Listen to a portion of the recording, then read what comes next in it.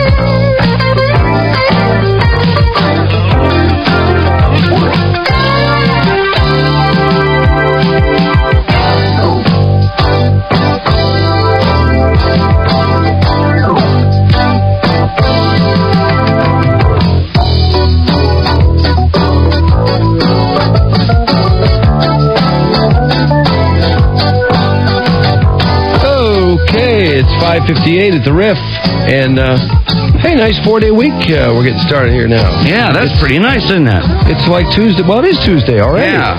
God, that's what I tell you. Over and over and over again, 3-day weekends are just the best. Oh, I know. It is. The 4-day work week combined with a 3-day weekend, everything is so much easier. Oh, isn't it though? It really is the way to go. And I think some people do this all the time. I don't know many people that do it, but man, if they do it... They work 4 10s, Oh, right. That's a great... Yeah, I know a dentist office that does that. Yeah. That's a great deal. The government office, everybody that works for the government gets to do that. Those of you interested in going to Maui, Budweiser sending Riff listeners to Maui for the zillionth year in a row with Arthur P. Heads up this morning. Full, complete, and unexpurgated Golden Globe coverage and much more coming up, and a review of the weekend. Drew and Mike Gratuitous Rockstar, thank you for stopping by. Are you ready? Ready. Thank you, Detroit. Coolness aside, I'd like to say thank you. Thank you, Rudy. Say it! Say it! Thank you and stuff. Thank you, Jesus! Thank you, Detroit. Drew and Mike. I got a headache and the runs, so I say, time for recess. 101 WRIF. The Riff. 6:06 at the Riff. And traffic brought to you by the Windsor Laser Eye Institute. Declare freedom from your contacts and glasses. Call the most trusted name in LASIK, Dr. Tayfort, 800-663-ISEE. Hey, move your ass! Lousy traffic jam. The traffic report will get me out of this one. And Mr. Stress. Hey, Stress, what's up? Hey, nothing going on out here. No accidents, no new construction. Really boring. I don't think anybody's ready for this. I think everybody's in bed, just not wanting to participate in the week. There is, however, 75 between 675 and 475 on the way to Flint there. There's a band of freezing rain that just hit, and I predict the spin-outs are going to start happening. So if you're heading up there, look out a little bit for that. That's it, though. That's a hell of traffic. Okay, and Trudy News brought to you by Big George's. Whether it's stainless steel in your kitchen, a plasma on the wall, or a real digital camera, Big George's has it all. Located on 1 mile west of the stadium on Stadium in Ann Arbor, or located 1 mile west of the stadium on Stadium in Ann Arbor. And I'll vouch for Big George's. They got, what an inventory they got. Trudy News, what's happening? The former president, again, Ford, in the hospital in California. At age 92, he's getting pretty frail. One more presidential motorcade to the ER for Jerry. Ford remains in the California hospital this morning. He's being treated for pneumonia. His chief of staff says, however, for a 92-year-old dude, he is doing fine and is expected to be released tomorrow or Thursday. Also frail, blind, and ancient. But that really didn't call much sympathy from California. The Golden State put Clarence Ray Allen to death yesterday. Well, overnight. Allen argued that he was much too old to be treated that way, but the Supreme Court, with a few objections from justices like Breyer, slammed the door on that age thing. He'd been on death row for 23 years for having his teenage son's girlfriend murdered to keep her quiet about a grocery store robbery. This is ridiculous. The argument of too old? Too old to be executed? What? Yeah, what a concept. Says it's cruel and unusual, but he should have been executed years ago. The only reason he's old is because they took so long to execute this murderer. You're never too old to be executed. No, never too young either. In my mind. It's like never too old, never too young. It's like riding a bike. It's like riding a bike. Just get in, just put the needle in there. Put the tourniquet on, slip the needle in there, and adios, amigos.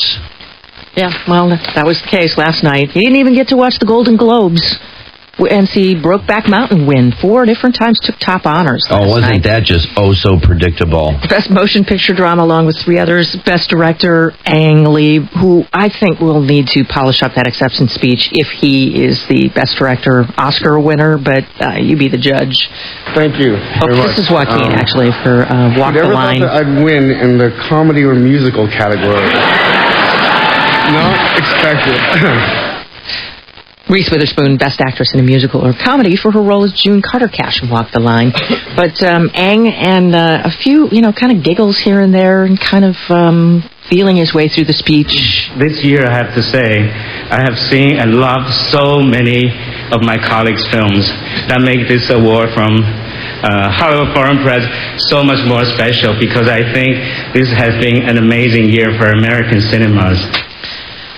TV, Best Drama, Lost, naturally. Actor on a TV drama series, Hugh Laurie, who plays Dr. House on Fox's medical CSI show House. I thought, obviously, I can't do that, so what I did was I wrote down the 172 names, put them on little individual pieces of paper. I had them in my left-hand trouser pocket. I'm just going to draw out 3 at random. And everyone else can just lump it.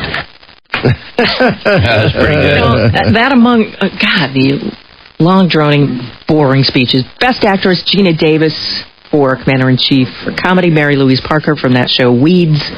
Beating out the Housewives, whose lives are pretty boring next to hers. And Best Actor in a Comedy, Steve Carell from The Office. Best Comedy. Another great speech, too.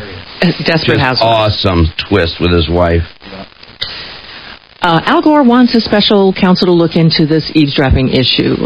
Slow to react, but he has finally gotten up enough gumption to challenge the Bush administration on whether or not they should be listening to Americans' conversations without a warrant. Prominent personal injury lawyer demands that you call him that. Jeff Feiger predicting that the federal investigation into his campaign contributions to the Edwards campaign will lead to his indictment. He was cleared of the criminal wrongdoing in the state campaign finance investigation, but the feds are continuing to breathe down his neck over his staff making these contributions coincidentally to John Edwards' campaign. Feiger says it's not illegal to give bonuses to civic-minded employees, but refused to elaborate on the bonuses he gave. That's interesting. Jeffrey What, Feiger. people get bonuses for donating to political campaigns? What if it's a campaign of somebody you don't like? Would you give them a bonus? I don't know how I'd call that one. I can't believe how lame this is turning out with these attacks on Feiger. Can you believe this? No charges, all this. Oh, God. That's just so preposterous. So far, the only thing that's come out of this is Cox's affair. Well, I don't think Feiger's probably an easy guy to Hell pin no. down. Hell no. This business of bonuses to civic-minded employees. Yeah. I'd love to know what that policy is exactly. Well, there's Feiger for you. Fabulous defense, though. Hey, the guy's brilliant. Nobody can pin anything on him. What could you dream up to get past this one? Because with all these people writing checks for the same amount to the same candidate, I mean, it looks funny. But to suggest that you're giving bonuses to people for being civic-minded, that's brilliant. That's the best I could have ever imagined. This guy's awesome. It's unbelievable. Yep. A judge in Saddam's trial says this is way too big a pain in the butt. He says the government won't let him do his job. He's had enough. He's taken too much criticism from people who don't think that he keeps Saddam in hand well enough during the trial. So he leaves. That's going to disrupt.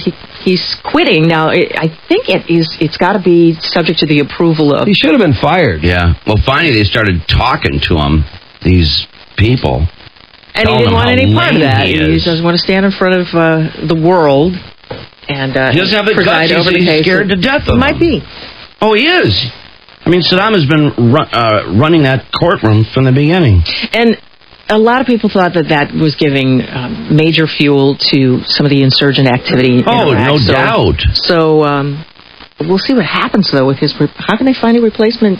I don't know, but they will. Who has He's bigger out. testes than the guy who actually thought he could run that?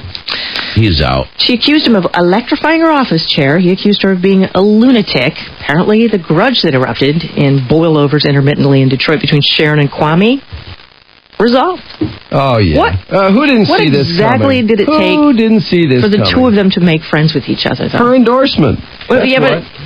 but why did she get to that point? She needs a job. Yeah. And that's all. Oh. Well, she forgave him, he gave her a job, and now she's going to be the legal advisor at his general counsel. Positions of chief operating officer. Boy, it's so gooey. Isn't that just gooey? That's as close to... This it has to be a quid pro quo, or it has to be written down. It's just such baloney. Isn't she afraid he's going to electrify her chair? God, what a farce. She needed treatment, according to him last time. Nice that he hires people that need treatment. Yeah. You know, I noticed, too, it's curious that his 10% across-the-board pay cut for non-union employees excludes city council members and their staffs. Now, if anybody should give up 10% along with their staffs at city council, these are the people hiring their fellow city council members' kids and relatives and girlfriends, and they're the only ones that don't have to take a 10% pay cut. Yeah. Boy, that's really cutting it to the bone, Mr. Mayor. Mr. Hilarious. Detroit Love. Does the sheriff... Detroit Love. Does McPhail, does she need to quit any other jobs before she assumes her duties, or she have 3 or 4 jobs somewhere else she needs to abandon, or no? Well, city council. Yeah, that's true. I'm sure she can do that. Order of the day. El Paso, Texas. An airline mechanic sucked into a jet engine and chunked out the front of it in a million pieces. No way. The NTSB says they don't know if any passengers saw the accident involving a Boeing 737 Continental jet.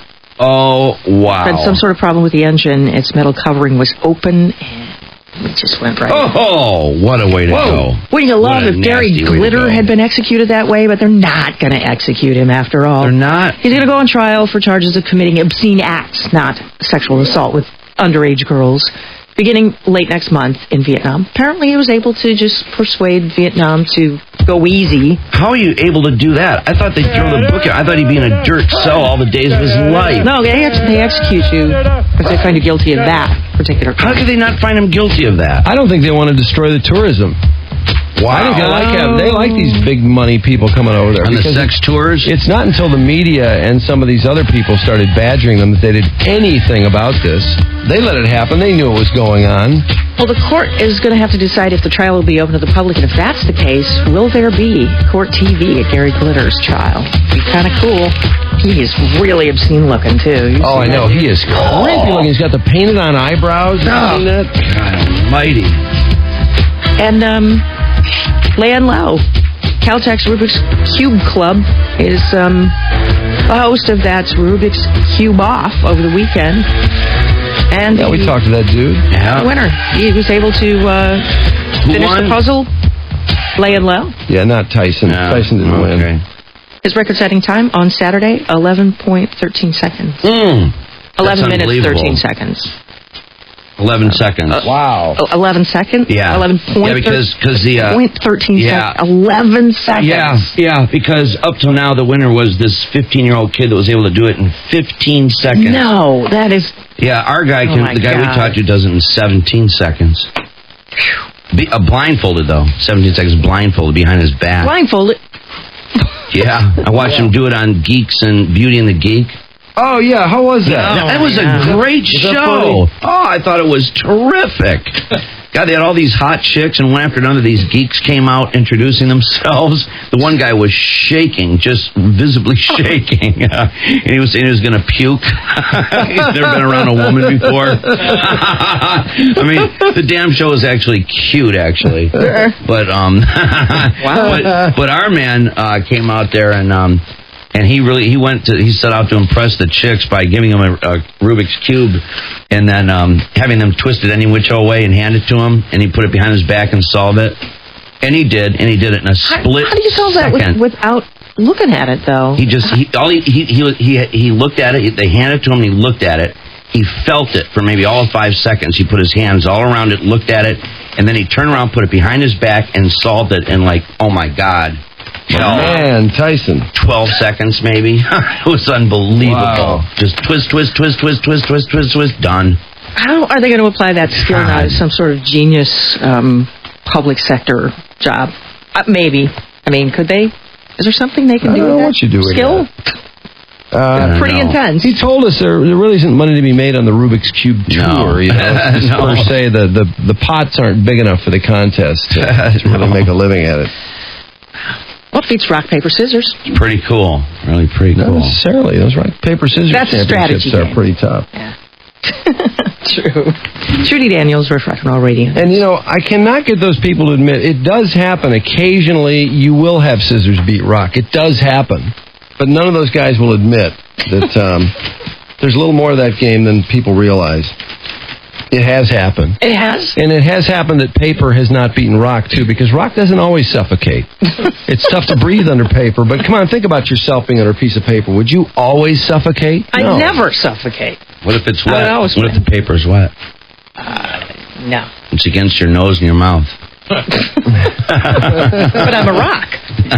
Yeah, that's true. You don't need to breathe then. And rocks don't breathe anyway, so I don't even know why they suffocate in the first place. So for it to be so absurd that rock could beat paper, that just pisses me off. These guys are so indignant when I suggest that rock could beat paper. Why do you taunt geeks, Drew? Really? Why? I don't know. Don't do that, sir. Do not do that. Well, I want to hear some Rand Pete this week.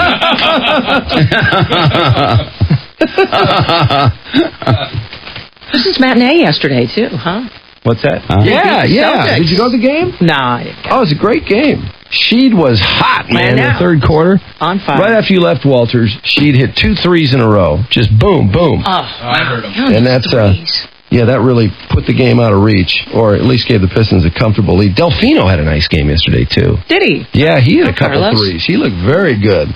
Boy, if Delfino's going to play like Delfino can play, and he's not going to be a bitchy little half-injured guy, this could really just be a hugely improved team. Not to mention some of the other contributions they're getting off the bench. But those of you who follow the weekend in sports, I know, have got to be curious. What does the NFL have to say about some of the calls over the weekend? Oh, man, what about that Pittsburgh interception? If Indianapolis had won that game... that would have been unbelievable. That would have been the most tainted. Oh, that was incredible. Because you got to believe, although that Indianapolis team is the choke team of choke teams. Yeah, there's no doubt. I mean, that they just could not. I mean, that they just blitzed them and that was it. I mean, I couldn't believe when there was 5 minutes left or something, and just always leaving that guy wide open, no blocking on that one dude that kept screaming in on Manning every time. Just up, down, up, down, up, down. Somebody want to block that guy? Hello? They had a mismatch. And by the way, Peyton after the game, I don't know if you guys saw this. Yeah, I saw it. He made a comment about trying to be a nice teammate, and then he goes on to not be such a nice teammate. Yeah, and say, right. Hey, when you don't have protection, it's like, well, yeah, when you don't have protection, all of a sudden you're not such an effective quarterback, are we? Yeah, but you know what? Terry Bradshaw ripped him a new ass for that. He deserved said, it. Peyton's a good friend of mine and all that. He says, but I got to tell you, he said, I think it was wrong to call his teammates out like that, and if you're going to do that, then you better be playing pretty good yourself. He said, and let's face it, he said he had his problems out there, and Jimmy Johnson said that he came out and said that I choked the first 2 quarters. He's 3 and total 6 choker in the playoffs.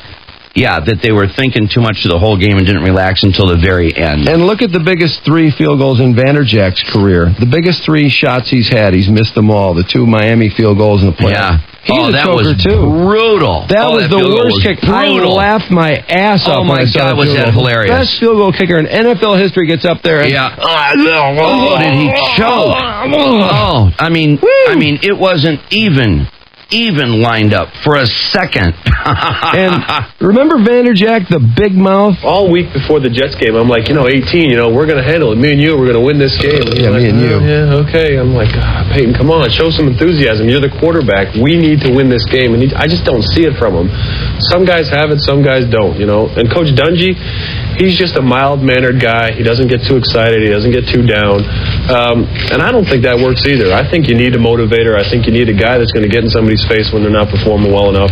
Yeah, and you need a guy that makes field goals when it matters, you dumbass. Yeah, like you, jackass. I'm out of my 3rd Pro Bowl. I'm about to go in and throw a touchdown to Jerry Rice. They're honoring the Hall of Fame. We're talking about our idiot kicker who got liquored up and ran his mouth off. So what has the sports world come to? We're talking about idiot kickers. He has ruined kickers for life. Akers and Vinatieri, these guys are great guys. They've been getting killed all week because our idiot ran his mouth. So when I get home, I'll deal with it. Tony and I talked about it. It's kind of funny, really, when you think about it. If he is still a teammate, we'll deal with it. That remains to be seen. But the sad thing is, Lynn, he's a good kicker. He's a good kicker, but he's an idiot. Well, too bad they didn't get rid of him. Yeah, you're not kidding. What a shame.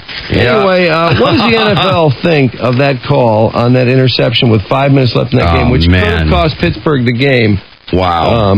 What a play that was, too. They rush 3 again.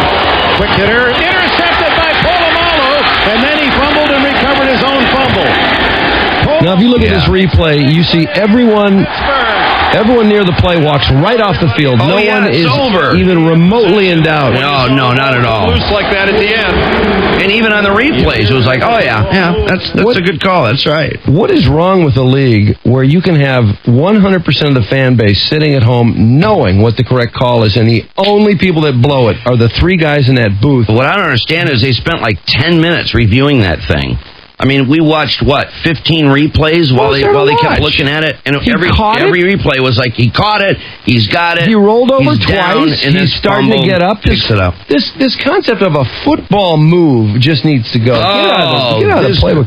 It's talking ridiculous. About his knee. Oh, come on. He caught the ball. He rolled over twice. He had the ball for 3 or 4 seconds for over 7 or 8 yards. Is that not good enough? Totally had the ball. What is wrong with you? He so had control of that ball. It's pathetic. This replay system is so flawed. They acknowledge they get it wrong 1 out of 3 times. They have but how video can you be evidence. Looking at that video, I mean, this wasn't even weird camera angles. I mean, this was beautiful. It was front and center. Not only the guy that, reviewed it for like 10 minutes. How could he come to that conclusion? Well, that's how flawed this thing is.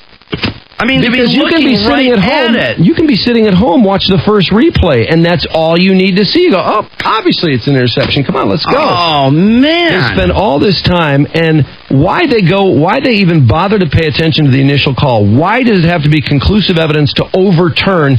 Just ignore the call.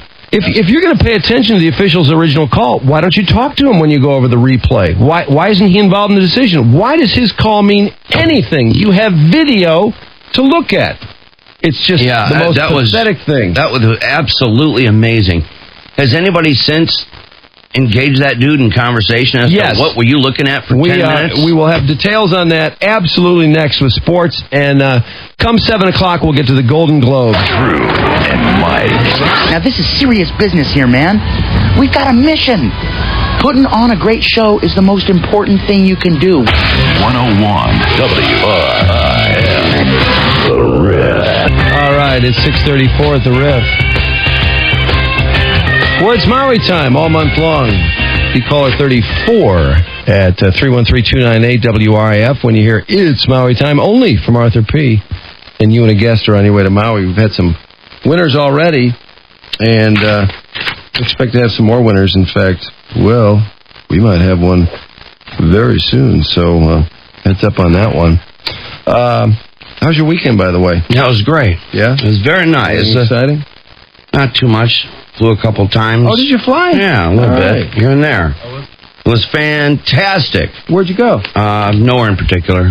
Just around, just big circles, just recreational. Weather good? It was great except for Sunday. Ran into some snow showers up there that was rather interesting. There was some weird weather on. Sunday was weird. It was supposed to be beautiful, but there was this band of snow showers from Traverse City all the way down to Detroit, and it just stuck. It just stayed over from Flint down through Pontiac and Troy and everything. It just stayed there. And it was beautiful and bright, and you see forever and ever and ever. And then you get around Troy, and it was just down to woof. It was like white smoke, you know? Wow. It was pretty exciting, pretty interesting. Not Sounds something like some that's good a lot piloting was in order. Yeah. A little hair-raising here and there. All of a sudden, everything was great, and all of a sudden, whoa, I can't see past my nose. Okay, that's not good. Just out of the clear blue sky? No, I mean, you knew it was there, but it was interesting because usually you can see it hanging, right? It just hangs like curtains. And you can see it and avoid it. And that was the case a lot. But all of a sudden, the stuff that was moving east, it seemed to be also drifting south.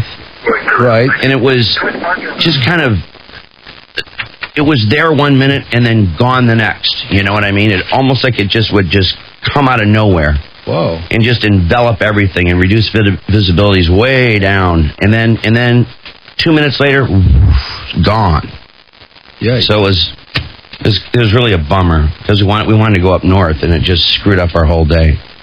If you have a pilot's license, it's a real treat you can offer friends. A bird's eye view of our nation's most beautiful, rugged scenery.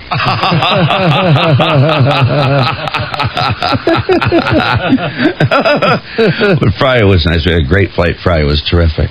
Hey, anyway, a couple of great moments. And so the weekend was really all flying and football. Did you watch the auto show? Oh, yes. Preview? Yes. Was that not hilarious? Oh, predictable, awful. I see. Oh, my God. Adams can afford a nice. Oh, my God, the cans. Nice formal dress. Yeah, boy, oh, boy, she had some boobs sported on. I didn't think after Katrina she'd be able to afford a fancy dress like that. That's what she'd have you believe. Yeah, apparently they donated a dress. It just didn't have a top on it. Yeah, the listeners probably, or the viewers probably pitched in and bought that for her. Yeah, it wasn't quite enough fabric to cover her boobs. Yeah, she was showing a lot of tubing. Oh, yeah, huge. They were just laid out there like just presented. I was trying to... Did anybody show any major cleavage? Not really. I mean, there was a lot of plunging gowns, no doubt about it, in the crowd. But as far as the anchors and the news people... You know what I thought was the funniest and silliest thing in that whole deal was when they had a big unveiling for a big reveal. I forgot what vehicle it was. I can't believe they're using the term reveal. By the way. I know. They're taking that from the makeover shows. Yeah. But they do this big reveal, and there's smoke coming out from under the car, and next thing you know, Kwame gets out of the car. Yeah, I know, which was so stupid. The cover comes off, and there's Kwame hiding inside the car. But his microphone didn't work, which was hilarious for the introduction. So there's Kwame and Carmen and Devin, and then all of a sudden Ashanti comes out. Yeah. And... you know, Ashanti's supposed to sing, and it's like, well, I guess this is Ashanti. I mean, the introduction was so... It was a disaster, and his microphone didn't work, so you really didn't hear the introduction of her by him. Paid for by Kilpatrick Vermeer. But Ashanti's standing out there, and she's like, give me my dances out here. Woo! Let's go. Time to party. Woo! And meanwhile, you know... nobody's ready. No. The dancers kind of come out of nowhere. Scurrying out. Yeah. Tell Kwame the party's over. And then she just goes into this song, and these girls are like rubbing their tubes. Oh, I know. Did you see the one girl grab her crotch, and the camera hurried up and veered to the right? But isn't it the most ridiculous setting for something like that? Yeah. There's like, you know, they're basically in a sea of minivans grabbing their crotch and rubbing their tubes. And all these blue hairs. Auto show. I know it. You look ridiculous. I know it. I couldn't believe they were doing that. Yeah, I just couldn't believe it. Cracking me up. Because some of these women look so stiff and prudish that were in the audience, you know. Did you see the fashion show? Oh, God, yes. Is that John Jordan that does that? I don't know who that guy is. Did he seem more excited about the men in the fashion show than anything else? He was coming across as just as gay as he could be. The guy with like the big wild hair and all that. Oh, yeah. He was at the Golden Globes last night. Yeah. I mean, just as seemingly gay as all gay could be. Well, I don't know what his orientation is. I have no idea, but I mean, he sounded like it. I mean, he was talking like this. He had the whole having bit a passing going. heart attack. He was beyond excited to see what the men were wearing. Yeah, I know. Well, you know who the gayest person on the awards was? Isaac on E. Oh, my God. I know, but Seacrest was going to. But because you're gay, for some reason, you can grab all the women's breasts, look down their tops. I know. I couldn't He believe looked it. down Terry Hatcher's top. He grabbed... Terry Hatcher, he literally took a hold of her dress and pulled it out, looked down into her boobs. He touched Scarlett Johansson's breasts. He was touching her breasts. He put his hand on her breast. And the best thing of all, and isn't this hilarious, because I was just telling you about this, he asked Eva Longoria about her Brazilian wax. What? Yes. He did? Yes, he asked her what was going on down there and made reference to this Brazilian, and she was like a deer in headlights. And I just told you about how that Rochester salon had done a Brazilian wax on her 3 months ago, and what a hairball. And he literally confronted her with it, and then he said, "What's going on down there?" And she said, "It's normal." She said, "It's normal." And she was just like a deer in headlights. I couldn't believe he asked her that. Why can gay guys touch women? If he was straight, he'd be sued for sexual harassment. Why can he do that? I don't know. Just because he's gay. He asked it's Natalie like black Portman, people using the N-word. I know. He asked Natalie Portman if she had a condom. Like, how she didn't have a purse, so what's she going to do? How's she going to carry around a condom? That's assault, brother. And I really thought that after asking Eva about her Brazilian wax, I thought they were going to talk to him, didn't you? Yeah. Pull him aside and say, "Look, pal," because Seacrest kept talking about it. Like, whoa. It's all down. Look at Scarlett's tubes. Yeah. What I want to know is, like, now you're a giant God, she's got the best Where are tubes. you from originally? New York. You're from New York. I am. So, like, when If did I you had come to a nickel Hollywood? for every time you said what I want to know When is. did I come to Hollywood? Yes. I don't know that I've actually come here Right, yet. okay. I'm still a New Yorker at heart, but... What I want to know is, like, What I want to know how did is. a nice girl like you come to Hollywood and get noticed for the first time? Get noticed when I just flop these tubes out. I mean, and here's a guy on television talking about how gay he is constantly. When you started? I was actually 8. Oh, you were 8. Well, there Yes. you go. No, seriously. Nice knowing her background. Underage herself. Yes, but- just 21. I guess if you're gay, you don't have to do your homework No, either. you don't do it. No, because you're cute when you're gay, Drew. You know that. I started working in New York. And you won all It's the all Oscars, funny. too. There was still an industry there, and then, I came out to You can LA say anything and do probably, anything if you're gay. 3 or 4 And the transgender movie won, too. Did you see that? Yeah. Well, The movie's Hollywood. not even out. What is it with Hollywood being loves gay gay. that makes... I don't know. Hollywood It's really, loves gay. And weren't you shocked when George Clooney came out and talked about having a name that starts with Jack and ends in off? Yeah. This was at 8:10 p.m. primetime television, and we have a J.O. joke launched by Clooney. Yeah, but George Clooney is politically... He's in that world that where everything is okay. I guess. He floored me with that. I couldn't believe he said that. And then This is early. I haven't had a drink yet. I'm up here alone. They probably beat that, and they I don't know how to handle it. Scared. I want to thank Jack Abramoff. Just because. Why was that funny? Because he was. Thank Jack it was Abramoff. just a big, I know he's the biggest schlong joke. I know he's the biggest jackass lobbyist on the Republican side of the aisle, but no one supports Jack Abramoff. I think it's not he's like just anyone playing- supports this guy. Everyone is ready to ream his ass. I think he's just playing off the name. He's just because now he's going to lead into the J.O. joke. So I think he's just saying the name. First one up. Let's get this thing rolling. I don't know why. Who would name their kid Jack with the last words off at the end of your last name? No wonder that guy's screwed up. Watch, they won't get they'll get a complaint, but they'll do nothing. There'll be nothing. No, I know. over that. Yeah. And certainly Clooney won't be in any trouble. Yeah. Do you have the rest? Well, that was. Oh, well, after that, he says, well, I'm sure they bleeped that. He said that. And Yeah. they didn't. No. Oh, man. But this Isaac, you know what bit that was on E that he was doing? He was doing the Saul character from Jerky Boys. I mean, if you listen to that Saul, you know how Saul goes, oh! You know the thing about the potato gun and all that. Yeah. And, oh! I mean, I almost think he said the Jerky Boys before he did that. Because he was doing the same thing whenever they'd answer him. He'd go, ooh! Oh! Hello. God, these are Hi, funny, I by the have way. a problem here. Okay. All right, do you repair or sell those tennis machines, that fire the balls? No, we don't have them. Okay. All right, we have a little emergency here. Okay.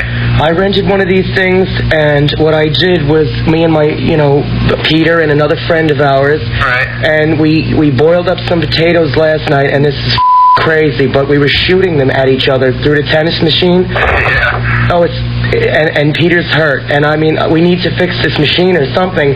What we would do is we would boil the potatoes and put them in Vaseline and fire them at each other, and Peter's really hurt bad. Yeah? Yeah, his ass is blue. We need you to come up and fix this machine. It's just firing too hard. And Michael tried to look when he wasn't ready. He was looking to see if it was lined up properly with his ass, and he turned around and a potato blasted him right in the eyes. Hello? Yes. And now listen to Isaac. Tell me it's not a...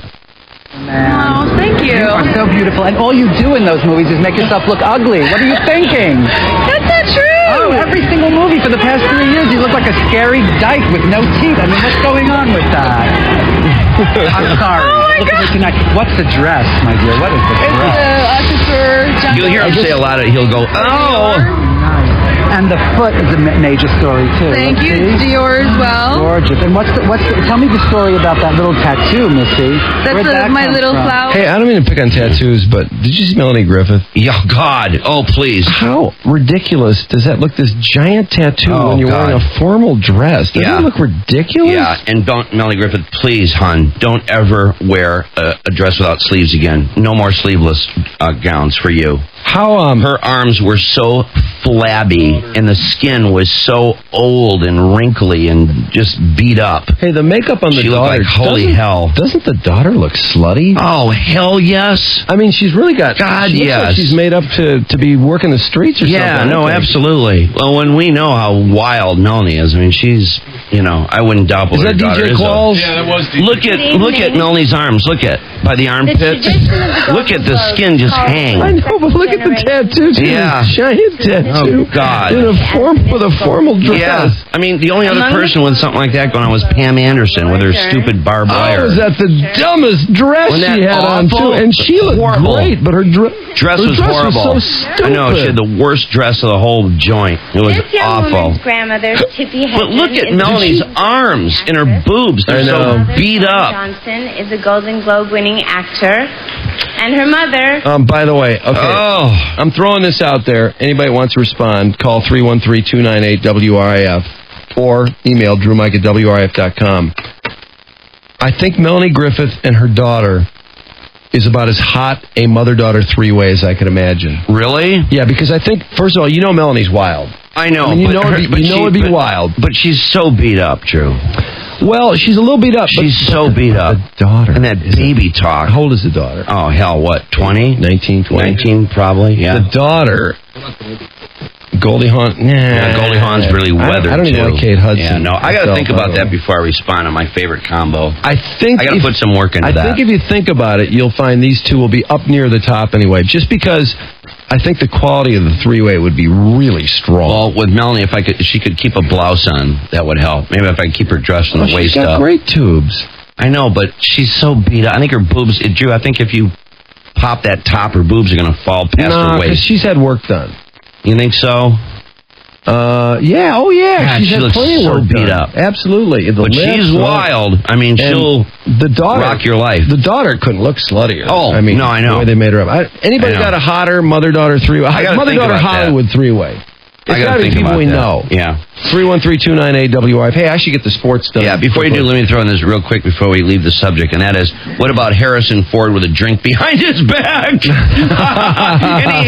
and he has his co-star, his co-presenter, hold his drink while he reads the winner. He goes, here, hold this. And he was plastered. I know. He was trashed. A lot of them are poo-pooed at that Oh, my thing. God, That's what's was he great about the trashed. Golden Globes. I couldn't believe he came out with a drink. Came out We looked with at a drink. selected scenes from the 5 nominated dramas. Now it's time to find out which film takes home the Golden Globe. Look at, Nominees He's for trying to hide it there behind behind his back. the cardboard.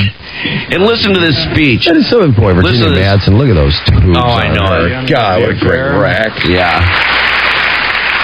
The Hurricane, All right, listen. He's a skank. Play. All right, kill it. Play this right here. All right. This category honors 5 very different scripts about 5 scripts, very different subjects. Oh, God. Each told with a master's touch. Oh. Nominated Best Screenplay Motion Picture. For match points, He's so master's touch. You know what? Virginia Madsen has a tattoo on her arm and it's covered up somehow. Oh, really? Yeah. You whore.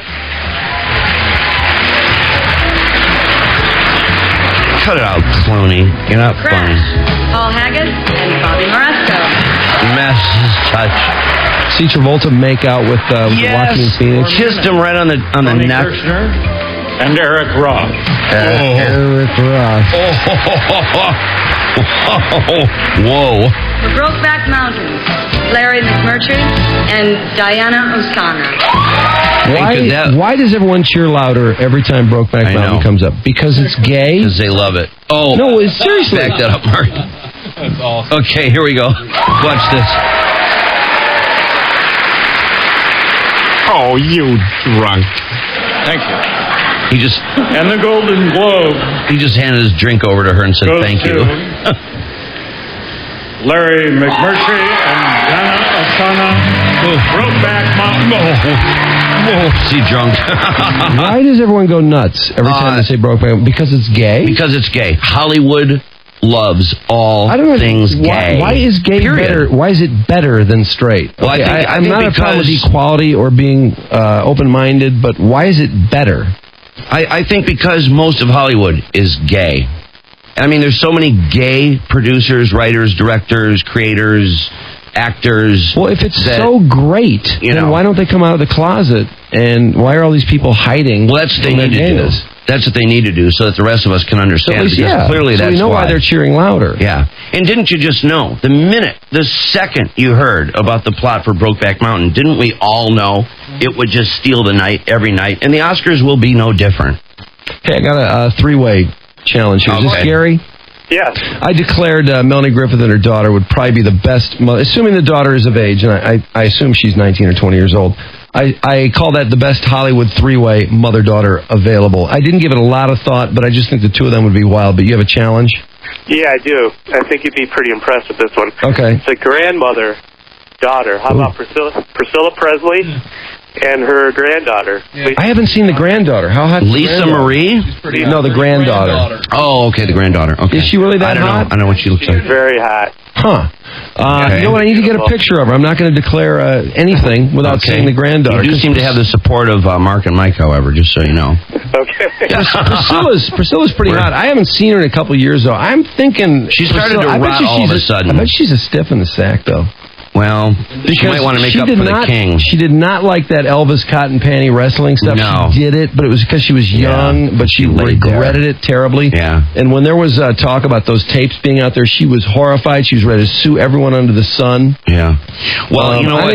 I think Melanie Griffith, the reason I'm handing her so much credit is I think she'd be wild. Well, no, she'd be wild. There's no question. Melanie Griffith would be one of the wildest lays in Hollywood, no question. I mean, she is insane. Okay, I'm going to take the same concept here. Walters is putting up the Gastineau girls. Yeah. You like Britney a lot. I think Britney's smoking. Wait, isn't that Gastineau girl? Isn't she a fat ass? No. That one chick? Who am I thinking? I'm thinking of another one then. I don't know. Who's that one I'm thinking of with the... Oh, wait a minute. I know I'm thinking of. The one that with a clothing line.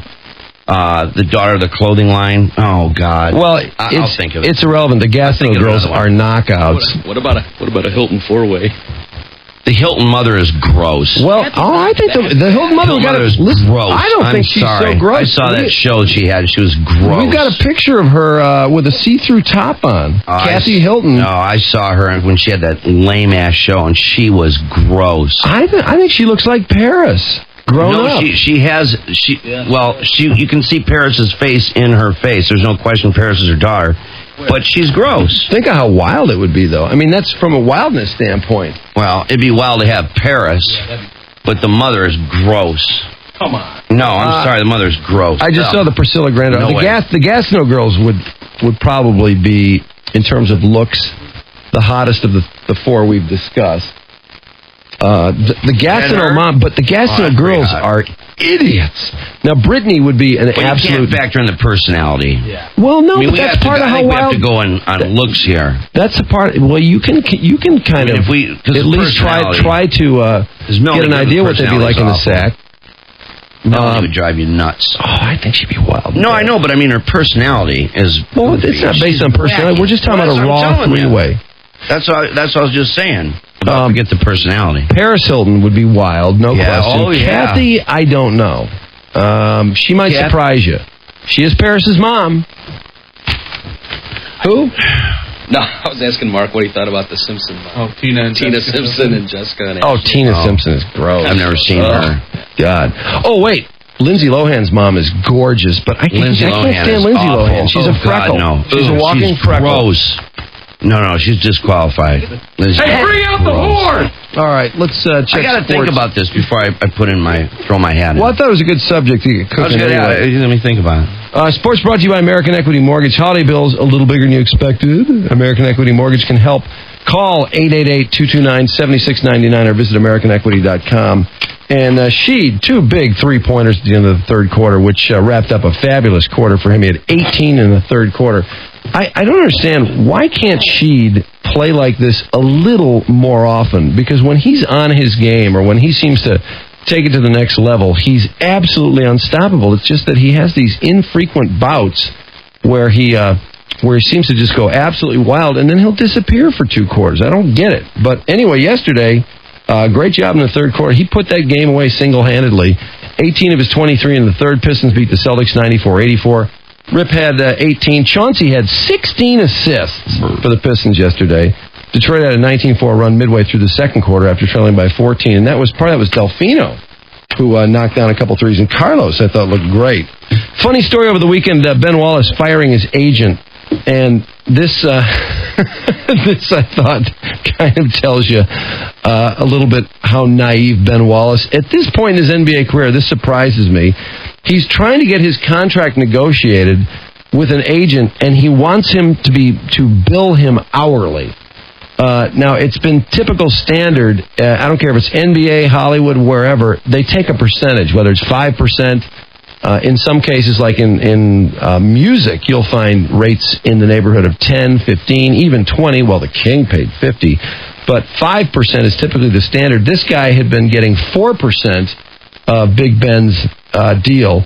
But Ben wanted to pay him hourly, and they ended up getting in a dispute about it, so Ben has fired his agent over this deal. Larry Brown got his 1,000th career victory quietly over the weekend. Anybody notice the New York Knicks, suddenly out of nowhere, 6-game winning streak, although they did get beaten over the weekend, but Larry Brown quietly turning that thing around. Everybody ready to declare Flip the savior and Larry a dumbass, but Larry's going to turn things around there. You watch. The Magic got the contrition they were looking for from Steve Francis, and Francis told that he was not going to be traded. He's been reinstated, suspended last Thursday after he refused to re-enter a blowout against the Supersonics, which, this is ridiculous when guys do this, even back to Scottie Pippen and the last play of that Knick playoff game. Magic trailed by 16 with 3:22 left, and Francis and his coach Brian Hill had words along the sideline, carried over to the locker room. More words were exchanged. Then the franchise decided to suspend him, and now they've worked it all out. Listen to this. 49-year-old Detroit woman who claimed to be a Ford Field employee was charging $400 per ticket for the Super Bowl, and I can't believe how many people bid on this. Apparently, 105 fake Super Bowl tickets were sold. She scammed football fans out of $42,000. Oh, my God. And if you look at this woman, first of all, I really wouldn't think she'd be in charge of the Super Bowl tickets. And second of all, anybody knows those... No, not at all. If there was a photograph of anybody in charge of the Super Bowl tickets, it would not be this woman. There's no way. Oh, my God. The tickets weren't even available, not even printed at the time people bought these, so I don't know how she pulled that off. I have no idea. One look at her and be like, no, I'm sorry, I'm reporting you. Meanwhile, Lion fans are in a big uproar over the distribution lottery for tickets to Super Bowl 40, as Lions officials are refusing to divulge the process. They also won't give up the name of the third-party company they say handled the lotteries. Now, what they did was they gave weight to people who had held season tickets longer, and apparently they gave weight to club-level ticket holders. And this is only the way the real world works. If you're paying $900 a seat for club level, you got to figure they're going to weight that. But I think what people are angry about is people with a lot of seniority. In fact, some who had enough seniority to get tickets to the Super Bowl in '82 are PO'd because they didn't get tickets to this Super Bowl. Now, if you got tickets to either one, I don't know how you can gripe. You can't expect to win the lottery for 2 consecutive Super Bowls 24 years apart. That's insane. But sure enough, people are bitching up a storm and suggesting that something was not above board on this. And the Lions putting up a pretty good defense, saying they held 2 lotteries that were weighted by seniority. Bill Keenis, senior VP, refusing to say exactly how many tickets the Lions placed in the lotteries or how the team weighted the drawings. Now, let's get in the real world again. This is the Super Bowl. Naturally, they got to take care of their sponsors. Of course they're going to take care of their sponsors. And I don't know about you, but I've heard of a few people right off the top of my head who actually got tickets in this lottery. And they quote from people who've had tickets, one guy only since '96. So obviously everyone was in this lottery. But I think where the anger really comes in, and this I think was unfair, is that the Lions apparently over the summer ran an ad saying that if you bought high-end club season tickets, you were promised that you would have a better chance of getting Super Bowl tickets for this particular Super Bowl. Now, club tickets, you can get up to, I don't know, I think $900 is the most expensive club-level ticket. The cheapest are like $200, $300 a game, but the ad said, all Detroit Lions Premier Club seat members are included in an exclusive Super Bowl 40 ticket drawing, but you still know it's a drawing. So if you didn't get them, I don't know how you can say you expected to get tickets to Super Bowl 40. So anyway, a lot of bitching going on there. A lot of bitching. Boy, I tell you, I would have completely lost it and had no respect for the rest of this process had Indianapolis won that game over Pittsburgh. That call was the singular worst big call I've ever seen. And with the aid of video replay. Unbelievable. The guy so caught that ball is pathetic. And they looked at it for a good 10 minutes, in which case we were all treated like 15 times over again watching the replay, and the man so caught the ball is pathetic. And it has to be definitive to overturn it in the first place. Well, the NFL, unbelievable. Upon further review, have said that the interception in that frantic fourth quarter should not have been overturned after an instant replay review. When this happens, when a call is this bad, can Cower then throw the bag and protest the overturning? Can you protest the overturning of a call? Can Cower throw the bag? I don't think so, can you? I doubt it. The fight would go on forever. I can't believe if they had taken another look at that they would have been able to hang on to that call. The thing of it is, what if he had made that field goal and tied it up and they went on to win the game? What would man? Can you imagine? There's nothing they can do at that point. They can't change the outcome of the game. Can you imagine though? And then let's say they went on to win the Super Bowl. What a stain that would be. Now the NFL is also about to deal with the comments made by Joey Porter. I don't know if the league will fine me for saying how I feel we got cheated out there today. But on that play right there, that man caught the ball, got on the ground, was getting back up, knocked the ball out with his knee. Yes. I mean, I know they wanted Indy to win this game. The whole world loved Peyton Manning, but come on, man. Don't take the game away from us like that. And with that play right there, they tried to take the game away from us right there. Almost cost you. Yeah, it did, man. That was a bad move, man. Paul Tackle, somebody got to say something about that, man. Because that right there ain't right. That just ain't right. Yeah, he's right. Everything he said is right. Everybody wanted Peyton Manning to win and all that, and Well, we cannot get in the heads of the replay officials, but the replay did show he rolled over, was rising to his feet when the ball came loose. Yeah, when it bumped his knee. He maintained possession long enough. Therefore, the replay review should have upheld the call on the field. This is what the NFL says today. Steeler officials refused comment on the NFL's admission of error. Said team spokesman Dave Lockett, we put the Colts in the rearview mirror. We're focused on Denver. Porter had blasted the crew, as you just heard. And whether he will be fined, hard to say. I would imagine so. Lions quietly searching for that head coach still. Detroit, one of 7 teams with a head coaching vacancy. Lions begin their second round of interviews this week. They better watch out, or all their guys are going to be gone. And if they want to wait for Russ Grimm, what if Pittsburgh wins this thing and more interest is headed in Grimm's direction. And teams start to jump into the Russ Grimm fray. Although, I haven't heard of any other teams that really want Russ Grimm. Do you mean are we the only team dying to get Russ Grimm? The Jets. Yeah. The Jets got a new coach yesterday. They got the Patriots defensive coordinator, Eric Mangini. So, obviously, Grimm wasn't their first choice, or he told them he was going to the Lions. I don't know, one or the other. Chris Chelios coming out of nowhere to say Millen should coach the Lions. And why Chris Chelios is talking about this? I don't know. Sounds like Chelly had a few pops at Chelly's Chili and somebody stuck a mic in front of him. Sure does. He says, I want to put in my 2 cents. I'd like to see Matt Millen coach a team, to be honest with you. He keeps talking about a disciplinarian, a hard-nosed guy that kind of fits the character of the city. I think he's the perfect choice to just get out there and start rocking some heads. Oh, dear God, help thy merciful. Sean Alexander was wobbling, got dinged around pretty good, but Seahawks are optimistic that he'll be ready to play the NFC title game next Sunday against Carolina. God, what a performance by Steve Smith in that game. Oh, man. Tony Dungy says he's not completely sure he's going to coach the Colts next year. He says he needs time to sort things out in the aftermath of his son's death, and not to mention all the questions involving the Colts, whose window, I think, is starting to close now on these chokers. Edgerrin James, joke. scheduled to leave town Friday, or leave for Florida on a Monday afternoon flight, but he says he has no idea if he'll ever return as a member of the Colts. You never know. I ain't tripping over it. As long as I've still got game, it'll work out. I would miss playing for a coach like we have and the relationships I've built, but I look at the bright side to everything. I don't sit back and pout. Anything is possible. He becomes a free agent in March.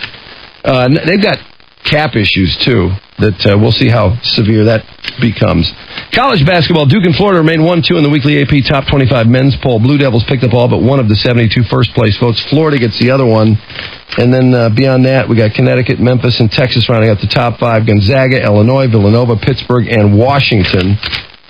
Michigan State moved up 3 slots in the men's basketball poll. The Spartans are now 11th.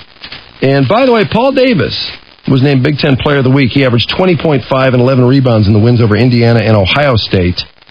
Michigan, some urgency coming out of that program as junior center Courtney Sims says, we need to have a sense of urgency now. We have had 2 opportunities that we could have won on the road. Boy, they gave Illinois a great game. Came down to that 3-point shot by Horton, who missed with 2.3 left, but I thought that was an impressive as hell performance. Nobody wins in Champaign-Urbana. That's about as close as you can come. Michigan pointing out, Tommy Amaker, that junior guard Lester Abram, arguably the team's most consistent player, missed the Indiana game and was not 100% against Illinois. He should be better tomorrow, they say. We're making mistakes we're too old to make, Courtney Sims says. It's just some of the little things we have to start doing. That's what makes it so aggravating. And this is the year for this team. They are the oldest, most experienced team in the Big Ten. It's not even close. So they got to do something this year, or else I think that program may want to start thinking about somebody else to move it forward to the next level. Somebody else. The Marlins have had a fire sale since the end of last season, but they are hanging on to Dontrell Willis, who avoids salary arbitration, accepts a 1-year deal worth $4.35 million. He was second in the Cy Young voting. Marcus Giles accepts Atlanta's 1-year deal worth $3.85. And that's sports. At 7:08, 101 WRIF. And we will get into the Golden Globes coming up here in a few minutes. I did want to... do we have any more calls on the Hollywood Three-Ways? No? Any email on that? I just came out, and I saw them together on stage last night, and I just thought, boy, that'd be the hottest mother-daughter three-way I could ever imagine. Not that I'm looking for one, but Melanie Griffith and her daughter. And primarily, not because they're hot, although that's obviously part of it, but I just think that pair would be wild. Now, we had a few challenges. A couple people emailed in Goldie Hawn and her daughter. Really, it's just been a couple for Goldie Hawn and then a bunch for the Hilton, the mother of the Hilton. I got to say that's been it so far. I think the Hilton mom is pretty hot. And Paris, that's going to be, man, that'd be an all-day job getting work done by her. Holy crap. But something I did want to talk about before we get into the Golden Globes, and we can take some calls on that in a minute. If you want to talk about the Golden Globes, just give us a second here. Dateline had their Friday night show on the drowning of Lana Stempian and Chuck Rutherford, too, who is believed drowned. Although, after watching that Dateline special, not so sure. Oh, my God. What a thorough special that was. That was awesome. I thought that special, though, was very unfair to Chuck Rutherford. I thought they did everything but say he did it. They made a clear case for the possibility of this guy murdering Lana Stempian with absolutely no evidence. None, zero, zilch. There is no mark on her body. No, that's no just strangulation. Yeah. There was some carbon monoxide in her system. Yeah, but and even that's dubious. Did you hear that? Yeah, that's very dubious. That's not so sure either. And the other thing is, too, regarding him is that, there's been no activity on his credit cards or in his life. I mean, if he had done it, there would be some activity circling around him. Not to mention, he would have talked to somebody, and you can't tell me they're not watching those phone records and his friends and his family. I felt so bad for his family. I can't imagine how awful that must have been to have, the one worst moment probably in this guy's life in the last couple of years to be thrown out on TV to help give credence to evidence that just isn't there that he murdered Lana Stampian. Well, she talked to 2 bartenders. Now, tell me this. If she's so worried, because Lana's quote, according to a couple of Detroit bartenders, was, "If anything happens to me, look at my boyfriend." Now, why does she tell I can't believe she said that. Why does she tell 2 complete stranger bartenders, apparently while some Lacey coverage was on, too? Well, yeah, they're watching. Didn't they related to that? Yeah. Why would she say that to a couple bartenders and not say it to anyone in her family? I don't know. Clearly, they had some problems. I mean, they had a fight going on in the Detroit bar, that had to be broken up. Clearly, they did not. Not a physical fight, though. It was a little aggressive. Arguing. But clearly, they did not have the greatest relationship. And we heard now, wait a second. It didn't sound like a horrible... She was living with him. Yeah, I know. But remember, I remember even in the newspaper accounts in the beginning, they'd said that her friends had said that she was thinking of breaking that thing off. Yeah, but most relationships do break off. I mean, in terms of... This was not a terribly volatile relationship. I mean, as relationships go... She moves in with him. They live together. They do stuff. He learned boating because he wanted to do something that she liked to do. I'm just saying, I think over the course of time, I don't think that the relationship would last. Especially, it's interesting, too, she placed a call to an ex-boyfriend on board that boat. That's interesting, isn't it? No, is she so afraid of him? If she calls his boyfriend... If she goes on a 3-day boat trip with him, all by herself with him, is she really that scared of him? Do you notice, too, if she calls his boyfriend, is she that scared of him? She calls this guy, not boyfriend, but this guy that she maybe wants to see... from the boat. She's wearing a watch, her prized possession, from an ex-boyfriend. She's wearing that all the time. I was shocked that was from the ex-boyfriend. Well, yeah, I thought that was kind of bogue. But, obviously, he lived with it. And the other thing was, the guy that she called, they made a big deal. Did you catch this? Yes. That they made a big deal about him being jealous of this guy that she called? Yes. No. Yeah, because they were acting as if that he could have heard that, and they were implying that it could have tripped him into a rage wherein he would have done her in. No evidence. I mean, that was the implication. None. Zero, zilch, none. But the thing about it is, they act as if he was some raving, jealous lunatic over this guy, but wait, time out. She called this guy. There was grounds for his jealousy, quote-unquote. He had a reason to be upset because something was going on. So, to suggest that he was a raving, jealous lunatic over nothing was not the case. She called him and had plans to see him at a wedding. And was wearing his watch. Yeah, and was wearing this other guy's watch. So, I mean, it seems to me this guy handles this stuff maybe not the best way plausible, but I know a lot of guys who would have raised hell over somebody, going on and on about this prized possession from the ex-boyfriend. Or getting it cleaned and being your most treasured thing. When you notice there wasn't a lot from his family on this thing. No, they didn't say a word. The whole story revolved around her more than anything. He's missing too, Yeah. I thought that was crap. I thought this thing was tilted, and I'm not trying to knock her. She's dead. And obviously her family is going to say things in her interest naturally, and they want to find her, and they want to find out what happened. But it was unfair of Dateline to, in my opinion, allow this guy to be shown as a potential murderer. I mean, they really suggested that there's, I don't know how to put it at a percentage chance, but Didn't you, in watching that thing, get the idea that, well, he may have killed her? Oh, no, there's no question about it. You came away from that thing saying he may have killed her, and until they find his body, there's always going to be questions. You know, the thing I came out of this with is not so much that he did it. I walked away from the story thinking there's foul play here. One thing that's clear to me is that they did not go swimming. Something happened on this boat. I'm convinced of it. And the other interesting thing that came out of this that I'd never heard before that was fascinating to me, and that's the GPS route being deleted. That somebody went in there and deleted that section off that GPS. Well, that's astounding. That's interesting. Fascinating. I don't think they really, in terms of the technology, I don't think they quite know what that means. And I don't think they're exactly certain how that happened either. Well, you have to go in there and go into that GPS and then find that route section there and then flag it and then delete it, you know. And it'll be interesting because the state police has all that GPS stuff and they're investigating that to beat all bejesus. But I thought that was really interesting. We also found, the carbon monoxide is a little iffy. She may not have had all this carbon monoxide in her bloodstream. But I do believe that there was foul play that went on there.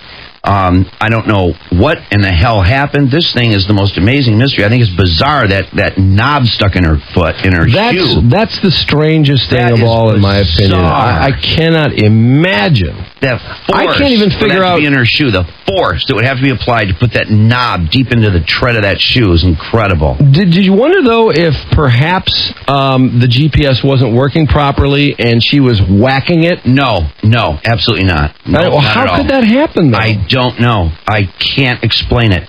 Unless somehow or another she was on the captain's chair or something like that, and her foot was up on the panel, pushing, struggling. I don't know.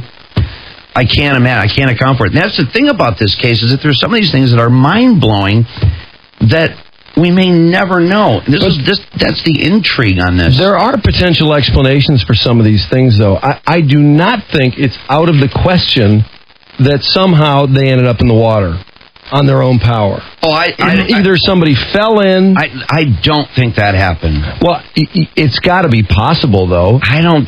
Why is that impossible? Just the after blue bumper looking thing. at it, the fact that the water was. Oh, you mean like the waves knocked them in or something? Well, or there's a number of ways they could have ended up in the water. With her background in being a boater and a swimmer.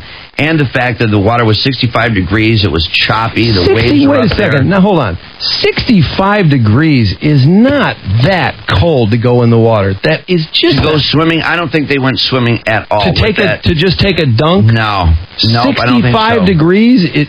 No, it's cold, but it's not... That 65 is cold, and also they were on the way to Mackinac Island. She called her dad. They're going to be there in 2 hours. The idea of just stopping, and I'm going to take a swim and jump in nude... You know, her sister said she would and that's the other thing. I mean, that obviously her family is just blown away, I guess, as I am, as to why she was nude. And like the police officer said, there's no way the clothes would have drifted off of her. I thought much too big a deal was made out of that. Well, I don't know. That's where you have to pay attention to the family and what their lifestyles are, how they are as to what the degree of probability. Understand the family, and I do understand how I don't think she would have gone swimming nude in that water. Well, I just don't. There's a zillion reasons she could have gone in the water. One might be that he fell off the boat. I mean, that's one possibility. I don't see it. Just to throw one out there. But you get a couple on a romantic trip somewhere, alone on a boat. Why is it so ridiculous that she would be nude? What if they were down below having sex and something happened on the boat up above and she comes running up to see what's going on? I just don't think being nude is a big deal at all. I don't know. I think it's very strange that she was nude. I think it's also very strange. Interesting. The other thing, there's no markings on her body at all. I mean, if there was a struggle or something, you would think there would be something. But that's what I mean. There's no evidence of foul play whatsoever. I know. Why could there not be an accident of some kind, or just some strange happenstance? I don't see why that's so implausible. I don't know. I just think that they're experienced enough. They've done it on the way up there. She calls her dad. They're 2 hours out. It just seems to me they're on a mission to go where they're going. We're hearing, naturally, her family is devastated by this, and they don't want this to be an accident. They don't want it to be something silly, and I totally understand that. And she sounds like a wonderful human being. But I think the idea that it's impossible for her to have bought blue bumpers or for him to have the got blue bumpers. Yeah, I've been in the boating world, and trust me, getting bumpers is just such a nothing decision. It's something you might do on the way to the boat. It's Mr. Boater, Captain Lane over here, Skipper Drew. Trust me, Skipper. I know enough about boating to tell you that getting new bumpers. Aside. Hey, all right. Hey, we got a car. I got the air covered. You got the water. Hey, between the both of us, we got all land, sea, and sky. If anybody watches, pay no attention to these imbeciles. Tell me that getting a pair of bumpers is that big a deal. It's not. Not only that, the guy who witnessed the bumpers, first of all, who knows that he saw blue bumpers? It's just not that sure a thing. And second of all, who's to say the bumpers just didn't come loose? Well, I think the between the time the guy saw them and the time Coast Guard they got arrived with these blue bumpers. Bumpers come loose. That's not a big deal. But I think, honestly, the fact that the swim ladder was up, that there was this knob stuck in her shoe, the fact that this GPS section had been deliberately deleted. Very weird. The fact that they were 2 hours away and then all that time went by before that boat was discovered and everything else. I think something happened. Well, that's really bizarre. That suggests foul play and nothing like the waves knocking them off the boat or swimming or anything like that. It was rough though. It's just it was rough. I know. And the other thing is, I just think they're more experienced and to be that dopey about it. Well, now this is the thing about the experience. I know a lot of experienced boaters. We all know people that have, including yourself. First of which is you. I was not expecting to take this big a shot. Hey, nor am I usually.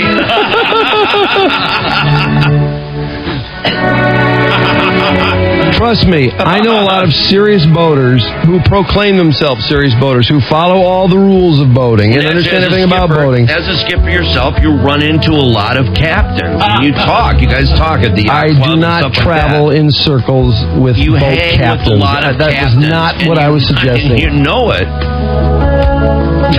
Trust me. I trust you. People who are serious about boating, it is not unusual to have a drink of alcohol. That is not a big deal to suggest. I thought, personally... Yeah, but remember, there's no alcohol in her bloodstream, though. Remember that. Didn't they say there was a little bit of alcohol in her system? No, it's consistent with the decomposing body. It's such. What does that mean? It's such a well, when your body as part of decomposition of a body, the body releases gases in the form of carbon monoxide. In other words, so they know there was no alcohol in her body? Right. Because absolutely none. No, because it wasn't a large, you know what I'm saying? It was a trace amount. Well, the point I was trying to make was... Not carbon monoxide, excuse me, of alcohol, just a trace amount. I have a real hard time believing that... Now, there was an empty vodka bottle, well, exactly. Now, he could have been drinking. I don't know about him. Well, we will not know about they didn't him. Talk about him very much. No, they never talked. That's the. I couldn't believe how little they talked about him. Everything was advocated from her side, and granted, of course, her family is going to be an advocate for her, and they want this investigation to be kept alive. My problem is this continual suggestion, and it was subtle at times, and it was a hammer at other times, that he murdered her. I just thought that was ridiculous. There's no evidence. There's nothing physically. There's not a mark on her body. How could he have murdered her without putting a mark on her body? Well, yeah. If she pushed her overboard. And throw her overboard to murder her. I don't know. How do you know this is going to murder her? If you wanted to believe that he killed her, you could make a case, I suppose, that he led her into this business of being nude, for sex or whatever, right out of the blue, pushed her overboard, and then she was hanging onto the back of the boat desperately to stay alive, and therefore she was inhaling all that carbon monoxide while hanging onto the back of the boat until she could no more, and then vanished underneath the waves. Well, if you really believe he's a murderer... But let me say this. I'm just saying, if you want to make a case that he could have killed her, it might be that. But I have to add a big but there. If this guy had killed her, then where is he? Well, and why is this guy Drew? He's attached to a rock. He's under something. He's in some brush. Of course he is. When his body, all I'm saying That's why I'm just saying, if you want to make a case that he killed her, some people could say that. Do I believe he killed her? No, I don't. Because, for one, this guy isn't so sophisticated as to take on a new ID, a new Social Security number, a new life. That is absurd. So I personally don't believe that. That is my problem with this Dateline thing, is that they really made a case for him having murdered her, right up to telling the bartenders. I agree. If something happens to me, look at my boyfriend. Right. These are two bartenders, two complete strangers who've been deposed. Yeah. Nobody in her family heard her say this if she was so worried about it. And why would she be on a boat with somebody she thinks is going to murder her? Well, they were trying to build a calling case another guy. Yeah, there's no question they were trying to build a case of tremendous suspicion for him by pointing out the fight where they had to be broken apart at the Detroiter bar, the fact that she had this old boyfriend's watch that she always insisted on wearing that would piss him off. That's her. The fact that she called an ex-boyfriend on board the boat. If Trish wore a watch from an ex-boyfriend, it was a treasure. Would you be pissed? Yeah. Who wouldn't be Yes, pissed? I'd be pissed. Would you murder her? No. Okay. I never murder anybody. Well, although there's times I sure want to. But then I come to my senses. But look at how powerful that piece was. Here's Dave emails in. He did have a history of going nuts. In the bar when he was drunk, friends had to get between him and her. Then two off-duty cops had to remove him. We don't know what the conversation was. We don't know what went on there. But who hasn't had an intoxicated moment where they got in a dispute that got a little out of control with a girlfriend or a wife? That's just not that unusual. It's never happened to me. You've never had a big fight with Trish? Well, yeah, but not where people had to intervene to break us up. Well, that makes it a little more dramatic, the fact that it happened there. But go from there to murder? No. No, but what I'm saying is that there's no question that Dateline was casting huge suspicion on him by pointing out that fight, by pointing out if anything happens to me, it's going to be him, by talking about the watch being the ex-boyfriend's, by talking about the phone call she made on board the boat that he probably would have overheard. There's no question they were trying to cast suspicion on him. We don't know that he overheard that phone call. No one knows he overheard that phone call. No. Why would she call? Why would she make a call and sloppily let him overhear a phone call like that? He doesn't even know she's going to break up with him, which supposedly she's telling friends. Yeah. And again, he's on a 3-day trip with her. Yeah. Just him and her. Right. They were supposedly in good spirits, according to the people along the way. That's what I was just going to say. They were getting along famously. Remember they said they were laughing? Yeah, exactly. So this is what I think is shameful about this. If this guy is found under a rock somewhere, which, did you hear 50% of all drownings, the person's never even found? Never comes How up. bad should they feel about implying that this guy's a murderer? Yeah. If I were his family and I watched that thing, I would be livid. And again, beyond livid. And I was really confused that they really didn't give much attention whatsoever to him or his family. Well, I don't think his family wanted to talk. I think his family's probably devastated. Well, no, they are. But it just seemed like the only conversation about him was to imply that he murdered her. Exactly. I mean, as far as Lana goes, and granted, again, this is her family. She's a wonderful person. She brightened their day. She was a successful model. She was a successful lawyer. We heard all these wonderful things about her, and I'm sure they're true, but nobody said any. I mean, you'd think that they'd get more than this one friend to talk about him a little bit. All that guy said was he didn't have a mean bone in his body. That was the one guy that talked about him. I thought this thing was badly overdone in that regard, yeah. As far as something happening, who knows? Something may. I think there was foul play. I do, but I don't know what. I cannot figure it out. Now, this bothered me too. Why didn't they look into their legal cases that they were working on? I know. Wouldn't that have been interesting to find out what cases they were working on, or what cases they may have worked on in the past? Although they did reference that. But they didn't say that they didn't say anything. But it was addressed briefly. That's what pisses me off about all these implications about this Rutherford guy. Is that they're willing to just throw out all these things about him, but they said nothing about these legal cases. If there was maybe a little scintilla of something, they didn't. But honestly, I think that's because those people are alive. But I don't know why Dateline wants to do that, because they should have the wherewithal and the brains to realize that if this guy had killed her, this guy would There's no way this guy would vanish into society under a new ID, a new life, a new social security number, a new address, a new job, take off to Canada, this sort of thing. That's impossible. There's no activity on his phone, no activity on his credit cards, no activity on it.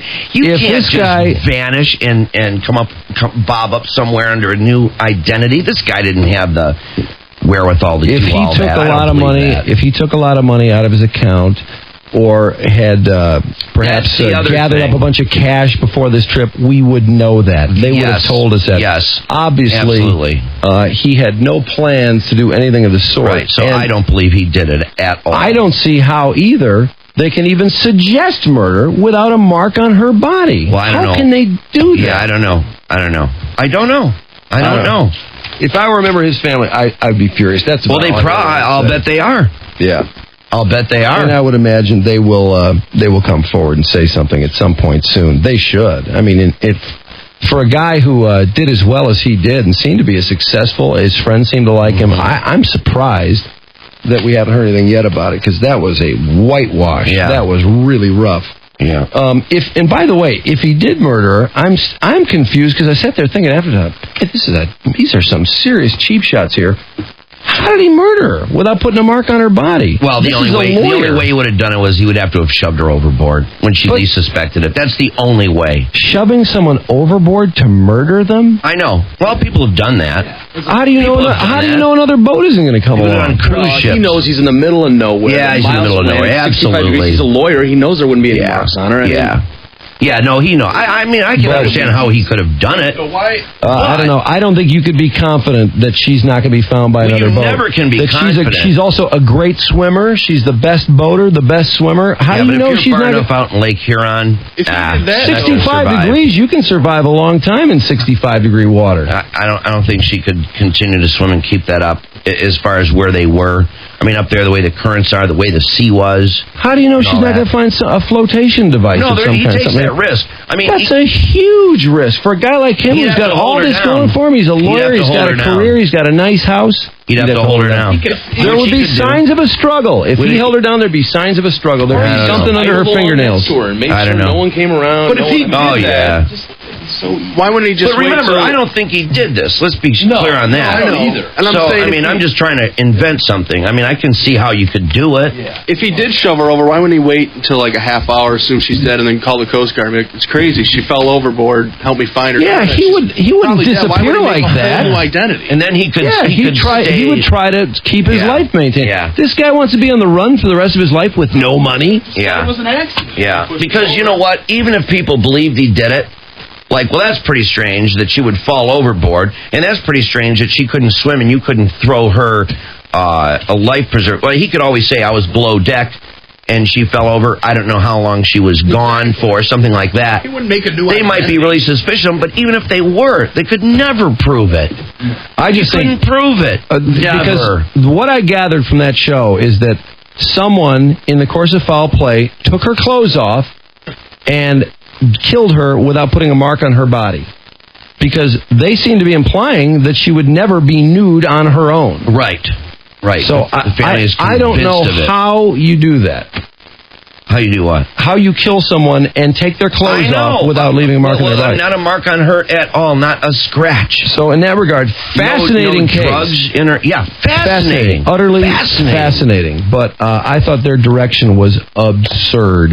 And there were a lot of other directions they could have gone with that thing, too. Well, I wish they would have just explored simply the foul play issue. You know? Yeah, well... I'd like to know about satellite photographs, too. Remember the OJ case? Hell yeah. Why not? Why not? Is this Derek? Yeah, how you doing? Did you watch the Dateline piece? No, I didn't watch it. Okay, so you've been following the story, though. Yeah, I've been hearing what you guys have been talking about. I think maybe he was drinking and somehow got up on top for some reason and fell off, and she heard it and ran up there and was probably standing on the console trying to throw him a rope, and then somehow the boat got away from him and she jumped in after him and the boat floated away, and that'd be the end of that. Well, that's That's more plausible than anything I heard on that show. Yeah, that's kind of what I was thinking, but who knows, eh? Yeah, because But she can't even be nude according to what they say. Yeah, right. She can't be nude. And again, the force it would take to put that damn knob in her tennis shoe is bizarre. And again, this GPS route being deleted blows my mind. I want to know a lot more about that. And they're working on that right now. I bet there's a better explanation for that than what they've come up with at this point. Because you can go into those GPS units and delete routes. Add and delete routes. Chuck, absolutely. Chuck, what's up? Hey guys, I had a fun one to throw a wrench in your gears. You guys kept saying that they said that there's no way she could be naked, but these guys were a couple and they had a big boat, right? Well, no, I think it's absurd to think that the family is saying that they don't believe under any circumstance she would be naked to go swimming. To go swimming. I don't know. Do you know people that have boats? People with boats are naked all the time. No, actually, we know this girl's got a boat, and she's told Tristan many times. She goes, "You know what? She said, I'm naked on the boat all the time." Absolutely, especially with your boyfriend. Yeah, I know. I mean, who wouldn't be? That's my point. If you've got another person and you guys got a big boat like that, you might want to do it on the boat. If you're in the captain's chair, her feet could be straight out, slamming the knob. Okay, all right. Get out of here. Get out of here with all that crap. Not entirely implausible, by the way. I know, but I still don't think there's enough force to drive that knob up in that shoe. Here's Thomas. Okay, now this just to give you an idea of what this must have felt like for the Rutherford family. Denmark. I'll read this. I don't believe this in a million years, but what about her killing him? Sounds like she wanted out of the relationship. What's so weird about her killing him? And it goes afoul for her. Somehow she ends up in the water trying to kill him. Yeah. I would say the chance of her killing him is no greater than the chance of him killing her. I agree with that. I don't see what the difference is, other than he's bigger and he's male, but there's not a mark on her body. Yeah, but I'm also quick to add that neither one of these people have the personality that they would kill each other at all. Absolutely and it's ludicrous not. to even talk about it. I know, and they spent a significant amount of time on it. I know. Is this Brad? Yes, how you doing? Go ahead, Brad. I just had a question. I thought I saw when they showed a picture of her shoe with the knob in it. Yes. It looked like it was a colored. The colored side of the knob was facing out. Exactly. Like it wasn't. She stepped or pushed agaed the console. Right, like the knob was lying around on the ground and she stepped on it really hard. That's what I thought I saw. Yeah, that was very strange. Okay. So the knob was not on the board the knob when was she stepped upside on down. it. So Precisely. Yeah, I know. I saw that. Yeah. Okay, thanks, guys. Yeah, thanks. No That's point a noted. Very good point. Yeah, but again, they talk about if you were to step on it, there's no way it would drive itself into your shoe if you walked on it. Well, her shoe was torn, too. Yeah, in the back of it. Down from where the knob was. And again, I don't think that's that big a deal. No, But it's the torn something. shoe does nothing for me. What in the hell went on here? Yeah, this is a hell of a case. Really interesting. Man, isn't it, though? Yep. Okay, we're going to take a break and back to Trudy, and then we got to move on to the Golden Globes. So much to talk about. Oh, man, so much to talk about. Jeez, yeah. And your calls, too. Not yet, but coming up. And also, let's not forget about Maui. Maui time. It is coming up. It can happen anytime. You ought to be heads up. 313-298-WRF. Not now, but when you hear Arthur P. say, it's Maui time, get ready to go to Maui, courtesy of Budweiser and 101 WRIF. True and Mike. God of Rock, thank you for this chance to kick ass. We are your humble servants. Please give us the power to blow people's minds with our high voltage rock. In your name we pray. Amen. Now let's get out there and melt some faces! 101 WRIF. The Riff. 747 at the Riff. Tuesday feels like a Monday, but no, it's really Tuesday. And it's cool outside. Temperature's over 30, but it feels about 20 out there, I gotta tell you. The Broza Group of Ambrosia, the Broza Group of Auburn Hills will host a job fair Thursday. That's this Thursday at the Troy Hilton on Crooks Road. For more info, go to www.bros. That's BROSE.net. It's pronounced Broza, but it's www.brose.net. And they bring you traffic with Stress. Hey, Stress, what's going on? Hey, nothing really. No accidents. No new construction. Excuse me. There are accidents now, but they're all 75 between 69 and 675. That's up there by Flint. There's a band of freezing rain moving through up there. Started this morning, and now it's strong enough to where there's spin-out accidents all over the place, as predicted. So if you're heading toward Flint, look out for that. Otherwise, everything is just slow, heavy traffic, and miserable, but no accidents. That's it. That's the kind of sort of traffic. All right. Before we get to Trudy, this is ridiculous. Why do you guys constantly harangue gay people? Seriously, listen to yourselves. If you substitute the word black or Asian where you said gay, it'd be downright racist and discriminatory. Gays today are treated the way black people were in the 50s. Oh, really? Are there gay and straight drinking fountains? I wasn't aware of that. I didn't know that. Drinking fountains. Gays today are treated the way blacks were in the 50s. They don't come out because they're afraid of the hatred that would spew forth from the general public. What? Okay, the general public embraces everyone that's gay. I was being facetious about coming out. My point was, Hollywood is telling us gay is better than preferred. Straight. Why was Brokeback Mountain getting cheered louder than any other movie? Because it's a movie about two gay guys. Exactly. And that's why the minute they announced the movie and its plot, right away, you knew it would take home all the awards, and it is. And the transvestite movie. And we knew it. The transvestite movie one. It's not. No one's even seen it yet. No, nobody's even seen it. But it's about a transvestite. Yeah, so. and it looks stupid, by the way. Yeah. Felicity Huffman is oh God, give me a break. I gotta say, you know what's funny? I thought she did a good job of playing a guy turning into a woman. I was amazed at how well she did that, too. She must have some manliness. Yeah, she looks like she might, too. Yeah. Trudy's brought to you by BD's Mongolian Barbecue. Here's an incredible deal from BD's Mongolian Barbecue. Create a chicken one bowl for just $9.99 with your choice of fresh veggies, pasta, and savory sauces.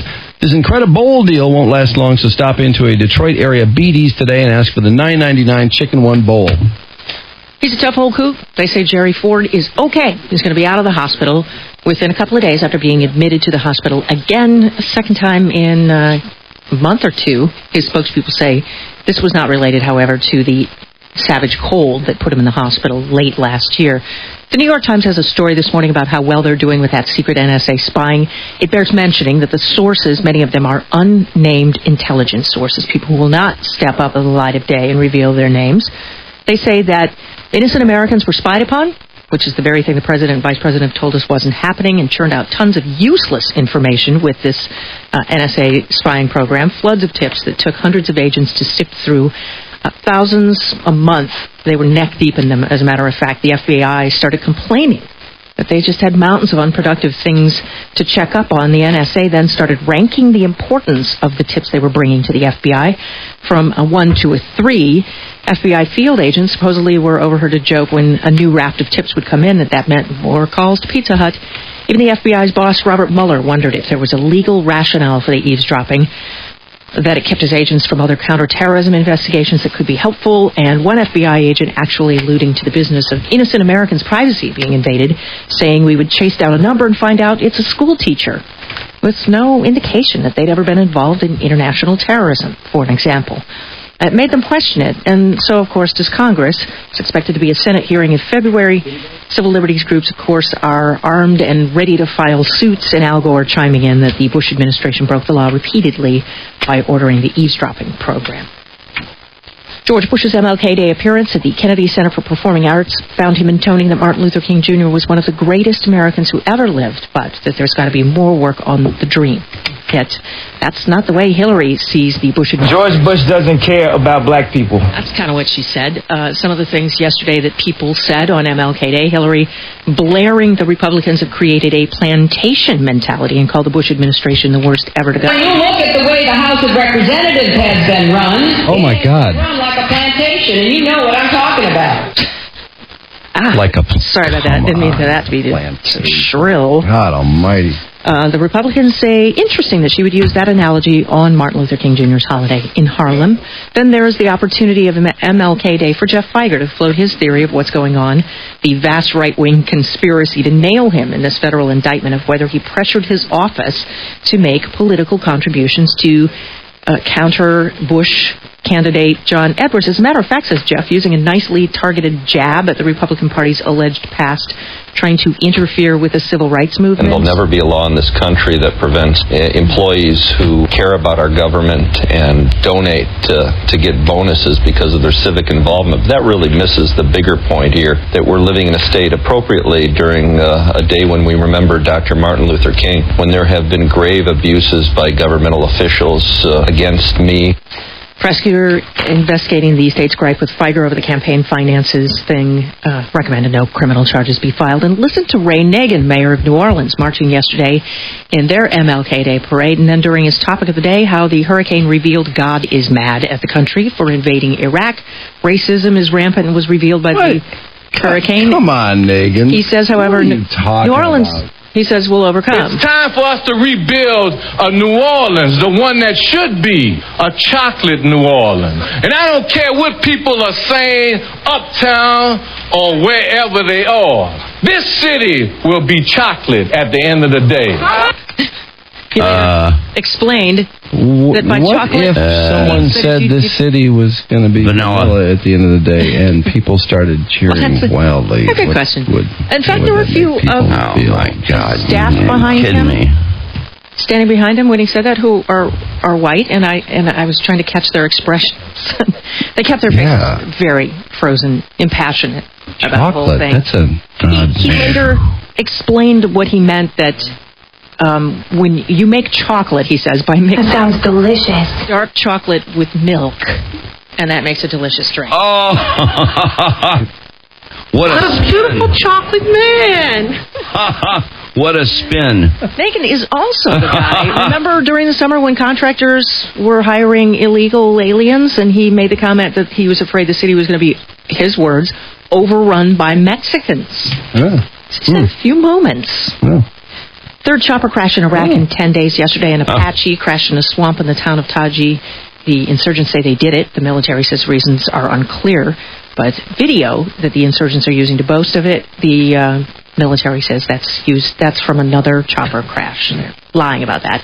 Amway and Domino's, religious and politically bonded, as the CEO of Domino's Pizza leads Amway billionaire Dick DeVos's campaign.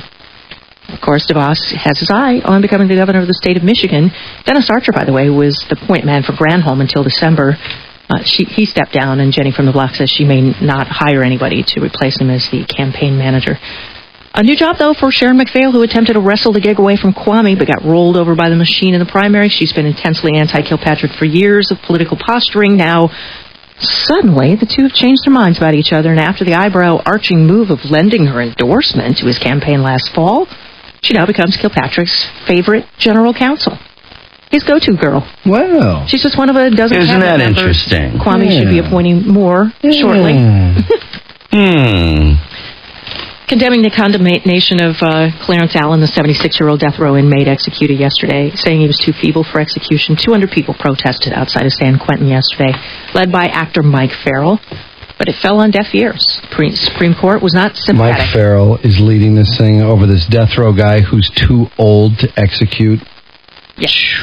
He's an anti-death penalty. I know. Frequently. Never too old to execute. But again, this is another case where they're not even debating whether he killed the person. No. Cowboy, man, I ain't going nowhere. Clarence Allen, did you see his earlier pictures? Man, what an evil-looking guy he is. Yeah, scary. But they gave it to him on his birthday. Not only did they not spare him, but they put him to death on his birthday. Yeah, right. Awesome. That little tussle in the tent between Jake Gyllenhaal and Heath Ledger, delicious fodder for the Hollywood Foreign Press last night, who gave 4 Golden Globes to Brokeback Mountain. Screenplay, director, best song, and best film drama. Walk the Line was second with 3, including Joaquin Phoenix's Johnny Cash, Reese Witherspoon as June Carter Cash. As she proceeded to the podium, her husband, actor Ryan Felipe, gave her a huge bump in the back towards stage. Did you see that? Okay, my husband just hit me so hard I almost fell over. Philip Seymour Hoffman winning Tattletale for Best Actor in a Drama for Capote. So that's the other one that was, like... Yeah, again, if you're gay. Not gay play themed, somebody gay. Yeah. Was gay. You got it made. The other gay movie, Transgenders, actress Felicity Huffman won Best Actress. Desperate Housewives, Best Comedy. So Felicity, again, scoring a couple of those. Golden Globes. As far as her speech, by the way, I thought Felicity Huffman this year was she won Best Actress for playing a transvestite in a movie none of us have ever seen, for starters, but isn't she kind of the yearly overly moved by her own work, babbling idiot, I can't believe I won and don't know, and don't care how long I talk because this is so important award? Isn't she the winner of that? She is. I think so. I really wanted to hold Halle Berry, Gwyneth Paltrow. Thank you to the Hollywood Foreign Press. The second time I didn't work for a year, I gave up any dream that looked like this. I want to thank Duncan Tucker for seeing me. She's going to tell us how important this is, by the way. And writing a beautiful movie that heals and brings understanding. I want to thank Harvey Weinstein and Bob Weinstein for backing the movie, for working for Dawn Till Dusk and championing small films. The whole Belladonna producing team back in New York. Out of your mouth is Danny Glicker, who knew what Bree would wear before I did. Shut up. I can tell I'm boring you. It's going to get better. Oh, no. Oh, thanks. Not really. Duncan Tucker wrote a film about coming home to your family and your community and ultimately to yourself. My family is my 6 sisters and my brother and my mother, Grace, who thinks I'm on a TV show called The Women. Why is she still talking? I know as actors our job is usually to shed our skins, but I think as people our job is to become who we really are. And so I would like to salute the men and women Big time. who brave ostricism, alienation, and a life lived on the margins to become who they really are. Shut up! They're cheering for people that have sex changes. I'd like to thank my handsome and charming agent. I know you were going to think husband, but my agent, Chris Andrews. Boy, she's so moved by her own work. My North Star and my haven, Bill Macy. And my family, Desperate Housewives. I love you guys. Thank you. Sorry. What does Desperate Housewives have to do with that movie?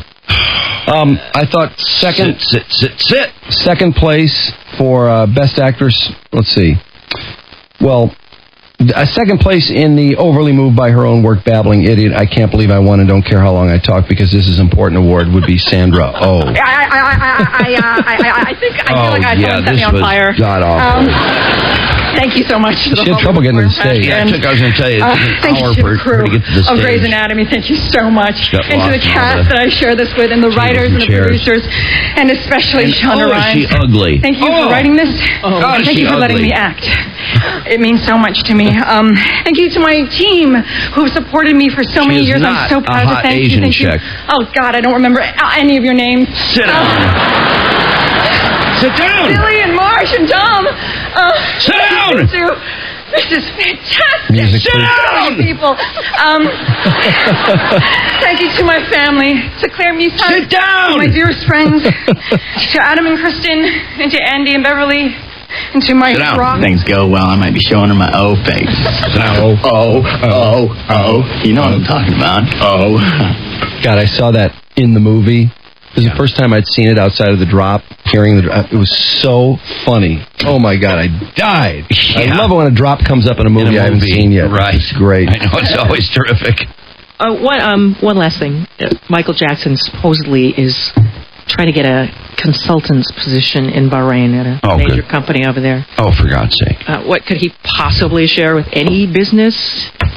Consulting what? In the way of expertise, some kind of knowledge of theme parks or music academies that could be set up across the Middle East. Oh, God. And he's such an expert on theme parks. Remember the one that he set up here in Detroit with? Oh, yeah. Yeah. With the help of Don Barden, they had one. Where'd that go? Good question. To the moon? That actually didn't go anywhere. He went to the moon. Then he has that own little theme park of his that he deserted at Neverland in California, which now PETA, of course, is marching near the gates of it because the animals are largely being discarded by Michael Jackson. There's a buzz that he's interviewing, though, with this Bahrainian company to become this consultant in a feeble effort to make a dent in his huge debt, which is about to clean out anything he might have left in his bank accounts. Trudy Daniels with Rock and Roll Radio News. Best speech of the night, anybody? best speech of the night? Oh, Hugh Laurie was great. Yeah. He was good. Who? Hugh Laurie, the guy from House. I think my favorite. Oh, God, and of course, Steve. The 172 names in the pocket. God. That should be a new rule. Those two guys. You put all the names in your pocket, and you're allowed to pick 3. Yeah. You throw them all in the fishbowl when you get up there, and you pluck out 3. I think that's the best way to do it. This is my favorite. I really did not expect this, so I didn't write anything. This is great. However, my wife did and handed me something.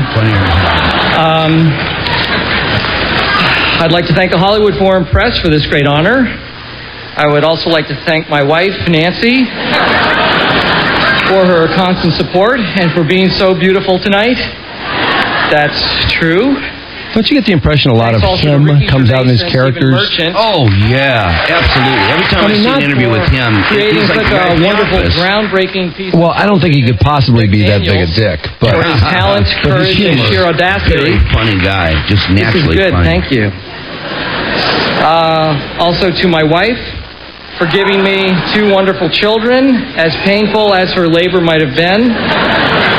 Thanks also to an excellent cast, crew, and writing staff, all of whom I am indebted to. If it were not for you, I would not be here right now. I don't know about that. Steve Sauer, Michelle Bowen, Matt LeBov, Holly Burrell, Nancy, my precious wife, who put her career on hold in support of mine, and who sometimes Nancy Walls from The Daily Show. I'm going to be home late so she can schedule her life, which is no less important than mine.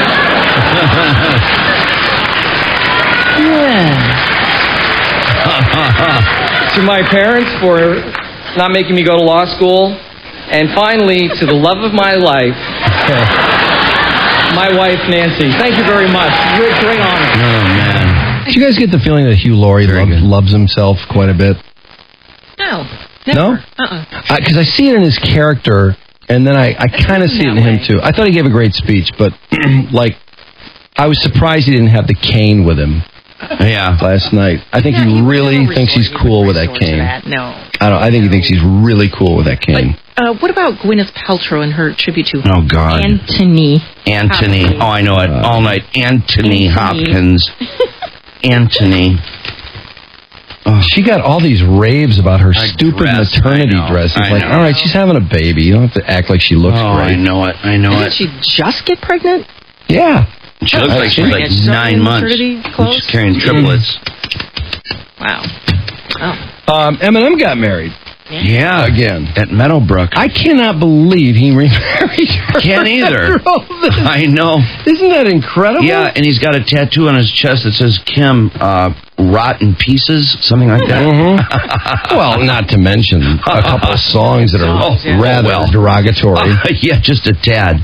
But I know. Boy, it's amazing all the stars in this town, both the last couple of weeks and the next few weeks with the Super Bowl, because 50 Cent was here for the wedding. Right. And a bunch of record people, too. It sounds like they lit in the like People Magazine, Star. Well, it said they were behind the gate. Yeah, it Didn't said say they were behind the gate. Yeah, but then there was the follow-up article the next day after the wedding, and it said that they were there covering the event. So that left me confused. Well, I think they were covering what they could cover. Yeah, I don't know that they were allowed in. That's just wasn't clear anymore. I don't know. The quote of the story, though, is from his mother, who says, Eminem's estranged mother, Debbie Nelson, told the Detroit News Friday, the wedding was to take place Monday in Hawaii, and the Saturday wedding was a hoax to throw off the press. So obviously, Em said, you're going to hear about a wedding in Rochester Hills at Meadowbrook. That's not, the wedding's going to be Monday in Maui. Nobody's invited, Mom, so just don't worry about it. So she buys it hook, line, and sinker and sounds like an idiot. I think, Mrs. M, I believe you were not invited to the wedding. I think that's the bottom line here. Yeah. You don't want any part of her. But did you catch the quotes from some of the people that were trying to catch a glimpse of him? Yes, this I just did. killed me. Yeah. This kind of stuff happens in Hollywood, not here in Rochester Hills. I know. Said Cassandra Tordasinski, a 33-year-old Eminem fan who lives down the street from Meadowbrook Hall. Yeah. It's kind of neat to be part of it. You're not a part of it. I know. What are you talking about? I know. You're standing at the gate watching limos go in. You were not a part of it. Mark, will you look her up? We have to straighten this out. She thinks she was part of this wedding, and she was not part of it. And then Dion from Shelby Township said he saw Eminem pass by him in a black stretch limo. Yeah. How do you know it was the hip-hop superstar? He flipped us off. Yeah. That's okay. We don't mind. That's his way. Yeah, I know. Yeah. It's like, I don't know about that. Okay. Whatever. Whatever works for you. Whatever makes you feel better. Oh, man. Yeah. Oh, boy. Right. Boy, the front page of the news this morning was not something people trying to sell their homes will want to hear. Metro home sales tank. Mm-hmm. And, well, the most interesting thing I found in here was that the city of Detroit, and I don't know if you remember this from the mayoral debates, but Kwame said that we better hurry up and buy property in Detroit because it's just inflating out of sight, and we won't be able to afford it within a short period of time. Well, turns out that Metro Detroit has missed out on the housing boon almost entirely. Layoffs and fake... No, it's true. It's like around the country, the housing boom has been great. In fact, around the country, they've been worried when the bubble is going to break. Right. Well, we don't even have a mini boom going on here. No, never have. Nothing is going up in the Detroit area. Boy, does this suck. It's terrible. How pissed are you, property owners? Terrible. To have your piece of property in southeastern Michigan where you are the only place in the entire country where property values are not rising. Yeah. Homes aren't selling at all. At all. The median price increased by 1% in Macomb County, a scant 0.3% in Livingston County. Prices fell by 0.3% in the city of Detroit. So you better hurry up and buy in Detroit because otherwise you'll pay less for the property. I think that's what Kwame meant to say. And prices down 1.9% in the rest of Wayne County. Oakland County, I can't believe this. Oakland County, virtually no change in median sale price. Yeah, nothing, Boy, if you're how many trying to homes sell you see for sale. I know. It's all over the place. Any street. Oh, any street. I don't care where you live. You just see homes for sale like crazy. They change realtors, and you see them, and then they take the sign down for the winter, usually in the spring. New company representing them, sits there all summer.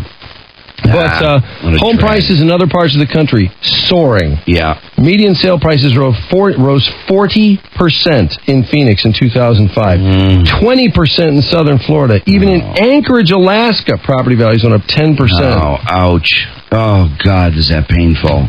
But isn't that awful? Yeah, that's a real bummer. And there's no hope in sight either.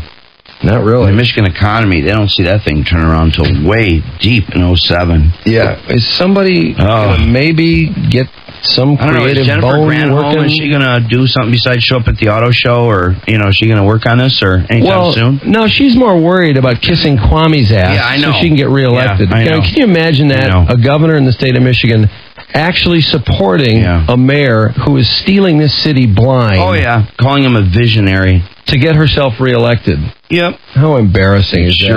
It sure is. The front page also had a story about youth sports, which, if you're a youth sport parent and you're part of this, this is just unbelievable. They're talking about how over the past 5 or 6 years, how many coaches are quitting, refusing to coach in the future, and just generally, they're having a hard time getting people to get involved in youth sports on the coaching end because the parents are so overly involved in their kids that they just can't hold their tongue. In fact, they've started having silent Saturday leagues where parents are not allowed to go to the games. So the kids can just enjoy the game without their parent yelling at the coach or yelling at the umpires. So in other words, the kids have turned into better sportsmen than their own parents. Yeah. How pathetic is this? I know. It's terrible. They've had approximately 100 incidents. At least that's been documented by the Association of Sports Officials. This is from the end of the umpires and officials and referees. 100 such incidents documented over the past year. The coaching tenure of high school coaches is getting shorter and shorter, says Joe Bordwine of the National High School Coaches Association. There are a lot of reasons for that, but number one, meddling parents wanting to control the program. And the reason they wrote the article was because there have been so many physical confrontations between youth coaches and parents. And they cite a few examples right here in Michigan.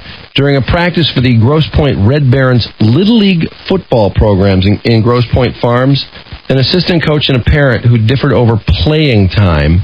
So this is a parent arguing with a coach about playing time in Little League football. Had a brief but bloody fist fight in front of scores of shocked players and cheerleaders. So the parent and the coach had a fist fight in front of the kids. You believe that? Isn't that something? Police took statements from both. No charges issued. Both men have been ordered to have no contact with the program for the rest of the season. At Centerline High School's football game at St. Clair, October 8th, a friend of the parent of a player walked onto the sideline and began arguing and gesturing. In the process, people said he was carrying a gun and notified police. Officers said he'd been drinking. He pleaded guilty to carrying a concealed weapon, a felony, possession of a weapon in a school zone. And then during Anchor Bay High's football game at Warren Mott, October 22nd, Anchor Bay coach Vic Balaj was calling a play when a parent interrupted him on the sideline and said, "Hey, Balaj, can you put my kid in for one play so I can take a picture?" Police reports said that the man from New Baltimore threatened the coach then if his son wasn't put in the game. He denies making the remark, but he was arrested and ticketed for intoxicated, disorderly conduct and disturbing a school function. An older son who police say interfered with his father's arrest was charged with disturbing a school function and hindering. Detroit News reached all of the men involved in these incidents and spoke to the men's lawyers. All declined to be interviewed on the record, but expressed remorse. Well, at least they expressed remorse. God. Anyway. Jeez, isn't that something? Which kind of leads us into sports. And another sort of semi-sports story, and that was yesterday's Detroit News and Free Press had a story about just how the Super Bowl brings all the bigwigs of the world together and their clients, and how all these people are trying to get into all these parties. Right. And they're trying to get their clients in as well. Yeah, everybody who knows anybody is trying to use their influence to push their way into these parties that cost a fortune. There was one thing... The movers and shakers trying to deal with the movers and shakers. There was one positive thing in this story. As I'm reading through this, I'm realizing... This Super Bowl, and this is not. I'm not trying to not be in the real world, because the Super Bowl is not for the average Joe in Detroit. I mean, let's face it, they're encouraging people not to go downtown in the days leading up to the Super Bowl.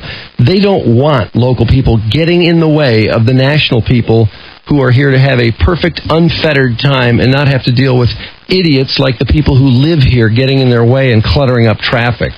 They don't really want you involved in the Super Bowl. That's what it is. In fact, the only thing little people are being asked to do is volunteer and do unpaid work for the Super Bowl to make it more entertaining. In other words, to be a Rolling Stones fan or to be a Stevie Wonder fan and to rehearse for 5 days, 7 hours a day at a volunteer's wage, which I just find so ridiculous for all the money they make on this game. Why can't a few people who don't have work make a few bucks doing this? Why could they? For all the money they make on this game, ticket prices range from, isn't it $600 to $1,000 a pop, and they can't pay these people? There's a lot of people without work in this city. This is a perfect way to let the little guy get involved. These thousands of volunteers, and some of them who are helping give directions and things like that. Why are they volunteers? And they got a big pep talk from Kwame, and I know they get to have Coke and pizza afterwards and watch the game on TV, but they ought to pay these people. That is really just outright cheap. But the one nice thing in this story was, after reading about all the Super Bowl parties, and again, this is not an event for the average Joe. I know that. I'm not trying to be a jerk about it. But every party, if you don't have at least... generally $1,000 to pay for your ticket. Well, $2,000 for you and a friend. You're not getting into these parties. Period. They're $1,250, $1,000. I haven't seen. Have you guys seen a party that costs less than $1,000 to get into? Not really. What the hell is this? I mean, I guess in Miami and Pasadena and all those places, they just have so many people who are willing to pay that, and they also have enough corporate people who will pay it and pay for their clients. But it was nice to see. That one guy there? Mark Papazian, who owns the Hilton Garden Inn and Hunter House Restaurant in Detroit and Harmony Park. He's 2 blocks from Ford Field, and naturally he's getting offers to rent out his restaurant and hotel for one party or one company. He turned down $100,000 from a local casino to close his restaurant on game day for 25 guests at the casino, and he chose not to reserve rooms and conference space for the NFL because he says he got burned by the All-Star game. Yeah, I know. Yeah. So, he got burned. So he's renting a tent, getting some music, food, big screen TVs, and booze, and he's throwing a party in the parking lot where you can get in for $20. Right. There's trying to do one something for the regular person. I know. Isn't that great? Yeah, that absolutely. one person is actually throwing a Super Bowl bash that the average Joe can get into. There's I was just really the one glad to guy. see it. One guy. I know. But, yeah, you I know. Tip of the riff cap to Mark Papazian from the Hilton Garden Inn and Hunter House Restaurant. Battered riff cap. It's too bad there aren't a few other people doing that. And you know what? I know some people who are trying to do that, and they're not getting permits. Yeah. Nobody will sign their permit. No, Apparently, sir. if it's not for big wigs, they don't want you down there. That's it. As for sports. Sheed. Nice third quarter for Rasheed Wallace yesterday. 18 of his 23 in the third. Pistons beat the Celtics 94-84. He had 2 3-pointers at the end of the quarter there. Man, when Sheed throws up a bomb, is that not just a bomb? Oh, man, that thing. He just, the way they go, a lot of 3-point guys shoot on a pretty, let's just put it this way. Very few people have the arc that Sheed has on his 3-pointers. That thing travels so far in the air. It's just so cool to watch.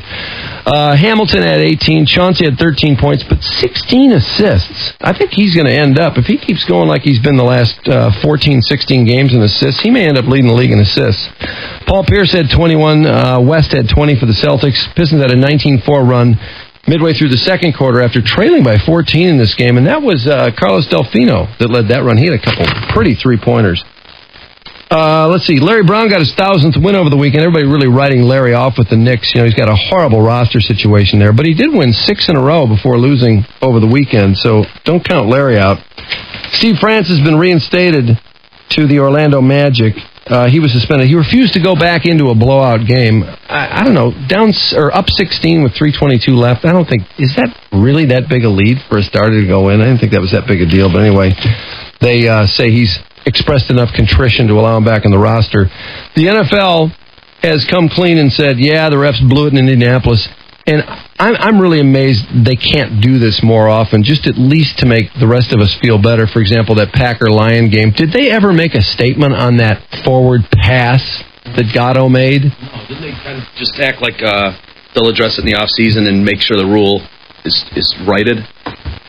In other words, we were wrong, we'll fix the rule, but they didn't come out and say they were wrong. Well, they should have made a much stronger statement than that, because that was so obviously not a pass. The only person who ever considered that a pass was the official. Yeah. No one else. It was so obviously an illegal forward lateral to weasel out of a safety, and it should have been called a safety. But anyway, this Palomalu interception was just incredible. I have yet to talk to one person who agreed with that call. They rush 3 again. Quick hitter, intercepted by Palomalu, and then he fumbled and recovered his own fumble. Palomalu makes the big play again for Pittsburgh. Now, I know everybody in Indianapolis wants to know, did he have possession when you saw the ball come loose like that at the end? He appeared to make a football move, and then it just fell out of his hands. Well, he got back up. What is his football move? Shut up about the football move. The guy had the ball for 5 seconds. He went 7 or 8 yards. Of course he's got possession. Oh, he so had the ball. Oh, my God. And they showed the replay over and over and over again. Every time they showed it, it was like, oh, my God, he has the ball. But how incredible. Amazing. That everyone in the nation watched that play and knows that was an interception. Absolutely. There are 3 people in the country. Yeah. 3 people in the country who disagreed with that call. And they're in the NFL replay booth. Yeah, and that guy in those replay. I mean, he was looking at that play, it seemed like 10 minutes. It's like, and then he comes away with that. It was amazing. That call was so bad, you almost had to wonder, was there any credence to Joey Porter's remarks? I don't know if the league will find me for saying how I feel we got cheated out there today. But on that play right there, that man caught the ball, got on the ground, was getting back up, knocked the ball out with his knee. I mean, I know they wanted Indy to win this game. The whole world loved Peyton Manning, but come on, man. Don't take the game away from us like that. Yeah. Oh, man. You got to wonder. Yeah. I mean, no one agreed with that call. No one. And then there was the incredible play, it seems to me it was shortly before that, where you've got linemen standing up when there appears to be an illegal procedure. It appeared somebody moved from Pittsburgh. The Colts guys come over the line. There's contact. A Steeler, 72, I don't know who it was, but he got up, came out of his three-point stance. There had to be a call. How could they call nothing on that? Do you know the play I'm talking about, Mark? Yeah, the problem is they missed the call. The left guard moved. Yes, he did move. Yeah, and they missed that call. And that's not something you can review. No. So then I still think they had to call something. You can't stop the game and not make a call. I mean, Indy jumped across, and then it was finally, if they should have called that guy who just stood up. He stood up. You can't leave your stance. They didn't make any contact. Right. And you can jump across and come back. But you can't stand up. I mean, it was like, we missed the call, so we're just going to pretend nothing happened. That was ridiculous. Lions fans are complaining about the Super Bowl ticket distribution policy, and I don't really understand this because the only complaints I'm seeing are from people who didn't get tickets. Now, you know it was a lottery, and whether you had season tickets for a long time or a short time, you know that all the season ticket holders were in this lottery. It does seem that seniority played some role because a lot of people that had tickets for a long time did get tickets.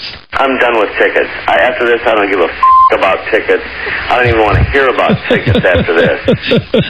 It seems that the biggest gripe is from people who had club tickets because, and I don't know, this probably isn't too cool. I know the Lions probably held an above-board ticket distribution, and they had a third party apparently run the lottery.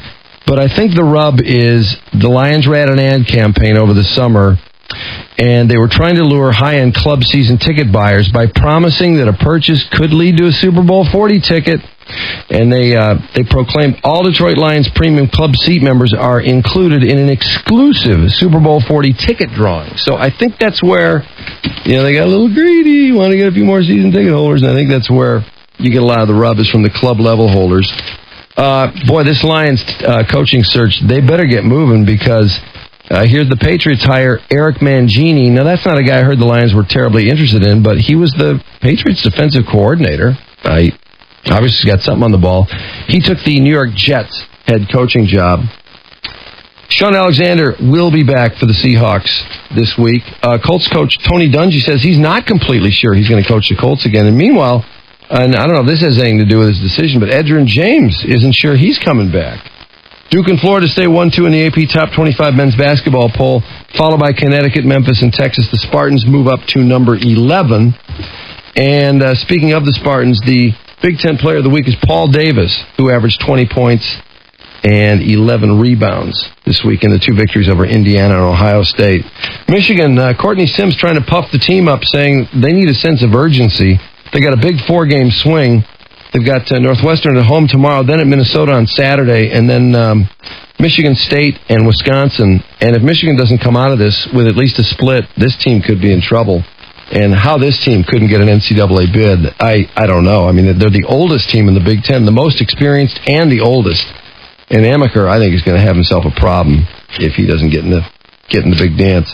Marlins signed Dontrell 1 year at $4.3 after their fire sale. They do decide to keep one guy. Mike Sweeney says he was offered steroids by fellow Kansas City Royal players in 1999. His career was at the crossroads. I was converting from a catcher to a first baseman. I had friends of mine I played with who said, hey, I picked up the juice. It'll help you get stronger. It'll give you better longevity. Do you want to take it? And Sweeney says he turned it down. And that's sports.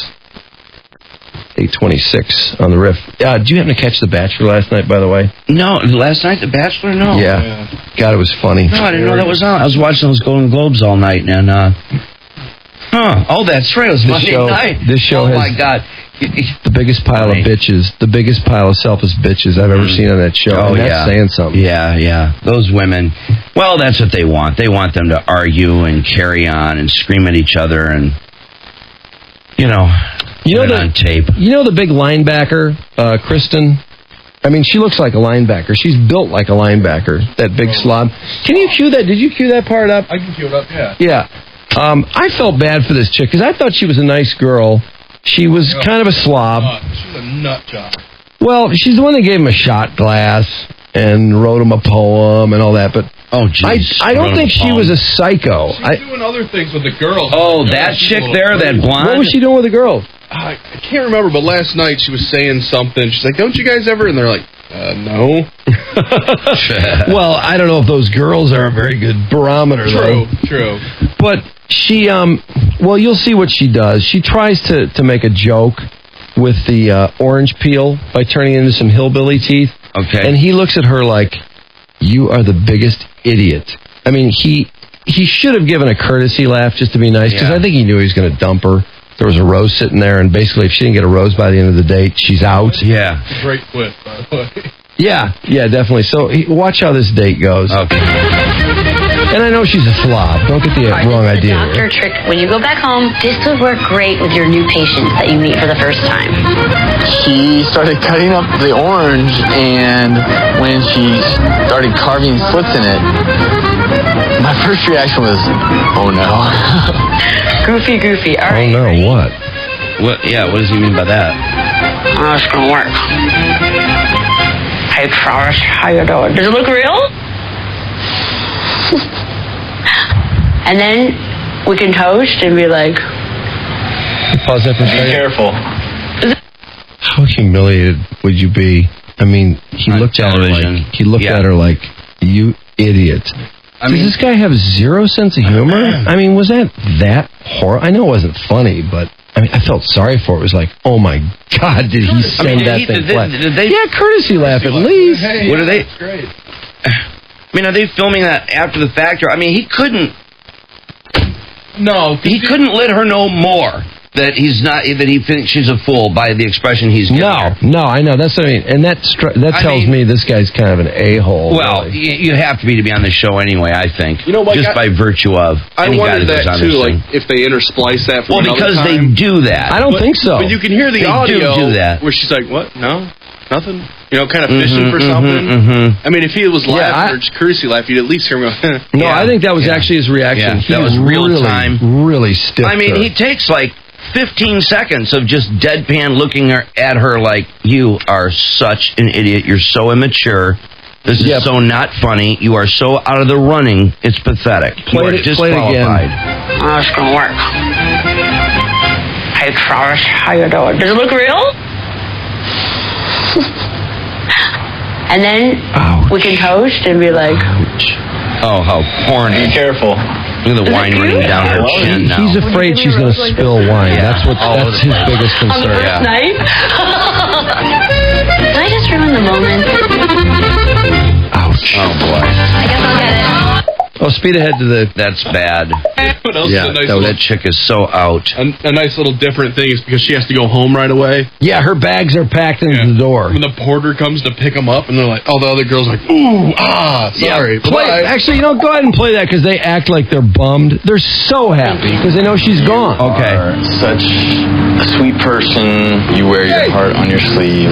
But as we said before, this is about following our hearts. Absolutely. And that romantic spark may not be there. May not be there. I can't give you a rose tonight. It hurts. It does hurt, you know. I probably just came on too strong. Like, I scared the poor guy. I wear my heart on my sleeve, and I tell you what. Yeah, you already said that. I felt like I was here for a reason. Oh, there she goes. I just wanted to... She's crying. Sparkle. I just want to be me. Yeah, they're the bags. They're picking the bags up.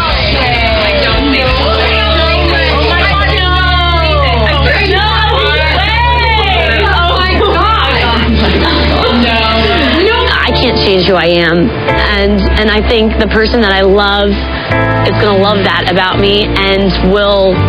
Hey, Mark, you know the party girl we decided is a partier, the one that got the rose the first time? Is she the biggest nut? She's a skank, too. Oh, total skank. Total idiot. And he's nuts about her. Oh. He's nuts about her. And she's an imbecile. That's not the girl from Nashville, is it?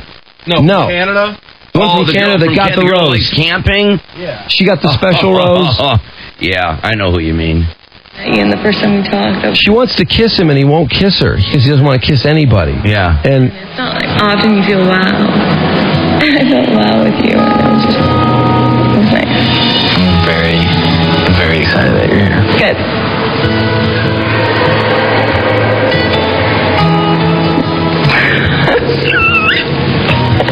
I really, really wanted to kiss her, but thought to myself, right now is not the time.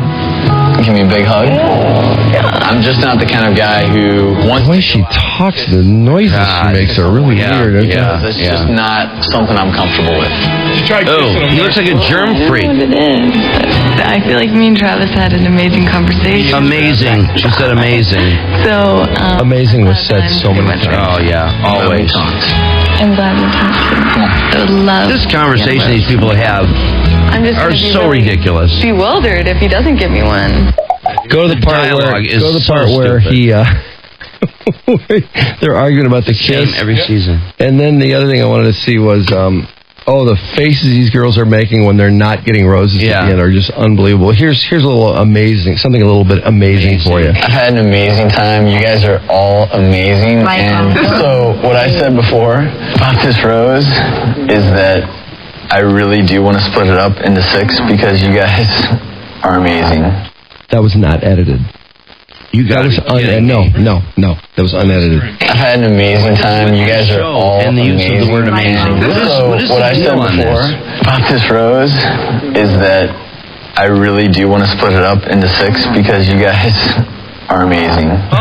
That's unedited right there. It's not. not like it was tagged. The most insincere compliment I think you can give. Yeah, I know it is. That's why it works so well on this show. What is going on with this show and this amazing business? Now watch this nut. Okay, Joe, kiss. So you're the first to kiss. Wait, the time? Nope. Oh, man. No. Good. Come on. During the pod. Girls at class. So I have to tell you that if last night, if it had been under any other circumstances, I would have kissed you. What does that mean? I don't want to be that guy that. I don't know how to react. I don't know. Okay, I don't even know what to you say. don't want to kiss. No, I want to kiss you. Okay, you want to kiss me? Yes. Okay, I want to kiss you. I don't want Let me ask y'all this. Since now, Sarah Canada thinks that They go away, cut away to the other scene. they kissed, do you think she's out there kissing? Yes, I do. Yeah, Now watch this. Should we look out the window? Think about it this way. These girls are the nosiest, Oh yeah, competitive bitches. Oh yeah, they're all backstabbers and. I got it. Totally kissing He lets her kiss him on the cheek. Feeling her up. Did you hear that? He's feeling her up. Listen to that noise. Oh, she. Was that the cheek or was that kissing? No. Why did the stakes suddenly get higher? Regardless of what we may feel, it's still so early. I feel like I need to have restraint. Oh, As long as you're doing that with everyone. What an ass. I haven't kissed anyone. Okay. And if I were to kiss anyone, it'd be you. I wanted to kiss Sarah, but tonight I didn't want to give the wrong impression to any of the other women. But she I know, was you've very said this 100 persistent, times, very pal. persistent in such a cute way that it was adorable. Oh, and God. Now one of listen the to things this. I love about her is that she doesn't hold back. So you gave another girl a cake, though. We need to talk about that. Oh, He bro. gave another girl a cake. For her Oh birthday. man. And when he's giving her the cake, these other 2 girls feel he's spending too much time there, so with her, they barge in. Yeah. Yeah. Oh God. We Yeah. just want to make absolutely. sure. They go. We just want to make sure you were okay. Yeah, like they want he's to wreck the raping moment. her or Yeah, something. sure. Yeah. Yeah, they want to destroy any chemistry that might be fired up. Now, God, this show. At 8:36, I think in the past, have we kind of made it official that the how about a little bag of Tostitos to be the most blatant instance of corporate excess in NFL history? I would say. I mean, that was just so embarrassing. Well, and that guy was so denied. Yeah, it was Philip Fulmer on the stand at the '99 Fiesta Bowl, and Tostitos was the sponsor. Tostitos Bowl, yeah. And so the guy's standing there. He's not supposed to say anything during the trophy presentation, and he catches. There's just a moment where he can jump in, And he puts the bag right underneath his chin too. I mean, he holds the bag. That bag is right under his chin at that point, and it's open. Well, I think that bit of corporate excess has been topped. It's probably been topped in the past, but this Sunday was just the worst. And we are joined, as usual this time of year, by our buddy Jared Fogle of Subway. This is right after the most exciting football game Marvin of Harris the year. in uniform. You had a pretty harrowing couple of minutes there. We tried. I still have a voice left, which is good, and I'm just trying to come in and give you guys some of these, of course, some of the sandwiches this time of year. Oh, of course. Well, we're talking about New Year's resolutions. And yeah. What's yours? Mine's to try to keep the weight off, and hopefully, I've done it so far for 7 years, and hopefully I'll have it off for quite a bit longer, but I wanted to get you guys off on a good start this year. You know, I know you guys are going to Denver now next week, but, you know, I'm going to give you guys one of these delicious 8 under 6 sandwiches. Take it with you on the road, and it's good. Good to see you again, Jared. Thanks for being here. Oh, yeah. Oh, Great to see you. God. Oh, you got to be kidding me. Can they knock this off? Oh, do you believe that, to force this guy on them? I know this product placement isn't this new way of getting ads in, but I would rather that they just ran commercials. I don't like this. I can't stand this business. What a drag. Did you know they told those guys ahead of time, and they're, can you just put up with it, Did you see the USA commercial last night with the guy with the U, the guys with their shirts off?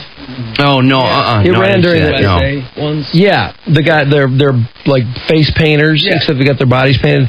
Those are the guys that were in the Las Vegas show. Oh, and all of a sudden, those were the 3 guys that were in the show Las Vegas, and all of a sudden the show followed them, and like it left the scene like a satellite camera, and then took it to Italy and zoomed in on them at the Olympics, and it turned into a Chevy commercial. Those are the 3 guys. Oh, man. Yeah. It was wow. Awful. Absolutely awful. Oh, jeez.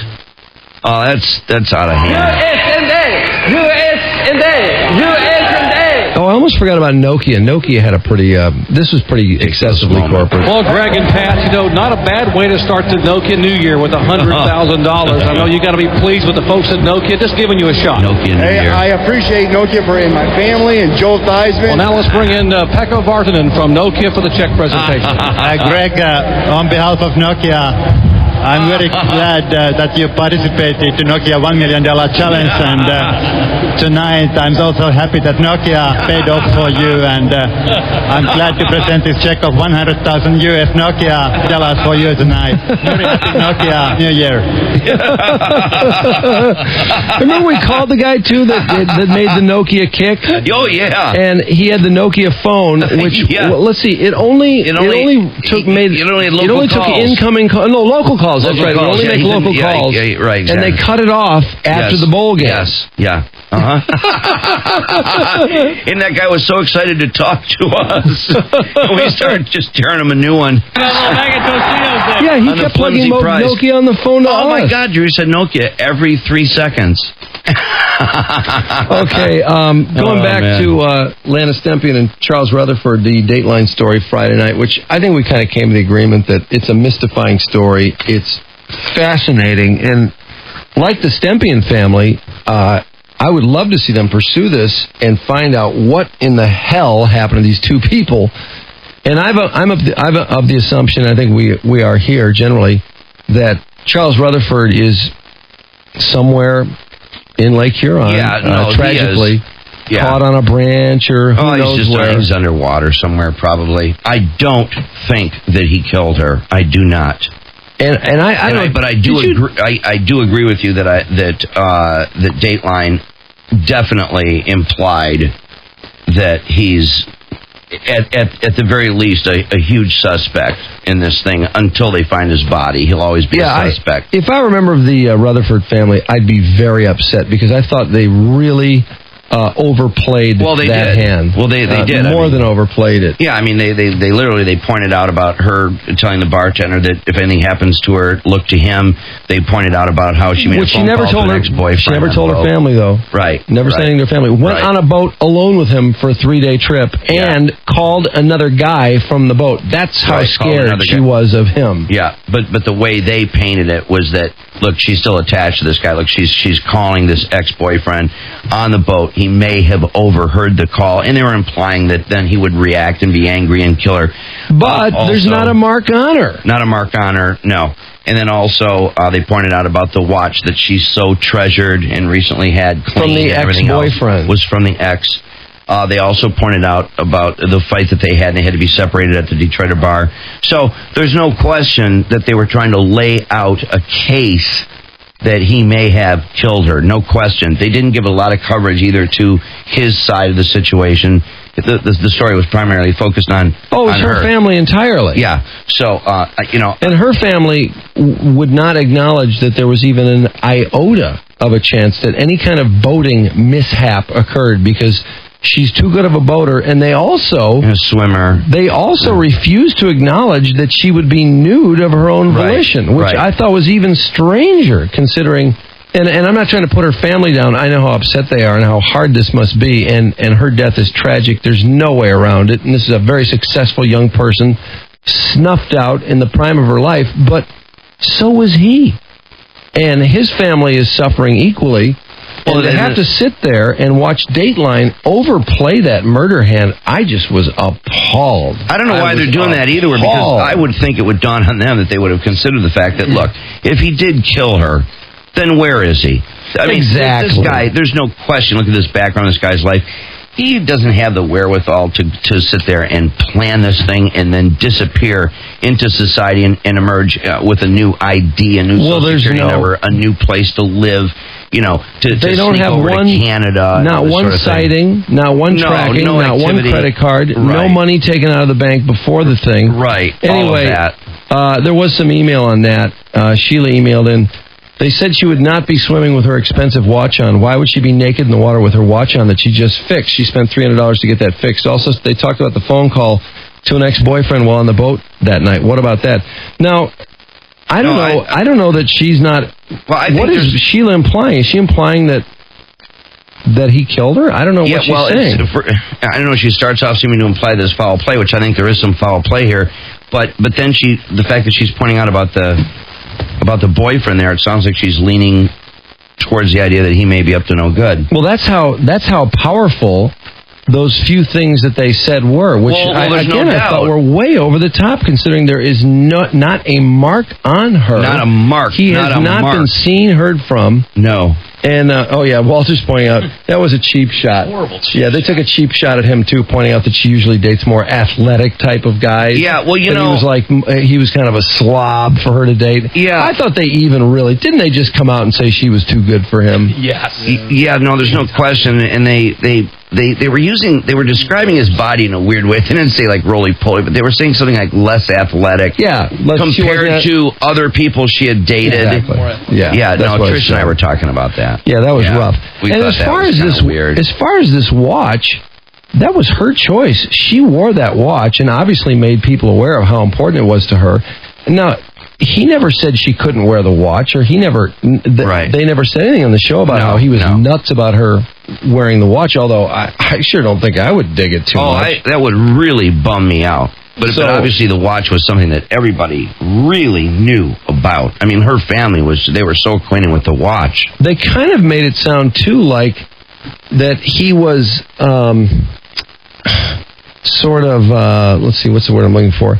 That he was inordinately jealous of this other ex-boyfriend, too. Right. And the fact of the matter is, she made plans to see this guy at an upcoming wedding and had told friends she was going to dump Charles. Yes. Well, he wasn't. It seems to me he had a right to be jealous. She was talking to this guy, and she had plans to meet him. So it wasn't like he was just some guy that was jealous for no reason, or that he just was. Those guys that just get jealous over nothing. And the minute she talks to another guy, what's that all about, and that sort of thing. Yeah, I thought he was perfectly within reason to be jealous. No, there's no doubt.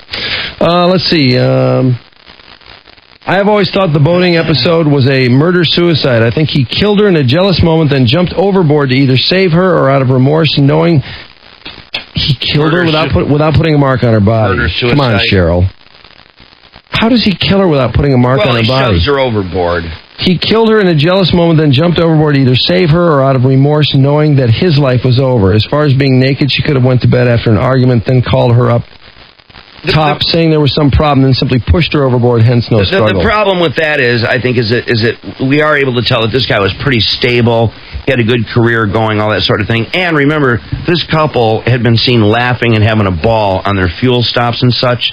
So I would find it pretty unlikely that anything could escalate to the point of him killing her and then throwing himself overboard right afterward. I also don't think you push someone overboard to commit a murder. I think if you're that mad, if you're that angry to murder somebody, you either kill them or overkill them, but you don't just gently shove them off the boat. Well, if he was going to kill her, I can imagine him shoving her overboard. Pushing her overboard when she least suspects it. There's got to be a struggle. Get her nude first. I mean, the fact that she's nude is pretty bizarre. Yeah, I don't know. I'm not satisfied that is a normal murder. I think there's got to be a swing taken. There's got to be some kind of a bruise. There's got to be some struggle. Well, I don't think you just shove some, especially as someone who's as experienced a boater as she is. How vulnerable is she going to get herself? Well, no, I actually can imagine if he were to kill her that he could push her overboard. See, I'm okay with that. But I don't think he did that. But as far as that being a way to do it, yeah, I don't have a problem. I would find it. Somebody as intelligent as he obviously was, I would find that to be. You could not be sure that you would get away with that. The thing of it is, you don't know that another boat is going to come along, because if this happened, it probably happened in the afternoon. Well, they were 2 hours away from Mackinac when the father heard from her, and then quite a bit of time. Quite a bit of time went by, of course, obviously, before they found the boat. This is how powerful that Dateline inference was. Every email we have suggests that he murdered her. Della says, I think he checked her phone, maybe she was asleep, saw the call, and in a jealous rage accidentally killed her. In her struggle to fight back, no, there's no struggle. There's not a mark on her. There cannot be a struggle. No. She was pushing her feet into the piece that got lodged into her shoe. Since there was an empty vodka bottle, he could have been drinking after he realized she was calling this guy while spending a 3-day trip with him. It just turned bad. How many times do we hear in these types of arguments where the person then kills themselves after realizing what they did? Since it appears that the tracking... Would you kill yourself by jumping off a boat and drowning? No. I don't know. I could never do that. Throw myself in the water knowing that I'm going to slowly drown. Oh, my God. Why would he care? No, sir. Also, why would he care to erase the GPS? I don't know why he'd care. Well, I know. That's why I think there's foul play. That GPS thing was just fascinating. It says where he was, though. Body might be... But if they're both drowned without a mark on them, nobody's going to know anything anyway. I think there's foul play here, but I have no idea what the hell happened. This thing is just mind-blowing. But that GPS thing was fascinating. Since it appears the tracking device was used with the Deltions mentioned, he could have driven the boat somewhere to get something that he could have secured to his feet so that he would definitely sink and drown. All the panic of realizing... I don't think anybody who in their right mind would want to put... If he wanted to do that, he could have taken the boat anchor and hooked it to his legs and jumped overboard. And the other thing is, if you're going to go anywhere on land, somebody is going to see you. With as much attention as this case has gotten, if that boat, after that fuel stop, had docked anywhere... And anyone went somewhere and purchased anything, we would know about it. So that boat never touched land when they departed on their final 2 hours to Mackinac. On to Golden Globe emails. Golden Globes and Atlanta Stempian. Love the show. It makes my day seem much longer without you guys. Couple things. Did you happen to catch Dennis Quaid's comments? He was talking about Bareback Mountain. Said something like, it's the kind of movie that rhymes with chick flick. Yeah. As far as Atlanta Stempian goes, Drew, you're off on this one. Don't get me wrong. I don't think he did it. In this day and age, it would be almost impossible to disappear if he were still alive. But as far as her surviving in the water, no way. 65-degree water with no clothes on, she'd have an hour at the most. Well, I don't know. I don't know how much time it would take her, but 65 degrees is cold for water. But I don't know how many hours it would take. Pussies. 65 is not that 65 cold. Is actually pretty chilly to be in. That's wetsuit weather. What? Are you 65 kidding? 65 is chilly. I've water skied in 65 degrees 65, without a I'm wetsuit. telling you, it's chilly. It's cold when you hit the water, but... It's chilly. 65 is chilly. I do not think you would die within an hour. And if it were 65 to chilly. push someone in the water in 65-degree water and assume they're dead, they're going to be dead soon enough, and there's no way anybody will drive up in another boat. I think he could have killed her that way if he wanted, but he didn't kill her. I hate to even say that because I know he didn't kill her. And the difference between 65 and 70 in water is huge. Yeah, no, it's that's huge. 5 degrees. Yeah. I remember we were diving once in a gravel degrees. pit. It was 59 degrees. We had wetsuits on, and just where the skin was numb. You couldn't even feel it in moments. I know someone can figure the equation out for this. Even though it's irrelevant, how long can you survive in 65 degree water? Let's see. A couple others. Did you see the giant pickle with boobs? Parenthetical, Drew Barrymore. God, did she look like holy hell. She won worst dress. Channel 4's John Jordan called her the worst dress. Yeah. She looked like horrible. Holy hell. And her nipples were showing, weren't they? Yeah, well, she's... And she got a saggy set of tubes, Oh, no, man. her body's a blowout. By the way, I thought Pam Anderson's dress was even worse. Horrible. Pam Anderson looked like hell. Oh, did she look horrible. Did she look stupid. You know what? I'm so tired. You notice when she stands... Why is she even on that boobs thing? Stuck out? Yeah. Oh, because of stacked. Oh, you know, please. But isn't she nauseous? But you see how when she walks with her boobs first? It's like, honey, will you get over your fake cans? What I couldn't get over, a couple things. I couldn't believe Clooney with the big Jack and then off joke at 8:10 prime time. And also, the crowd laughed like it was the funniest thing they ever heard in their lives. Okay, so the guy's a Republican lobbyist. He doesn't have one person supporting him. It wasn't even like it was that big a shot. But the guy's already plead. But to throw a big schlong joke out there in prime time blew me away. And I couldn't get over Isaac, this guy, in the pre-show. on the E! pre-show. This guy was unbelievable. Terry Hatch, this guy literally took a hold of the top of her dress, right where her boobs are, put his fingers right in there, pulled the top out, and looked down her boobs looking for an acceptance speech. And he got away with it because he's this gay clothing designer, apparently. And then also, Eva Longoria, and this is amazing after telling you guys about how she got that Brazilian wax job in Rochester, he confronts her about a Brazilian wax and talks about her hair down there. This is on E! It's before 8 o'clock. This is unbelievable. Okay. And he confronted her with it, asking her all about it, and in the end she nervously says, it's, quote, normal down there. And she was such a deer in headlights. I'm sure the whole time she was going, oh, my God, how did you find out about this? Two things, because we have to break. 313-298-WRIF. Heads up for Maui. Do not call for Maui right now, though. Call if you want to make a comment on the Golden Globes, or we were throwing the challenge out there to... we were trying to figure out who the hottest mother-daughter three-way would be with, because I was looking at Melanie Griffith and her daughter, and I don't know, if she's under 18, just scratch her from the equation. I didn't mean to bring she looks like she's 20, 21. I think she's older than that. I think she's probably, like 20, but regardless, just in case, I just qualifier. Somebody mentioned Raquel and Tawny Welch. Mm-hmm. That's a nice combo. Raquel is she's getting a little up there. She was on Larry King about 6 months ago, and she's ballooned a little bit, but I understand it. Linda Hogan and her daughter, Pat Benatar and her daughter. Haven't seen them. I'd love to get a picture. But anyway, 313-298-WRIF. More focused on Golden Globes now if you want to give us a call here at 101 WRIF, where it's 8:53. Drew and Mike. I didn't really find him offensive. Maybe that's because I'm not gay. 101 WRIF. The Rip. Drew, you're right. Mike's a pussy. My pool's been 60 degrees. I've been in it. Cold, yes. Chilly, maybe, but no threat.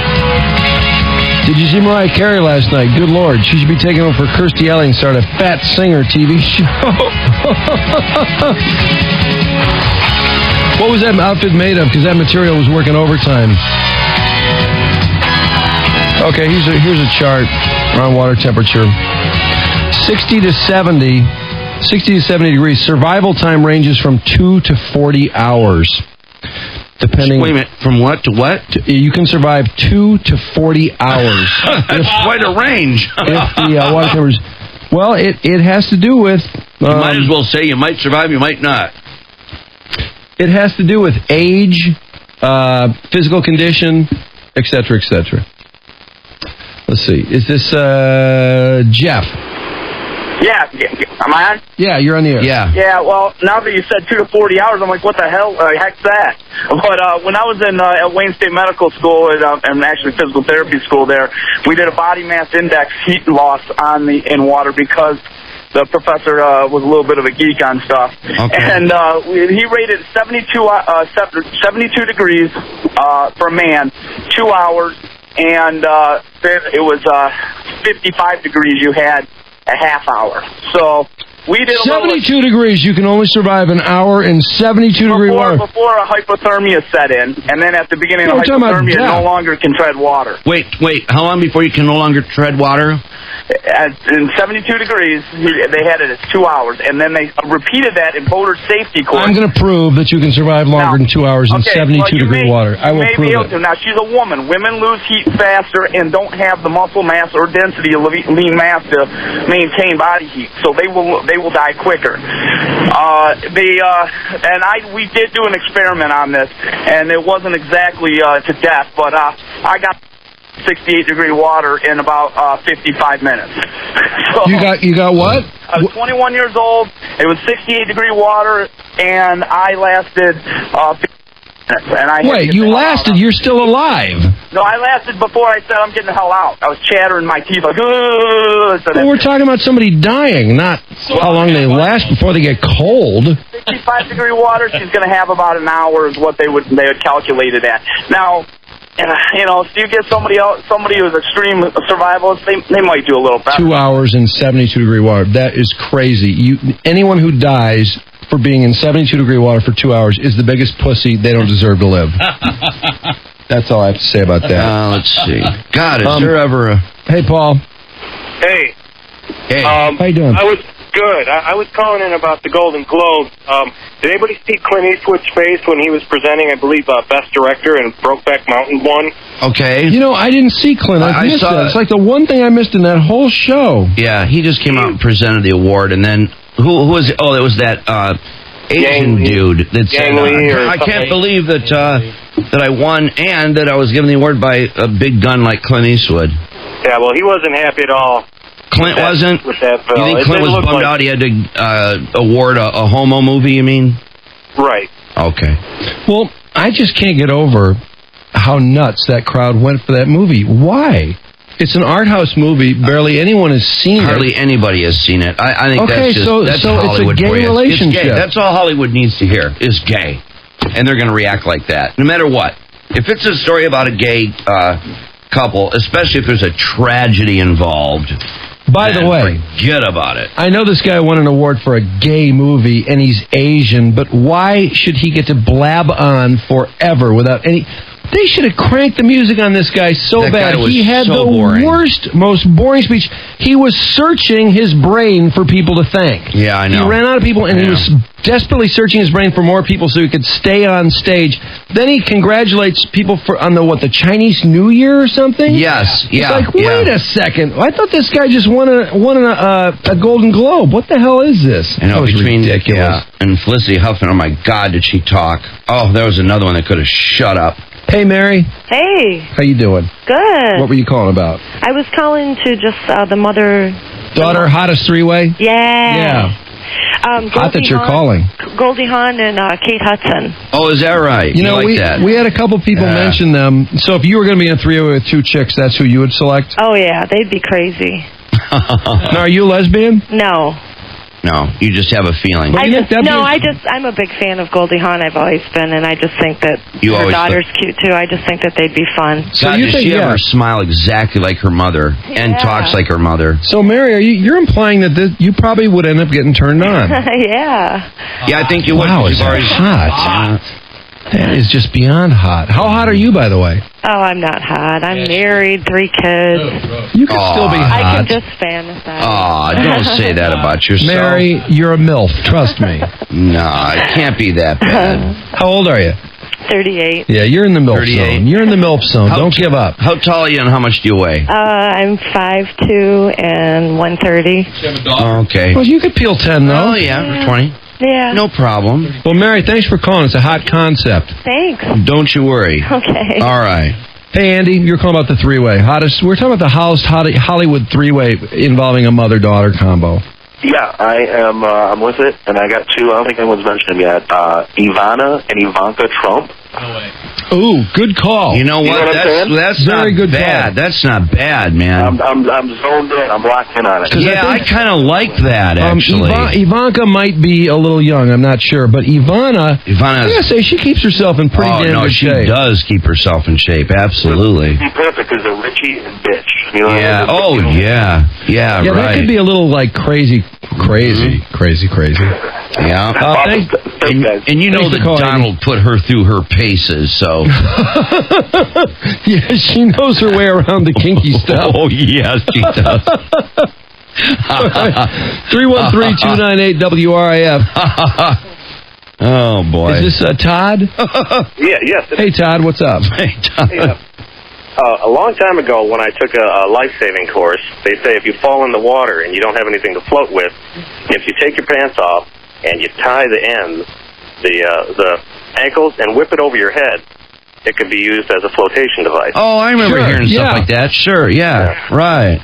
That could be a how do we know? For her clothing, you mean? Why she took her clothes off? How do we know that she didn't take her own clothes off interesting. and attempt to use them and eventually just get so cold that it didn't matter? You know, I never thought about that. That's really interesting. Did they recover her clothes on the boat? I don't know. They just said that everything, looked untouched on the boat, but they never really got into what she was wearing that day.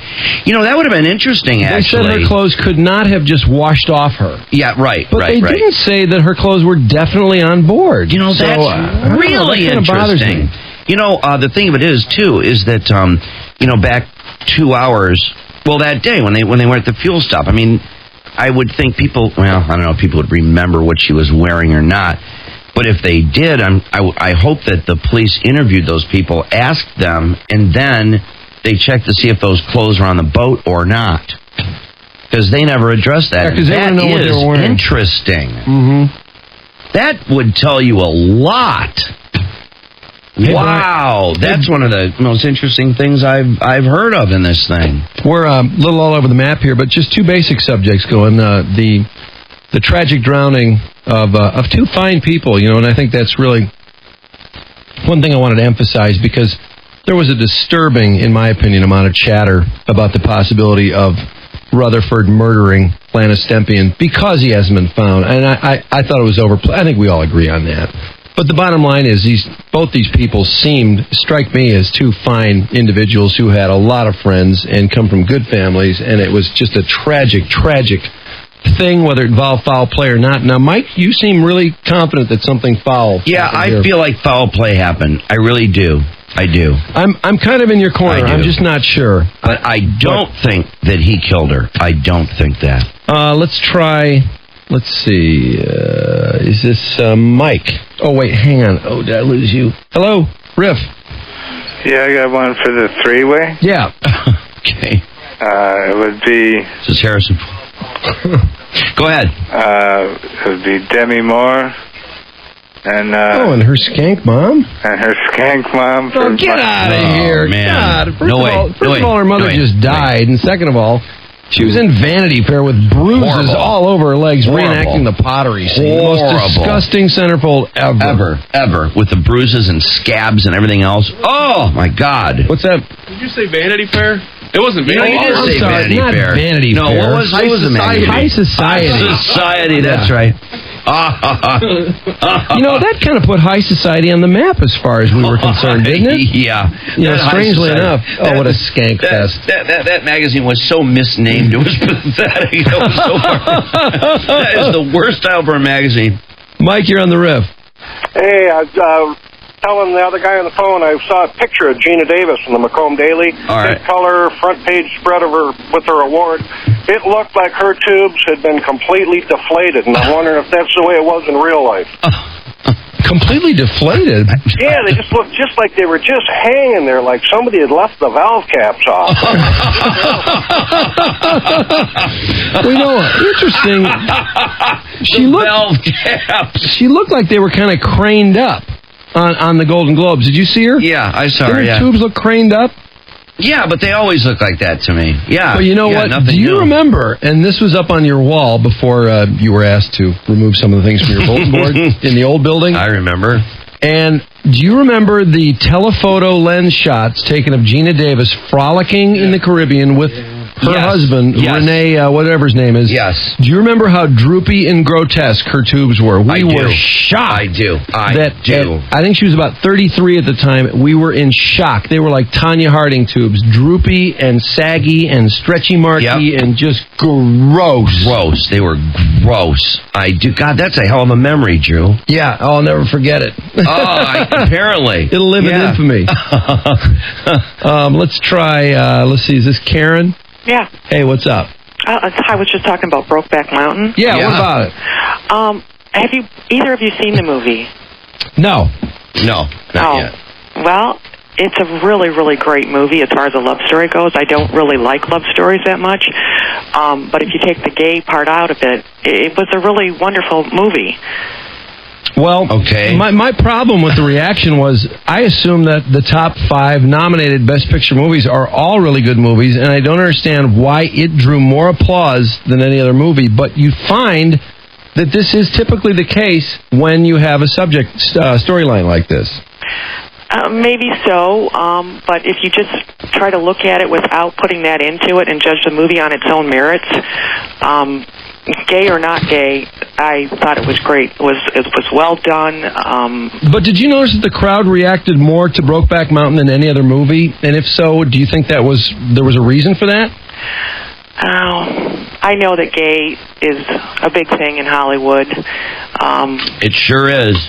But I don't know. I still say, see the movie, give it a chance. It was good. All right, point noted. I'm sure it's probably a good plot and all that. I mean, people seem to be raving. I can't wait to see them get it on in that tent. I just can't wait to see that rough sex. I've seen some recent reviews that have said this movie's overrated, by the way. Well, I would believe that. How could it stand up to all this stupid hype? I mean, look, in the end, it's just a couple of cowboys out there at a sheep herd that get a little carried away with each other's bodies. You know? By the way, fling and then remember each other forever until one, Did they ever? Oh, here's something from the theme. Did you ever last night see Gyllenhaal and Heath Ledger together or close to each other? No, I didn't. Do you know? I was so sure that was going to be the case. These guys, I don't think they'll ever be in the same frame of a picture together again because all you can think is, God, I wonder they're if gay. those guys are tempted to start sucking no face doubt. again. Yeah. I can't quit you. Hey, Jay. But, Drew, lastly, did you see, though, the 2 guys in behalf of Brokeback Mountain that were hugging and hugging and hugging up there getting the award? Yeah. Oh, yeah. I thought that was weird. Is this Jay? Jay? Let's see, you there? Good morning, gentlemen. I love the show. Thanks a lot. Go ahead. Hey, I wanted to ask if you guys had a chance to watch the after show of the Golden Globes. I did not. Yeah. The after show? No, yeah. I didn't even know they had an after show. Yeah, that's when they interview all the drunken actors and actresses. Oh, okay. Oh man, you guys missed it. They interviewed all the Desperate Housewives. Okay. And the woman, I forgot her name from E, was hammered.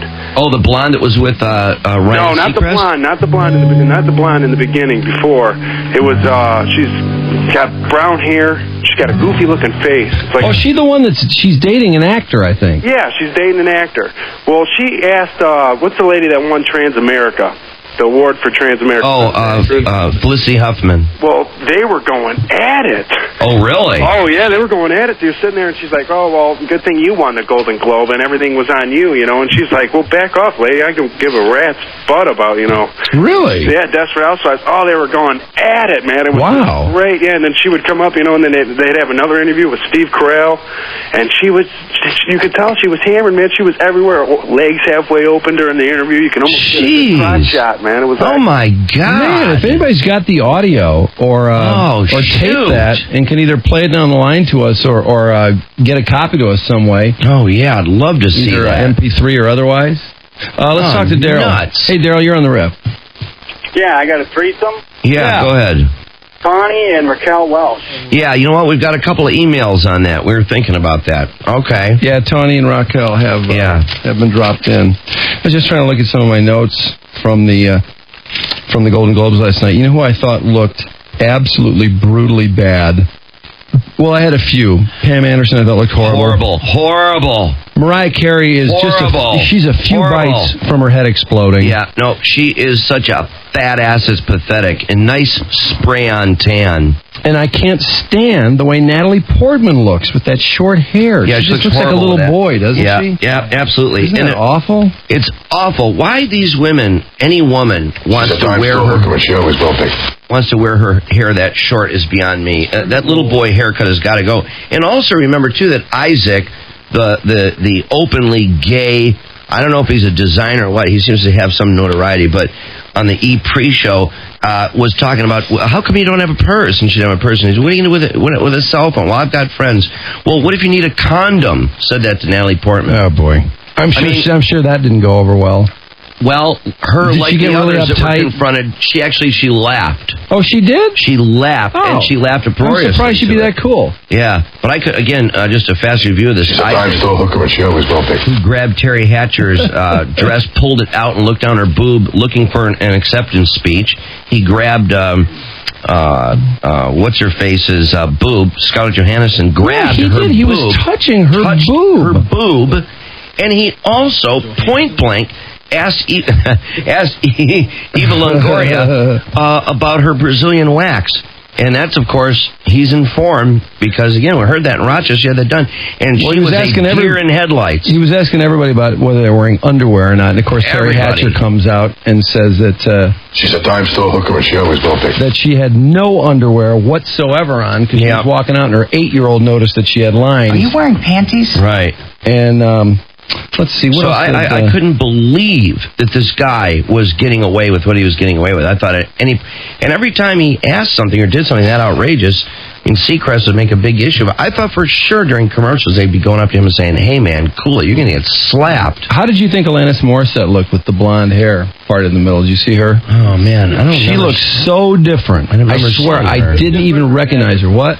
Good different or bad different? I thought she looked good. I thought she looked kind of good too. I sort of liked it. See, I don't find her that terribly attractive, and I thought she looked kind of nice. Did it still look straight and dirty? It always looks. No, it was parted in the middle. I mean, she looks a lot different. I thought Johnny Depp looked hot. You know, he's so in love with himself. He's an ass. You know what? He's an ass. There's a little British accent going on there still. to this day, I think. Did you guys hear it? Yeah, I did. Because he seemed like he was trying to get away from it at first, and then I noticed it came pounding through, of course. He is so in love with himself. It's unbelievable. Oh, here we go. Let's hear him. Feely couple still, because some people, they're together a while, you know? Something planned. We're gonna rush the stage tonight and do something. Something pond. The dumbest interview. Back that up. I want to hear the way he said pond. This is the stupidest interview. I love that. Are you guys a very touchy, feely couple still? Because some people, they're together a while, you know? Something planned. We're gonna rush the stage tonight and do something slightly unexpected. What are you gonna do? I'd rather not say. She's wearing Chanel, and I'm not wearing Chanel. You are not wearing Chanel. I'm not. All right. Well, guys, have fun. Not funny. Not funny. How long did he spend making his hair look disheveled like that? Probably 2 hours. A long, no doubt, long 2 hours. time. Yeah. God, what a dumb she interview. is. His wife is. God, that's a huge gap. Yeah. Drew Barrymore. Some people were declaring was the worst dressed. She did look awful. Yeah, she was horrible. Did you notice Kira Sedgwick, man? She's got some big old tubes. Bacon's wife, the one that gives such a bad time, so they call her Kyra. Yeah, the bitch. Yeah. She was a bitch, wasn't she? Oh, was she ever? She kept coming back to it, too. By the way, I saw Footloose Saturday night. It was on HBO. That is the cheesiest movie. You've got to watch. It's kind of like watching Top Gun again. It is so much fun to watch because Kevin Bacon... At one point in the movie, for example, he's suffering all this stress because he's moved to this new town, you know, where you can't dance, you can't play loud music in the car, they pull you over and all that. To blow off some steam, and he's supposedly 17 at the time, he leaves the house, and he's like throwing down beers in the car and smoking a cigarette, and all of a sudden he parks in this industrial area, gets out of the car, and proceeds to basically dance off the stress for about 5 minutes. Me. Yeah, I mean wildly dance off the stress. And he's sliding down banisters in his place, and then he'll start dancing and spinning. Oh my God! Oh my God! I gotta bring it in. I'm just gonna have to bring it in. You won't believe it. Stupid. Oh, there's Alanis Morissette. Oh yeah, I remember her. Okay, yeah. Boy, she got some ski jump boobs. I remember her for the boobs. She got some tubes, man. I think she's gross. So those eyebrows. I think she's ugly. Her mouth, first of all, her teeth just take over her whole face. Hey, no, she's homely. This is kind of an ego alert. It's only an alert at this point. Is Jamie Foxx getting a little in love with himself? Is he getting? Drew, he's been just the most arrogant. I thought the Ray stuff was a little out of hand last year. I mean, he acted like he was destined to win that and that he had to win it. Oh my God! And but he's now, just so nauseating on Oprah. Oh my God! Well, he thinks that he's really a major player on the music front now, and then that record is number one from the movie and from his association with Kanye West. It's not because the record's good. The record is getting bad reviews. And he played some of it on Oprah, and it was the most, generic, mid-tempo pablum I've ever heard, I swear. He's nauseating. I don't even think I saw him smile once last night. He was trying to be so cool. He was so caught up in being cool, he didn't know what end he was on. I was surprised he didn't bring his grandmother out. Yeah. I want you to be a Southern gentleman. And she still talks to me now. Only now she talks to me in my dreams.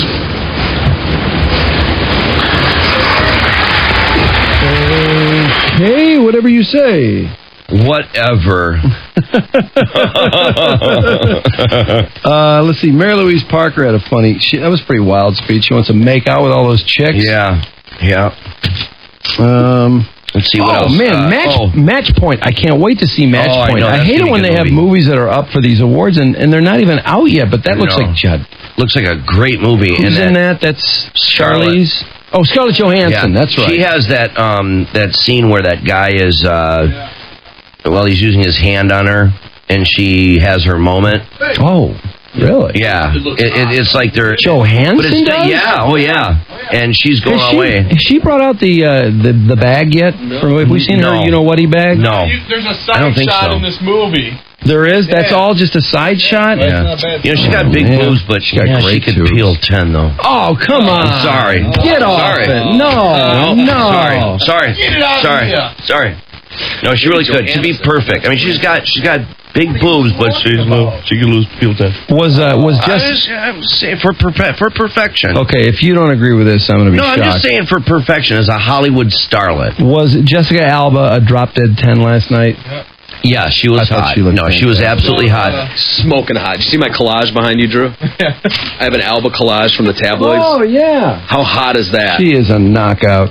But Charlize Theron, she's hot, too. Oh, boy, is she beautiful. And, my Kate God, is she pretty. Lost, oh, God, Kate from Lost. Yeah, really. Oh, yeah, she looked fantastic. She looked fantastic. Oh, she's so pretty. Oh, my God, I'd give anything to kiss her deeply. All right, keep the emails coming and the calls. Don't forget, it could be Maui time anytime. Listen for Arthur P. saying it's Maui time. Be caller 34 and Budweiser and 101 WRF are going to send you and a friend to Maui. Drew and Mike. Do we look like the two dumbest guys in the world to you? Is that why you choose to treat us with such a disrespect? 101 WRF. The Riff.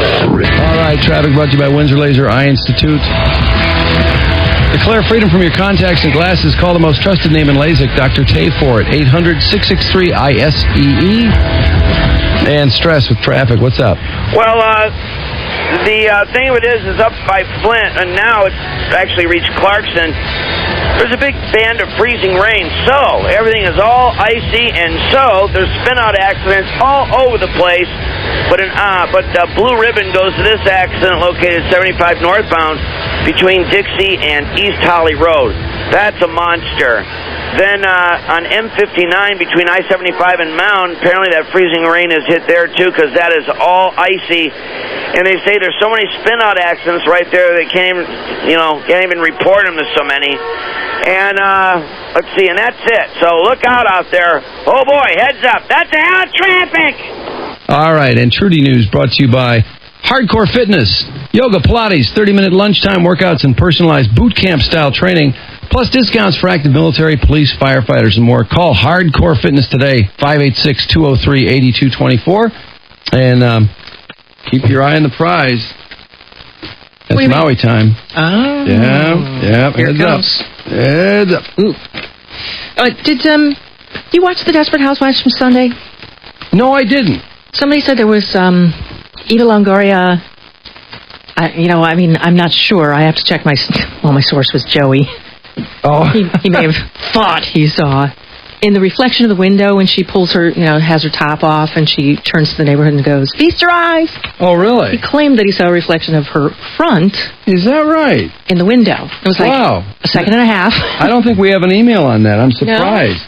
Now, you see something, but I can't tell whether it was her back or her front, but he claims that you can see it and a navel and, the whole thing. I don't know. Drop us, anybody notice that? DrewMike@WRF.com. I feel confident. Someone. Somebody else caught that? Yeah. I see something. It may just have been her back, but I don't know. Well, we'll find out soon. The ACLU, in the meantime, is marching up the steps of the federal court building in Detroit today to file suit against the Bush administration for, as they put it, secret spying on Americans. The ACLU's Anthony Romero says it's illegal, and so does Al Gore, the former vice president. He says, in a sudden reemergence into politics, that it is illegal spying on Americans, and that triggered Alberto Gonzalez to pop up on Larry King, defending the program as legal and constitutional and necessary because of the 3,000 lives that it could have saved on 9/11 had we been doing it then, though critics point out that the NSA and other intelligence agencies did have clues about the attack from intercepted messages between the hijackers, but they didn't translate them until it was too late. Oh, nice. So they need to eavesdrop to have that information. A New York Times article this morning claims that the program has scrapped together very few of real tips that were a payoff and thousands that amounted to nothing. It's truly Friday the 13th in Pakistan, where a neighborhood was the target of an airstrike, 18 people killed, all in a hunch that Osama's homie Ayman al-Zawahiri was hanging out somewhere with a family there. Pakistanis have been protesting since then, though their president, Pervez Musharraf, warned them, sort of a version of the old logic, lie down with dogs, wake up with fleas. He says, host a party and invite Zawahiri, and you should expect a few missiles to rain down on you. He has a speech to his country tonight. Not a bad point. No, but interestingly enough, he has to worry about how far he goes with that because apparently his country... Oh, yeah. No, there's a love for unlike bin Laden ours, there. He's about 50% loved and 50% disapproval. His approval rating is higher than our president's in the U.S. And unlike our country, when somebody disagrees with somebody there, apparently they start killing folks. But the WorldNet Daily website has reported that the New York Times has been accused of running a photo that was staged of the Pakistanis standing in the smoke and rubble of their village after that Predator attack. However, an analyst claims they spotted what was supposed to be a missile, but turned out to be an old, unexploded artillery shell with its fuse still intact in this photo on front page of the New York Times. Times ran a correction then the next day about what they had at first said was a missile, and turned out they said it was unexploded ordnance. What they think happened was that somebody photoshopped a picture with an old artillery shell, posed a little boy next to it, kind of wagging the dog. They pulled at the heartstrings of according to WorldNet Daily, the gullible readers of the New York Times. CNN, however, says Times did not realize that the picture was fake.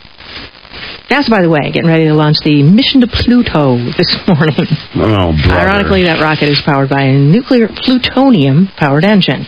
And for that reason, they've had to have first responders standing by just in case something happens, but they don't think it will. No. It's been 3 months since the new bankruptcy laws, and the first thing that the law's promoters hoped would happen was people would start seeing credit counselors instead of filing for bankruptcy, because they would see that there's just no way out. Statistically, most Americans ignored the credit counselors. They have a buttload of debt. They just been going straight to bankruptcy court, bypassing the counseling process. Of course. Because, says one, many are just too far gone by the time they decide what to do. Since October, more than 600,000 have filed for bankruptcy protection. Filings before the law were an average of 30,000 a week. Oh, man.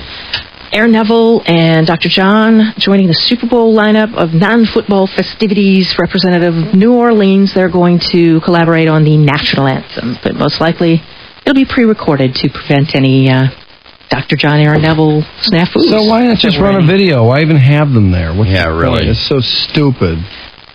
It You know they're not dumb. singing. Yeah, Yeah, it's I don't get that. stupid. But Watch it them would be- pretend to sing. It would be very stupid, though, wouldn't it, if they had never done it before the Super Bowl? I just at least Has anybody heard of their practice? person. I mean, can't they just practice it and get it down? I guess I have no confidence that. They're afraid for anything to happen. A girl who was all of 9 sang the anthem at the Palace yesterday. Oh, really? Well, Yeah. it was like Kids' Day. Yeah. Right? Did you see the She kid did that did the fine. announcing? Yeah, oh, that was hilarious. The kid that announced the lineup, that was hilarious. Wow. Who was that kid? Was he like 4? I think so, yeah. God, he was good. And, if I was John Mason, I'd be a little worried, man. That guy's in his rearview mirror. I couldn't understand too many of the words. That he Oh, was- really? No. Well, it was really loud at the Palace. It was kind of hard to tell, but yeah. he was killing me, his facial expressions. But did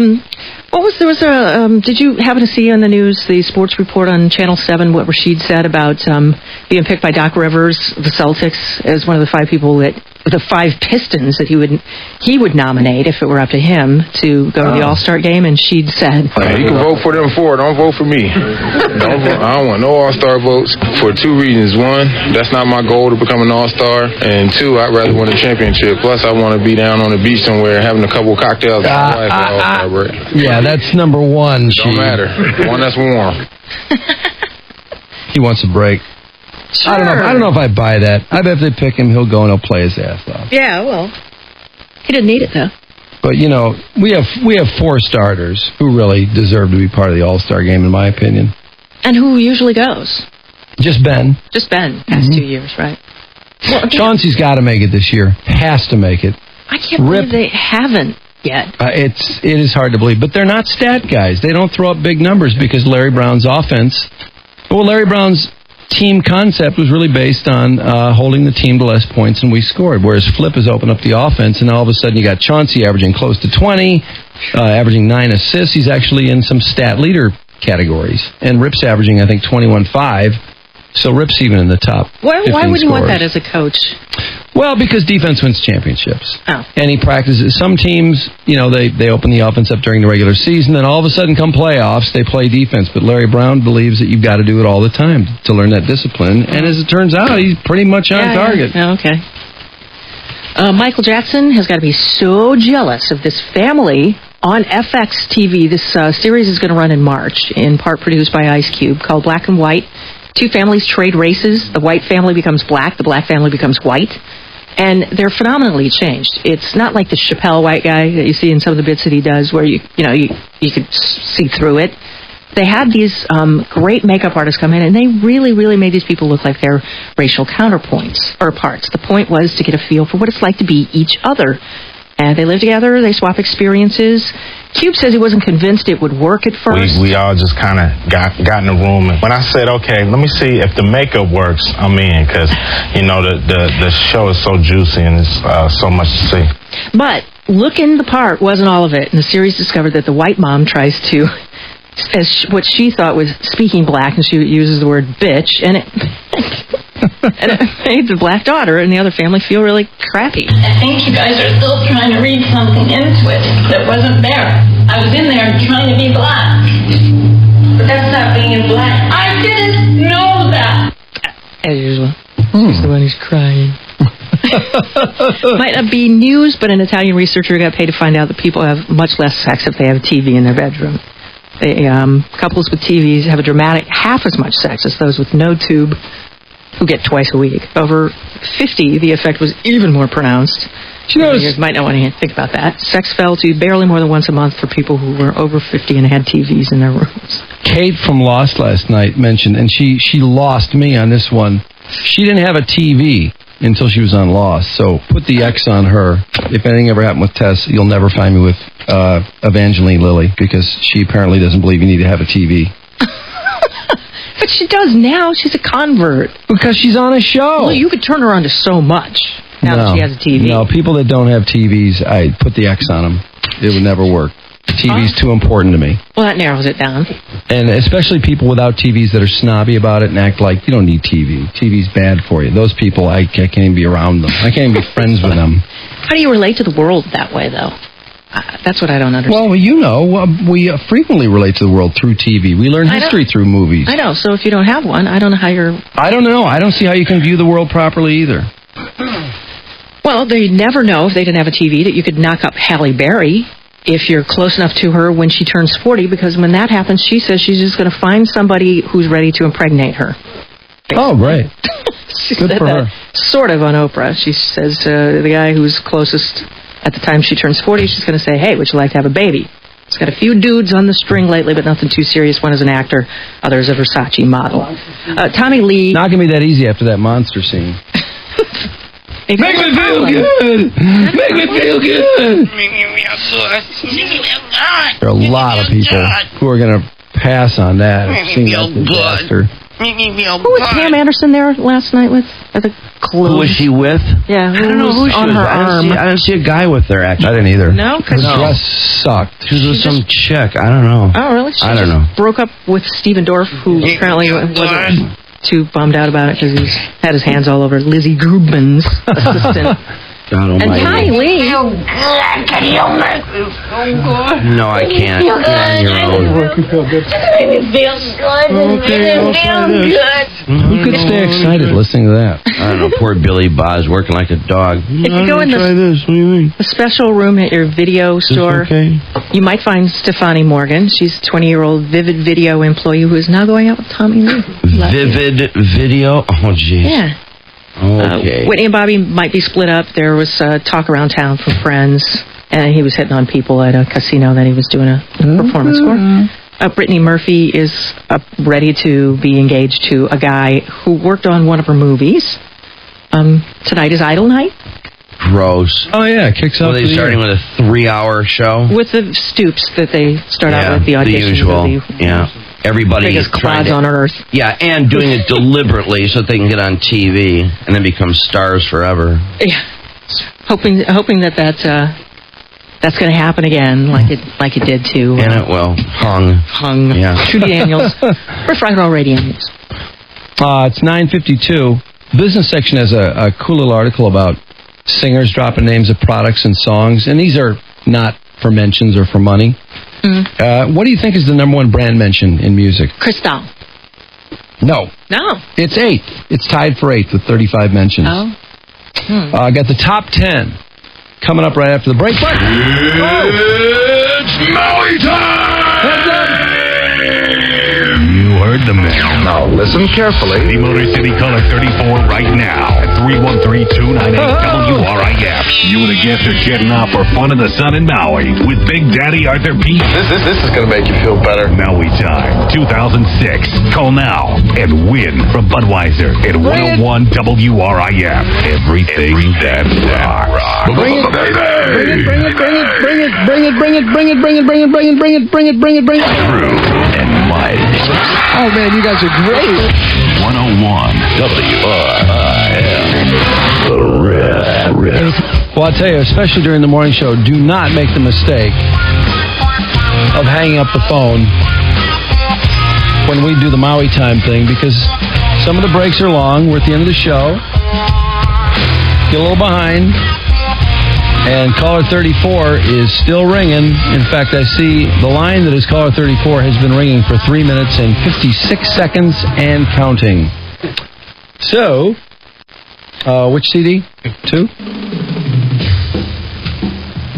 With no further ado, WRIF. Hello? Hello. Did you already get Maui time? No. No way. Who's this? Shannon? Shannon who? Shannon Newland. Hey, Shannon, how you doing? Good, how are you? Good. It's Drew and Mike. All right. You're live on the air. No way. Yeah. I'm listening to the radio. Yeah. Well, there's a delay system. So I won? Yeah, you won. No way! Yeah. No, you're lying. My heart No, is it's true. racing. No, it's true. Caller 34. You won. You're going to Maui!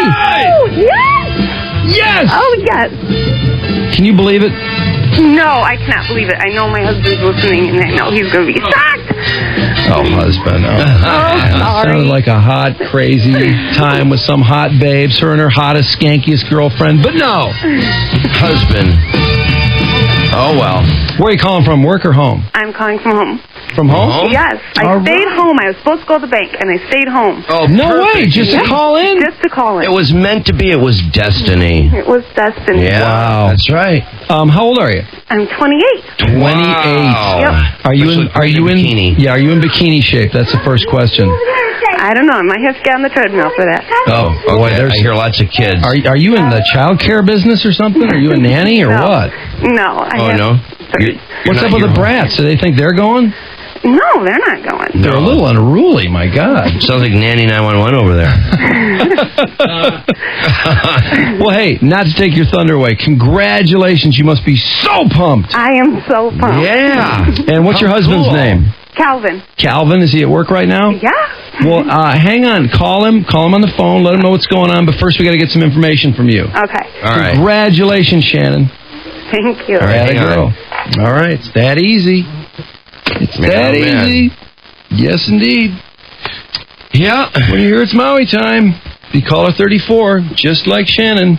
By the way, Shannon was the 34th caller. She and the old man are on their way to Maui, the warm, sunny beaches of Maui with Arthur P. and the Riff. It's from Budweiser. Bright, crisp, clean, pure. This is Budweiser. This is beer. And 101 WRIF, the Riff. Speaking of, let's see. No, I get that mixed up for a second. I'll come back to that. We need to check sports quickly at 10:05. Sports brought to you by Adam. Many guys that go through divorce feel like the deck is stacked against them. Let Adam level the playing field for you. Call Adam at 248-356-ADAM. And nice win for the Pistons last night, or yesterday, actually. Yesterday afternoon on Martin Luther King Day. By the way, last week I mentioned the new book on Martin Luther King Jr. that talks about his death. And you remember when we talked about Jesse Jackson, who claims that Dr. King bled on him after he died? Yes. Well, I have an excerpt of the book which talks about his assassination, and I think it's worth going back for so that we can see just exactly where Jesse Jackson was when this happened. We'll do that a little bit later this hour. But first, Pistons with a nice win at home yesterday. Sheed with 23 points against the Celtics, including 18 in the third period when he hit a couple threes, a couple just absolute bombs back-to-back, which helped to put the Celtics away. Chauncey had 16 assists in the game, too. Chauncey's assist numbers are just getting out of control. Another basketball note of interest, Ben Wallace is changing agents as Ben, and he probably had a pretty nice deal working here. He was paying his agent 4%, which, let's say Ben's making $10 million. His agent would be making $400,000. A nice chunk of change, right? But if he's not Ben's agent, what does Ben ask for? I don't know. Maybe ask for a lot. Anyway, Ben Wallace decided that 4% was just too much, even though industry practice is 5%, and he wanted his agent to work hourly. Which I thought was kind of cute in a way. But nonetheless, the agent ends up on the out. Because apparently there was some clause in his contract that could have forced Ben to pay on the old percentage, and Ben felt that he didn't point it out to him, that he was trying to work him on that one. And so Ben has fired his agent. So if you want to work for Ben hourly on his contract, I guess there's an opening there. Larry Brown picked up career win 1,000, NBA victory 1,000 over the weekend.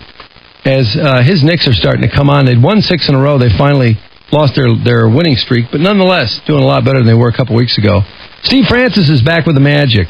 And that whole hullabaloo, his suspension was over. His refusing to go back into a game the team was leading by 16 points, which is pretty cheesy, but nonetheless, I guess he apologized. He was contrite. The NFL apologized, too, to Pittsburgh over that call in the Indy game, which, weren't you just sure Indianapolis was going to win that game when that happened? Oh, my God, yeah. Because all of a sudden, he just came alive. Like they said, they stopped thinking and started playing.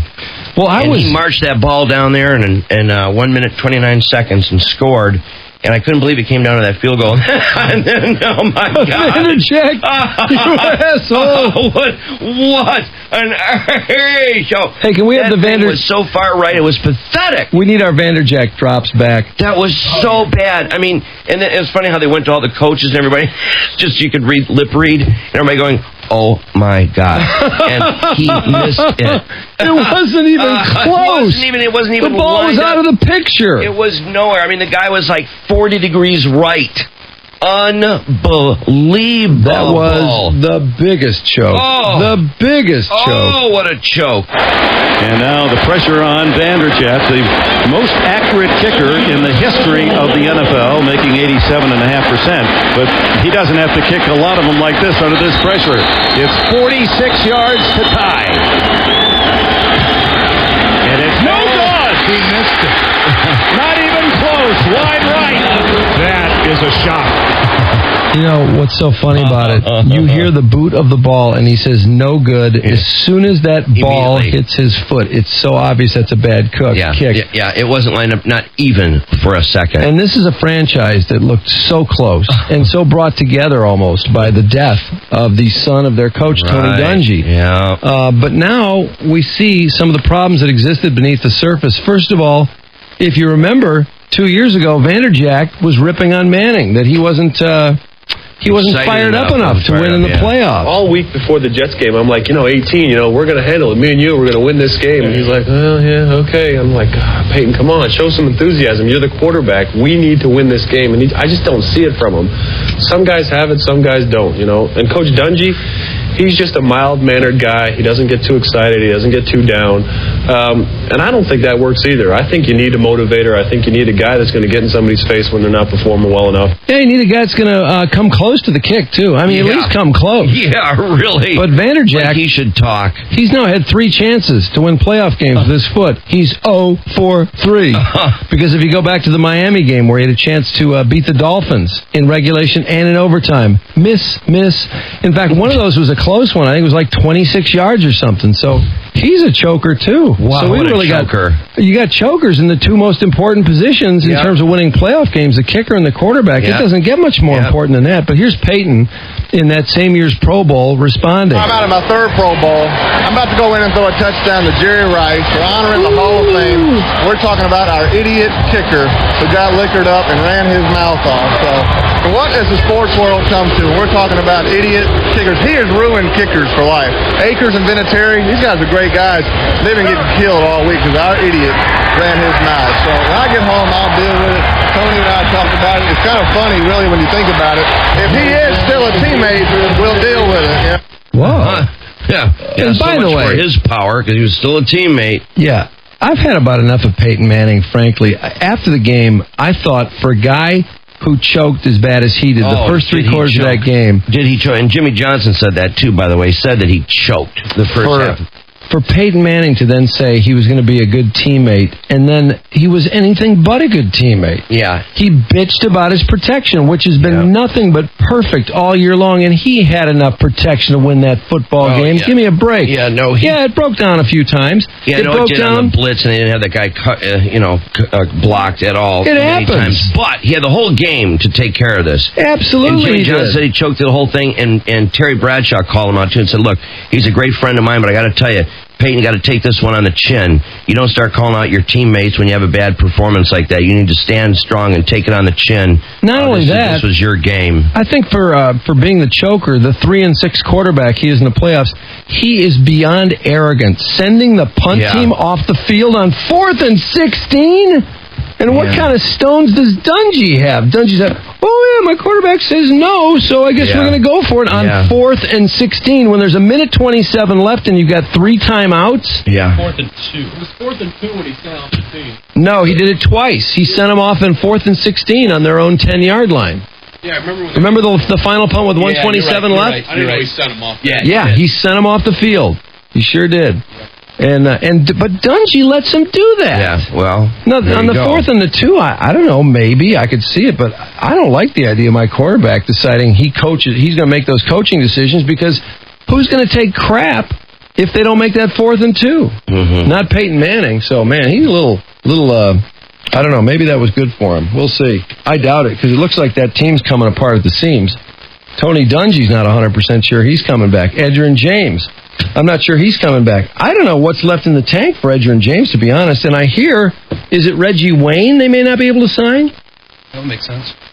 They must have cap issues, because those guys, because of their regular season stats, their salaries have been going up. Yeah, and that Reggie Wayne, oh my God, what a couple of great catches he had late in the game, my God. Oh, he's big. Oh, he's very big. My God. And, when is Marvin Harrison going to lose his step? I mean, these guys, that window's not open forever.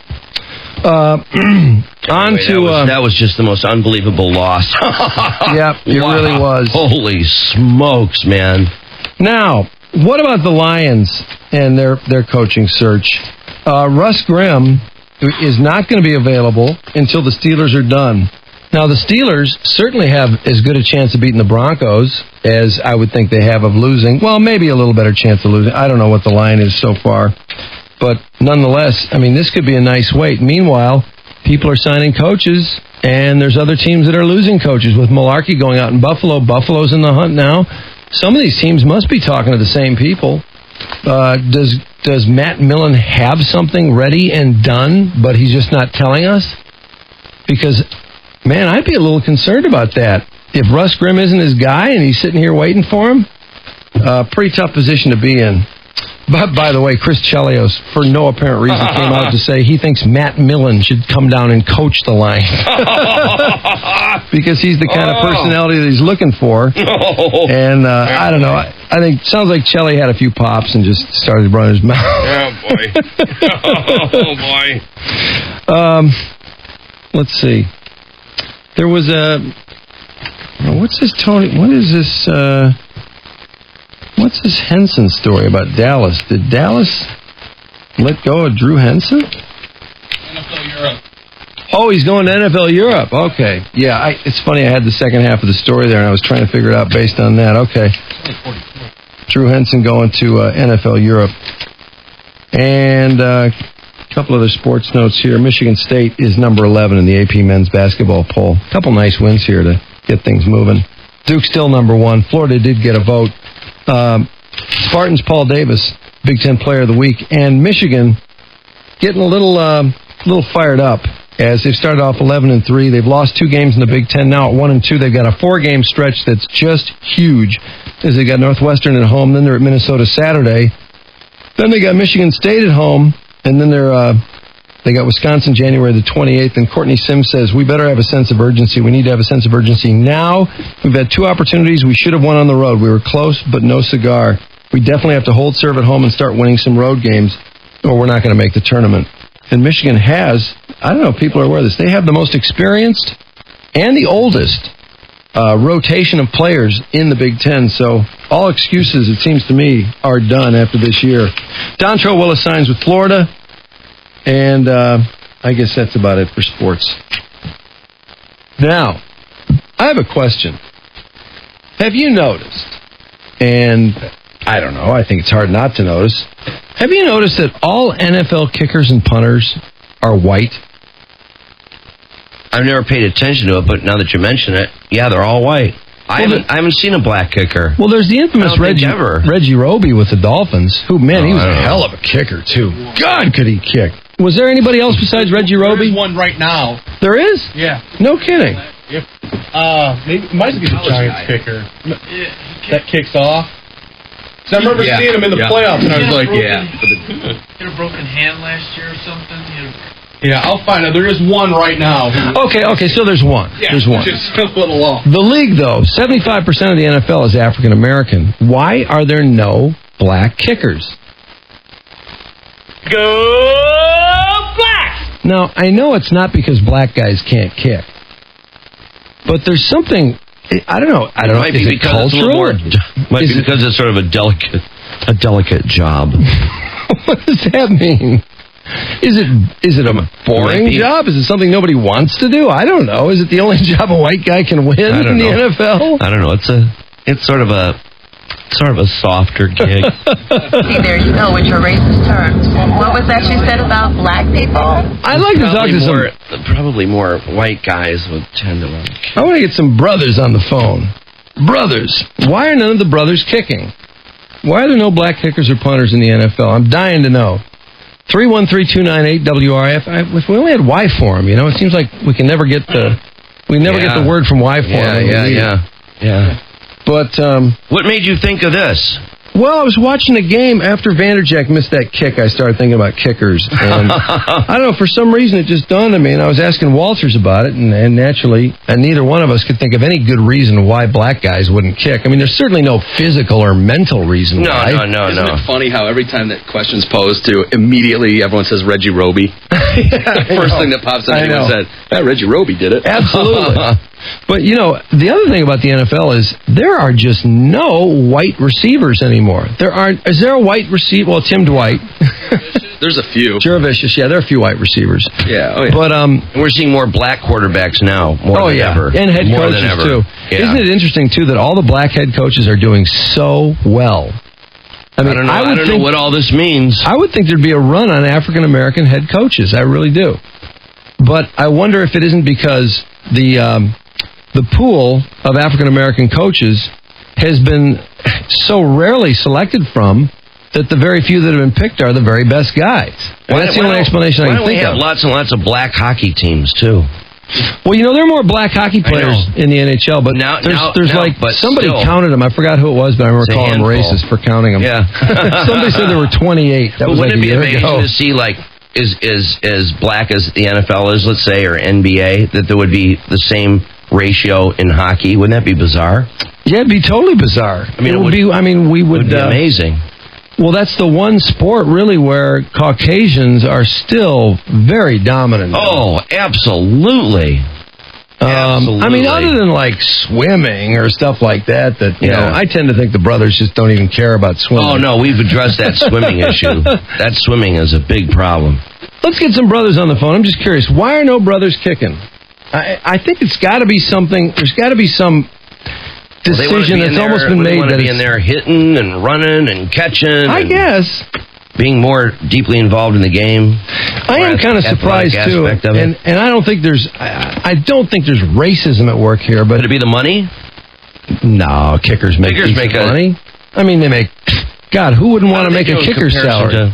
Well, Vanderjagt makes $1 million. I mean, some of the big guys, like Hansen. How much does Hansen make, you think? Hansen makes like $800 million. God, he's a hell of a kicker. He's good, yeah. It's interesting, too, with the lack. There's now, I don't know if there's a white running back in the NFL. Is there a white running back in the NFL? Fullbacks, that's right, yeah. Schlesinger.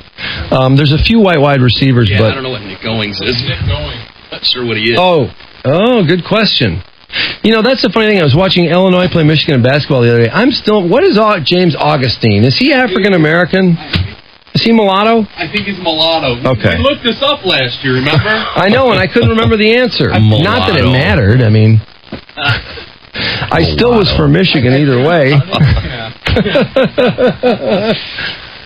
Oh, God. Anyway, while we're taking calls, how about the lonesome kicker for Mike Vanderjagt? Oh, what a day for Mike Vanderjagt. Horrible kick. Me, I'm the lonesome kicker. Extra points, field goals at your service. One might think it comes with glory. You might think different after you listen to my story. My helmet is equipped with a tiny face mask. What it possibly could protect, I do not know. The other guys on the team like to make fun of my little shoulder pads, and also like to hide the special shoe I need to kick in the snow. People think it's so easy to kick a field goal from the 30-yard line. They forget to add 7 yards half and 10 more close the goalpost. 48-yard attempt. Vanderjagt had a perfect season. And Vanderjagt cannot make it. Wide right. Who cares about the... And now the pressure on Vanderjagt, the most accurate kicker in the history of the NFL, making 87.5%. But he doesn't have to kick a lot of them like this under this pressure. It's 46 yards to tie. And it's no good.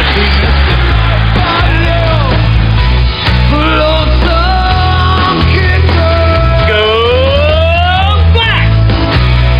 Another block kick.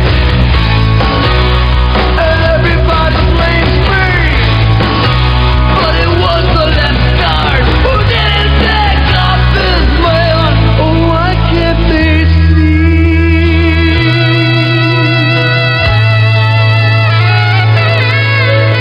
In my home country, I could have been a minor league soccer player,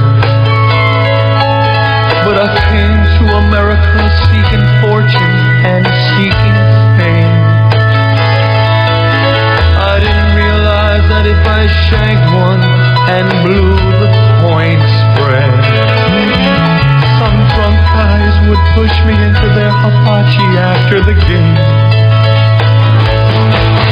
So I go home at night 'cause I never get invited to go drinking with the other guys. And I sit in my chair and I soak my foot as I eat a plate of cold French fries. And my wife's out with her quote-unquote friend, and my son can't look me in the eyes. But that's the life I live.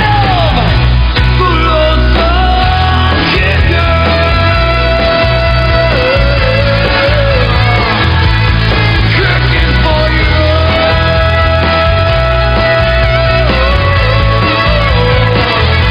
They took my snowshoe.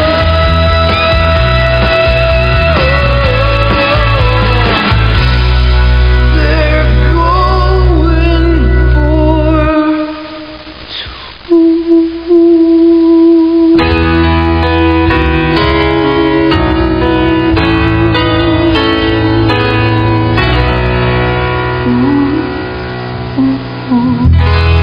Why no brothers kicking?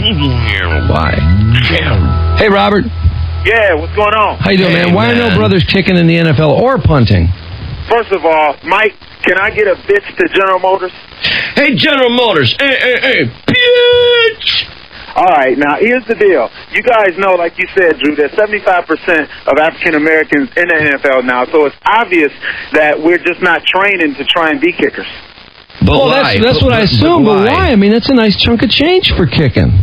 Yeah, you're right. It's a nice chunk of change. When you look at Jason Hampton and what he's done, when the Lions got 21 points and 7 of them are from kicks. But, I mean, not one kicker. Wouldn't you think there'd be one guy who'd go, well, I hurt my knee, but I can still kick with the other one, so, I'll just stay on this NFL roster by kicking. Yeah, you're making a good point. When I think about that father training his son, and he's either trying to train him for being a running back or a wide receiver. Or, there's guys. So why is that? There's guys that stay in the league. Why would that possibly be? There's guys that stay in the league as long snappers, for God's sakes. I mean, anything to stay in the league. D'Angelo? What's up? Do you have a theory? Yeah, I think most black people lack the confidence in that field. In kicking? I played football, and that job is actually kind of hard. Well, yeah, no, I know it's hard, but, I mean, you can't tell me there's not a black guy that could kick as well as any white guy. Black guys are only interested in kicking each other. I don't know. I'm not getting the answer I was hoping for. I don't know what I was hoping for, but I was hoping for something. Is this Wayman? Yeah. Hey, man. Hey, man, that last caller was real ignorant for that last statement he made. That's not totally true, but let me tell you this.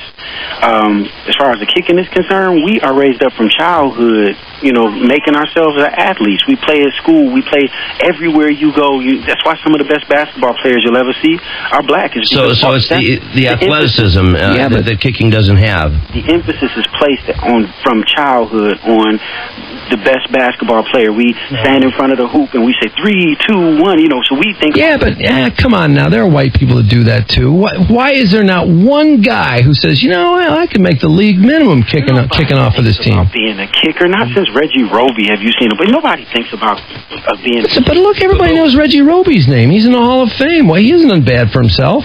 Well, and you're right. And you're absolutely right. But then again, I guess there should be black hockey players, too. I don't know. There are black hockey players, and there are black soccer players, too. Oh, and as far as the swimming comment is concerned, black folk, you won't catch swimming too often because we live in inner cities for the most part, so there isn't a whole lot of water around. Well, we had an interesting discussion about that. Yeah, we covered that. We spent a whole show on that once. But then people started talking about swimming pools in the schools and all that. Well, no, we also had all these black women calling in saying they don't like to screw with their hair. Yeah, their hair was a big thing. And that was all right, guys. An odd response. Anyway, thanks for calling, Wayman. Let's try Sean. On this kicking thing. Sean, why won't brothers kick? You know what? All these black guys are calling in. They're lying.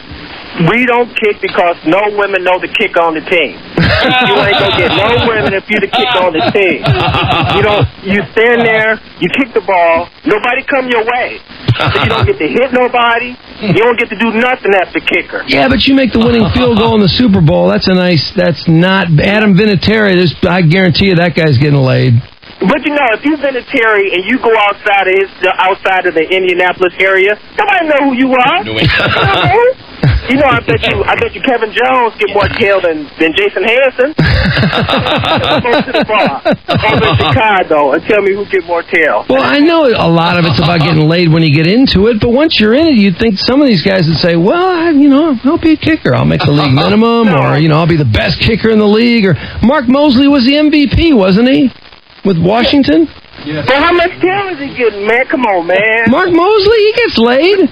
He's got a really bad perm, and he still gets laid. For the groupies in the locker room, but you take them to the bar in Detroit, ain't nobody looking at it. I'm like, who is that? I don't know. I think they'll next to the running back and the linebacker. Yeah, exactly. Would you rather be working at IBM or kicking for the Colts? I'd rather. As far as like getting tail, I'd rather be working at IBM. You tell a sister you working for IBM, let's think you got some cash. You working at IBM? You got a job. You got a nice car. You the kicker. You got to try to prove it. You got to bring out yearbooks and. Black women don't know what a kicker is. Man, you make it sound like kicking is worse than being on welfare. Pretty much. Well, it's funny because as far as the hockey thing go, I'm gonna tell you like this. You want to know why black people ain't playing hockey? Why? They are playing hockey, but why aren't more playing hockey? Too much money. I'm sorry, if I can give my son $25 in a big field and they can play all the football, baseball, and basketball all they want to, I ain't paying no $900 to put you on ice and to put you in a uniform to play no hockey. When I just give you a football, you be throwing in the street and all that. I got to. For hockey. You got an ice rink and all that crap. Okay, all right. Fine. Whatever. It's funny. Somebody writes an email. That's been suggested, but people say that's racist to think that way. Yeah. Somebody writes in and they said that come on, Drew, I can't hope to get out of the hood by raising a kicker. Exactly, man. Ain't no women up in it. It's an easier way to get in the NFL than any other way, though, if you raise a kicker, because nobody's kicking when they're 3 years old. You ever hear that guy saying, right here. Yeah, my dad got me, sat me down, started me kicking field goals when I was 3, and by the time I was 10, I could kick a 40-yarder. But that one dad is going to have an NFL kid on his hands. Now, who makes more money, LeBron James or Jason Hansen? Oh, come on, LeBron James, but it's apples and oranges. Exactly.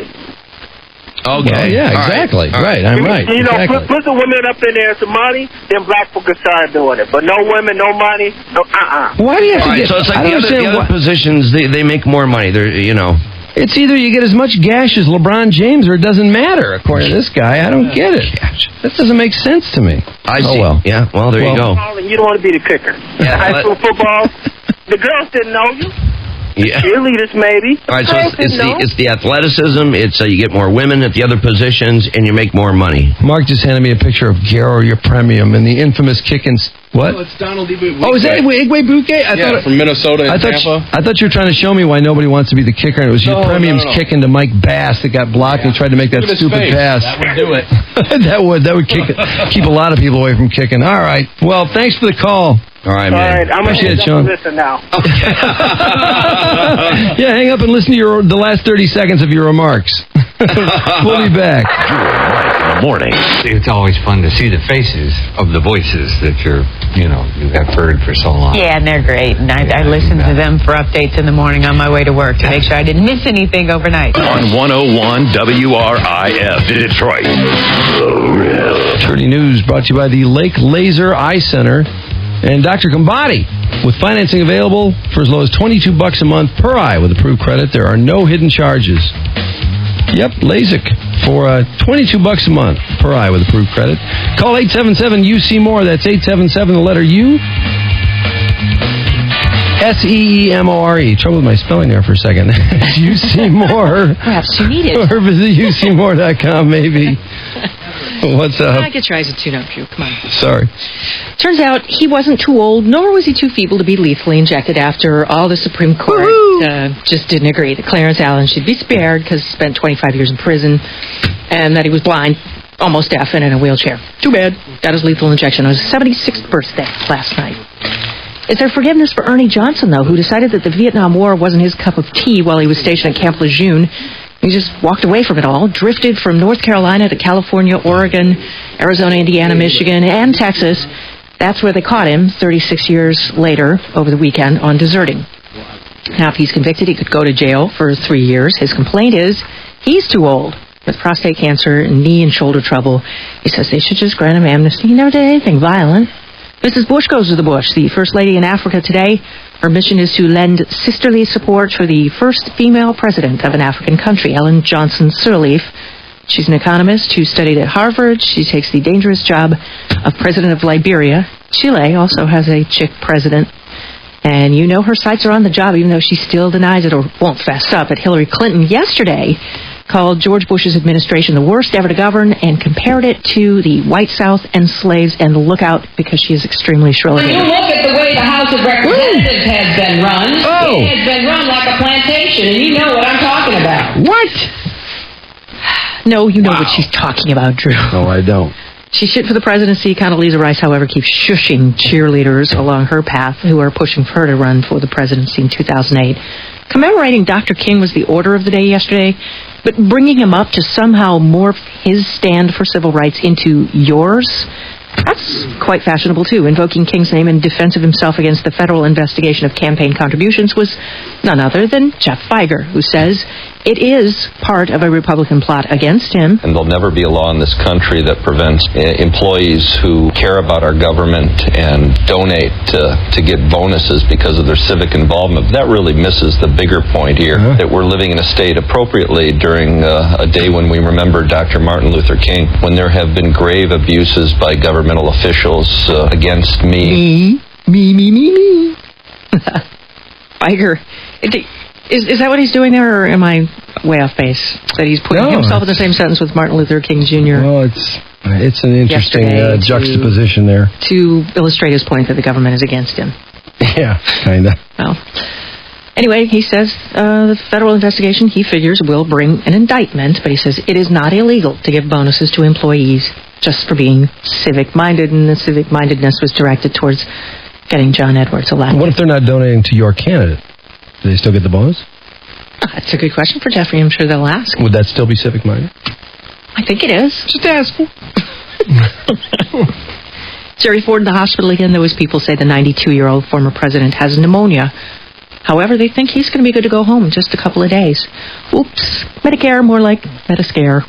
22 states have had to attempt some sort of bailout of their own because the new Medicare drug benefit program, only 2 weeks into its run, basically, it has produced some major lines of cranky elderly people who cannot decipher how the hell to get their drugs. Some people are lost in the database. They just can't be found when they go in to get their prescriptions filled. Others just confused. Now the feds are demanding that the private insurance companies who are supposed to provide Medicare give people a 30-day supply of their medicine and charge a $2 copay. Some pharmacists were actually just giving it up for free to this bewildered herd of people who cannot figure out Medicare. We fired missiles at that village in Pakistan after hearing that Ayman al-Zawahiri was there, invited to dinner at somebody's house, a relative. Supposedly 18 people were killed, but sifting through the DNA, they don't have a match for Osama's second-in-command, of course. They think he was there, but they can't be sure because Pakistan has all these competing intelligence agencies that are all trying to get the best money for whatever they tell us. Mm-hmm. And so they don't know whether it was even true. Could have just been a fake piece of intelligence. But they do say that people in that neighborhood saw the drone cruising around earlier in the day, and that would have given him enough time to get the hell out of Dodge before the missile was fired. Of course. It's a shrewd move for governors. President Bush made education his priority when he was attempting to become governor of Texas. Now Jennifer Granholm, running for governor of Michigan for her second term, is going to ask the legislature today for a $25 raise per student per year in public schools in Michigan, from kindergarten all the way up to the seniors. A group who think it's a good idea to downsize politicians in Lansing are going to present a petition today to the state to put on the ballot something that would a proposition that would blow out the Michigan Senate entirely. Petition goes to the canvassers on Friday. Canvassers approve, then they start collecting signatures. So they're not just trying to get rid of the bad lawmakers; they're trying to get rid of the whole thing. Yeah. Intriguing pairing, by the way. They're Republicans, they're conservatives, they're rich, they're religious. Dick DeVos of Amway fame has picked the CEO of Domino's Pizza, David Brandon, to be his campaign strategizer. Those silly candy message hearts, the candy corn of Valentine's Day, nobody eats. Little sayings on them. Now they're adding more messages in addition to love and you're cute or be mine. You can nag a person with them. The conversation hearts now have new phrases. One basically tells people to go home or call home. The company says this year's phrases are focused on bringing people together. Bill O'Reilly needs a half a dozen really big blowhards. He's casting on Fox for his show, The O'Reilly Factor, people who want to take him on. A contest they're calling Bloviate with Bill. The 6 winners will tackle this mission against Bill O'Reilly in the February sweeps. Ben Franklin's 300th birthday today, and Kid Rock's 35th. And it's not a hawk, wasn't an eagle, but it was a mighty fierce bird anyway. Sunshine the attack parrot caught a guy breaking into his master's home in Williamsport, Pennsylvania. Didn't bother squawking. He literally flew at the guy, slashed him, and beaked the daylights out of this turd. Michael Dieter, who was caught by police and had to go to the hospital with deep gouges and claw marks. He's a macaw, actually, not a parrot, but sacrificed most of his tail in the battle with this dude. Trudy Daniels, Riff Rock Radio News. All right. 10:53 at the Riff. Tomorrow morning, Courtney Loves Mama, who's written a book about Courtney. Of course, she wasn't with her the whole way, but she's got some interesting disclosures about young. Oh yeah, she was a very high maintenance child, very high maintenance, and it's not as bad as her father, who she never saw. I think after she was 2 years old was the last time she saw him, until Kurt died and all that baloney. And a rather large member of the Lost cast. I'm not going to say who it is. Do you know who it is, Mike? I have a guess. Oh, you don't know? No. You're not in the loop? No, I'm not in the loop. Oh, man. Yeah, big cast member from Lost tomorrow. And I'm not I can't believe I'm not in the loop. Yep. Maybe I'll give you another hint when we come back. Drew and Mike. If this show teach you anything, it should teach you how to respect everyone. Animals, children, bitches, spasmos, mingers, lesers, fatty boombas, and even gaylords. Respect. West Side. 101 WRIF. The Riff. Well, we were just lamenting, all of us kind of bummed last night that Jeff Daniels didn't win. I thought it'd be tough for him to win, but I swear if you see the movie The Squid and the Whale, you will see at least a Golden Globe award-winning performance. He is so good in this movie. Who beat him? Joaquin Phoenix. Haven't seen the movie, so I don't know. Well, the difference is he's playing somebody, who we know. well, who certainly, I mean, the character is there. It's done. It's a matter of how perfectly he played him. Whereas Jeff Daniels' character was somebody that we don't know. And, oh, my God, did he generate just a brilliant, brilliant character. Oh, did you see it? No, but he should have won an award for that beard that he grew. Yeah, that's right. Serious. Yeah. You know, Laura Linney was great, too. I thought she might win. God, she was good. Oh, by the way, The Constant Gardener. I didn't realize it had all those nominations for various things. No, you saw it. That's right. I love it. I think it's a great movie. It's really, really good. Is that right? Yeah. What's it about? It's kind of heavy. It's really heavy. Yeah, it's hard to explain without giving a lot away. Oh, okay. It's about the pharmaceutical companies, and Africa. Oh, yeah, wow, that's weird. That's a pretty safe way of saying it. Okay. But it's got some pretty big twists and turns into kind of a mystery. It's a great movie. If you're into, kind of those figure 'em out kind of mysteries.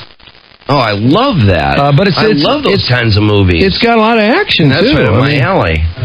And Ralph Fiennes is in it. So it's a little, there's a little snob factor there, but not bad. Not enough to hurt the movie. And she won. Yes, she did. Was it Rachel Wheat? Yep. What did I say her name? Yeah. God, she's good. She's really good in that movie. Tomorrow, again, a major cast member from Lost. Major. Courtney Loves Mama, and what more do you want? And Heads Up for Maui time, anytime, with WRIF and Budweiser. And our thanks to Dr. Greg Roche for getting me healthy enough to return to the show on Friday last week. I didn't know if I'd make it.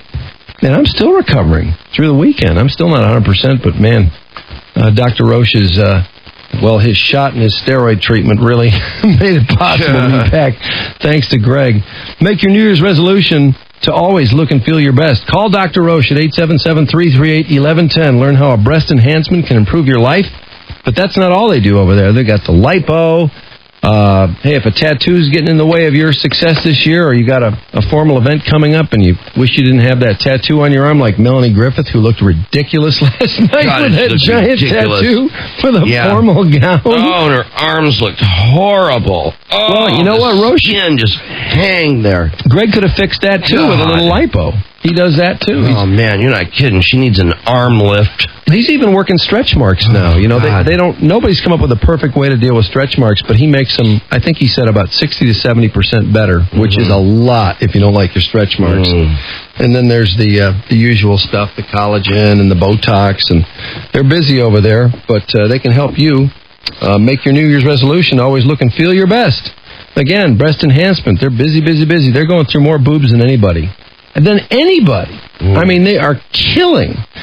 And they do all those other things, too. The place is just, it's like a laser war zone over there.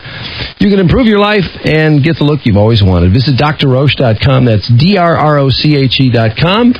And we'll leave you there, your Tutus Rockstar. Thank you. Are you ready? Ready. Thank you, Detroit. Thank you, sir. Coolness aside, I'd like to say thank you. Say Integrity. it! Say it! Thank you and stuff.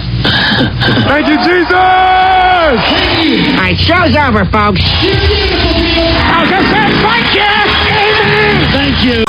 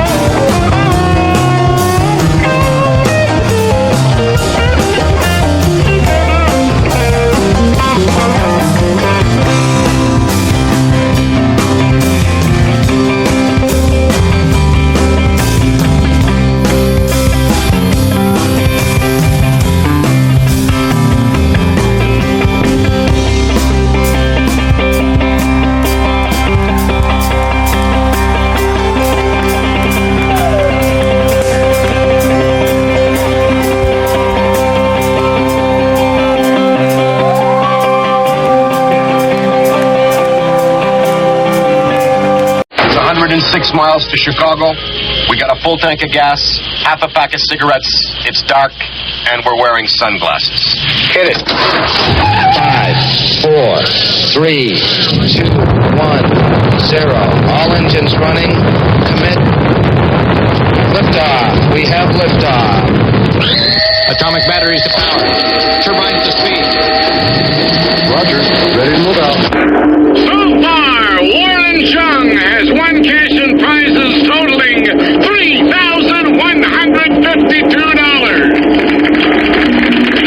Today, one of our contestants will win a large screen TV, a Roswell lithograph, an emerald ring, or a trip to Puerto Rico, and continue a journey towards a fortune in cash and prizes, including just Audi and $50,000 in cash. In total, over $100,000 on Drew and Mike in the morning. here's the star of our show. Drew and Mike on 101 WRIF Detroit. Roger.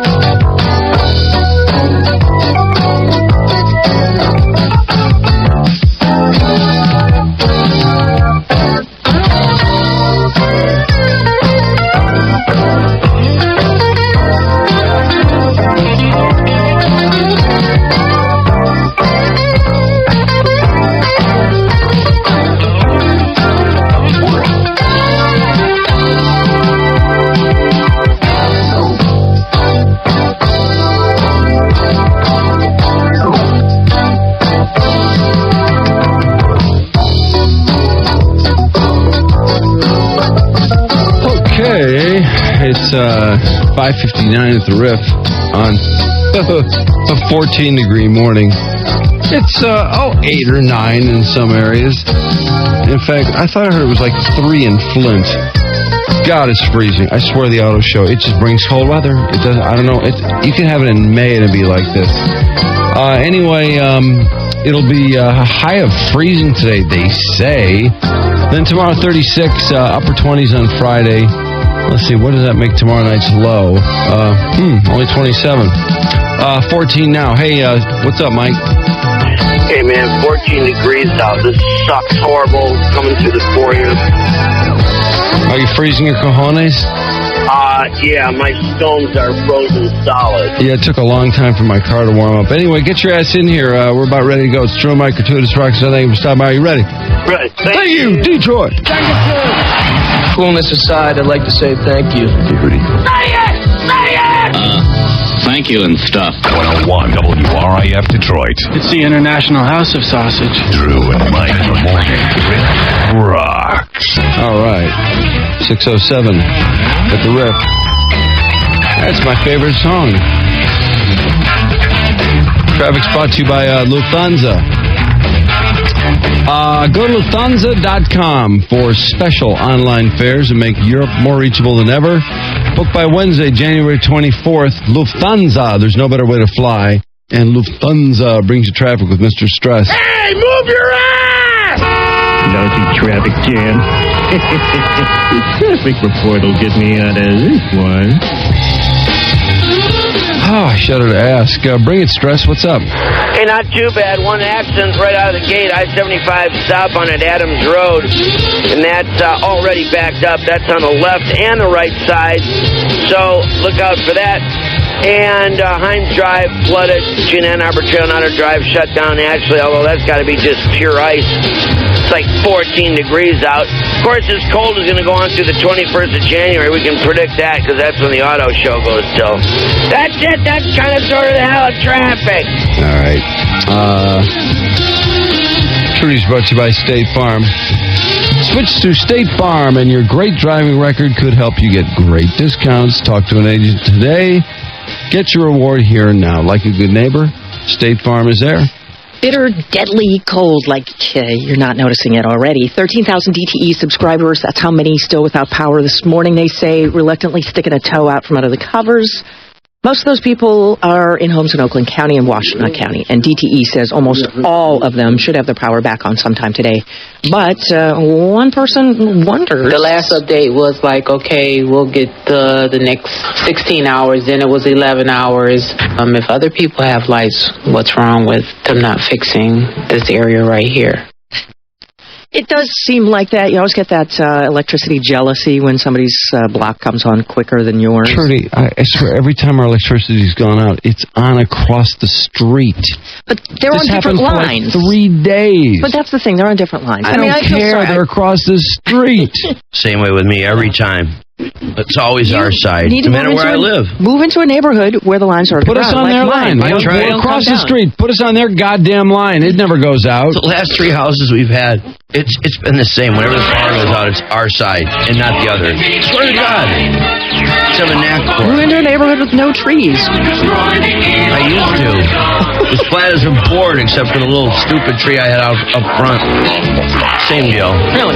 Yep. I used to stay here on some weak substation. Oh, weak substation. With a weak relay, they used to say. We got knocked out by a squirrel for 5 hours. 5 hours. I know. There was no weather issue whatsoever. Yeah. Somebody calls DTE. Yeah. First of all, nobody get a hold of anybody for an hour. They finally get somebody on the phone. Well, it's all electronic. We'll send a truck. Right, they don't talk to people. No, it's all menus. Sorry, we don't talk to people. This is at 6 p.m. They said, we'll have somebody out there by 8:15. We're like, but there's nothing wrong right now. Everything... There's no weather issues? What do you mean 8:15? I know. I've had it where the sunshine took out our power. Repair people that you really need are on a different clock than repair people who really need your business.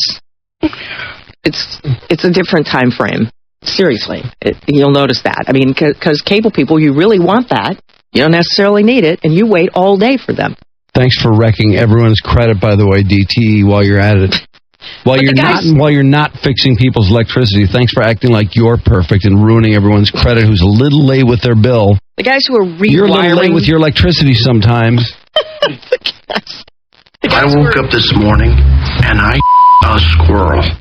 The guys who are rewiring the poles, so you got to feel for them a little bit because it is freaking cold. There's an old saying in Tennessee, I know it's in Texas, probably in Tennessee, that says, fool me once, shame on... Yeah. Shame on you. Yeah. It's like Michael from The Office. If fool me, we can't get fooled again. Yeah, that's it. Whoever tries to say it. DTE, take that. Again. Take that. You know what they say? Fool me once, strike one. But fool me twice, strike three. Yeah, take that. All right, Michael. Take your time. It's only 9 out. No hurry. It's 13. Slow down. But it's 9 in some areas. Did you see? Wind chill is definitely 9. It's not 0. Did you see how awesome it was yesterday, though, with the sunlight twinkling from the Went flying yesterday. It was unbelievable. Oh, really? Wow. Yeah, it was incredible, which was really weird because the runway was icy and it was kind of scary. And me and this other guy were deciding who's going to have the balls to go down at the first one down it. He was the first one to take off. I was the first one to land on it.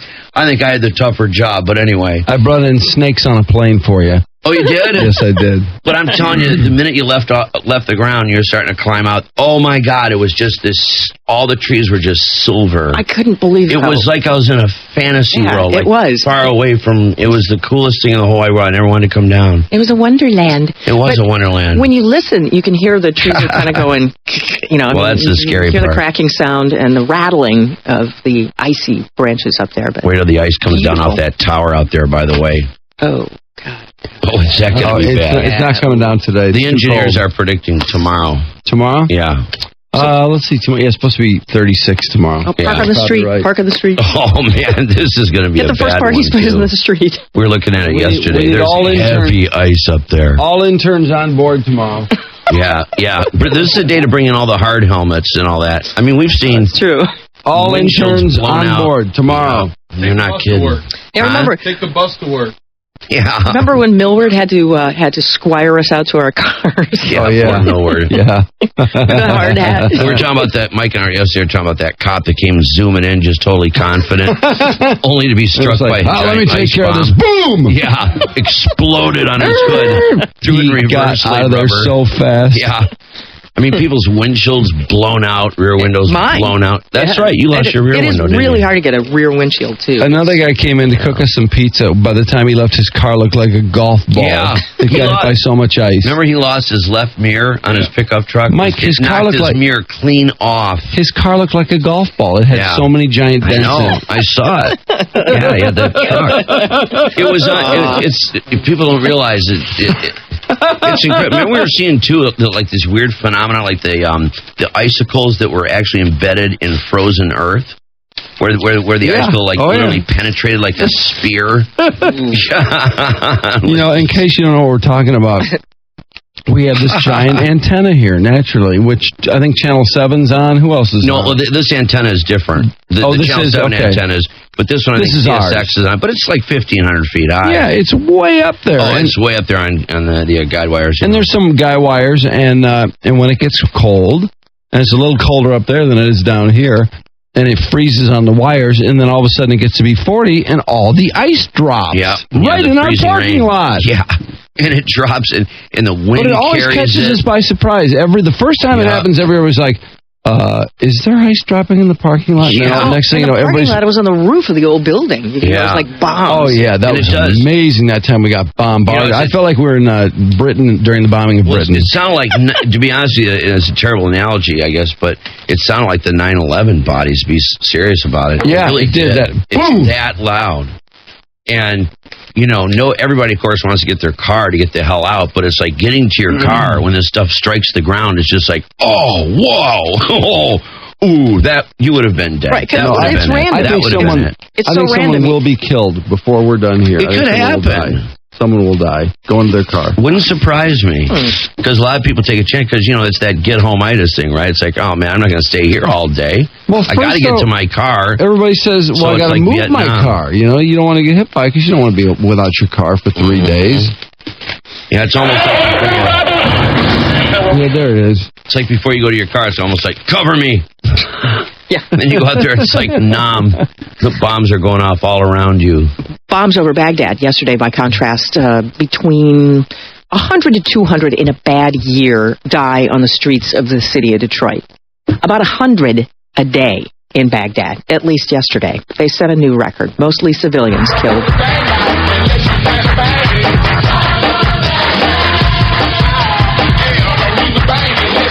Yeah, 34,000 dead last year. Not bad. That's what do they say, triple or double what the Iraqis actually copped to? They stack the bodies up, and they don't even have a good count. No, this guy some who of them weren't found for a very long time. This one medic who was talking about going into the war theater and just collecting bodies. This guy had his stomach blasted out. He just stuffed his intestines in him, put him on this stretcher, throws him in the ambulance. Next thing you know, he sees that this guy, like, his face is all bloody. He's like, what the hell's going on? He realizes the guy 2 stretchers above him is just bleeding madly on the guy down 2 stretchers below. Yeah, I remember that. Yeah. Brutal. Yeah, it's just repulsive. Yeah. Nothing gets better there. I hate to say it. All those people who say that the press can't find anything good going on in Baghdad, I challenge them to find something good. Well, you should tell me something good that happened. Well, some of those soldiers are cranked though when they interview them. They're, hey, they can be as cranked as they want, but that situation over there, the young Iraqis who are they've now got all these 14, 13, 12-year-olds in this war. These are some angry kids. It's like and Vietnam. They are the next generation of Middle Eastern jihadists. Absolutely. And watch out, because, are they angry. There were 2 bombings outside of a Baghdad university yesterday. First, the one where there are casualties. The second one, of course, detonated by someone who was amongst all of the people trying to help the casualties. 60 were killed there, 142 injured. There was a couple of bombs at a marketplace yesterday, too, and one inside of a Sunni Muslim shrine in a Shiite neighborhood in central Baghdad. 4 American soldiers killed in the carnage, too, so great welcome to Baghdad to the 20,000 new troops being sent there by the president, which piqued the tension in D.C. yesterday between the lawmakers who are skeptical of the president's plan. And he went on PBS yesterday with Jim Lehrer to talk about the plan for escalation, which he says faces a headwind with Congress and the public because both are going through pessimism and war weariness problems. His plan, he says, still offers America the best chance for success. In the same interview, Bush criticized the Iraqi government for fumbling Saddam's hanging, of course, called it a fumble, and stating the obvious, of course, said that the Iraqi government still has more maturation to do. Is that maturation? Yes, they have more maturation to do.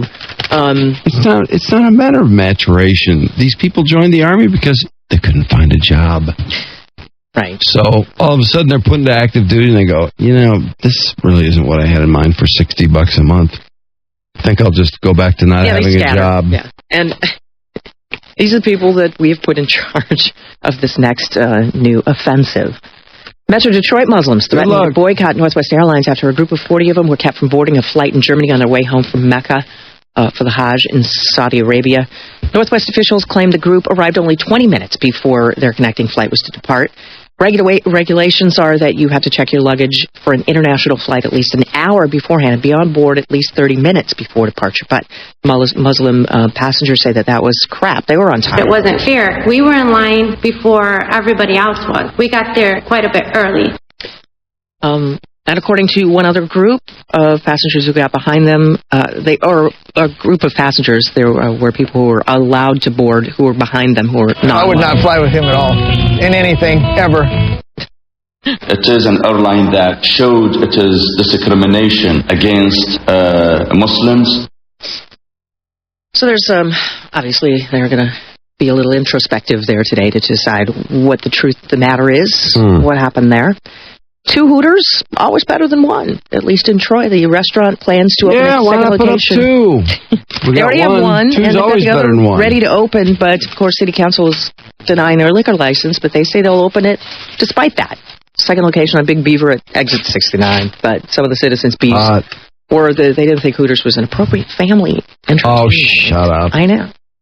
Thanks for calling Hooters. This is Kay. How can I help How you? they handle How are you? creepy people. I would like to just get to know you. Get to know me? Yeah. Well, sorry. You son of a bitch. What? Stop whining. Stop whining? Yeah. Stop whining? What are you talking about? Who are you?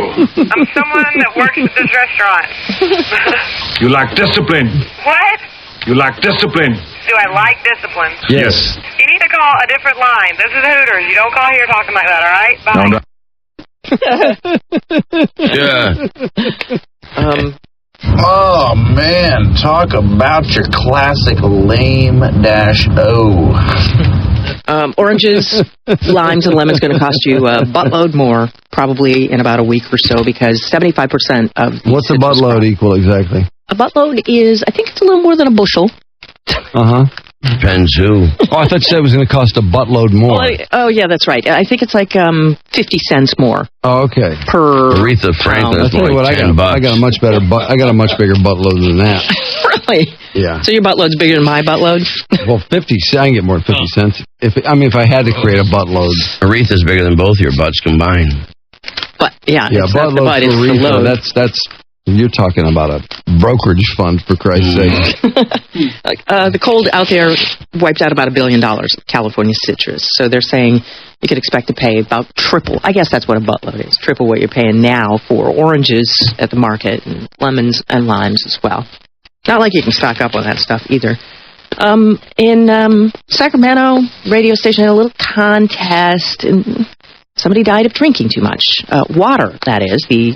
10 people. What a wacky contest. I know, for a wee, so you can't wee. She couldn't pee. 10 people on the staff of a radio station in Sacramento have been fired, and apologies gone out to the family of Jennifer Strain. 10 people fired? Yeah, including the morning show. Blown out. Wow. Because she drank blown out unknown quantity of water and died of water intoxication. Lawsuits, huge. Yeah. Yeah, I just leave that. They had a million attorneys on who said they are just so wide open to lawsuit. I would rather say, you know what, I've been unemployed for the last 5 years doing nothing than say, Well, basically, we set up this contest. You know that when that Wii technology came out, we did this contest and see how long people could hold with their Wii, and somebody died. I would rather just say I've been at home playing PlayStation for 5 years. Wouldn't you? Probably. I mean, how do you explain that? You can't. No, you've had your limit today. You drink water. She drank, she was they there. think, 2 gallons of water. And have you ever heard them explain how that happens? 2 gallons of water water actually comes, it gets to your brain, swells your brain, and then the swelling in your brain, of course, kills you. Yeah. I'm sorry, I could drink 2 gallons of water and I'll finish the show. You'll finish the show, but then because she didn't die until she got home, didn't she? No, she finished second. Yeah. How long she didn't even win after all that. Wait, so the winner did not die? No, the winner didn't die. No. Well, I'm sorry. I want to be... forget it. It was a tragedy. Turn off the water. Very tragic. It's unbelievable. This is what happens. You may be able to control your electrolytes better than someone else, but it throws off your electrolytes. Your cells will get just so waterlogged they can't exchange nutrients. Yeah. And it causes brain swelling and seizures, coma, death, all those things. Well, nice doing your homework. Radio station. That's what they said. They should, if they'd asked any doctor before they did it, they would have told them that. Somehow, I bet they got their press releases out, though. Probably. They didn't get to the doctor, but I bet you they got their press releases out. Yeah. Yeah. I think they did.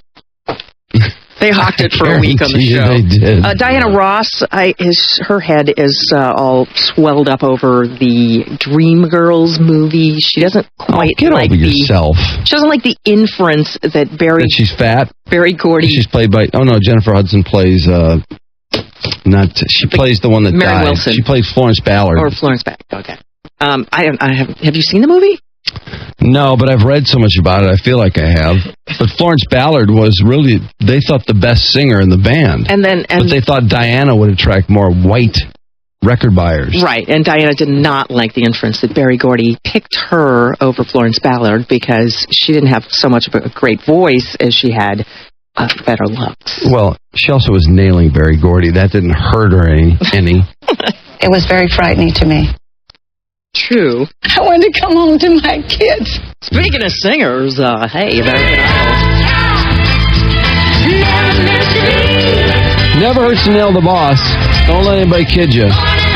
There are people that say, hey, having sex with a boss, that's really tacky. But, hey, look at Diana Ross. It worked out for her. Worked out for a lot of people. I wanted to come home to my kids.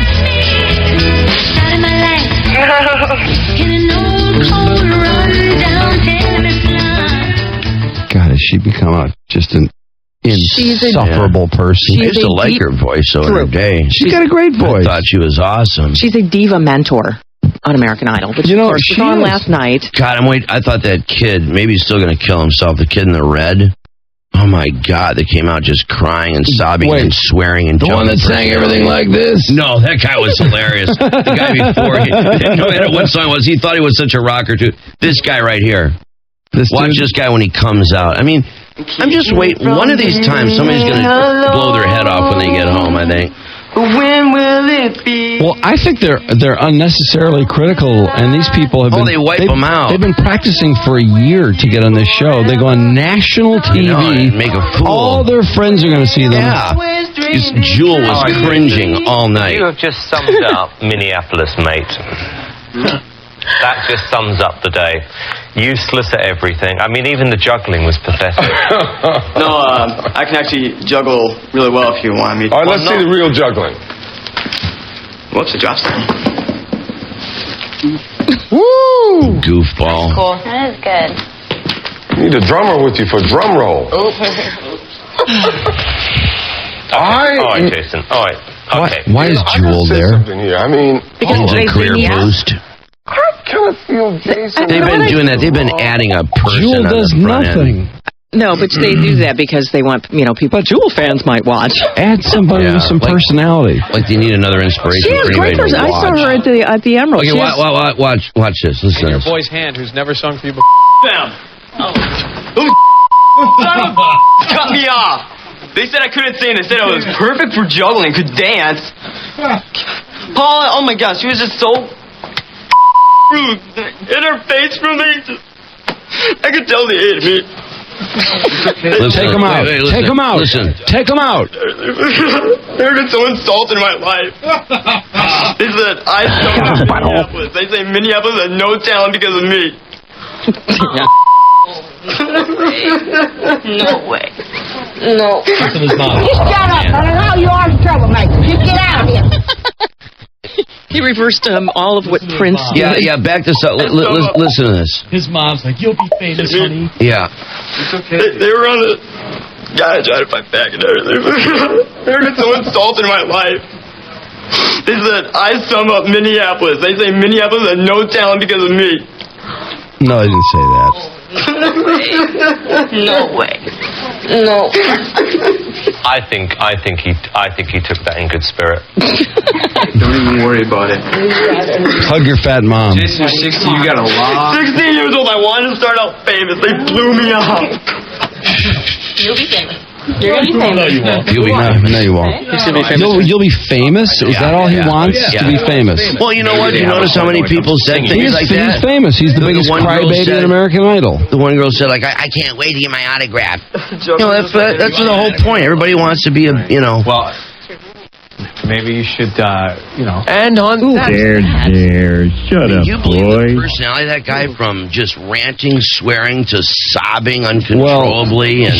Here's what I have to say about that. He's going nowhere in the entertainment industry. If he reacts to being blown out of an audition like that, I can't believe, man, some of these people. I don't know why. Breakdown. What's up with these people? They think they're just going to walk into their first audition and they're going to be a star? Yeah. Are you crazy? I know. They believe it, though. I mean, anybody can win, you know? This one guy made some kind of, Paula hasn't had a hit since I don't know when. It's like, You've never had one. You imbecile. You will never have a hit. Yeah. What are you ragging on her for? What does that have to do with it? Well, they lash out at You had a crappy everybody. audition and you suck. Why don't you go back and get better instead of being a brat about it? That's what they're promoting, though, because the story this morning is that the singers are getting meaner when they're rejected, and that Simon Cowell is more brutal to them. Well, it's all for our entertainment. They're trying to pull, it's all for our entertainment. Bring you back to keep tomorrow. us watching. I mean, why else are we going to watch all these lame people up front for 2 hours? Paula, by the way, stupid, really. I bet you I don't think these shows are going to do as well this year. I don't know, man. I keep waiting for this thing to finally show a crack in its armor, but I don't know. I felt no compulsion to watch this last night. I didn't either. I watched the whole damn thing. Well, I watched it because I want to see what the ratings were. If they still have 30 million people watching, I feel like, well, I want to keep an eye on it at least. I'm sure it's probably going to do that. Paula Abdul, by the way, is claiming that there were questions in one ear and she heard another TV station's feed in her other ear monitor. Wrong. That's why she claims she sounded drunk when she was Wait a minute. What about all of her mannerisms? What about the fact that her arms were flailing uncontrollably half the time? I mean, all of her body language. She was... What about San Francisco? Her other, she wasn't just one interview. She did it in two. This was in her Seattle TV interview. San Francisco. I mean, it's so obvious. Who does she think she's fooling? The Golden Globes got the best of Jack Bauer, actually, in ratings anyway. They grabbed 20 million viewers, while 24 pulled in 15.7. Trudy Daniels with Rock and Roll Radio News. All right, who's this guy, Mike? Which guy? I think this is the guy you were talking about that comes out and blasts him. Like, when was the last time she... Oh, yeah, I think it is. I think this... Okay, Simon come telling me that I can't sing, but he's not out there singing. He's not right there. He don't know what it's like to be nervous in front of somebody. So he's right there running his mouth when he's not giving nobody the utmost respect that they deserve when singing. Randy's up there laughing. He needs to wipe up all the damn makeup he got on his face. They're getting on my nerves. You coming up in there. I mean, what is Mel? When's the last time Paula made a record? When's the last time you seen her dancing around somewhere? They gonna tell somebody you can't sing. Simon can kiss my because I'm fed up. They need to go. They need to be fired because they don't know what they're talking about. Yeah, they're going to fire them. They only have 30 million people watching. As much as they would like to leave, the judges are in for a long day. Coming up, a cowboy gets down. Oh, that's stupid. Oh, these people. What gets me is these people that are just trying to get on television, and then they do it. They put them on TV. Just shut up and show your breast. Just dress Or let's just leave it crazy at and that. act nutty and, make the cut. You know what? I honestly can't believe it, and I don't understand this. And I think this is this phenomenon we've been talking about, where parents tell their kids how great they are, and they actually believe their parents. Right, sure. Yeah, just like a woman, but when you keep telling her how beautiful she is, and they believe it. Did you see some of the fat slob women going, "I'm going to be the American Idol"? Yeah, it's like, honey, you're like 200 pounds overweight. They're not going to pick you. Are you crazy? I think they all start looking to what's his face? Who was the big Ruben Studdard? Yeah, I think they look at him and they're like, well, he was huge. In this village, only live the famous peoples. And they can always market me as as Mama somebody. They showed like 3 fat Mama asses in Susie. a row who said they were going to win. I'm like, none of you. I'm saying, what are you going to win? The highest weight contest? You're not going to win American Idol, so shut up. What's funny, too, is like at this stage of the game, when you see these people come off the street and do this, I mean, all of them, like Clay Aiken and Taylor Hicks and all of them, they went through this process. But isn't it amazing that here they are, and then give it a few weeks, and they're big superstars talking down to the rest of us. Oh, yeah. You know what I mean? That's I think you need to lose a few pounds. Me. Yeah, and all of a sudden they're too good. And, yeah, it really is. It really is. Because this is who these people really are. They had a great story in USA and they can't Today yesterday. wait to be famous. They can't wait until they can start throwing themselves around like they're king, you know what. They had idle moments we could do without. And you'll love this.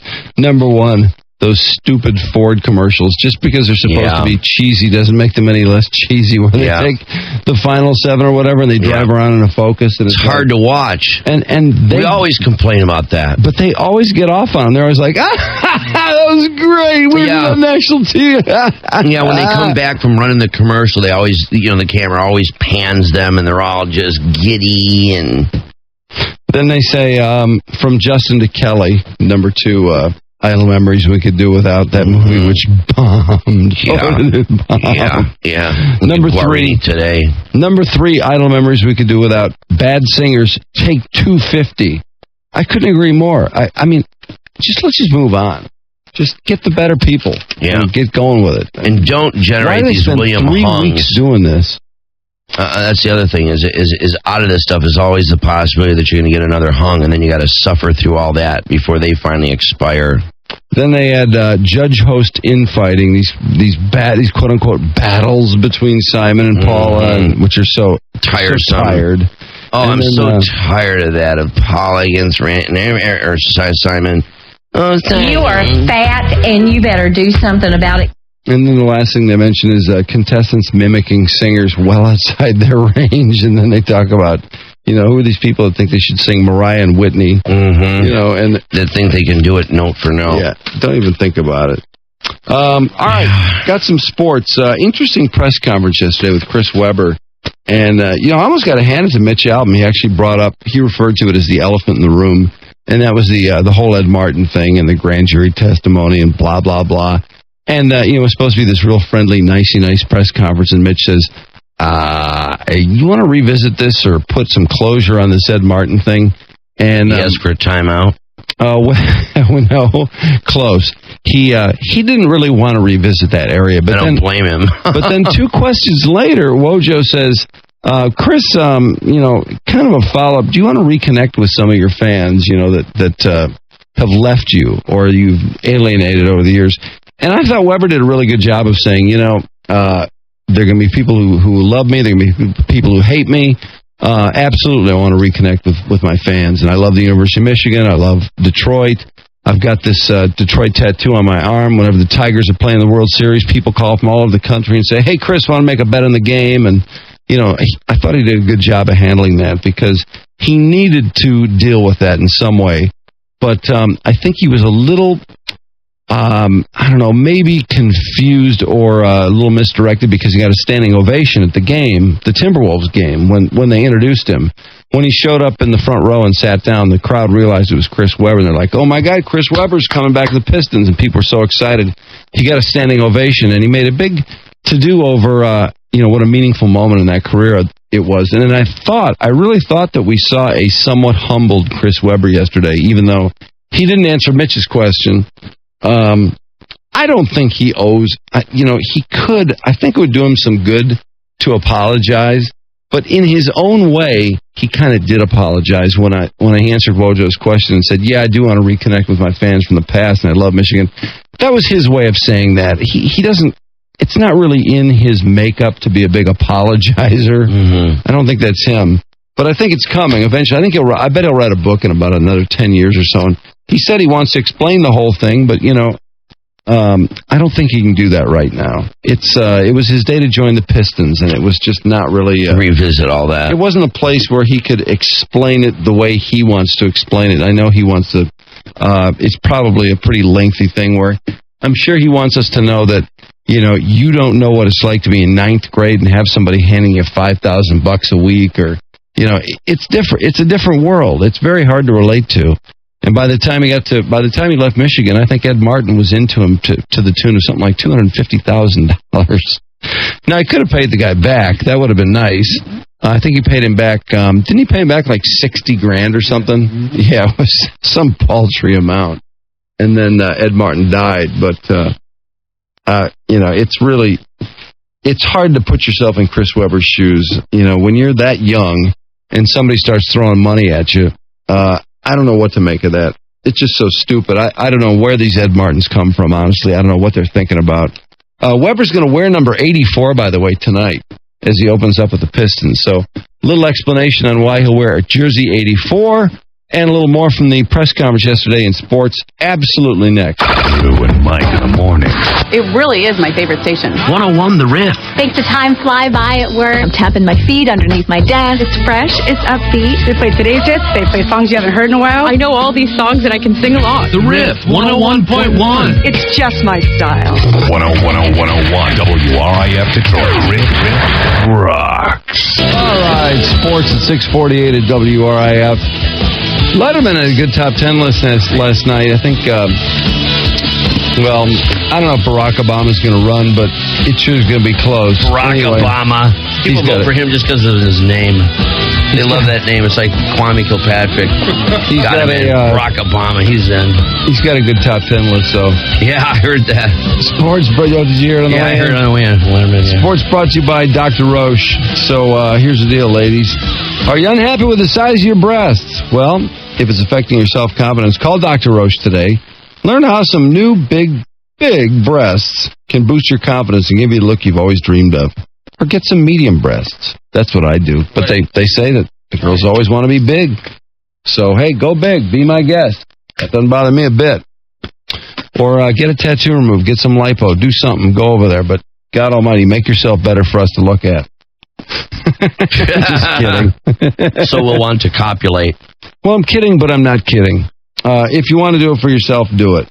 Call 877-338-1110 or visit www.drroche.com. I've always said that'd be a great place to work because you do make people leave that place mighty happy. Anyway, sports, the big news, Webber signs. And the Pistons, this is the beauty of it, and they could have had Jalen Rose on this team, too, when you think about it.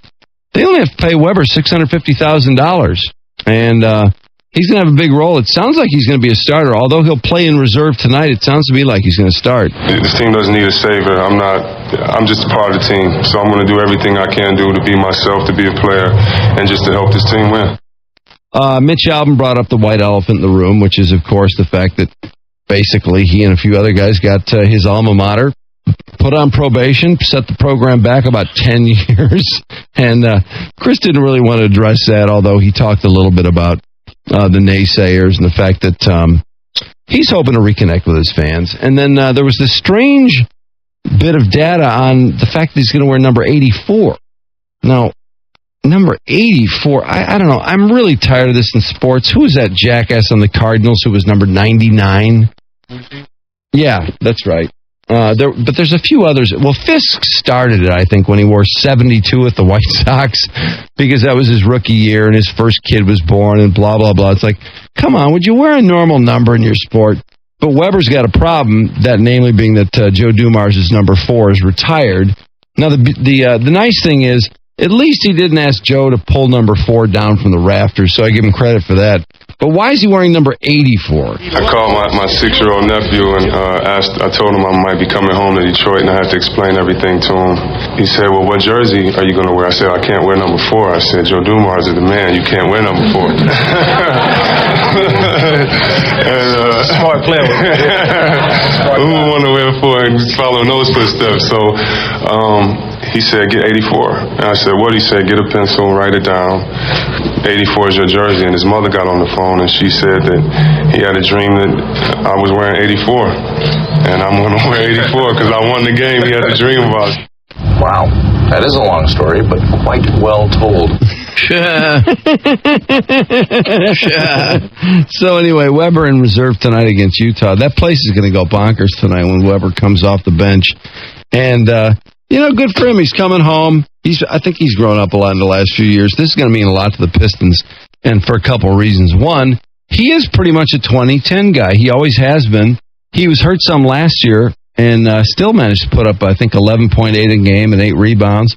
A healthy Chris Webber means a lot, not to mention the fact this guy has reached a point in his career where he gets off on a good pass as much as a good dunk. Mm-hmm. And he's a good passer. God is a good passer. And for them to have another offensive option is so important.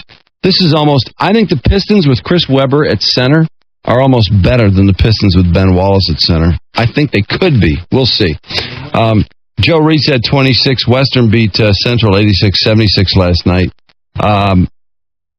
Toledo over Eastern Michigan 66-56. And then a couple other NBA notes. The Mavericks were able to overcome 2 obstacles last night to win for the 18th time in the last 19 games. Tracy McGrady torched the Mavs for 45, and the Rockets led by as many as 13 in the third quarter. But the Mavs, mostly behind Dirk Nowitzki, had a 20-4 run to earn a 109-96 win over the Rockets. Nowitzki had 30 points, 10 rebounds, and 6 assists. Josh Howard had 28. Tigers signed 3 guys yesterday. These were big signings for them. Let's see, they signed Monroe, Robertson, Fernando Rodney, and Omar Infante. Not bad. Monroe will make $4.8 million next year. Monroe's a 100 RBI guy, basically, or a 90 RBI guy who hit some big home runs last year. In fact, Monroe had 5 postseason homers. So I think 4.8 really isn't a bad deal for a guy like Monroe. You need your Monroes. Your 280, well, really didn't even hit 280 last year, but, he's basically a 280 hitter, driving 85, 90 runs, hit you 20 homers. You need those guys. Robertson's going to get 3.2, up from, I can't believe this, Nate Robertson made $400,000 last year? That's hard to believe.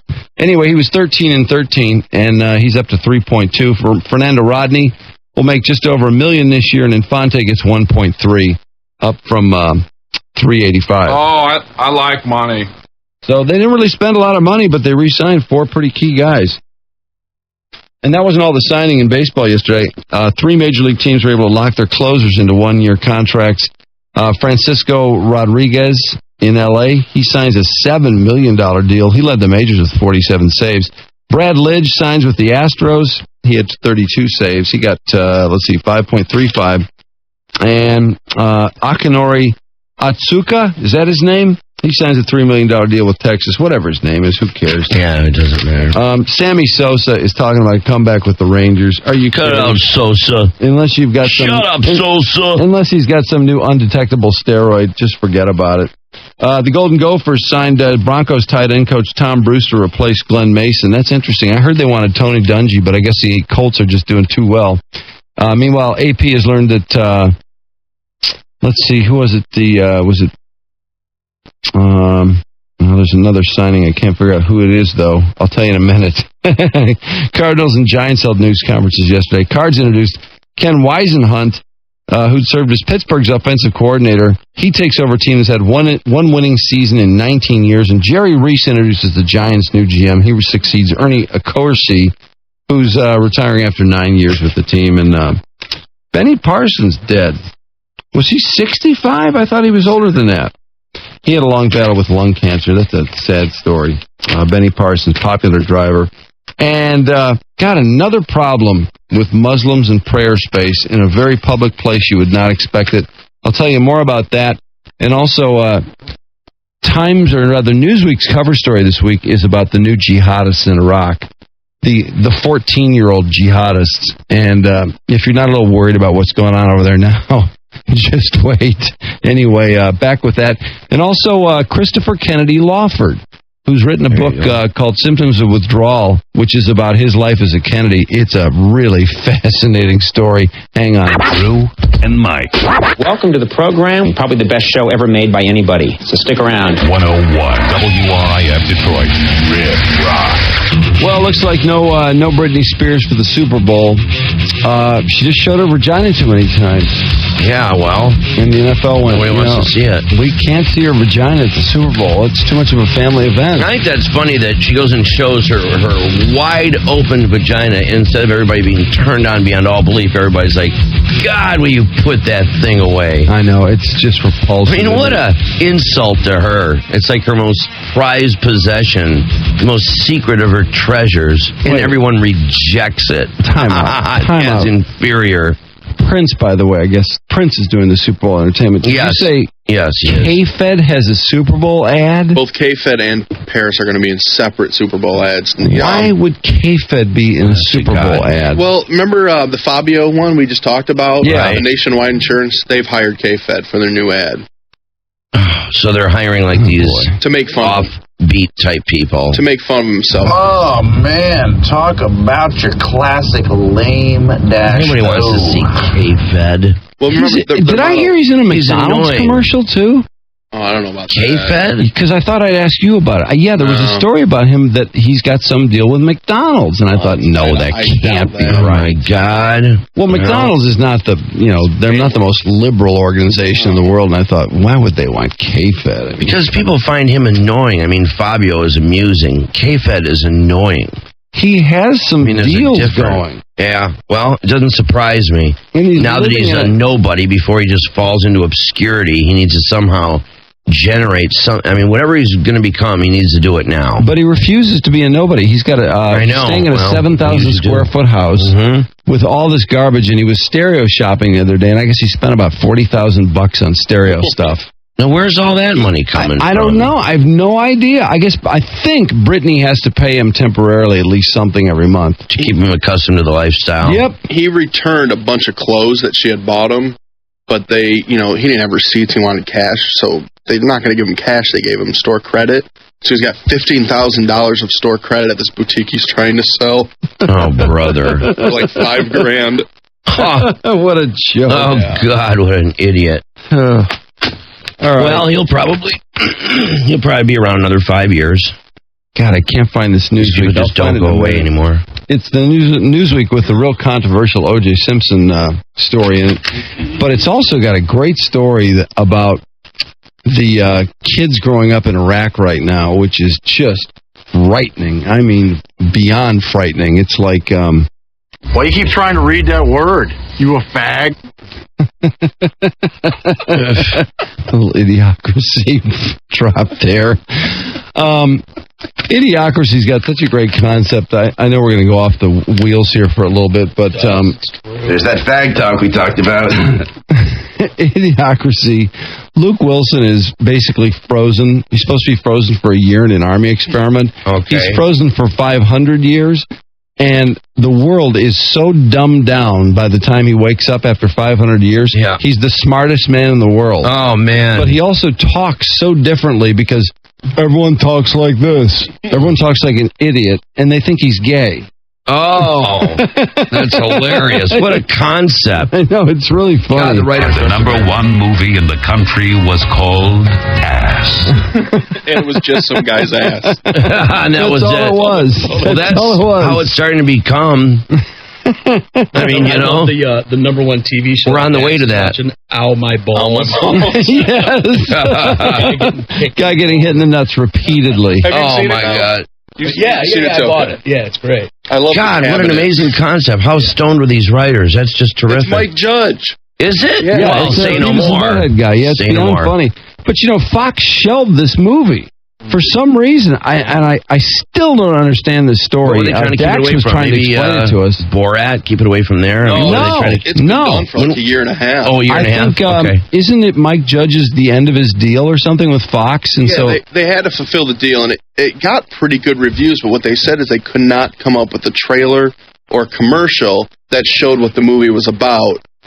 Really? Yeah, it's a tricky movie. It's very subtle, but you know what? It's funny. All they had to do was say Mike Judge's latest movie. That's all they had to say. They're pretty dumb sometimes.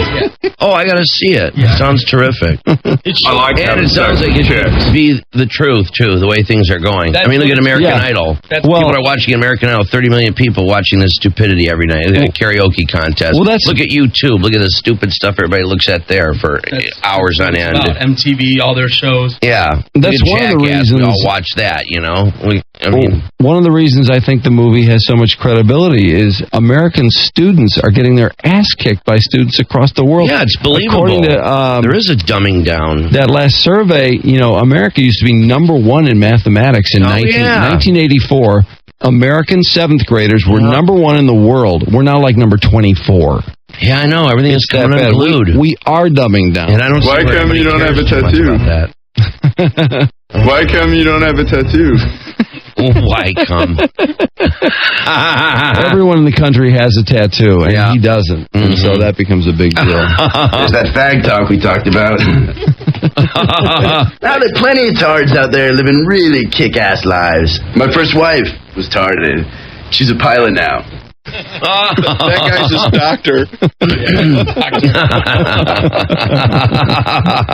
I'm telling you, this movie. That's funny. All they had to say was Mike Judge's latest movie. That's all I required, and I would have been interested. But no, they had to get all worked up about, well, we can't make a good trailer, so we're just going to shelve it for a year. I can't believe they can't come up with a good trailer. What? I want to see that movie. I want to see that. It sounds like a simple enough concept.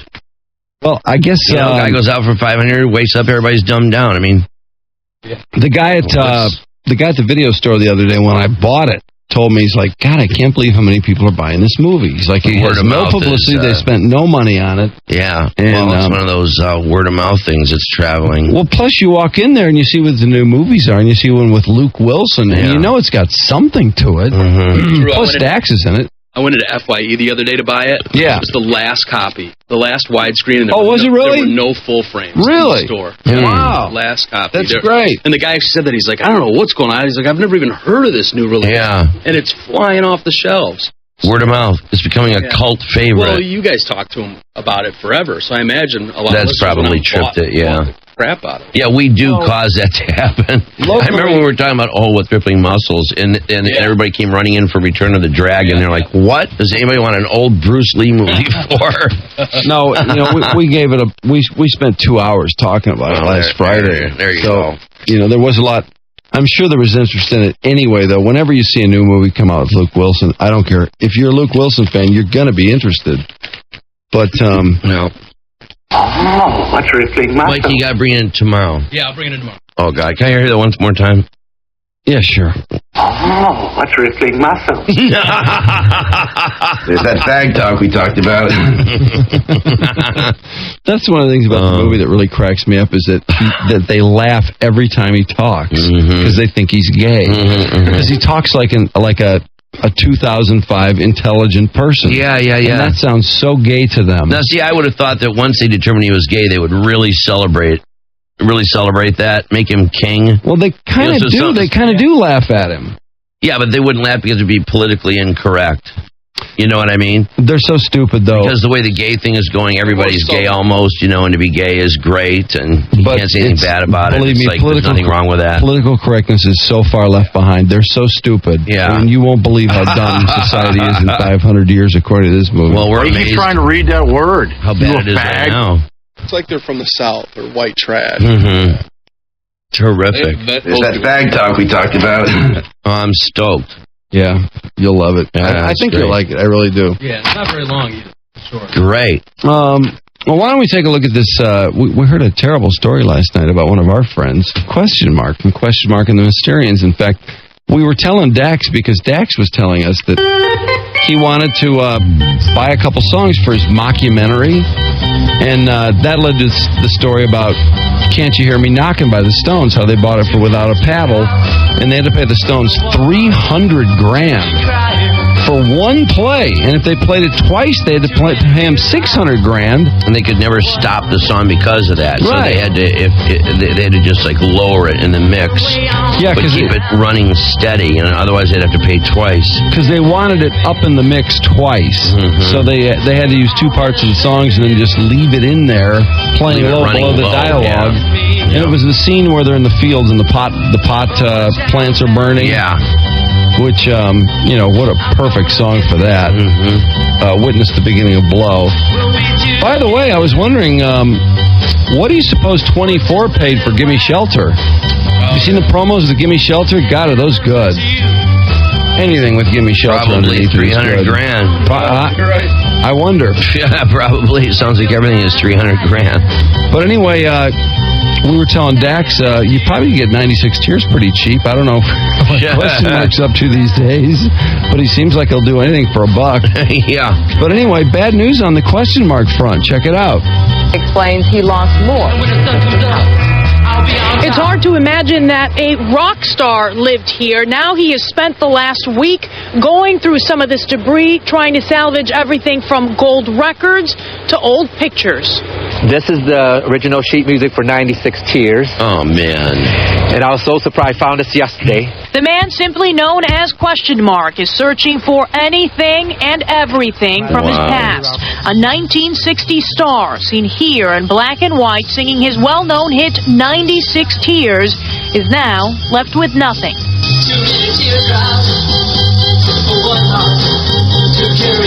Now I need somebody to help me out, like the word says.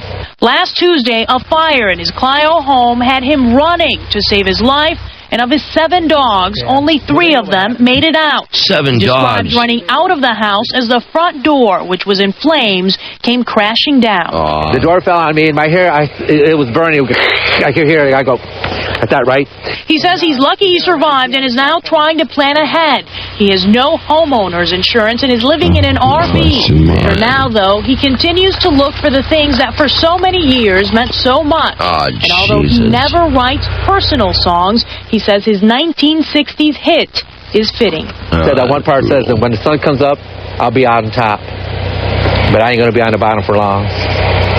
And his friends and family have been working to help him for the last week. They are planning some benefits. For more information on those, you can log on to myfoxdetroit.com. In Clio, Lourdes Duarte, Fox 2 News. I heard about the fire, and I hadn't processed the fire more than 10 seconds before I made up my mind that he didn't have house insurance. I don't know why. I just knew that. Can't believe it. Oh, how tragic. His 96 Tears music is all charred. Oh, God, brutal. The one thing he probably really valued. I really love that 60s garage sound. There are about, 15 or 20 songs from the mid to late 60s that have that real kind of punky sound. And I was so sure this Iggy song we all love, I was just positive this must have come on the heels of Dick Dale or something. Do you remember Telstar and any of those early 60s tunes? Not really. See me driving down the street. But this song sounds real kind of garage rock to me. I'm bored with looking. When I heard it was the Teddy Bears, I knew it was Iggy singing, but I thought this must be some band Iggy put together just for fun. But I heard he was working with the Stooges, so I was totally confused. The cops are coming. It says if you like punk rocker by the Teddy Bears and Iggy Pop, you might like to know that the song was released originally about 4 years ago on the Jay and Silent Bob Strike Back soundtrack under the title Hip Hopper. Yeah. You can hear it too if you're sincere. Yeah, it's a new song. The Teddy Bears, that was released late in 2006, and the Teddy Bears are not Iggy's band. Iggy was a guest vocalist on the album. That tripped another guy to write, this is a rip-off of a song called Hip Hopper on the Jay and Silent Bob soundtrack.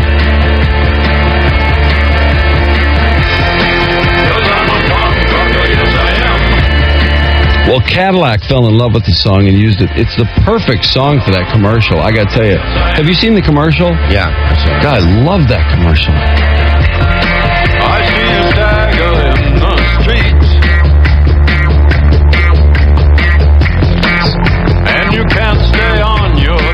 Well, there's the answer. The guy that did Hip Hopper is in the Teddy Bears, so he didn't rip anybody off. The guy ripped himself off. You're allowed to do that. What's that? Thomas Rusiak or something is his name. Nina Cherry's in the band. It's an odd combo. It's like, what is Iggy doing in this band? But he's just doing the one song. I guess he recorded a couple songs, and this is the one they wanted. Podell, by the way, thanks to everybody who emailed Podell and said, hey, you better play Punk Rocker at noon, because he said, hey, if you play it, I'll play it. So call him today and get him to play it again. It's like you're on a mission. Well, I think it's such a great song, and Iggy's a local guy. God, why can't we make a hit for Iggy?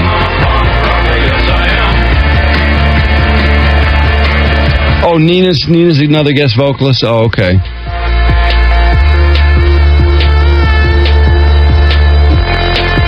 See me die on Bleecker Street.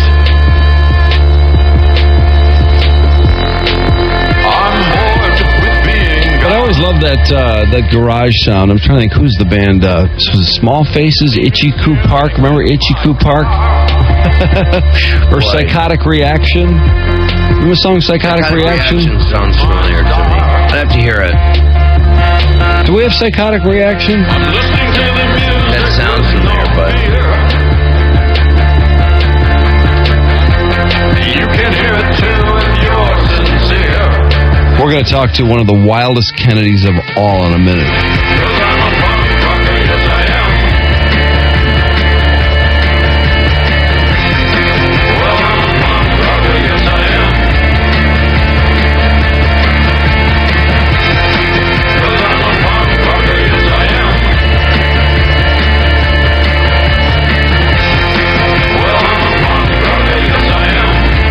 Anyway, Christopher Kennedy Lawford,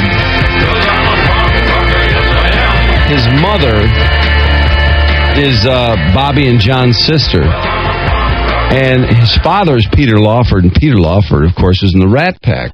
So this guy had some incredible experiences growing up. I mean, incredible. What did Marilyn Monroe do with him? Taught him the twist. Oh, that's right. When he was 4. How amazing to have Marilyn Monroe teach you the twist. Anyway, John and I did a lot of, gay head. John loved that gay head. I like to think of gay head. Like so many of the younger generation, though, he developed a huge drug habit. Oh, my God, was he hooked. Yikes. I'm kind of amazed he's alive. Oh, I can't even believe he's alive. I mean, the whole last half of the book is just, oh, my God, it's just incredible. I mean, laid out, wiped out on heroin, busted constantly, and I just can't believe it. And it's been not just the adults, but some of the cousins. In fact, many of the cousins who are the kids of the Kennedy siblings have died either through overdose or, well, there was the one that ran into the tree. Oh, yeah. That was nailing the... Filming, he's going down the ski slope, videotaping it. Were they playing football on skis or something? Yeah, that too, and filming it. And Was he the one that was nailing the babysitter? It was Michael Kennedy, wasn't it? But, it's that Kennedy invincibility that they think they have. Yeah, they got some kind of an idea about how to live life, that's for sure. Yeah, no, they all have it. They just think they're above anything in life. They can do anything, and they're impervious. But Christopher Kennedy Lawford really talks more about the Lawford family and his family, although he does touch, of course, on his uncles, Bobby Kennedy, Jack Kennedy. Yeah, exactly, because his mother was Patricia Kennedy, who was the sister of John F. Kennedy. Not enough about Chappaquiddick, though, and some of those things. I was like, where is this? Don't tell me this family never talks about Chappaquiddick for crying out loud. What really shocked me, it's just it's not even a paragraph, it's about 2 sentences, honestly. But he did have a lot of problems. He was trying to score heroin in shooting galleries by that point in his life. Mm-hmm. But Peter Lawford was, again, in the Rat Pack with Sammy Davis Jr., Frank Sinatra, Dean Martin. He got kind of kicked out of the Rat Pack, though, because he got in a squabble I think it involved the Kennedys and Frank Sinatra. Yes, that's because, true. Wasn't Peter Lawford the messenger who had to tell Sinatra? Sinatra built a big wing on his Palm Springs home to host John Kennedy when he came out to the West Coast. Yeah, pretty sure that's true. And Joe decided that Frank Sinatra really was not. It just wasn't the right place to stay. It wouldn't look good with the public. And so Peter Lawford was nominated to tell Frank that this wasn't going to happen after he built a wing onto his house. Yeah. And I guess Sinatra kind of took it out on Lawford. Sure. And I don't think their relationship was ever the same.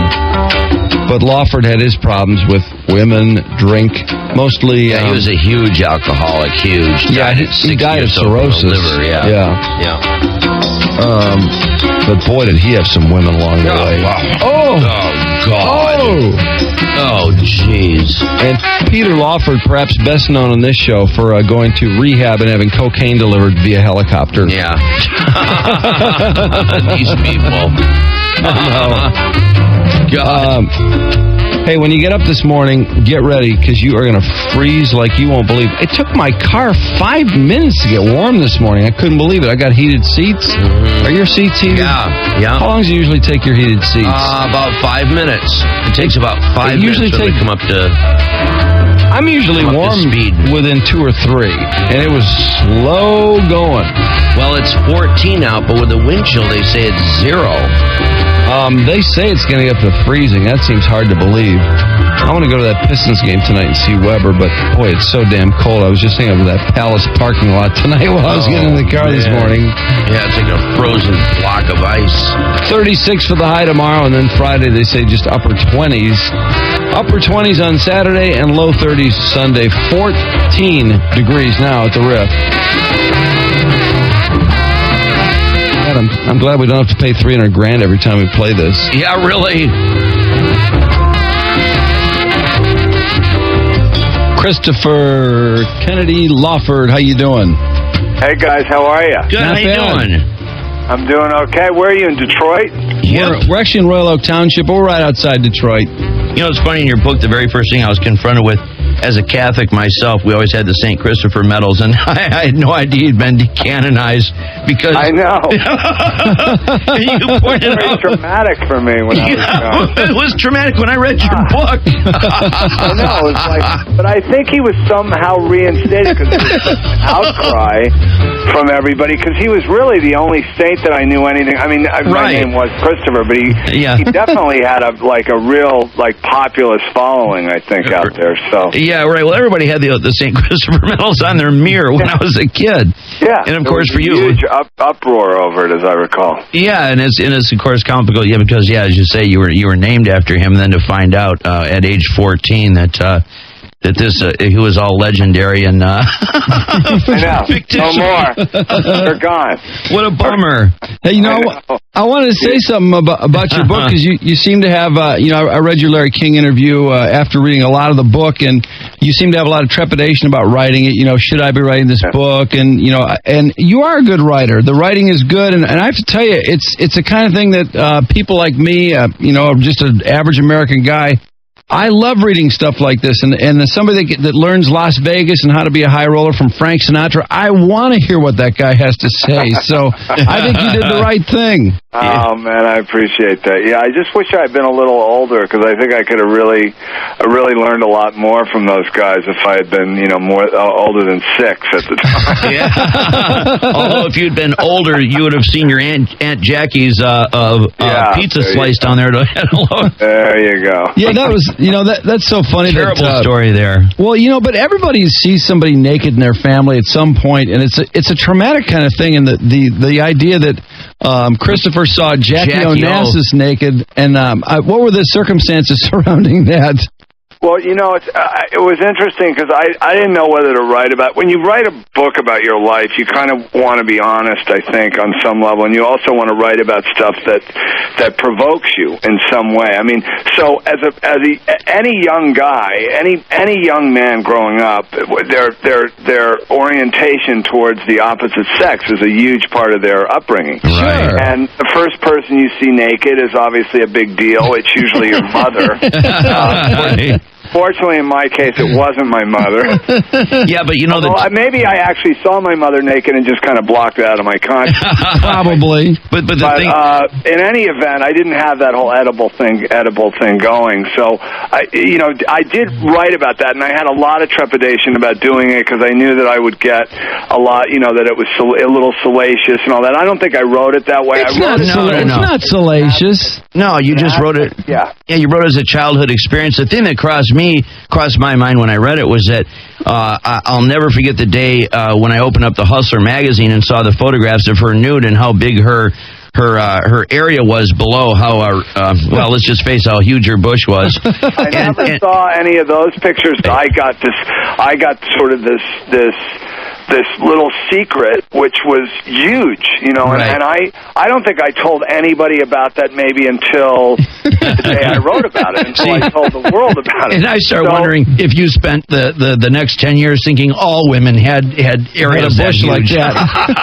Let me just say, didn't really want to go down that road, guys. Yeah.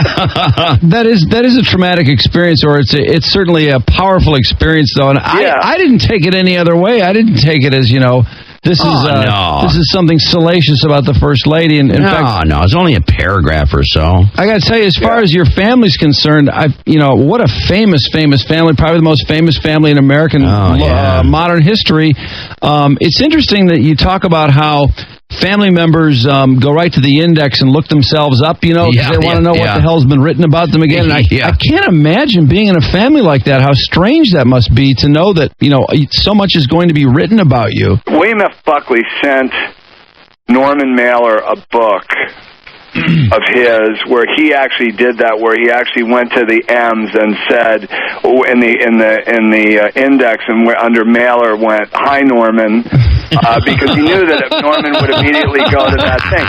So I think people that are written about a lot and who have a lot of books to read actually do sort of short circuit all of it and go directly to what's about them. I mean, quite frankly, I don't see anything really wrong with it on some level, except that what I wanted to do by not including an index was to give people an opportunity to read the whole book if they wanted to. Right. Otherwise, they couldn't read about themselves. Right. Oh, that's absolutely hysterical. No, I think that's great. Was kind of my ulterior motive, which was not that ulterior.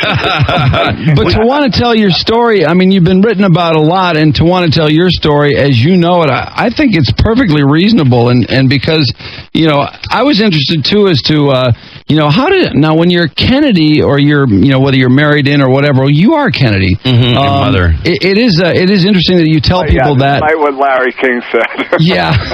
It is interesting though that you tell people that when you meet them, and I think I probably not anymore. No, you don't have to now. But if I was a Kennedy and I met people, I'm sure I would make them know that I was a Kennedy somehow. Oh yeah, especially if I was trying to deal with women. Yeah, especially if I was trying to deal with women. Especially, I mean, it's all about ego. I mean, all of this stuff is about some kind of identification, and that, I think the struggle that all of us have on some level, whether you want to struggle with it or not, is to get rid of some of that stuff. Right. That's my journey, trying to get rid of some of that stuff, because ultimately all of that stuff makes you miserable. Right. It doesn't, like any association you have with anything, whether you're a movie star or a Kennedy or whatever if you get your identification from that, I guarantee it'll make you miserable on some level. Yeah. Unless you're totally unconscious, and I'm not unconscious. I struggle for consciousness about some of this stuff. So a lot of this stuff, believe it or not, was about letting this stuff go. Right. And I hope that is ultimately what's going to happen here. It seems like I've been talking about it now for a year and a half. I'm ready to move on. Well, you've been through so many things, of course. The assassination of your Uncle Jack and Uncle Bobby and everything and all that sort of thing. And then along comes the Teddy Kennedy situation at Chappaquiddick, which you talk about briefly.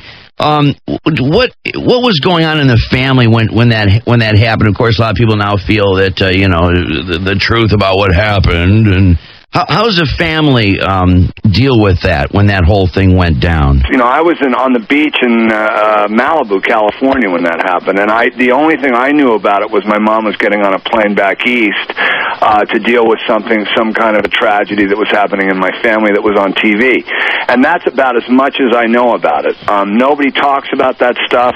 It's not something that we, sit around the dinner table discussing. Yeah. And as a matter of fact, this idea that my family is kind of this, this cabal or this network of, it's like the mafia. We get together every, at the corner delicatessen and talk about what's happening in the news regarding us just doesn't happen. I mean, no, it's a really big family. What happened with my uncle on that, with regard to that, was pretty much dealt with by him and maybe his sisters at the time. I mean, his staff and some political types. Yeah, I mean, for me, it was just another huge tragedy. Family tragedy, but this time one of us seemed to have done something wrong. I mean, that was the impression for me as a 13-year-old. Yeah. I wrote this book basically because, anybody knows what it's like growing up in a family, and the bigger the family and the more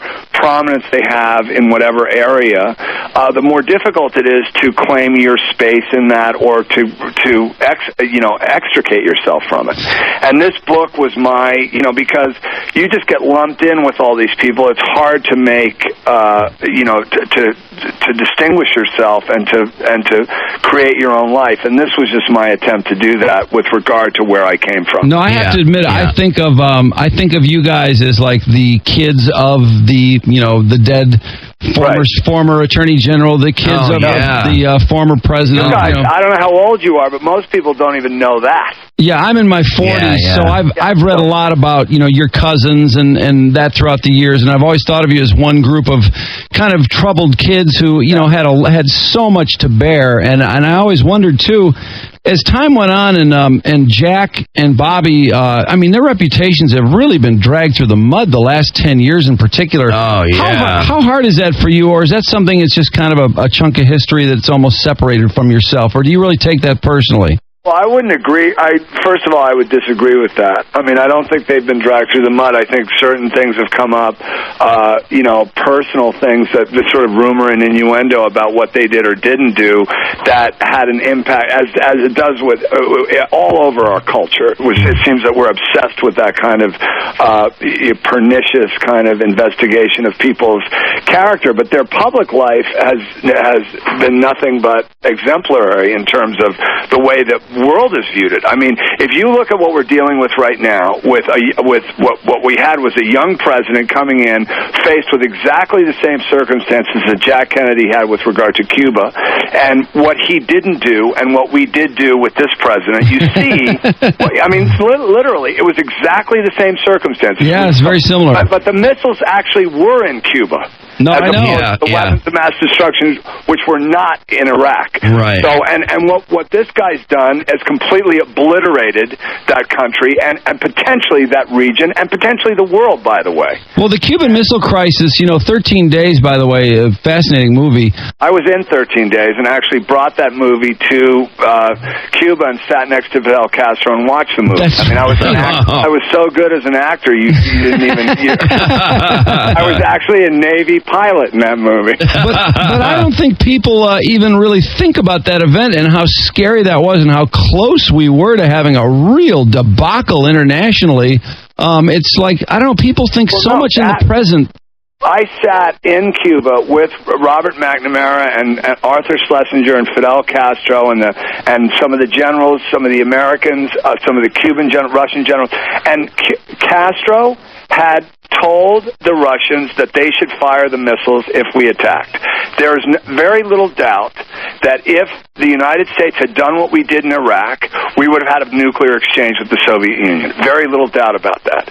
And so, and that gives you, a pretty good idea. I mean, and that's not speculation. That's the leaders of that time, with the exception of Jack Kennedy, saying so. And so, I mean, Castro said to us the way the anti-aircraft guns were, and the missile what they did was the Russians had a ring around the missiles of Russian soldiers, but around the ring of Russian soldiers were Cuban soldiers. And what Castro said to the Cubans was, if the Americans attack, the Cubans should rush the Russians and say, fire the missiles, fire the missiles, fire the missiles, and believing that in the panic of attack that the Russians would ignore their chain of command and fire those missiles. Wow, that's incredible. This is historically documented in the conferences that Castro hosted in Havana with the Americans and the Russians and the Cubans. So there's no speculation about what might or might not have happened. Robert McNamara is very clear about this. And Jack Kennedy, and there's a line in that movie where Jack Kennedy says there's something immoral because he was advised by all of his advisors, and everybody from Dean Russ to Dean Acheson said, you've got to attack Cuba. The only thing the Soviets will understand is force. And Jack Kennedy didn't do it. And he was a young president, and there's a line in the movie, and it's a scripted line, but it's a great line, and where Bruce Greenwood, who plays Jack Kennedy, says, there's something immoral about abandoning one's own judgment. And the truth is, George Bush, when confronted with the same thing, didn't have a judgment. Because he's a puppet, and because he's told what to do by people that he thinks knows better. And we found out what that brought us. Mm-hmm. Well, not that I'm going to change your mind or anything, but I don't know if it's maybe the people you're around or the people I'm around, but when Jack Kennedy comes up or Bobby Kennedy comes up so frequently, it's, people want to talk about Marilyn Monroe, the women. Yeah, the Dr. Feelgood and the drugs and all that kind of stuff. And the mafia. Well, I don't know. I mean, I don't know who you guys are hanging out with, but I... But, I mean, it seems like he was a legendary womanizer, just with the pool parties. So was Bill Clinton, so was, FDR, so were a lot of... Right, but I mean, but the difference is what's interesting about it, like when Drew was asking earlier about the question and the effects it has on you when this stuff comes up, is it was a different world back then, of course, as we all know. The media never reported on these things, whether they saw it or not. So now it is being reported today, on. They do, yeah. If John was doing what he was doing then, today, it would be all over the globe and everything else, and this, that, and the other. Yeah, he would handle it a lot differently. I like to believe that because I think he was he had a lot of great qualities. Classier guy, absolutely, yeah. But I also listen. The other thing is, like, people say that about Bill Clinton. They say, God, too bad about Monica Lewinsky. And I say, look, without Monica Lewinsky, Bill Clinton wouldn't be Bill Clinton. Well, period. Probably. Yeah. I hate to tell you that, but whatever aspect of his personality that allows him to be who he is, also allows him to do that. And you can't. This is what people do. They go, God, wouldn't it be great if we could just have this guy without that little aspect? Not possible. No, it's very good point. It is like there's so much to cover in this book. Oh, there's so much, and the last half is so explores your drug use. With the opiates all the way through the heroin addiction and the bus, and I gotta hand it to you. You had a pretty good system going there for a while, where you got these DEA numbers. Then you would go on the yellow page, or you'd look up a doctor's name and call into the pharmacy. Well, that stuff would never work today. I mean, back in those days, people didn't know, and addicts got away with murder.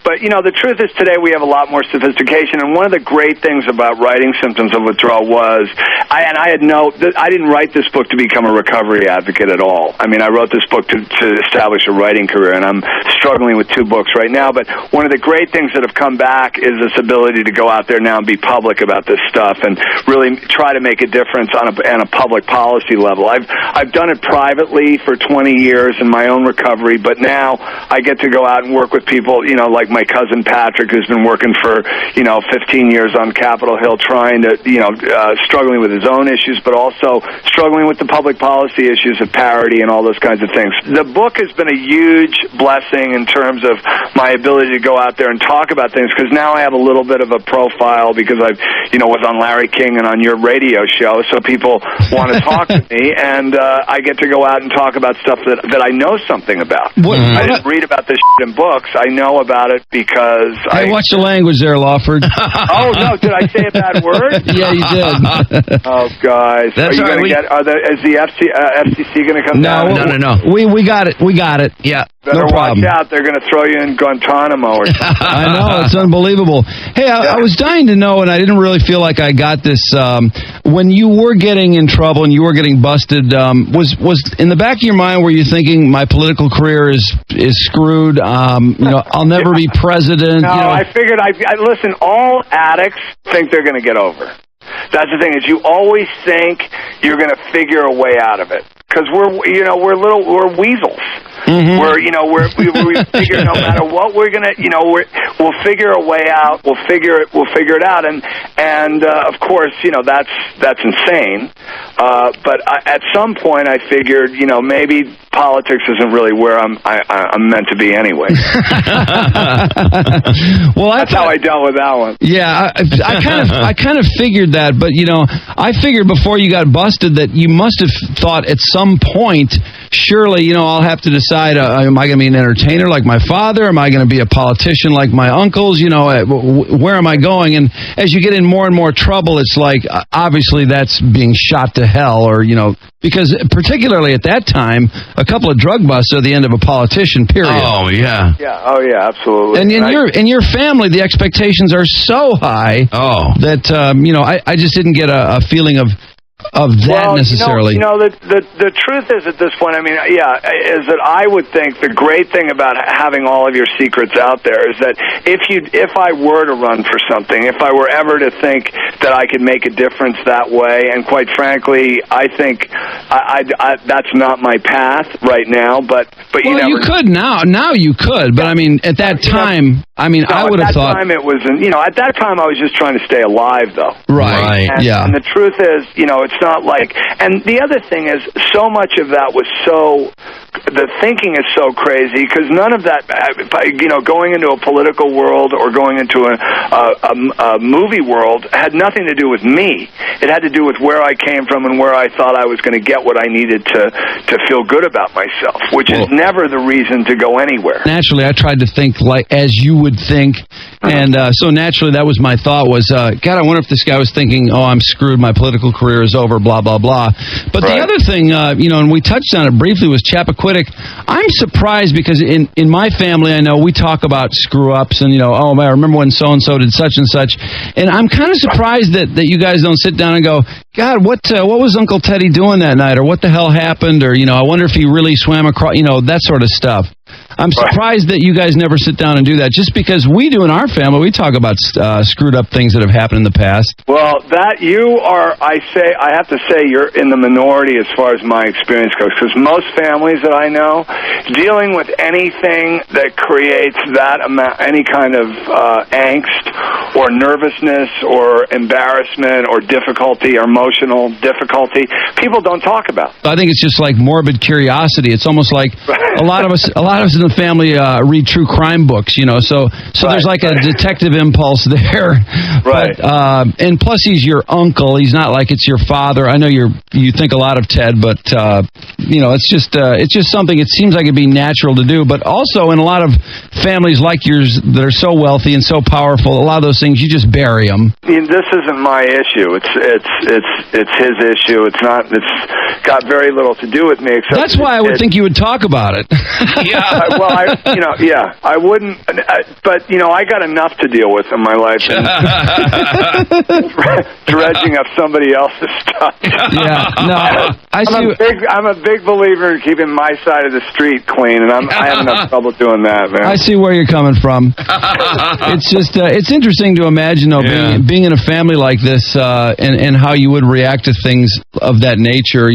I always tend to think that you'd act like any other family, but there are other things, just as you were speculating on Bill Clinton, there are things that make him Bill Clinton that are bad and things that make him Bill Clinton that are good. Right. And you have to take it all. And I suppose it's also true when you're in a family that powerful that you don't want to put the microscope to crap like Chappaquiddick because it's just painful. I would think so.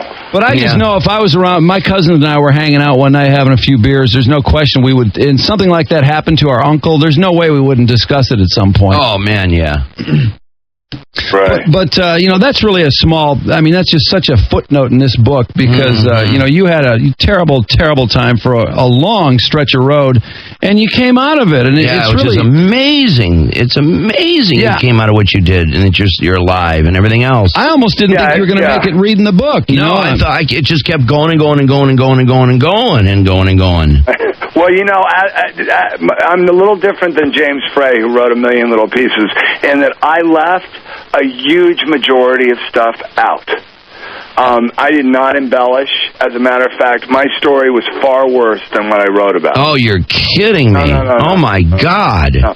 I take my word for it. Jesus. Far worse. And I don't need to sell any more books. Maybe people aren't that interested in that.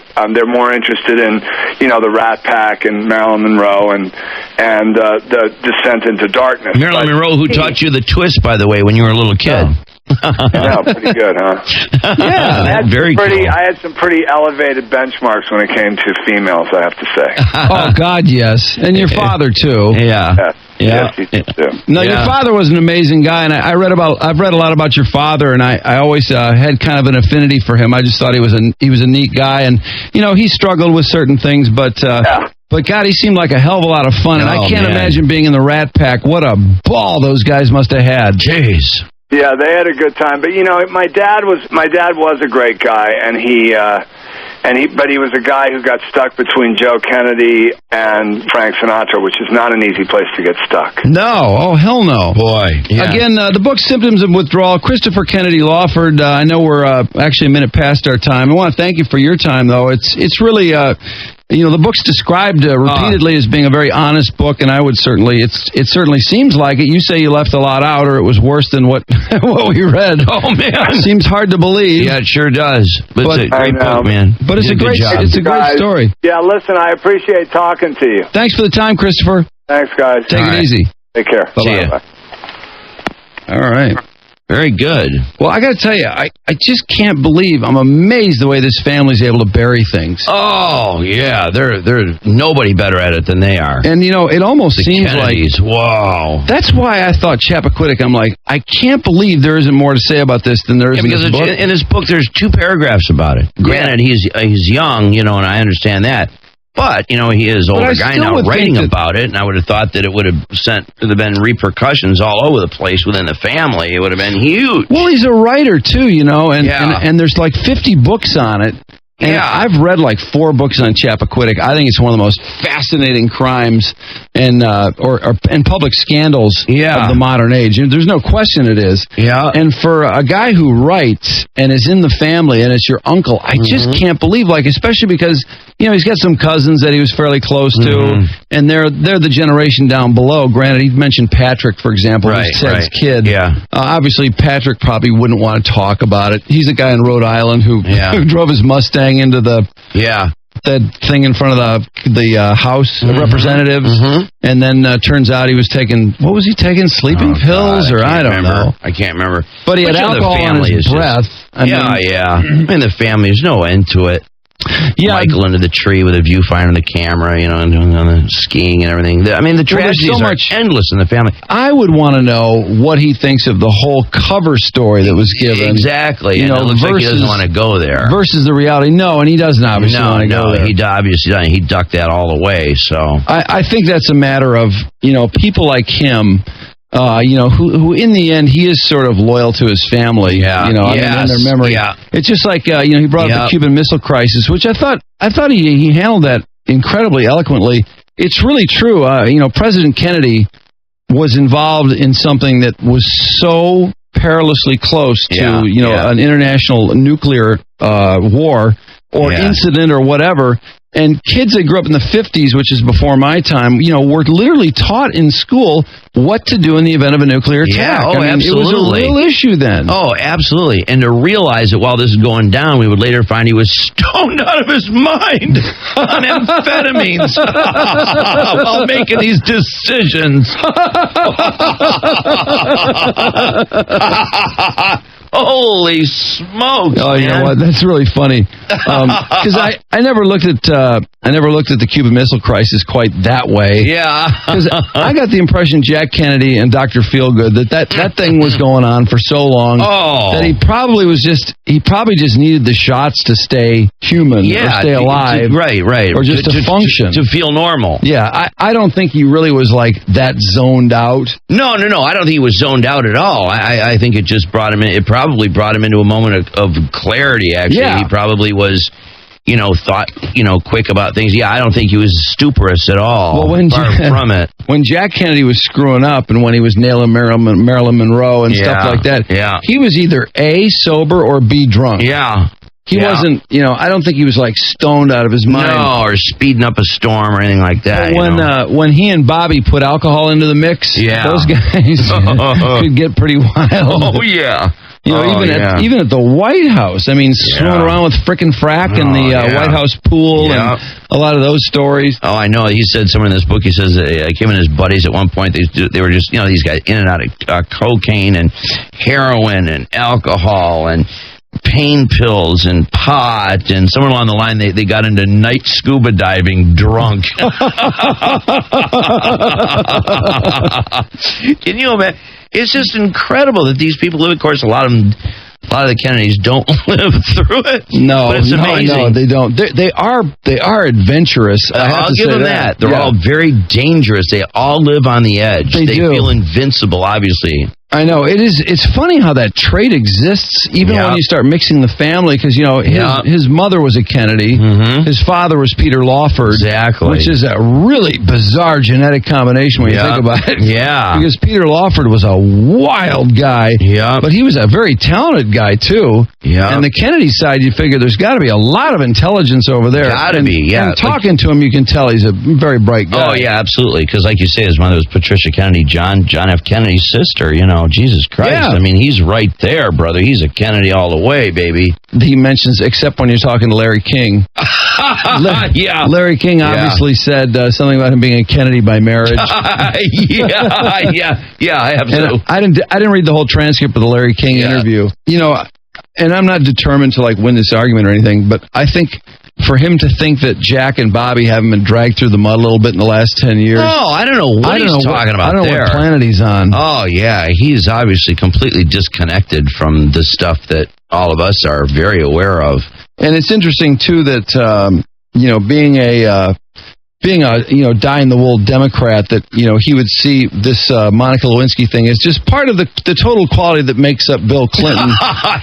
Getting BJs from 19-year-old interns. Yeah. I don't know. I kind of know what he's talking about. Yeah, I know what he's getting at, but boy. But he wants, it's sort of a dismissive effort. Very dismissive of the whole thing. And that was not something that was just not too cool. Absolutely not. I mean, the bastard was almost impeached, for Christ's sake. Yeah, he was impeached. He was impeached, but I mean... They didn't, in the end, the vote fell short, when they had the trial itself, but, he did face impeachment. Right, that's what I mean. He was technically impeached. I don't know, does he turn on his TV? I mean, does he watch 2020? Does he watch, any of these news magazines? Doesn't sound like it. Because they're talking about this stuff constantly, whether it's Marilyn Monroe... And, and I got to say, her death is really questionable. Oh, yeah, there's all that, too. But, Geraldo left ABC over his piece on the Kennedys, which was, a lot about Marilyn Monroe and also a lot about the mafia turning that 1960 election around. Right. There are a lot of people who believe that Joe Kennedy's mafia connections won West Virginia and Cook County in Illinois for John Kennedy, which won Illinois for him, and he would not have won the election without it wasn't those for him, counties. Right, exactly. So they expected a payback. When they didn't get it and Bobby came down the mafia, that's why he ended up dead and everything changed. Right, and I think most people know that or think that now. Yeah, I think they do, yeah. And how he can say that that's not being dragged through the mud, I don't know, man. Apparently, he lives on a different level, a different place. I think there's relative truth out there about them now. I don't think it's a matter of it's not even, by saying drag through the mud, I think I was being kind. It's more like the truth has come out. Yeah. And for him, though, it would seem dragged through the mud. Yeah, he doesn't. From his perspective. Well, he doesn't even see them being dragged through the mud, and he obviously... No, he doesn't. I would think that he would have, though. I expected him to say yeah to that question. But I hate this whole idea that George Bush got us in a stupid war. Oh, yeah, I know. Clinton got a BJ. Those arguments are just so dumb. It's like, look, both of those things are unbelievably stupid, and the entire country just about agrees. Yeah. So it's really pointless to argue one against the other, but... it seemed like he wanted, in a way, to do that, because he's bringing up the Cuban Missile Crisis versus Iraq. And it's an interesting comparison because, in a way, he's right. His uncle was faced with this question, which was very similar to what George Bush faced. But, 9/11 was not in 1959 that was just an amazing thing. For us, that was our Pearl Harbor, really, in a way, it's like for our country to be attacked like that. But it is at the same time, it is odd that of the 19 guys, not one of them was an Iraqi. Oh, yeah, no, I know all of that. Yeah, no, you don't even have to explain all that. Absolutely. And I love, who's the guy that was the terrorism czar with the gray hair, bald guy with the gray hair, who is so anti-Bush? Oh, God. Richard Clark? Is it Richard Clark? Ramsey? Wait, no. Christ. Somebody Clark. Yeah, it is Richard Clark. Is it Richard Clark? I think it's Richard Clark. Yeah, Dick Clark. Jeez, I should have known that. Named My after your dad. Richard Clark. Yeah. He was the terrorism czar after 9/11. He still was the terrorism czar, and that was not long before he lost his job. But he was like, why would we go into Iraq? What does Iraq have to do with this? He was dumbfounded that after that event, and it was a real emotional time around there, but he's like, what the hell are you talking about? We got a lot to talk about here, but, to talk about these neocons and their desire to take out Iraq and start spreading democracy in the Middle East was the last thing on his mind.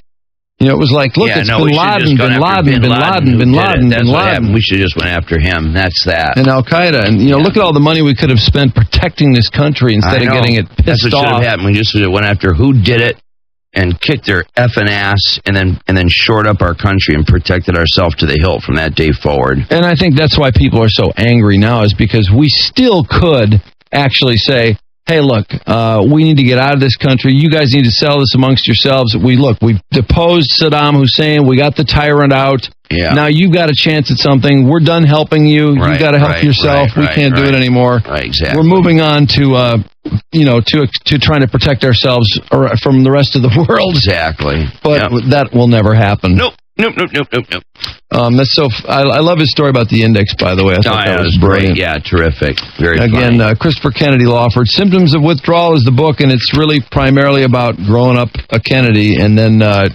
falling deeply, deeply into a drug abyss and then finding his way out of it 20 years ago. But I tell you, I thought it was a great read. It was very good. If you're interested in that period, I think it's really interesting. Yep. Symptoms of Withdrawal, and that was Christopher Kennedy Lawford on the Riff.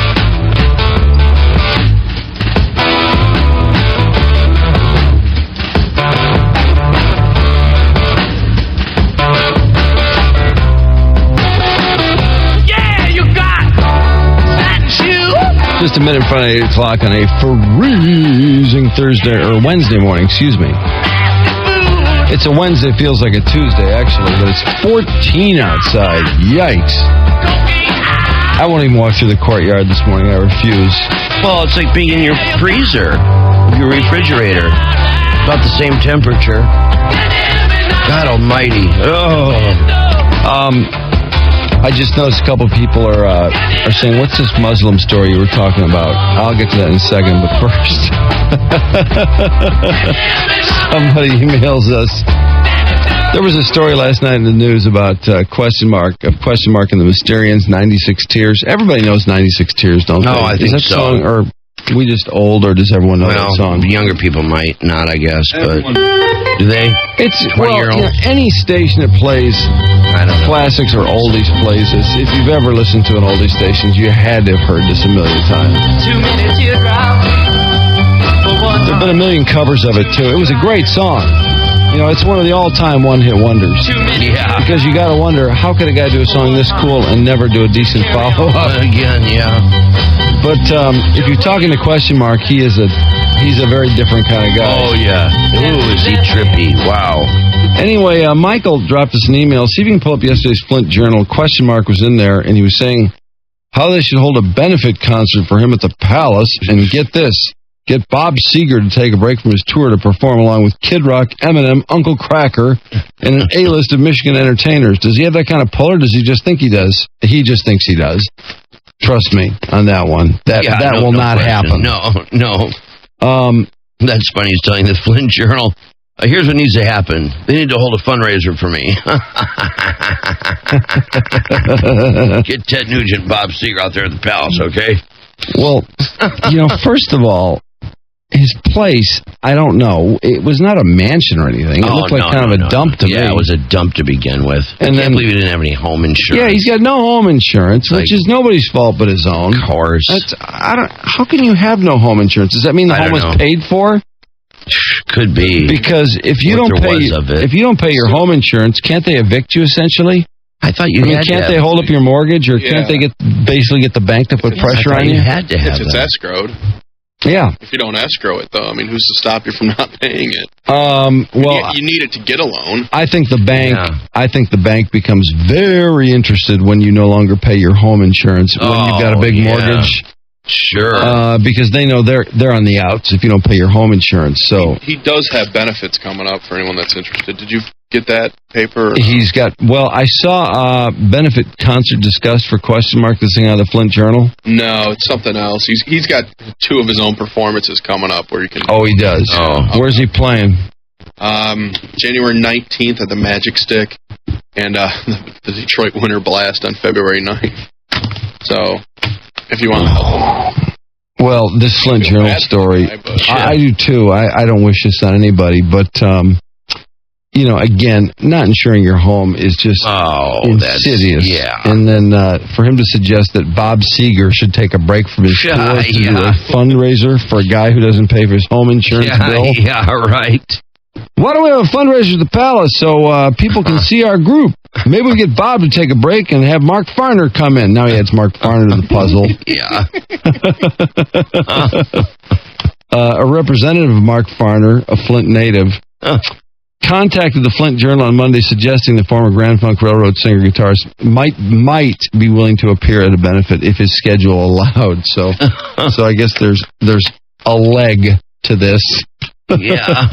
I wouldn't say there's legs. I'd say there's a leg. Yeah. Because if Mark Farner and play, you've got at least a concert.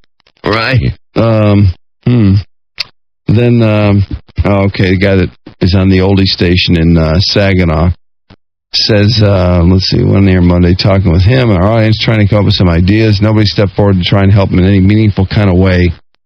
I thought around here they were a little more aware of his music.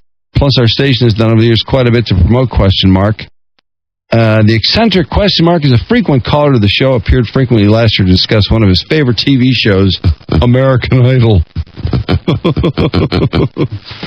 Okay. Yeah, boy. Well, we'll tell you when it's coming, whenever that is. I was just reading, and I want to get to this story. There's a real bitchy story going on about Welsh Ryan Arena at Northwestern.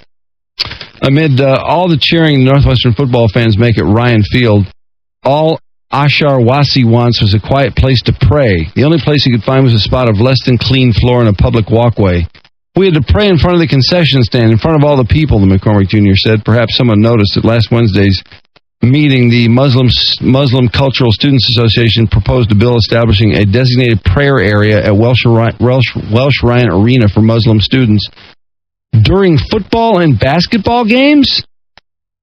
Wow, during the games? I'm sorry, but why is it always so intrusive? Why is it always in the middle of something? Well, if the prayer is that important, don't go to the game. Exactly. It's the same thing when we had the problem with the health clubs. Well, I feel the same way about Fitness USA. This woman was praying in front of this other woman's locker. She couldn't get to her stuff. Yeah. And she was offended that this person interrupted her prayer to get to her stuff. And it's like, listen, there is a culture in this United States. It's predominantly Christian. It's not all Christian, but we welcome all religions. If we went into your home country, which this is one of these things. Reading this book about American Islam, the struggle for the soul of a religion. This is one of the things I've learned. is that Islamics who settle in the U.S., I'm sorry, but they don't care about the 4th of July. They don't take on our traditions. No, not at all. They hold on to the old country. Yeah, absolutely. And when we don't grab onto this stuff, or we don't make it easy for them, or make changes in our world, change our whole society to fit theirs. Right. Then they act like we're the a-holes. Oh yeah, right, exactly. And they're learning all the trick phrases as the weeks go along, racism and all this. But the fact of the matter is, these people are going to pray 5 times a day. You know when you're going to pray, so you don't go to the fitness club right in the middle of your prayer time. Knock it out at home, and then go to the fitness club. I mean, I don't know. It seems like it's a scheduling issue. Let's just say you went to Saudi. Very simple. Let's just say you went to Saudi Arabia, and I don't know. You're on your trip, and your husband dies while you're on the trip over there, and you need you need a Catholic service. What if you're just having dinner and you want to do a sweet prayer? Forget it. Yeah, forget it. You're not. Right. It's not even allowed. There's no tolerance in those countries whatsoever for anything. There's a reason for it. Their culture is Islamic. End of story. And we respect it. When everybody goes over there, we respect it totally. Yeah, Our soldiers aren't allowed to look at Playboys or any of that sort of thing. I mean, there's a whole list of things, and it's always people. We always respect it, but I'm sick and tired of these people coming here and not respecting any of our stuff at all. It's a two-way street, and then trying to blow up everything that we all believe in and we celebrate because it doesn't fit in with their world. It's like, well, look, decide where you want to live. If you love all your original culture, I suggest you stay where that culture is celebrated in your own damn country, period. I think these basketball arenas and fitness clubs should remain what they are. Basketball arenas and fitness clubs. Yeah. They're not places where churches. You don't set up prayer services there. No. They're where they play basketball. Before you go to the game. It's real easy. And unless you're out to make a scene. If the prayer is so important, skip the basketball game. Yeah. That's why I have to believe, because honestly, this is a no-brainer. If you're going to pray X amount of times a day, you know the times you're going to pray. If there's something going on, that's when you don't do voluntary things like going to a health club, that sort of thing. Well, this things country that you can move to any time of day that you want to attend. This country is so accommodating that if you're Islamic and you want to pray at Fitness USA, no one is going to tell you can't do that. At least give us that, for crying out loud, because I'm sorry, in your country that's not the case. So why people can't understand, why does everyone think this is a one-way street? I don't know. I just think it's out to create trouble. I really do. Well, I think a lot of this stuff doesn't need to happen. It seems like you're trying to draw attention to something and make an issue out of something when it wasn't there to begin with. I think a lot of it has to do with the fact that we accept this, that we do this so often that we cave in. Well, yeah, we cave in constantly. That's why we're being run over, and that's why everything is changing for the worse for all the rest of us. We let a case like the Islamic woman who she wanted to wear her hijab or whatever it is in her driver's license photo. Absurd. Which was the dumbest case. It should have never made it to the Supreme Court of Florida. And she got shut down, thankfully, because that's absurd. In America, you have to show your face on your driver's license. Yeah. Sorry. But not after it became a big deal for quite a while. Baby Jesus. Before our brothers in the South call you, Jesus, we thank you so much for this bountiful harvest of Domino's, KFC, and the always delicious Taco Bell. People aren't afraid to pray over here. Say thank you for my family. Take Talladega Nights.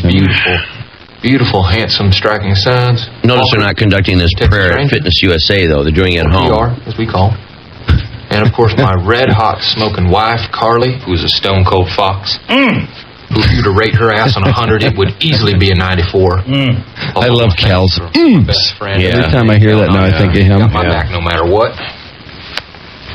Shake and bake. Dear Lord Baby Jesus, we also thank you for my wife's father, Chip. We hope that you can use your Baby Jesus powers to heal him and his horrible leg. And it smells terrible, and the dogs are always bothering with it. Dear tiny infant Jesus. Hey, sweetie, Jesus did grow up. You don't always have to call him baby. It's a bit odd and off-putting to pray to a baby. Well, look, I like the Christmas Jesus best, and I'm saying grace. When you say grace, you can say it to grown-up Jesus or teenage Jesus or bearded Jesus or whoever you want. You know what I want? I want you to do this grace good so that God will let us win tomorrow. Your tiny Jesus.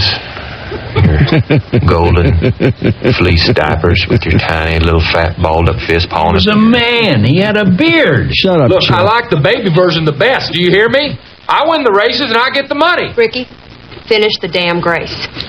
I like to picture Jesus in a tuxedo T-shirt because it says, like, I want to be formal, but I'm here to party, too. Because I like to party, so I like my Jesus to party. I like to picture Jesus as a ninja fighting off evil samurai. I like to think of Jesus like with giant eagle's wings and singing lead vocals for Leonard Skinner with like an angel band. And I'm in the front row and I'm hammered drunk. Hey, Cal, why don't you just shut up? Yes, ma'am. Okay. Dear 8-pound, 6-ounce, newborn infant Jesus. Don't even know a word yet. Just little infant, so cuddly, but still omnipotent. We just thank you for all the races I've won and the $21.2 million. Woo! Woo! Woo! Ow! Love that money that I have accrued over this past season. Also due to a binding endorsement contract that stipulates I mention Powerade at each grace. I just want to say Powerade is delicious and it cools you off on a hot summer day. And we look forward to Powerade's release of Mystic Mountain Blueberry. Thank you for all your power and your grace, dear baby God. Amen. Amen. Amen. Let's dig in. That was a hell of a grace, man. You held that like a split hog. Appreciate that. I'm not going to lie to you. It felt good. Dad, you made that grace your bitch. That Will Ferrell was funny, by the way, at the Golden Globes. The way he was looking at the camera, he was sitting at the table. His hair was like really afro-y. I know he's got a fro, doesn't he? Yeah. And the way he just like stared at the camera, made that face, like he gets it. You know, the whole scene that he's in right there. Sort of a wink to all the rest of us. Later this hour, I want to explain. You know, there's really no, in my opinion, there's no valid explanation. But when 9/11 occurred, and I think ever since then, a lot of people have been PO'd at mainstream Islamics because they haven't really raged about 9/11, about basically these fundamentalists who've hijacked their religion and in the name of Islam killed all these people. And I've been reading this book called American Islam, The Struggle for the Soul of a Religion, and they explain in there what happened to this guy who really did. He tore these fundamentalists a new ass in the LA Times op-ed page, and what happened to him is very interesting because he was one of the most respected Muslim scholars in this country, and I think it says a lot about that situation that I don't think people understand. And I don't mean I'm trying to create understanding for the Muslims, but rather why you didn't hear more about it. Meanwhile, Muslims are planning a protest or I guess a boycott of Northwest. And honest to God, should Islamics boycott Northwest? I'm wondering, will that hurt Northwest? No. It'll make their life easier, to be honest with you. Well, I'm just wondering, will more people fly Northwest because they'll say, because a lot of people, and they talk about this in American Islam in this book. This guy talks about how every time he flies, and he's a Muslim, and he's a good guy too. I like the guy he's not really the only person they talk about in the book, but the guy that wrote the op-ed editorial, the piece ripping these fundamentalists. This guy talks about how, he gets these sideways glances every time he reaches for his briefcase on the airplane. Well, and I'm thinking, people are scared to death. If people flew on an airline where they knew there were going to be no Islamics, they'd probably enjoy it a lot more. Well, would more people fly that airline? No question about it. And would it make up for the number of Muslims that fly in Northwest? Because Northwest sounds like they're concerned about it.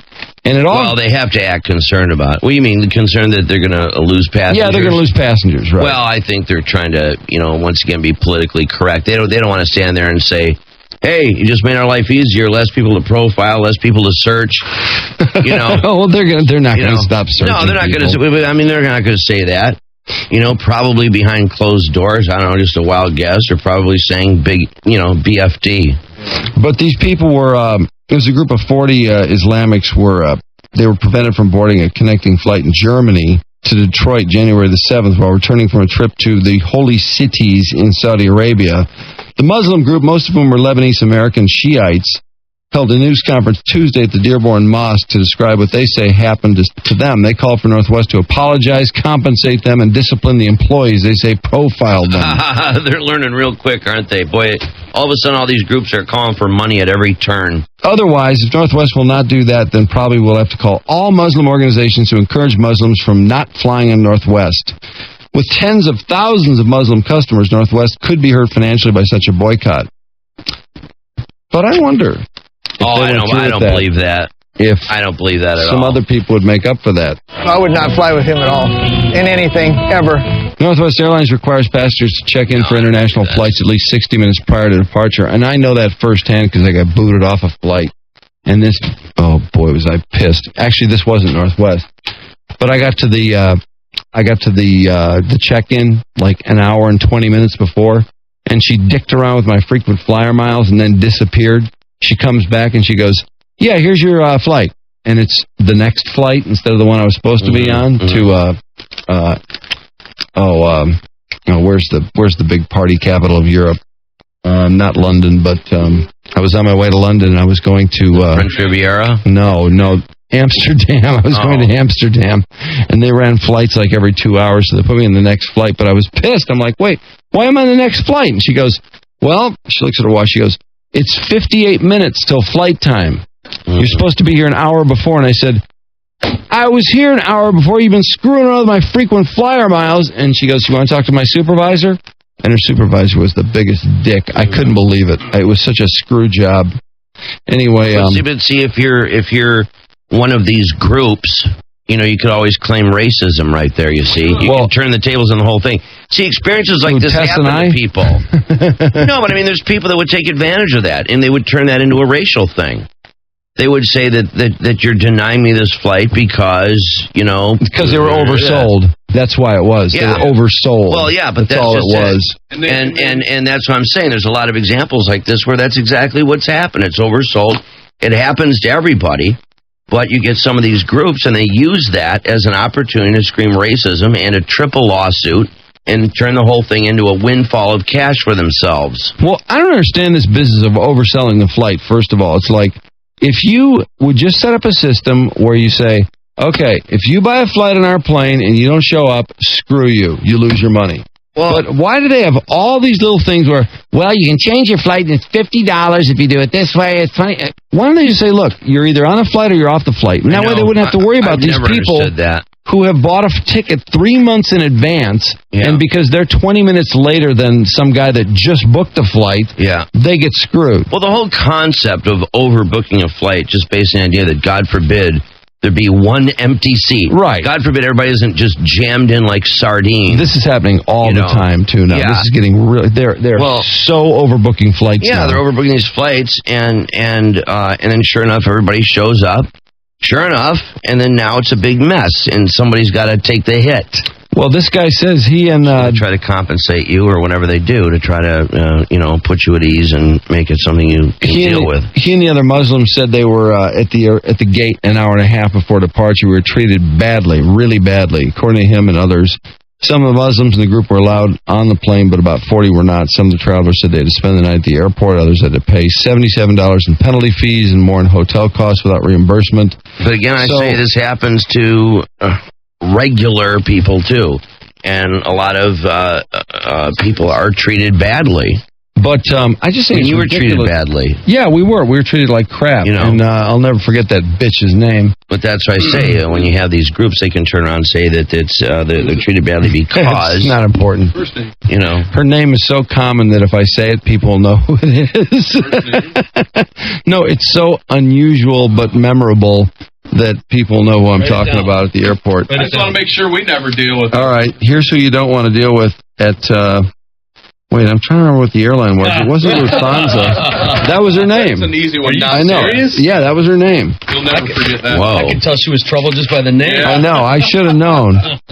Anyway, damn it. So they want to. So now they just want to boycott Northwest and screw a local company and try to get money out of it. Northwest says these passengers did not meet the standard check-in deadline of 60 minutes or on or on board deadline of 30 minutes. They arrive to check in 20 minutes prior to departure. It's nothing beyond that. That's what Northwest says. You got a lawyer here. Oh, okay, yeah. Crank the lawyer. Check in only 20 minutes prior to departure, and it's nothing beyond that. A leader for the Council on American Islamic Relations says, on the contrary, on January 7th, they were at the gate no less than 90 minutes before departure time and still had to pay $77 in penalty fees to switch flights. This type of justification that they're giving almost sounds as ridiculous to us as America's justification for invading Iraq. In Dearborn, Simon J.K., Fox News. Kiss my ass. What an absurd analogy. You know, here's the thing. Nice using an airline incident. Here's what probably happened. Is the flight was probably oversold, like the one I was describing. Of course, sure, because probably. They flew them home. Yeah. It wasn't because they were Muslim. If it was because they were Islamic, they wouldn't have flown them. If they thought they were terrorists and they were so afraid of them, they wouldn't have flown them home. They put them on the next flight. Yeah. Did he say ridiculous, too? Yeah, I think he did. So now... This is ridiculous.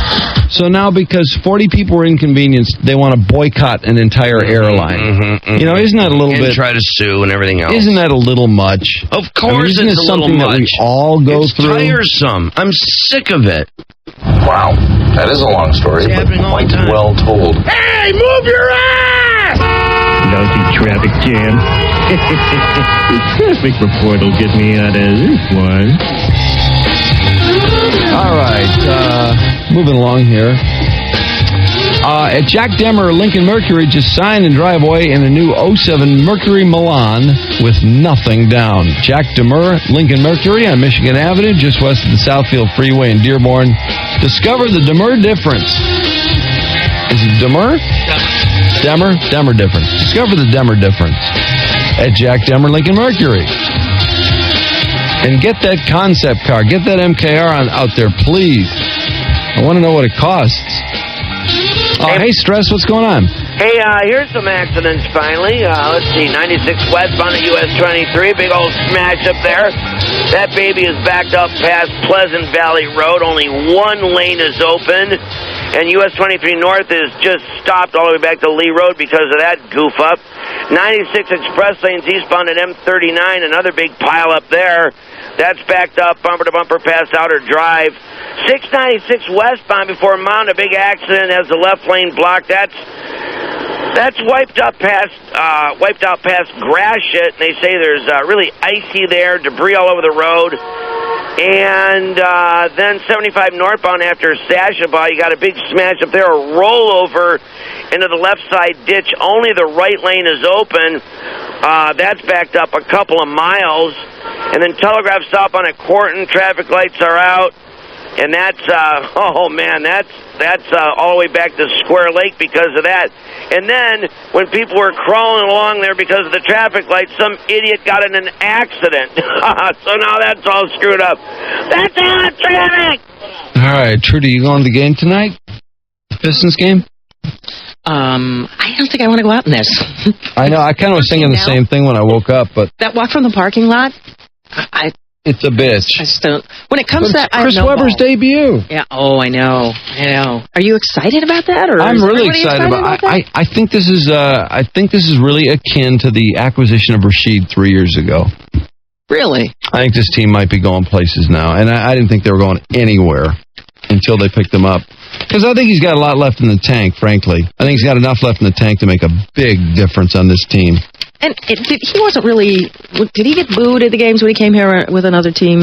Well, he's been through some tough times because, he was part of the group that got Michigan put on probation and really set that program back about 6 or 7 years. They're still recovering. But he showed himself, and he's a local guy, so... Yeah, he's a local guy, and I thought he was really kind of humble yesterday. He naturally did not want to talk about the whole thing. The press conference would have gone on for 2 hours if he told his side of the story. Right. I give Mitch Albom credit for bringing it up because it was the white elephant in the room. Whoa, what? I'm writing this date out. You heard me correctly. Wow. And Wojo followed it up with a more diplomatic question when he said, do you feel there's a need to reconnect with some of your old fans? Meaning, you screwed up. Are you going to try and fix it? And Weber, I thought, answered that one a lot better. He said, yeah, I do. I know there's some lovers and there's some haters, and I do. I want to get it together here. I love Michigan. I love Detroit. When the Tigers were in the World Series, people called me from all over. They want to make bets on the games and stuff. They know where I'm from. This is my home. It's great to be home, and I thought he did a good job. All right. And you know what else he could have done, which I'm not kidding you. I swear there's a lot of guys that would have done this. Don't be a player hater. I'm not. He's been number 4 his whole career. Yeah. And I remember when Swilling came from New Orleans, for example, and he said, can ask Joe Schmidt if we can take number 56 down from the rafters so I can wear it. It's my number and everything. And Weber wears number 4, which is Joe Dumar's number. It's retired. And Weber just decided he'd wear 84, which is a crazy story. I still can't believe he's going to wear number 84. But because it's not a very common sports number, especially in basketball, the official's going to have to use 2 hands to show the foul. Usually it's, right. but he's got to go, which is kind of a pain in the ass. This is ridiculous. But I think maybe he'll be so clean in his playing they'll never have to use that. No, I think he'll commit a foul or 2. He's a great passer, though. That's the thing I don't think people have realized about Chris Webber. He has really developed as a great all-around basketball player, and he can make a big difference on this team. God, I hope so. Also coming up, Chauncey's status, and the Lions get some really good news about next season. I'll tell you about that coming up in sports. You're brought to us, let's see. Esurance is your sponsor. Follow your mouse, Michigan. You'll save an extra $50 on your auto insurance. Buy online, get the $50 internet discount at esurance.com today. Nad shrinking weather today, intensely cold. Not in the cold are the electric company's minions trying to hook people up who are still in the icebox from the original ice storm, which so burdened trees with tons of icicle coating that they careened into power lines and houses and cars. Cold has killed about 54 people across the country, by the way. It's also killed about 75% of the citrus crop, so your number one source of vitamin C in the flu season, oranges, tangerines, lemons, the lime you squeeze into your Corona, all about to cost more. California Governor Arnold Schwarzenegger demanding federal emergency aid. He says he's going to do what he can to help the farmers who've lost their crops. If he weren't himself, he wouldn't agree with this plan. I'm frustrated with the progress. If you were to put me in an opinion poll and said, do I approve of Iraq, I'd be one of those who said, no, I don't approve of what's taking place in Iraq. Look, I had a choice to make. One, do what we're doing, and what could define that may be a slow failure. Secondly, withdraw out of Baghdad and hope for the best. I would think that would be expedited failure. About 100 people killed yesterday in Baghdad. Just preamble. 142 Iraqis died yesterday. Just a preamble. 142. That's a normal day. Well, that's hundreds a normal day, actually. Yeah, Incidentally, about progress, doesn't look like there is any in Afghanistan. Insurgent attacks are up 300% there. And they're learning from their mentors in terrorism in Iraq. And not only that, our buddies in Pakistan, remember when they made that deal with the craziest, unruliest part of the country that you guys just live quietly and don't do anything bad and we'll leave you alone? Well, they've left them alone, and those people in North Waziristan have let terrorists stream over the border from Pakistan to Afghanistan. So the border is wide open there. Well, we just moved a bunch of bodies out of there, so it's real easy right now. Right. Well, great time to take over Afghanistan. NATO, which was supposed to have been our stand-in Afghanistan. Yeah. They were supposed to bring a certain amount of troops to the game, and half their players are on injured reserve or just didn't show up for the game. Well, this is the same organization that we just told 4 years ago, we're going to do this whether you care or not, or whether you approve of it or not. Screw you. Go to hell. Kiss my ass. And Robert Gates there yesterday in the midst of that hemorrhaging situation admitting, I really didn't know a lot about Afghanistan when I took this job as Secretary of Defense. And he studied from the time that they nominated him to now. By the way, is there a comment that you're getting out of Bush that is starting to drive you crazy? Like, remember when he started saying cut and run, and then before that it was jobs Americans won't do, and he picks these little catchphrases, and he's got a new one now, and it's driving me crazy. I'm sick of hearing rule of law because I don't think that applies to Iraq at all at any point. Never will and never has. But this is the one that's driving me nuts. If we lose in Iraq, we embolden the enemy. Oh, right. If this isn't the most emboldened enemy I've ever seen in my life, they don't need. There's no further emboldening to occur. They're already fully emboldened. I really don't think it's emboldened. I don't think if we got up today and said, "Hey, you know what? We did something really dumb when we went into Iraq a few years ago. We're glad we got Saddam Hussein out. We think that's good, and we hope you guys sort this thing out. And we're sorry we've left a civil war and all that, but we really screwed up, and our entire country's against this thing, and it's just not working. We didn't put enough troops in there. We don't have the 150 or 200,000 we need to put in there to make it right. We need the Iraqis to stand on their own. So sorry, but what we're gonna do is we're gonna fight other battles because we've got terrorism around the world to deal with, and we've also pissed off a lot more people now who we have to deal with as well. So bye-bye. I really don't think that the enemy's gonna go, "Woo, man, are we emboldened now? Now we can do anything." Right. No, we're gonna have more people in other places where we're more vulnerable. It's not gonna. They're plenty emboldened. Yeah, they are. They are rough and ready. There's no more emboldening to occur. There's none left. No, it's true. They're fully emboldened. It's true. It is true. So stop saying it. Yeah, that's good advice. I doubt that I doubt that anybody would say things like that. But don't you feel like you wish somebody would? I wish they would. Someone. Scooter Libby's case, by the way, jury selection began yesterday. Oh, what a joke. Yeah, they had one woman up for 40 seconds before they sent her packing because she said nothing in that courtroom would make her believe anything good about the current administration. The guy ejected for admitting to low esteem for the vice president, and of course Dick Cheney will be the star witness for the defense of the Libby perjury case. Spread out, Hillary Clinton. The star witness. Obama has unleashed his campaign. Now, instead of telling you more about that, I thought I'd tell you what the odds are. According to the New York Post, Hillary's at 3-1 in this presidential race. She's only 3-1? Yeah. Barack 5-1. Edwards 8-1. Vilsack with a name that ends in sack 35-1. Yeah. And Biden 40-1. Christopher Dodd 100-1. He's from Connecticut. I know he is, but I know he's not going to win. He flies way under the radar. Most Americans. Incidentally, trying to show the last do-nothing Congress up a little bit, the Senate voted to force more glaring light into earmarking legislators yesterday. The vote was 98-0 because nobody wanted to get caught voting to keep earmarks secret.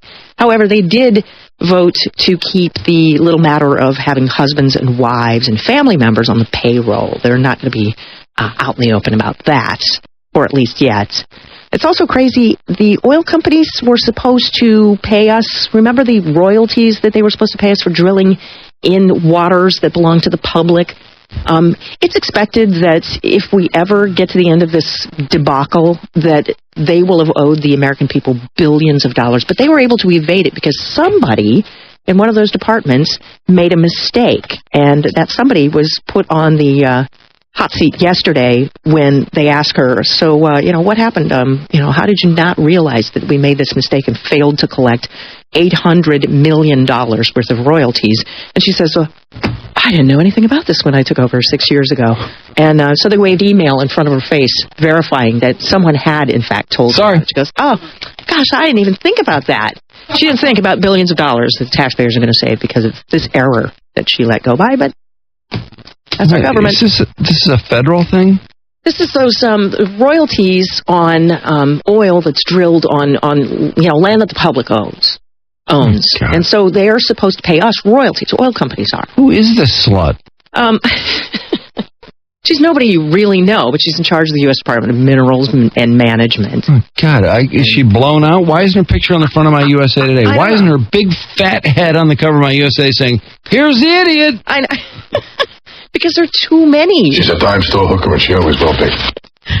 Oh, how about Jackie Curry as the city clerk? Her lawyers are now all about making Detroit pay. Remember when she was all about making Detroit vote? Yeah. Even if you were 2 or 3 times. You weren't alive. Yeah. A sum of $125,000 is what her lawyers want Detroit to pay now in the legal fees they say the city owes them for defending Jackie. Screw you, Jackie. God, you got a free ride to work for 20 years. Today? No. Yes, today. In Brownstown Township, the cops need your help with the case of this woman who vanished beginning of January. Detective Lieutenant Bob Graham has been talking to us. He says that they found the woman's dentures in her home in Brownstown Township, and they believe that fire there was arson. And they found he's got a rather mysterious death in his past, too, doesn't he? Yeah, the police have put these pieces together. She kept a diary in which she wrote that she kept a hammer onto the couch where she slept and had a 12-gauge shotgun, worried about her husband, who she told friends threatened her. They'd been married 7 years. The cops had been at the house in December over a domestic. Roger Sweet, the husband, has been doing time and still is in Wayne County for 8 felony and misdemeanor counts of 3rd and 4th degree criminal sexual conduct, because when they were investigating the arson, they found out about a parent's sex with a mentally incapacitated family. Well, not to mention the previous wife who died mysteriously in a fire. This is ridiculous. And they haven't found the body. They're asking for our help because the people involved worked at Ford, and so they're asking because they feel many of our listeners do probably work at Ford and know these people and could help in some way. So if you can, call Brownstown. Well, they've searched like hell, but, obviously the body's nowhere near the house. No. Because, the fire occurred. It sounds like a cover-up. Something happened to her, something was done to her, and her body was taken somewhere else, and they set the house on fire to make it look good. Right. It's crazy. She burned up in the house, and there's not even a trace of her. Her dentist it's crazy. identified her dentures and said she would not have left without them. If she left willingly. Well, if she was scrambling from a house fire, she might have, but it doesn't sound like she was scrambling from a house fire, or else we would have heard from her. Right. In Newsweek this week, the chapter from the book that was supposed to have been shredded about what happened, O.J. Simpson's If I Did It, this is ridiculous.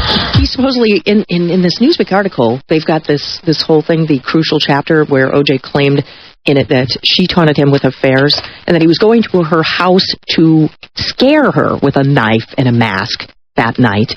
But then it was the dog, they say, who drove O.J. into a rage. The dog gives a friendly wag of his tail to Goldman, and that prompts O.J., to launch into a, just ferocious rage. Because by the dog's body language, he presumes Ron Goldman is a frequent visitor of his ex-wife's house. Yeah, she forgets her glasses pretty frequently, huh? But he claims... Let's keep the laughs coming, eh, Simpson? In a sort of paradoxical statement, he claims that a ghostwriter put this chapter together, and you can tell because there's so many factual errors. Now, he would know, being the person who killed her. But that whole thing is so stupid, I can't believe it even happened. They're claiming that other publishers now are hitting O.J.'s lawyer up for a shot at a book about the juice. God, so more people are going to waste $3.5 million that the Goldmans will never see? Perhaps. The new husband of Anna Nicole, Howard K. Smith, supposedly gave Daniel pills. Oh, Stern, right? Yeah. He is such a tool, by the way. Yeah, he supposedly gave the pills to Daniel that could have killed him, the methadone pills. Oh, really? This is according to a Bahamian investigation that'll call 20 witnesses. Stern, according to them, supposedly gave Smith methadone and then flushed it down the toilet. Now, he took 3 This is ridiculous. prescriptions, which is turned into sort of a lethal cocktail. Why was he taking methadone? Good question. No one has any idea about that. Brad and Angelina moving to New Orleans, according to Us Weekly, where they say they're going to live in a mansion in the French Quarter and send their kids to a local school. Now, I just happen to know a little bit about that because Scott used to live in New Orleans, and they can't send kids to local schools. They're going to go to public schools in New Orleans, No, there's absolutely no way. Absolutely no way. And if they don't, then that proves that they're not as open-minded and egalitarian as they say they are if they send their kids to private school. I think it's funny that the schools there are wrecked, they say, and most of the kids roam around town all day long. Don't you think she's jealous of Madonna about this adoption? Attention. Yeah, and so she just said, nobody should do that. They don't allow adoptions there. It's hilarious. We should put him in a in a pillow fight, because Toronto has started the Pillow Fight League. It's a new kind of fight club where women pit themselves against one another with pillows. They say it came to the attention of this one woman one New Year's Eve as sort of entertainment in between the band, and it was so much fun. They love doing it so much that they're expanding out across the country. There'll be pillow fights in bars. We ought to have that here. Needs to be in the news. Toronto. Yeah, Pillow Fight League in New York City. At least in lingerie. Pillow Fight League? A Pillow Fight League. Oh, I love this. Absolutely. If the Bible has taught us nothing else, it's that girls should stick to girl sports, such as hot oil wrestling, boxing, and such and such. And pillow fighting. Trudy Pillow Daniels. fighting in lingerie. Riff Rock and Roll Radio News. Hey, I don't get this. Game on! I don't get this skyscraper in Dubai. Mm-hmm. You know, they're at 100 floors now. They've got 60 more to go. And I guess they put up a floor every 3 days. They're working so fast in this thing.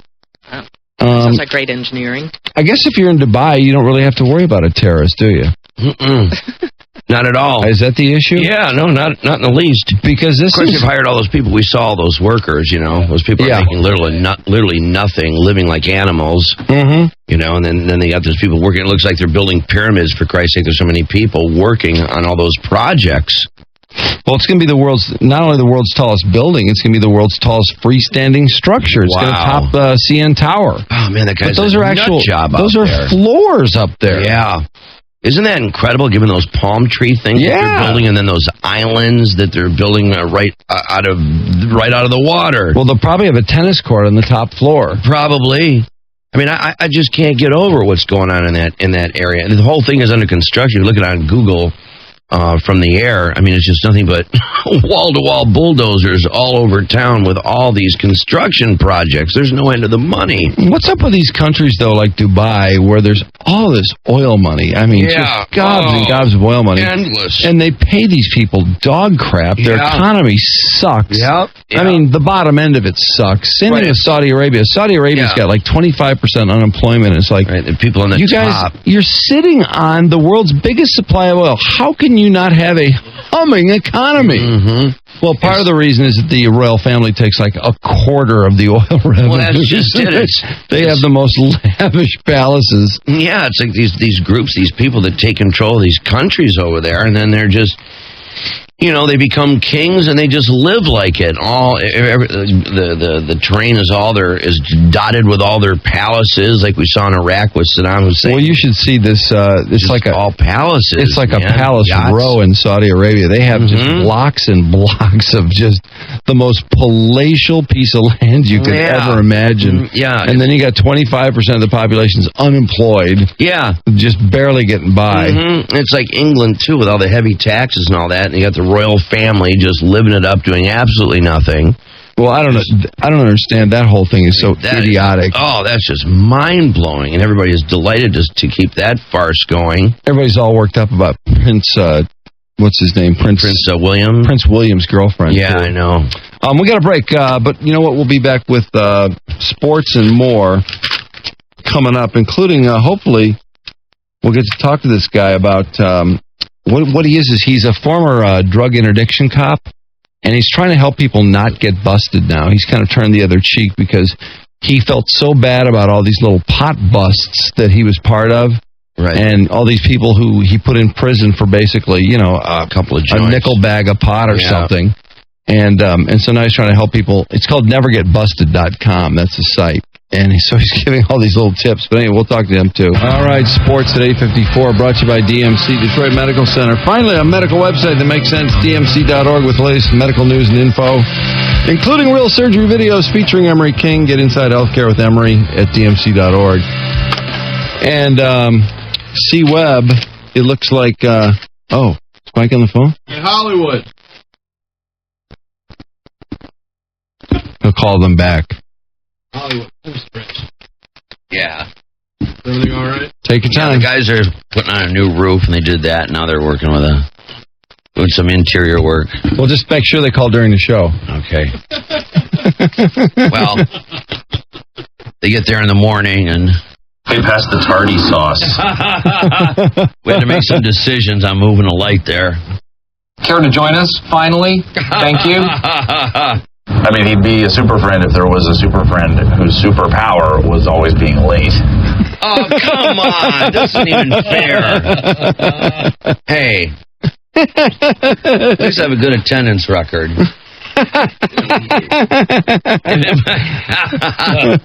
Care to join us, finally? Thank you. That's enough. Yeah, sorry. Take your time.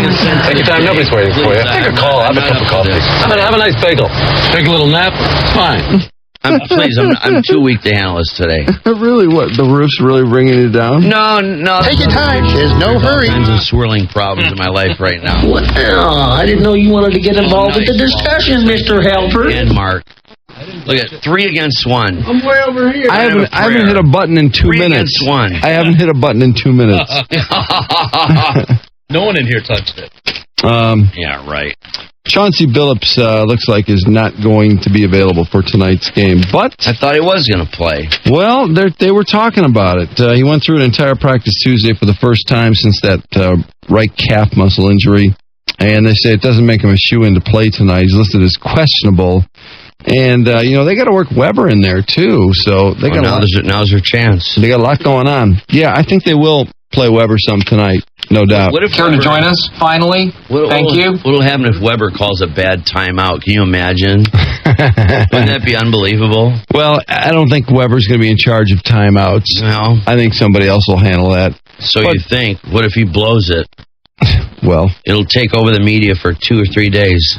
I think it'll be more like 2 or 3 years if he does that again. Yeah. But anyway, he didn't want to talk about, he was asked about the troubled days, and there really wasn't, a press conference really isn't a place where you get too deeply into something like that. I don't think this is the forum to talk about something that happened 15 years ago. Right now, I'm here and I'm excited about being part of the organization, and I'm just really happy. So to talk about anything else that's not about this, that'd be a waste of my time right now. I'm very happy to be part of the Pistons, and that's why I'm here today. He is in a good frame of mind. There's no question this guy is psyched to come home and win some basketball games. And he went on, and he made a big point of, hey, I am Detroit. Detroit's my hometown. It's great to be home.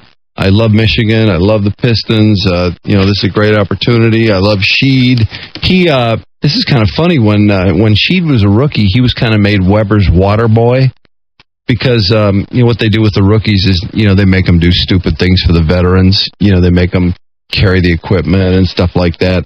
And so Sheed was kind of Weber's little whipping post for a year. So anyway, they got to be good friends. I guess Weber didn't abuse him too badly. And so he should... I hope he didn't get abused too badly. He should be a great benefit for Sheed. I mean, they could be a great combination up front with all the other weapons we have, with... Rip and Tayshaun and Chauncey and Dice. Dice had a great game the other night. I'm sure Dice is the one who's probably saying, gee, what's my role going to be here? But you know what? Weber will be a good starter. I mean... Aren't they looking to trade one of those guys? Well, it sounds like Muhammad's a guy that's on the possibly on the block. But, the other day, I'm hearing so many things out of that camp. Flip was saying, you know what, I think Muhammad would be better off the bench playing against the other team's subs instead of starting and playing against the first string. So there's always that possibility. But nonetheless, adding Chris Webber, in my opinion, puts the Pistons in the ballpark. So we'll see. We'll find out the first chapter tonight because Webber's going to see some action against Utah. God, I wish it wasn't so cold. I really want to go to the game, but I swear I'm just thinking about walking across that Palace parking lot, and it's just killing me. Nasty. Yeah, get a limo. Drop you off. Sure. Tigers signed some people yesterday, including Craig Monroe, who, this guy was terribly underpaid for the kind of production he was putting up, not to mention the key home runs and hits he had last year. He had 5 postseason home runs to lead the team. He signed for $4.775 million, which, you need those starters that make that kind of money to fill in a winning roster, and they got him signed. So that's good news. Meanwhile, Nate Robertson, who chews up a lot of innings and went 13-13 last year, he signs for $3.26. Omar Infante got $1.3, and Fernando Rodney settled for about $1.05 million. So they didn't spend a lot of money on any of those guys, so that worked out pretty well. Let's see. In basketball, Penn State's at Michigan tonight. Loyola Chicago's at Detroit Mercy. Last night, DJ White tied his career high with 23 points. He had 12 rebounds, too, as the Hoosiers beat Iowa 71-64 in Big Ten basketball. And let's see. There were a couple other things. The Giants have a new general manager. Black. What's that? He's black. Yeah, actually, he's their first black general manager, isn't he? Yep. Well, I left out the Western Michigan score over Central. Western beat Central 86-76. Joe Reitz had 26. Also, Toledo beat Eastern Michigan in college basketball by 10. And then there was the couple of football items, and it was let's see. Oh yeah, Sammy Sosa's trying out with the Rangers. No, brother. Sorry, forget about it, buddy. Golden Gophers first of all hired Tom Brewster to replace Glenn Mason, who blew that 38-7 lead. Remember, he was beating Michigan 35-7 and blew that game 2 years ago, or 3 years ago, was it? They lost to Texas Tech in the Insight Bowl. And then the Cardinals and Giants both held news conferences. The Cards introduced Ken Wisenhunt. Is it Wisenhunt? Is that how you say his name? Anyway, he's their new head coach, and Jerry Reese is the Giants' new general manager. He succeeds Ernie Accorsi, who's retiring after 9 years. I think they've only had 3 GMs in their history. That's amazing. Benny Parsons dead at 65. He had battled with cancer, so bad news in the world of sports. And that'll about do it. At 9 o'clock, Tom Brady's got a new girlfriend. Who's his new woman? Giselle. He's with Giselle? Yeah, what a God. What a stud that guy is. Yep. Oh, man, now I like New England over Indy. Now that he's nailing Giselle. He's got to feel so good about himself. What is there not to like about the guy except for that time he made out with his dad on 60 Minutes? I know, that was freaky. That freaked a lot of people out, including me. Well, a couple things. Paula Abdul is claiming, she did these 2 interviews day before yesterday about American Idol, which, by the way, how long do we have to put up with these stupid people singing who suck, who they just ream out on national TV? And because I think one of these people are going to come in and shoot them. Oh, I think so. At some point, somebody's bound to commit suicide just because her life comes apart right on national television with an audience that big. Like, for example, the guy last night in the Red that went between screaming and swearing and everything else to sobbing and completely out of control. Somehow made the link that it was because of him that the entire state of Minnesota sucked, and which wasn't at all what was said. That wasn't really what they said. Yeah, that wasn't at all what they said. But in his mind, he built that bridge, and somebody like that who, maybe I don't know, he could have all kinds of psychological problems going into that. When they just go out and get so many people, thousands and tens of thousands of people like that, you're bound to have people that are mentally challenged and people with severe disturbances in their head and everything else. And sometimes you put a burden on somebody like that to walk around with that the whole state is somehow now deficient because of them can be too much to bear. I mean, they're either going to kill themselves or somebody else or what. I just think it's bound to happen. Well, I always figure, when we're talking to local people, we have to be a little bit cautious because, their family's listening, their friends are listening, and, people sometimes get the idea that, oh, my God, I've been made an ass of in front of my friends and family. It's a little different than when you're talking to somebody who's involved in some controversy 800 miles away. Yeah. But when you're on American Idol, the whole world is watching. Oh, the whole world. And when they make an ass out of you the way they do some of those people, like, for example, the guy that they said he ought to quit teaching, he ought to return the money to anybody that he's taught teaching to. That guy was devastated. Who does Randy think he is? Why does he have to be such an a-hole? Yeah, well, exactly. Like, he's got some terrific talent. That guy's the biggest load. Oh, he's Mariah Carey's bass player, didn't you know? Oh, yeah, I know. Paul McCartney was watching him for bass tips during Live 8. Yeah, I know. But the thing of it is he lost his mind. Yeah. By the way, is Randy fat again? Yes. Yeah. Oh, absolutely. That's amazing. You almost have to pat him on the back because it's almost impossible to get that fat after that surgery. You have to be the most determined eater. Yeah. To gain weight. Did he ever admit to that surgery? Yeah, finally? He did. He came out and said it. He said, "Yeah, that's why I'm such a stud now." Yeah. Well, I never thought he looked that thin to begin with. I never thought he really ever got that thin. So, Randy, you want me to give you a hand job in the bathroom? Remember how he was a big fat ass, though. Oh, he was yeah. really big. No. He was a lot slimmer. He lost weight, but he never became thin, like Oprah became thin, for example. You are a fat.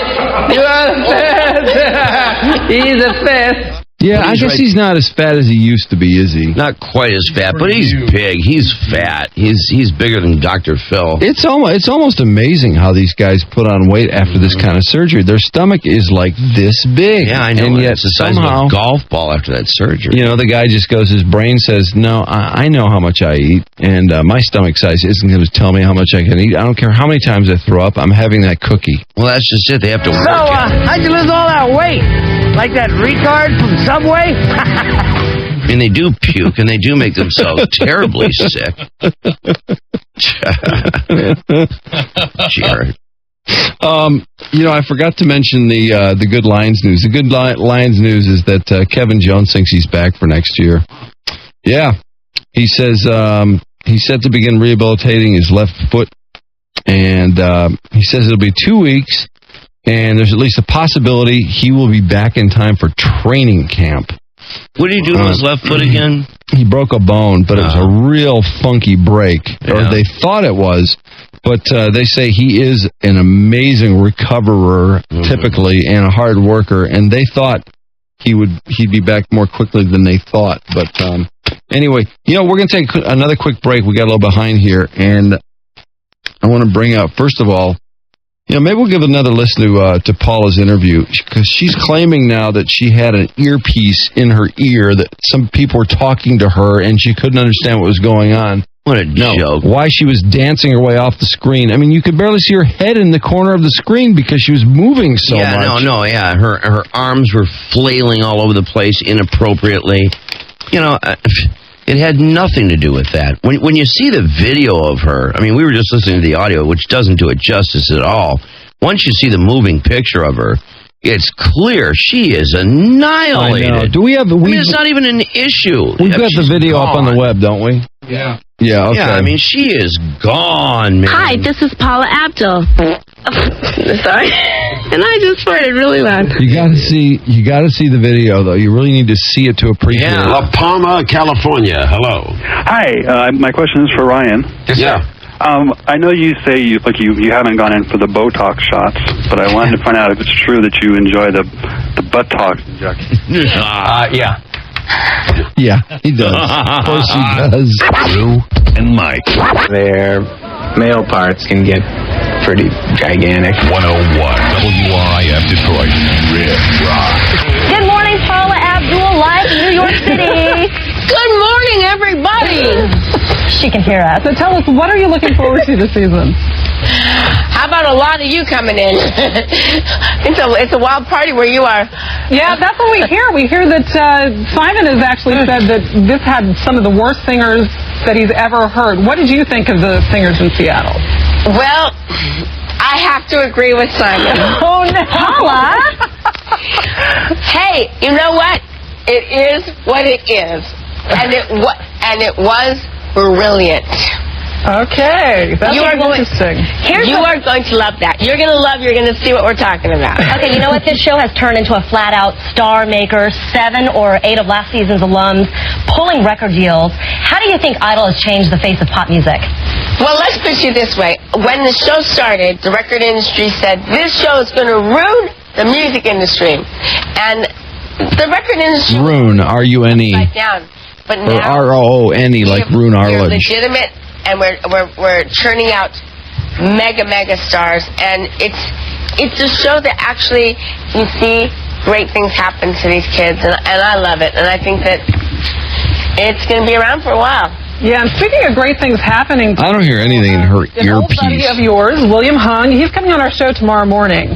And You're kidding. Nice show. He is. He'll be here tomorrow. And he What seems like a are they really nice doing guy. that for? Why keep When he crap auditioned like for you, that did you have any idea alive? that he was going to become such You're a... only about That's two. nice. You're only about 2 years old as having him as a guest. If anything, You know, nice proved keeping that a he lame has so bit much like that alive by bringing in that fool. And he's got drive, and he's a smart kid. God damn. And boy, did we see how smart he actually really is. Yeah, Paula just called him a smart kid. He's a moron. He doesn't realize he's a national joke. Yeah. When Simon you're Lithgow stupid said as Paula, Seattle everybody's were smart. crazies, drinking too much coffee.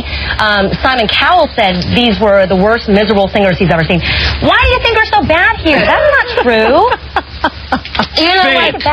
Listen, any publicity is good publicity. You got to learn to eat it up and embrace it and say, Seattle had the best Right delusional there, people. she's flailing her arms all over the place right there. No, but I'm going to tell you something. There are some excellent contestants that came out of Seattle as well. Okay, that's good. That's fair. Oh, man. She sounds, something doesn't sound right there. When you see the video on that, right there in that moment, I mean, she's just, her body's swinging left, right, arms flailing. Well, she almost totally left inappropriate. She almost left the picture a couple times. Yeah, yep. Hey, John. Yeah. What's up? How you doing? Good. What's going on? Nothing. Did you guys catch the press conference with Chris Webber yesterday? The Weber conference? Yeah, I did hear it. I actually listened to the whole thing. Oh, you know, I didn't hear it, and by the time I got out of work, it was late, so I never listened to this guy, but I happen to have the album on. Mitch Albom? Yeah, Mitch Albom, and he's talking, and I'll tell you the end of the story. I knew I had to call you guys this morning about this, and I'm really glad I got through, because I'm listening to him, and he's talking about he and Kenny are just patting each other in the back. Mitch asked the tough question that had to be asked, so I'm thinking he must have asked what happened in Philly and what the problem was, and all that. Well, then I realized he asked about U of M and the big controversy and all that crap. I got to tell you, I've been following the Weber thing just like you have, Drew. I know you talked about it a lot, you know, when he was in town and all that, and at the game. You know, it's a really complicated thing to deal with in a press conference like that. But it was, you know, I kind of agreed with Mitch that it was sort of the white elephant in the room. But on the other hand, you know, he allegedly borrowed, I think, something like $200 and some odd $1,000 from Ed Martin, paid back like 50 of it.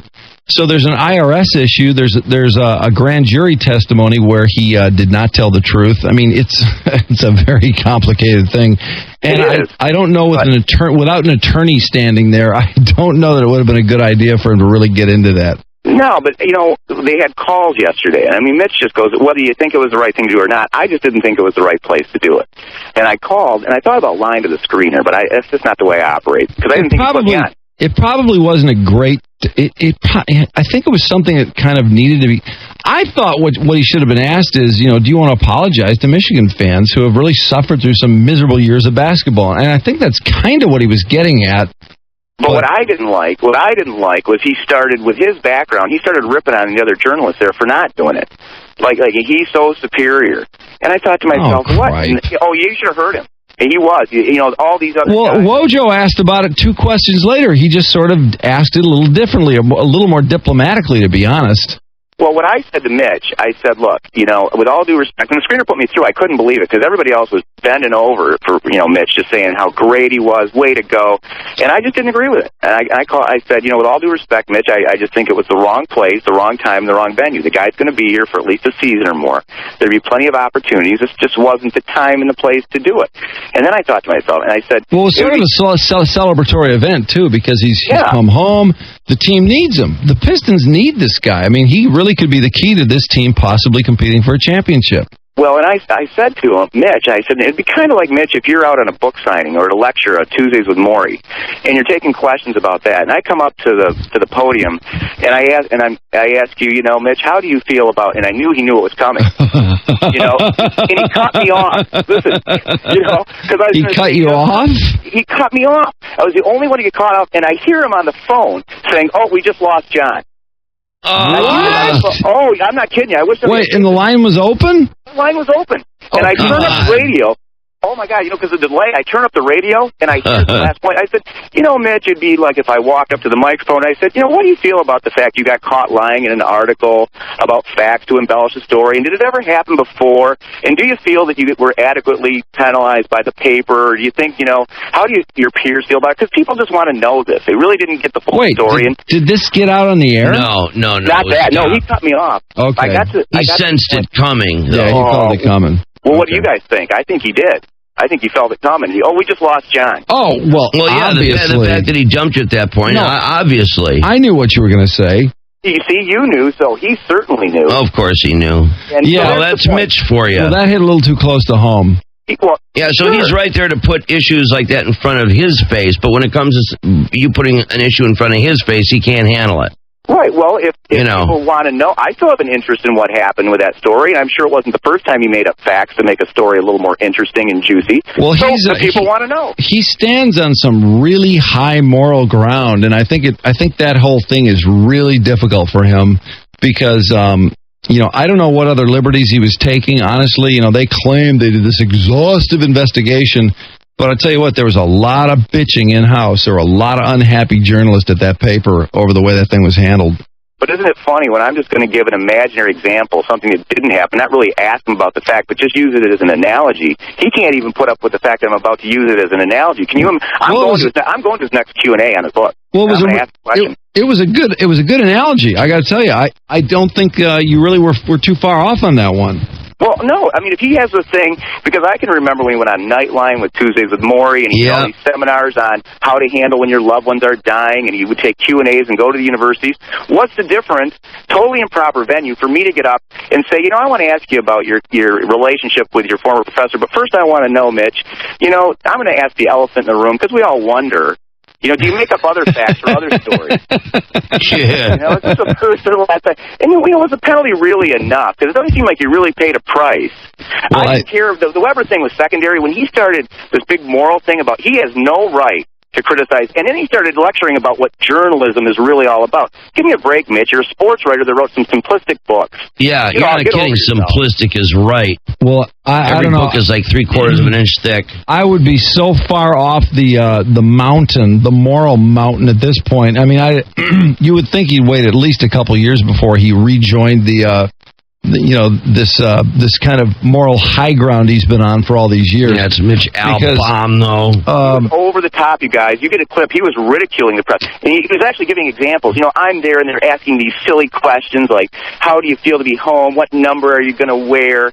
And then I finally just had to address it. And Kenny's, of course, going, He wasn't going to answer it. Well, first of all, he asked the first question. So I don't know how he can criticize anybody because no one else got to ask a question before him.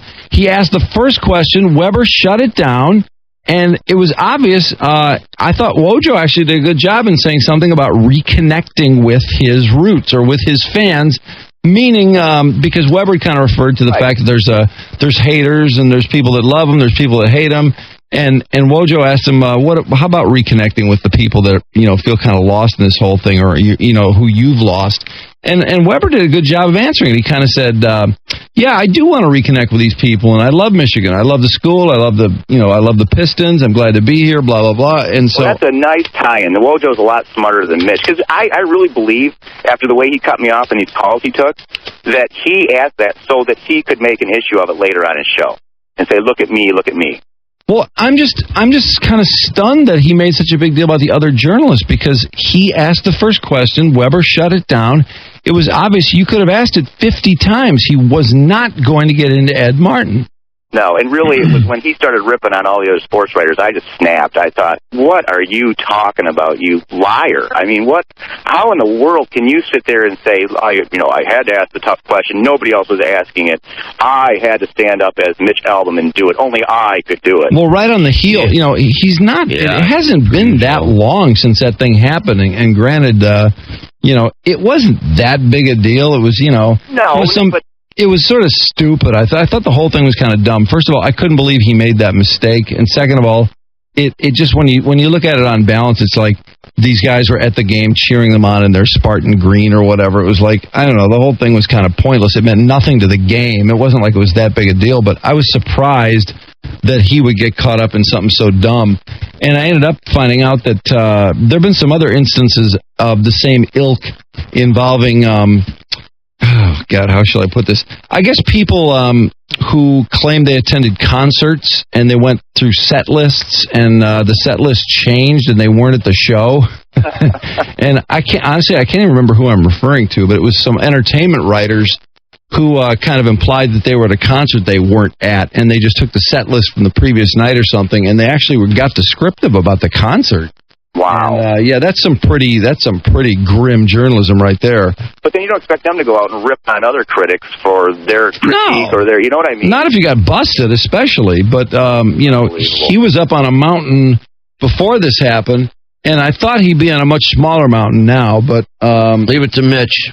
No, he cut me right off, man. He cut me right off. That's really weak. That's really bad. I bet criticize the guy. I bet his screener took one to the. Oh man, I shudder to think of what the guy that answers the phone had to deal with after that. I can only call once a year because he and I got into it on the air once about security screening for terrorists at the airport because I didn't agree with him, and I'm surprised they put me through on that one, and he cut me off halfway through. So. Well, now, did you tell the screener what you were calling about? I did. I thought about, because of the experience I got. You really said you were. That's what you were going to say? Right. I thought about lying, and I thought I can't do that, and so I said, I just want to tell Mitch I respectfully disagree with him. I think it was exactly what I told Mitch. I didn't change it one bit. I didn't tell the guy I was going to draw the analogy of him making up stories in the paper, but I never, I thought it was a pretty good damn analogy myself. I didn't want to give it away that quick. Yeah. But no, I was up front with the guy.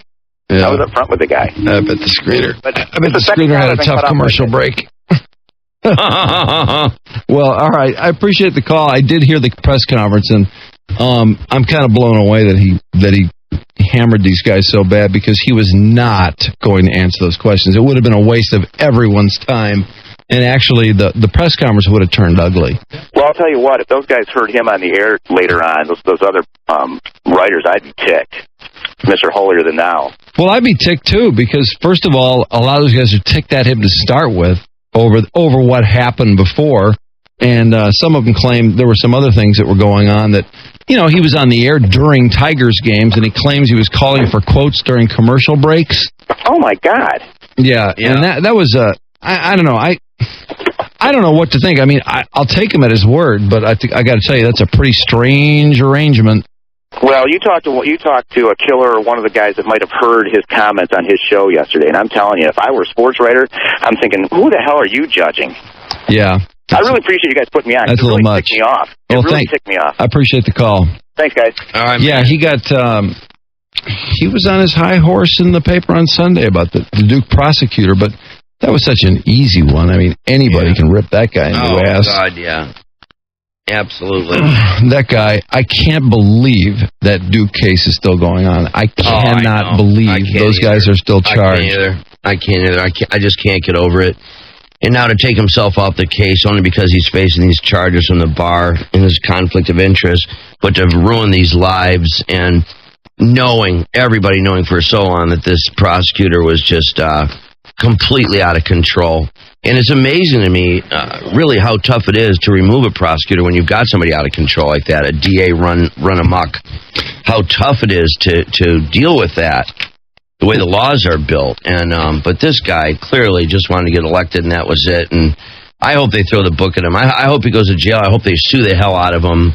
Well, I think it's a joke, too, that he's recused himself from the case now. Yeah. And that's convenient. Yeah, sure. And I can't believe that it can be upwards of 6 months to get the balance of these charges dismissed and finally clear the slate on this and move forward. And then, of course, now the university, long after the fact, invites them back and all this. But meanwhile, of course, the coach is gone and this, that, and the other. And the school has taken a hit and the program's taken a hit. And these kids and their families have taken a hit. And all because of this stupid victim. I don't understand this liar. People like you guys keep Muslim issues in the spotlight, such as the locals who were late for their flight. Want to stop it? Stop whining about it for them. I'm not whining about it for them. If they dislike arrangements here, they can go effing leave, go home. No, I think that it's absurd for Fitness USA to have to worry about people praying at their health center. I think it's absurd. definitely. This is America, and when you go to work out, you go to work out. You don't really. It's not normal to have because if they have to make arrangements for Muslims praying at Fitness USA, then what? Do they have to set up a chapel too? Well, that's what's Protestants next. and for That's what's Catholics. next. I mean, come on. And again, this thing is so simple. They pray 5 times a day. It doesn't change. They know when they pray. It's preset. They know the times in which they pray. Going to a health club is something you do voluntarily. So you simply go when you're done praying, either before or after. Avoid the issue completely. To go there right in the middle of when your prayer hour, your prayer moment is coming up, and then make a scene like that and turn everything upside down over there and start a big deal with the club and all that. I don't know what the point is unless you're just trying to create trouble for the sake of creating trouble. It's absolutely absurd. And it's things like that make everybody, the rest of us, angry. It just doesn't serve their cause to persist with this kind of garbage. It just turns everybody against them.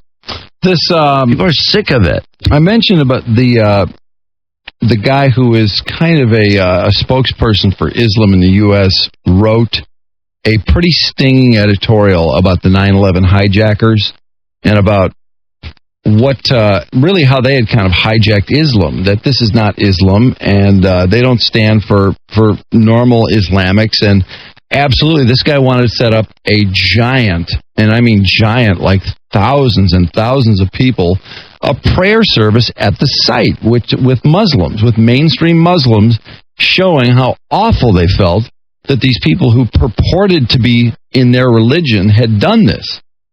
He felt terrible about it, so he writes this really heavy op-ed piece in the Los Angeles Times, and the reaction will, I don't know if this will surprise you or not, but the mainstream media were eager to hear from a learned, self-critical Muslim, while some Muslims angrily accused him of seeking celebrity by consoling distraught Americans at the expense of Islam, which I think is complete BS. The main Muslim newspaper in L.A. ended his monthly column. Condemnations appeared on the Internet. The bill of particulars: befriending Jews and other non-Muslims. What? Supporting Muslim apostates, endorsing music, assisting Muslim women claiming spousal abuse, and owning forbidden dogs. Owning forbidden dogs? He really lost me there. But, yeah, he's pretty progressive in terms of the religion. In fact, they even describe him praying in a straight line with his wife and son. Yeah. And the women are supposed to pray behind the men. Yeah. And so he has made a point of being kind of a guy. For example, if you were a Muslim spouse and your husband was beating the tar out of you on a daily basis or something, he was a guy that you could go to and he would try to help these women. Kind of like battered spouses. Wives, yeah, right. You know, I don't know if he helped set up a shelter or what he did, but a lot of mainstream Muslims felt like, hey, screw you, man. What business is it of yours? And, you know, that's the way life is. So maybe Muslim women don't deserve to really be heard from in regards to that issue, or we don't want people to hear about that. He began to get anonymous phone calls and email. You know us. Don't push us. You're dead. You know what we're capable of. He called the police because he got, these people called him and said, you're dead. You know what we're capable of. And then he saw some car that kept loitering in front of his house. So he called the cops, but the vehicle sped away before the police arrived. The police said whoever was watching probably had a radio scanner and heard the dispatcher sending the squad car because they left right when he made the phone call. And then his SUV got vandalized. No other cars in the parking lot have been vandalized. After an FBI investigation and phone tap, the harassment stopped. During the worst of the intimidation, the Orthodox rabbi Yitzhak Alderstein offered to help. He and Khaled had lectured together. They disagreed on almost everything about the Arab-Israeli conflict, but out of mutual intellectual respect, the friendship had grown. So then a lot of people were upset because he actually did not accept the generosity of this rabbi, but they felt that, how dare you get so friendly with this Jewish guy. And I got to tell you, the hatred for Jews that you read about in mainstream Islam, at least, and I'm reading from The Struggle for the Soul of a Religion. These aren't my words necessarily, but after 9/11, the scholar's routine became a victim of his sudden celebrity. The New York Times, CBS News, National Public Radio, Wall Street Journal, blah, blah, blah, and many others sought him out for interviews. His lonely confrontation with what appeared to have been Muslim stalkers fueled admiring profiles.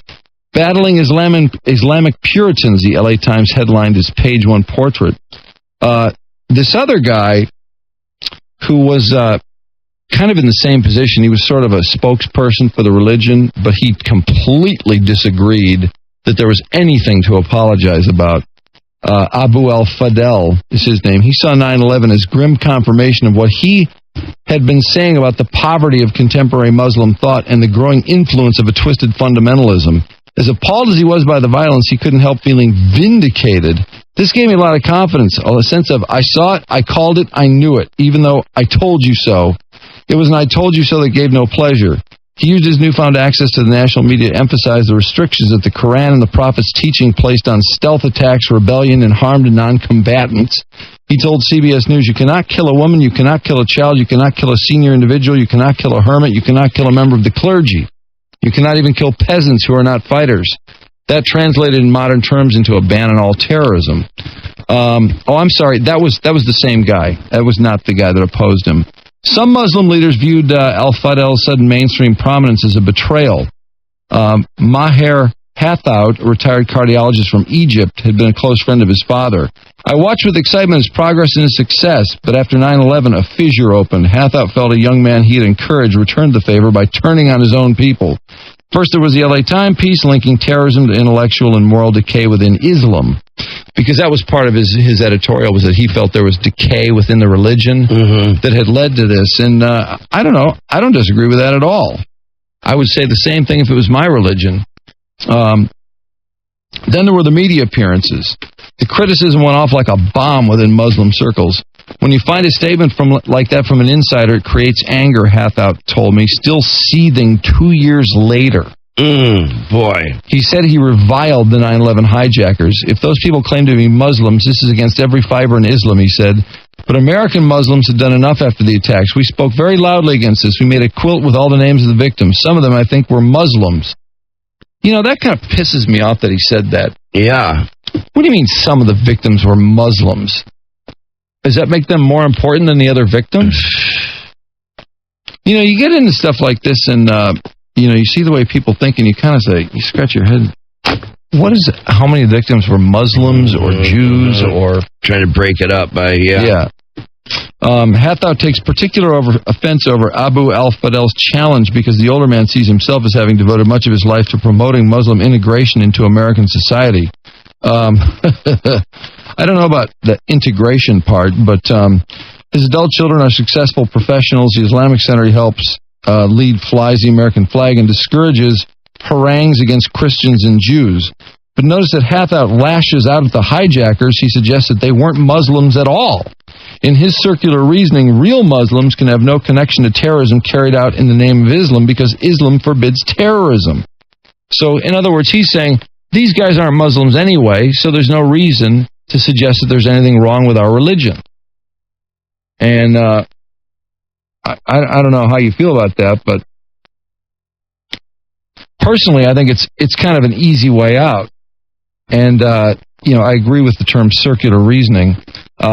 Meanwhile, the guy that wrote the editorial said his perspective differs in an important way. The hijackers acted out of a religious zeal that perverts Islam, he contends.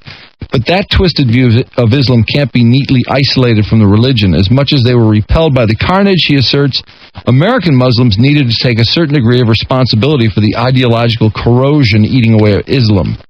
In his view, Hathout insists on being a perpetual victim in a way that American Muslims ought to abandon.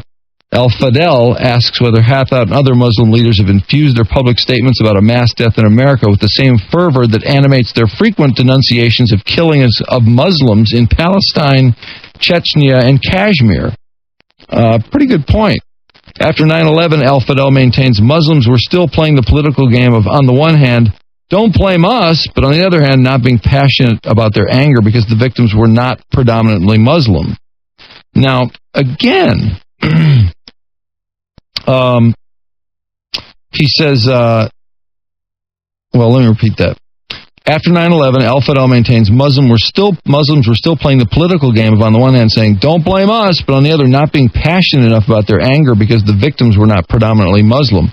So again, you're getting into this business of the victims and what religion they were, which to me is completely irrelevant. The victims are the victims. They all lost their lives.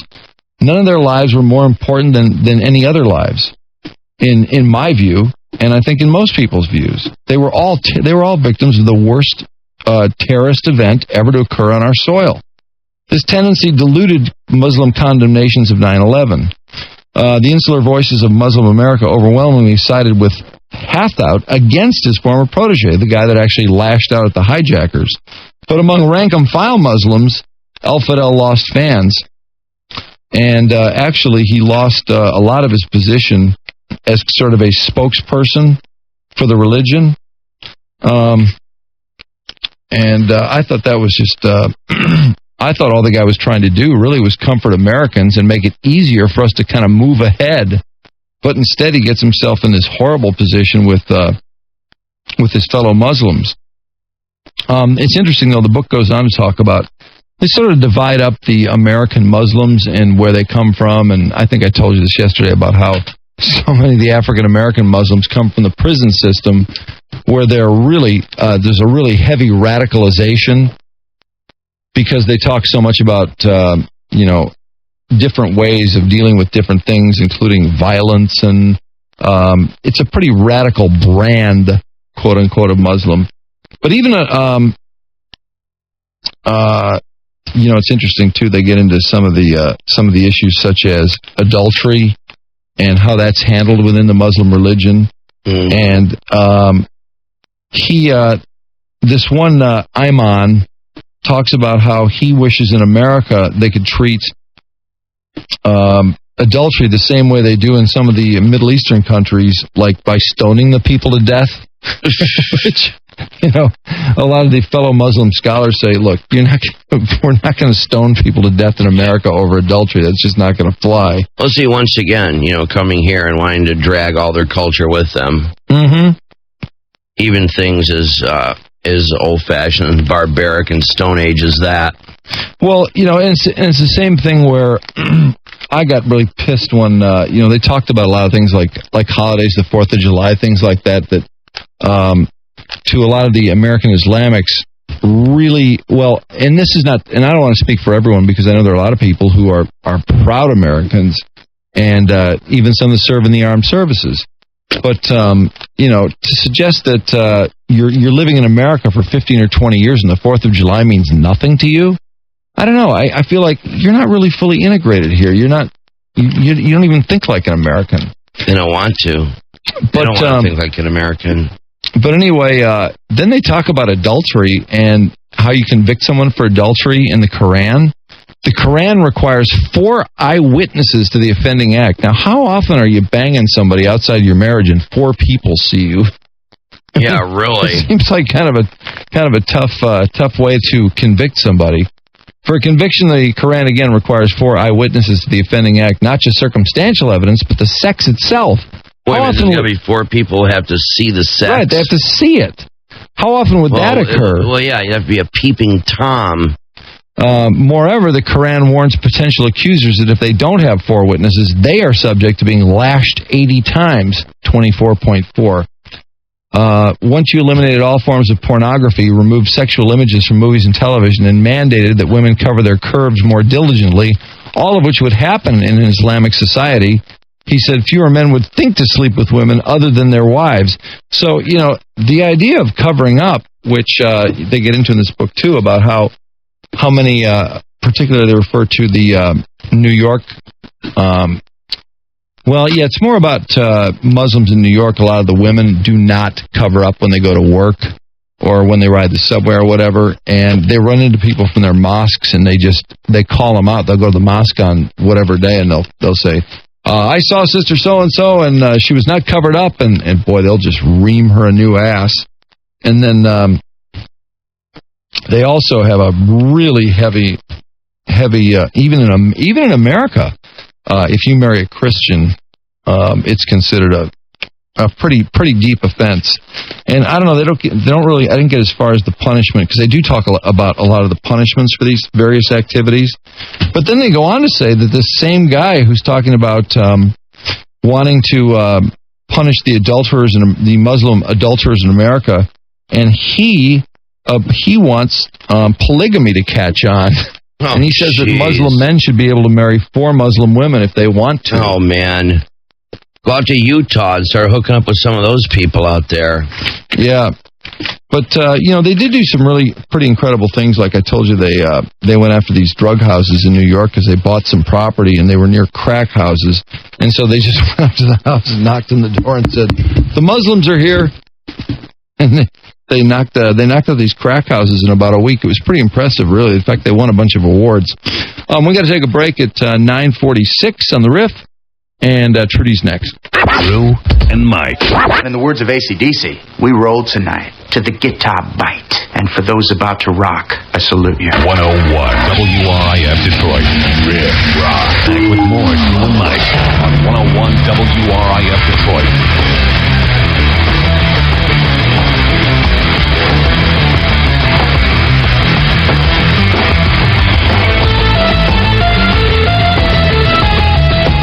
The other night, Louis C.K. had his HBO show, a little chunk of that, and then, like I said, right up with Trudy in the news. So, 9:55 and still 16 degrees. It is freezing at the Riff. I have this friend, he has a phone that can IM, he can instant message, and so now I really want him to die, because I'm sick of getting these messages from him on his phone. I'm in a shoe store. That's the whole message. We're not secret agents. I don't need to know where you are. So I get this message from him. He says, "I'm on an airplane in Seattle." So I wrote back and I said, "Well, I hope your plane crashes." And he gets pissed off and he calls me, "Take it back. We're about to take off." I'm like, "You, I hope it crashes. I don't have to take it back. Hope it crashes twice. Hope it crashes and kills Happy and they go, let's try again," and they take off and crash again. I hope that happens. Sincerely, I hope it. And he tries to he goes, "Well, how are you going to feel now if my plane crashes after you went and said that?" I'm like, "Are you me? That would be amazing. To know that I can do that? I'd happily trade your life for knowledge of my powers."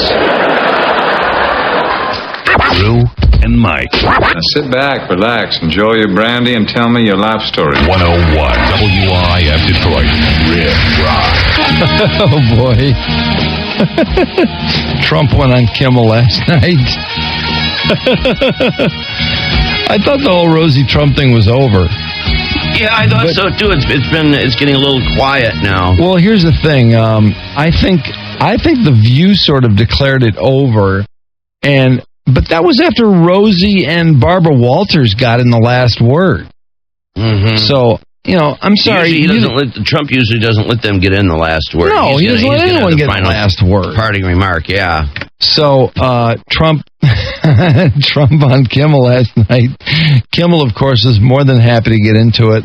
Oh, and yeah. I guess between Kimmel and Trump, well, Kimmel has always made fun of Rosie for starters, Oh, yeah. Yeah, he's always gotten on her, just like he used to wail on Star Jones. Mm-hmm. So you link Jimmy up with Trump, and you got yourself a nice ready-made Rosie bash fest. And it sounds like it came out pretty good. Trish was listening in her sleep kind of last night on her little portable radio that picks up TV, and it was, just her kind of sleepy recall was pretty funny. So the View I guess the View hasn't talked about it since the big high five day. Well, since Barbara Walters is now right in the middle of it, and all hell has broken loose, and she's been proven to be a liar and had her credibility completely destroyed now that she's made a fool of herself nationally. I think that's a fact, is that she lied to both of them. Oh, End of story. Absolutely she did. And I love it that Star Jones is coming running out with her big ass to say that Barbara lied to her as well. So now the accusations are just building and building into great big mountains. all of it proving that Barbara Walters is a damn liar. And I think that's great. I think it's funny that, of all things, Barbara Walters gets pushed right into the center of this thing. And Trump pointing out, too, how Barbara, when she had her little attack, read it off a piece of paper and read it really slow, which was embarrassing. Mm-hmm. So he was wailing on Barbara. Oh, you mean the over whole thing? A 3-day holiday, You I heard poor, that. pathetic man, that whole business? Right. And remember when she reads it? She she's like read looking that? Yeah, she read it. She looked it down on her desktop. She had a piece of paper and she made an issue of the fact that she was reading it by going out of her way to bend over, carefully look at the paper, and then slowly say, "You pathetic little man," you know. I got a funny feeling that whatever she said was approved by ABC's lawyers. Sure. It must have been, so that's why she read it. Yep. And then Trump saying that she didn't have the nerve to say the words herself. Well, she had to read it off a cue card. And then after that, embarrass herself by bending over and bumping knuckles with Rosie for the two of them to celebrate the moment of attack, you know. Does Barbara Walters not have a spontaneous bone or a brain cell operating in her body? She has to read something it doesn't to make sound a like statement? Yeah, I guess. Boy, she sounds really sincere. Yeah, she really has. Yeah, I've lost a lot of feelings for her now. They had great feelings for her, but I mean, really, I think. Well, I always thought she was a tough chick. Fallen, you know, she worked through some pretty tough times when women were really treated like dirt in the journalism industry, and she fought her ass off for some pretty good jobs. Got herself some pretty amazing interviews, and you know that. Barbara Walters is not somebody who did it lying on her back either. Yeah, right. She became a huge force and everything else, and I tell you, man, the way she's behaved through this thing and proven herself to be such a liar, and positioned herself right square in the middle of this, and going and getting Rosie O'Donnell, all this stuff. She's just made a fool of herself, a big fool of herself. Did you happen to hear a rumor recently about Rosie O'Donnell going back to afternoon television? She wants to. And so a lot of people wants to. Yeah. What, she wanted to do The View for 5 months? Yeah, just to get up the word of mouth to see how well she can start to test, so they can start doing focus groups to see if people will accept her show again. Yeah. And so a lot of people say that that's what this was all about to begin with. That's why she accepted this job, was to, get it going again and see, once she starts testing real well, then see if they can put together a show, because apparently she's serious about that. And that'll be... I think what we have here is Rosie O'Donnell getting booted off The View. Well, and then the delay probably here is her putting together a show. And then what they're going to do is make it look like Rosie left on her own, and hide the whole fact that there was trouble in Barbara Land with Rosie, because, in fact, Trump did tell the truth. And when Barbara told Trump that she really couldn't stand Rosie and regretted hiring her, and told Donald, "Don't worry, we'll be getting rid of her," that she was sincere, and that was the truth, even though she went on The View and then lied and said that never happened, which Trump said he's just in awe that she would have the nerve to say that, knowing what she told him on the telephone. But then it'll look perfect. Off Rosie goes to her show, and The View, suddenly no more problems. Rosie's gone, and now they can look for another replacement, which they seem to do badly in that area anyway. Like Barbara's going to take a little hiatus, and I don't know for how long, but her replacement to be that stupid Kelly Pickler, yeah, that dope. to replace Barbara Walters. What's a ballsy? To replace Barbara Walters? How can Kelly Pickler be on The View? Yeah, in place of Barbara? Jesus. Give me a break. Unless she's going to perform a sex act on Rosie O'Donnell, I don't think that's going to go over too well with Rosie O'Donnell. What's a ballsy? Now, I'm glad to see that you're okay, and I know you've been doing battle with this horrible, horrible monster, and her Legion of Doom as well, and I was worried that you would be defeated, but you have not been defeated, have you? No, I haven't been defeated. She's not even difficult. But, I noticed you've been really going at her, Jim, and oh, yeah. I think you have to be a little bit nicer toward her. You do, really. Well, well, you know what? Rosie and I have never really, well, I don't know, I wouldn't say we never got along because I've never actually met Rosie, but I don't think we're exactly two peas in a pod. Well, she's disgusting. It never really ends. There's no question about it. No, you have really, over the years, gone after her. Yeah. She's not one of your favorites. No. She isn't, and I have to say, I've been delighted to watch all this happen. A lot of people have. Yeah. Well, a lot of people have, and she's not a very popular person, so I think it's a little bit sad because she picks on Danny DeVito and she picked on Kelly Ripa and tiny people. I don't know if you remember, but even years ago, Tom Selleck, the guy goes out to do something on a movie and he ends up in this terrible position. So I thought I'd fight back, and I represent a lot of people that dislike this woman, but you dislike her perhaps more than me, and therefore I'm on your side. It's hard to say. I really don't know. Because it's, and the thing that I find most interesting, I think, is Barbara Walters is someone that you've been friendly with over the years. I don't know if she's a friend of yours. Well, she was a friend. She was a friend. She hasn't been entirely honest throughout this whole thing. She hasn't been, and she actually last year picked me as one of her 10 most fascinating people. Would she like to have that one back? But she did a whole big special on the 10 most fascinating people of the year. And look, Barbara's been a friend of mine, but Barbara told untruths, and she understands that. And the Miss USA pageant is a pageant that you own. How do you buy a pageant, by the way? Well, I bought it 8 years ago, Miss Universe, Miss USA, and it's become very successful. And, one of the things your friend Rosie said is, the big one is Miss America. And I said, excuse me, Miss America was thrown off ABC. It's been relegated to a small country station on cable. And Miss USA, as you know, is like the big deal. And now, and we just lost another contestant today, she got pregnant. You heard about that? Yeah. Miss New Jersey got pregnant. She's being replaced by Governor Green. We lost another one. Yeah. But she is being replaced. And that's 3 in a short period of time. You got to make a reality show out of that. No, that would be a great reality show. It really would. But the Miss USA contest is very hot, and the Miss Universe contest is very hot, and it's been very successful, and it's on NBC primetime. Now, your star, again, right across the street from us here in Hollywood. Right. I want to hit you with a hypothetical situation. Go ahead. Okay, let's say you're getting your star on the Hollywood Walk of Fame, and we were going to illustrate this. There you are getting and Rosie is on the roof of our building. Now, Rosie has a bucket of meatballs. Obviously, she loves meatballs, but also she hates you. Right. Does Rosie eat the meatballs or throw the meatballs at Donald Trump? What do you think she will do? I would say she tries to hit me square on with the meatballs. Let's take a look at what Rosie indeed would do. She would eat the meatballs. Oh! I hate to contradict you, but she eats the meatballs. There's your Miss America right there. And I'm going to get blamed for this. I will get blamed for this. I hope so. I really do.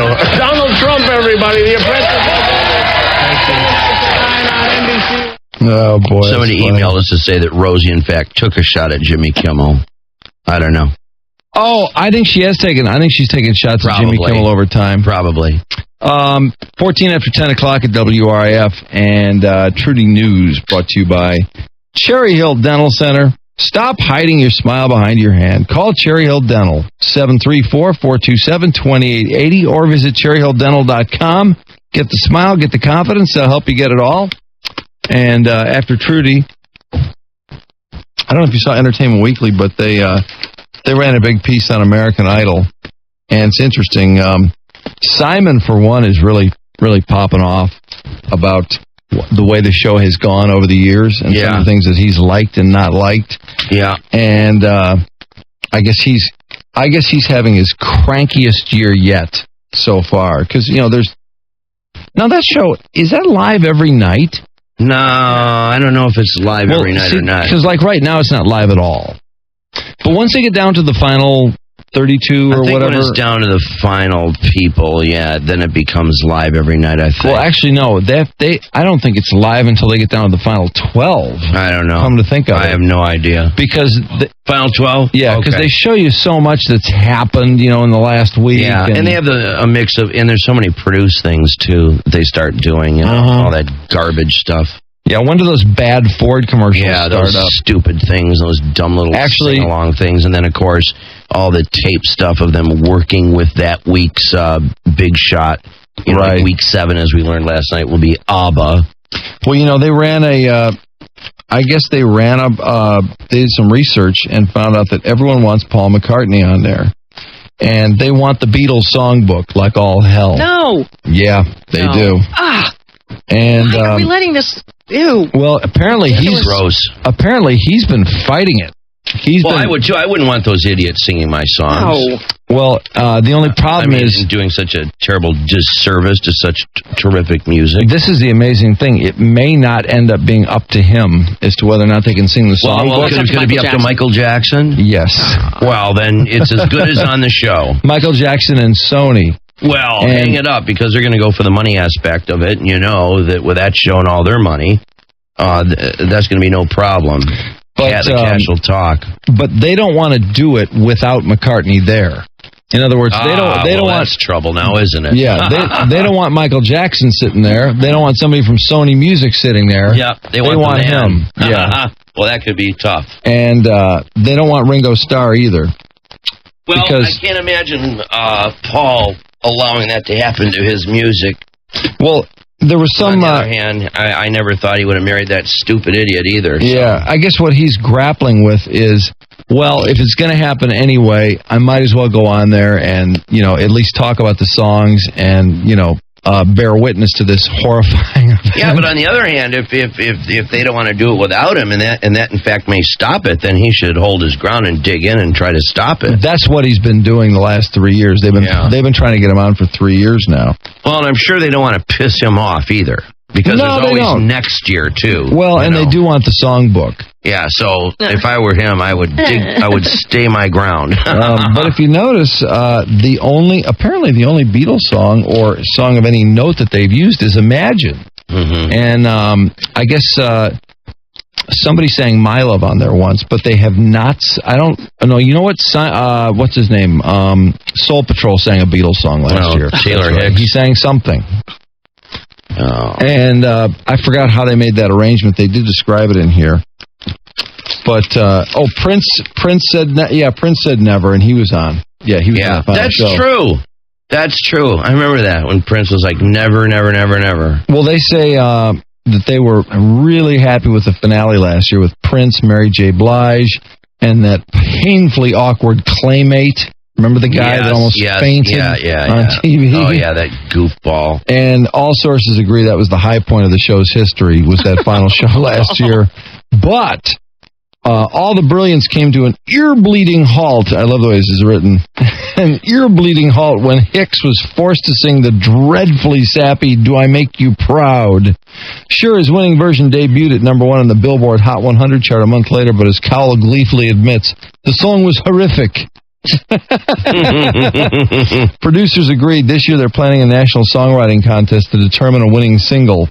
The competition, which is not yet finalized, is slated to be open to anyone, signed, unsigned, who submits a tune-to-be-named website.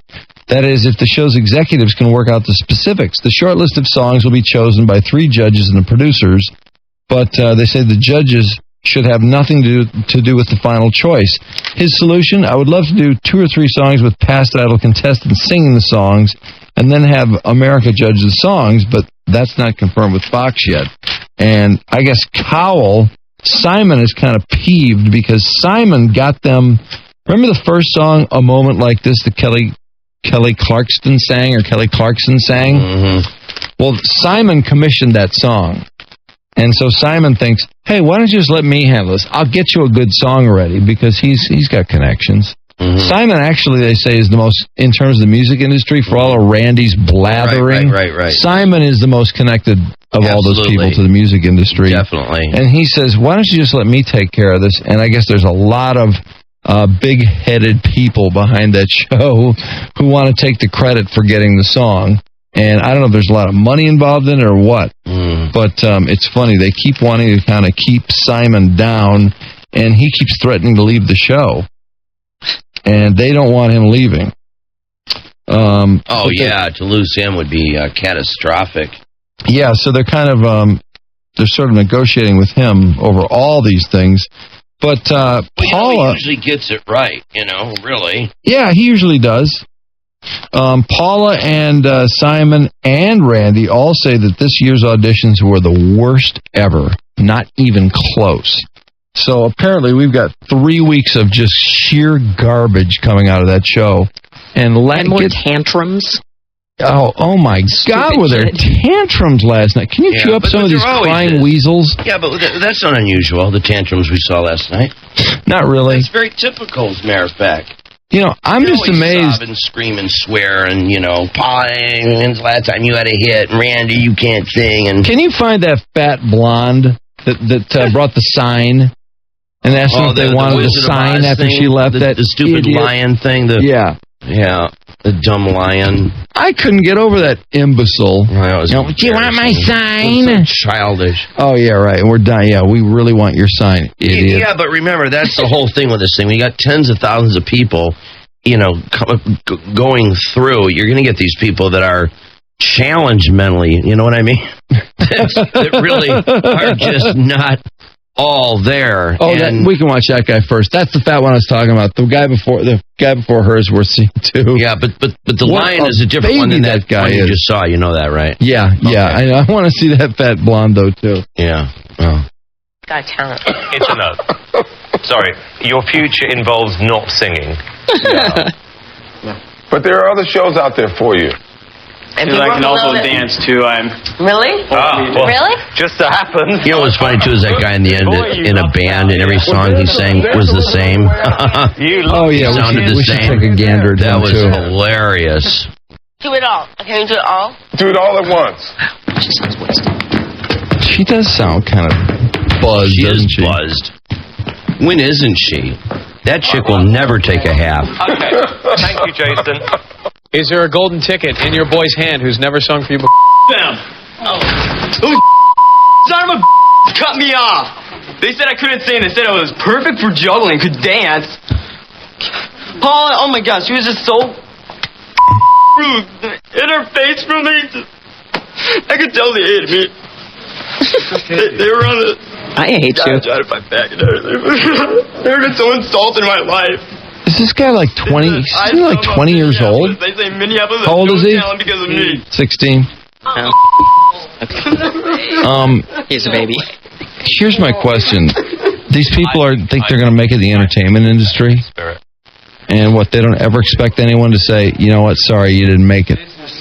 They're going to go bawl their eyes out and curse out the people that reject them? Why is he hugging his mother? She's the one who let him do that. Listen to her. Shouldn't she have kept him? 16 years old. Jason, you're 60. You got a lot. 16 years old. I wanted to start out famous. They blew me off. You'll be famous. You're going to be famous. Yeah. Oh, really? I live in my basement. As tough, I know, as it is right now, maybe they have a point when it comes to singing. Maybe singing's not what you should be doing. Singing is what I should be doing. I know it. Juggling's just my entertainment. It's not my life. Right. Well, maybe. Oh, good. Another know-it-all 16-year-old. It's Brenna's turn. Oh, this chick is ugly. Oh, she's gross. But who told her she could be the American Idol? Who in the world pulled that cruel joke? Like, duh. I am an Idol super fan. She thinks she can be the American Idol. And her parents. We're like BFFs. Okay. What's that? Best friends forever. And who is your favorite contestant? My favorite contestant is Ace from last season. Who's he? He's young, the guy with the curly with long hair. He does that falsetto stuff a lot. He wants to be my father figure. The guy with a belt buckle. Oh. Okay, have you met him? I did meet him a couple of times. Right. Really? He drew me a tattoo that I have. Ace did? Ace drew me a tattoo. No, he didn't. What did he draw for you? He drew me a heart because everybody says I'm kind of intimidating. So it's like, I'm not intimidating. So it's like I wanted to wear my heart on my sleeve. So I asked him to draw me a heart, and he drew me a tattoo. Wow. Oh, is that ever childish? Oh, my God. Looks like a 2-year-old drew it with a magic marker. Okay. Exactly, with a magic marker. A 4-year-old did I that. think I can win. Why? No, you can't. Because You're there's nobody huge. out in the waiting room. There's nobody on any season of Idol that's been like me. All right, off you go. Of course. Yeah, but you're about 100 pounds overweight. Why?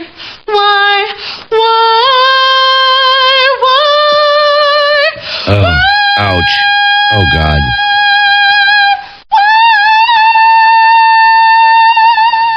Insanity laughs under pressure. We're cracking. Can we give ourselves one more chance? Why Jesus. Can we give love that one more chance? I didn't know what that song was. Somebody said if you cut her hair off, she looks like Uncle Fester.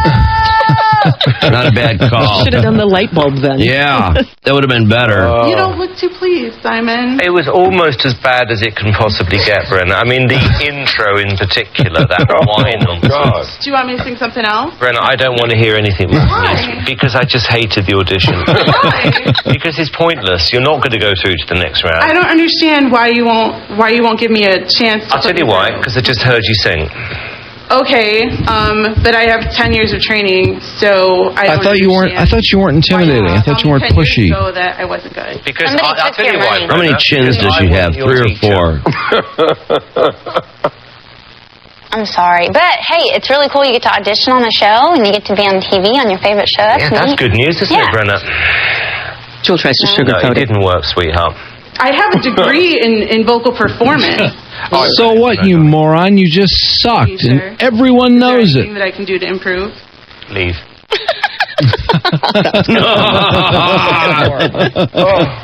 I love that. Oh, God.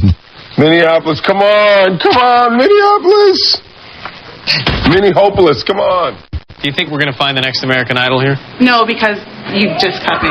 Oh, so pack it up, guys. You guys need to How deluded are these people? I mean, does she really believe that? Yeah, no, does they she all really believe it. that? They all believe it. All the misfits. Who told her she was good? You know what? Her parents, and herself. This show has always been like the land of misfit toys. And that's what it is. It's all these morons all looking to become big stars. If I had a kid like that, though, wouldn't you tell him, look, you got to work a lot harder than that. Yeah, you can't go on American Idol and sound like that. You'll never have a shot. Yeah, but as well as I do, you talk to some of these parents in a split second, you get it. It's like, okay, the parents are as bad as she is. What is it with parents these days that tell their kids how great they are all the time? Well, yeah, that's and their kids believe it. Well, yeah, the child psychologists want you to do that. But don't spank them. Tell them they're great all the time. Insulate them from any of life's dangers and challenges. I want to see her diploma from whatever musical training she got. But that's what's I don't believe how about the guy who's an instructor that sucks I think bloody murder? They make that up. I think those are just stunts. Don't you think? Some of them are. I don't know. Some are. In the case of the guy last night, I don't think so. But I wouldn't be surprised if somebody took her money for the last 10 years. She had singing lessons once a week, $50 or something, and they're like, sure. Well, hey, it's $50 a week or $50 a month. Yeah, I'll take her money. I don't care. Yeah, sure, she sucks. And you're going to tell them that you're getting better and all that. Now this here's guy, the guy who's exactly that. Trudy, here's the vocal coach here. I thought they treated this guy like dirt. I don't know why they had to be so rude to this guy. Feel your heart so close to mine, and just stay here in this moment for all the rest of time. That's where he blew it right there when he went with all that high crap. Don't wanna fall asleep, 'cause I'd miss you, baby, and I don't wanna miss a thing. Thank you, Stephen. I think we've had one or two of your pupils in today. Randy. Dude, it was wild, man. That falsetto in there. I mean, I don't even... Why would you choose that song? I chose that song because in 1998, I did a program with my friends in Walt Disney World. And I wanted to show pop rock and lots of range. Walt Disney World. Perfect for there. People walking down the street eating popcorn, candy. Nobody's really listening. Perfect. Dude, I didn't think it was good. I didn't think it was good. Bit rude. It's true. Nobody's paying attention. It's great. I always pay attention. Paula. Too much vibrato for me. It becomes less effective when it's throughout the entire... You should be able to control that as a vocal teacher, dog. Jewel? It's a little bit musical theater more than this, I'd say. Yeah. Okay, Randy, yes or no? No. Jewel? No, definitely no. Why? This is something that I have worked like my entire call him life dog. for. To tell stories. You only let me sing one song. Okay, you really want to know? Range. You really want to know, right? Yes, please. You shouldn't be a vocal teacher I wouldn't take vocal lessons from you. I wouldn't tell anybody to take vocal lessons from you coming in singing like that. Wow. I thought it was awful. You got to take that, Stephen? I mean, Randy, I don't understand why Simon would stirring the pot. in your face? I really want to know. Dude, listen. Yes, it's your Simon. chance just to tell him what you think of what he just said to you. How dare you? How many years have you been doing this for, Stephen? I've been singing since I was 3. Right, and he's just been incredibly rude to you. Oh, right. I mean, dude, look. I don't like the tone. I don't like anything about it. You just don't like my voice? I don't like the tone. It's not pleasant. Dude, it's not great. And you should tell each of your students, whenever you get an audition, you get one shot to come in and slay them. This is hideous. What are we doing here? I think you're giving me a hard time because I'm a vocal teacher. Yeah, no, but you're supposed to be. If you're going to teach people and take their money, you should be great. Simon, you're going to take people's money, you should be great. I'm amazed at Randy's rudeness and audacity. If he's going to... and you weren't. End of story. Really? Give them all their money back. Simon Cowell, what do you say? No. I certainly was going to get personal about it. Oh, right. You two have obviously got a history. Off-Broadway, you'd be amazing. Oh, Randy. He would. Come on. Musical theater off-Broadway would be amazing. Randy, enough.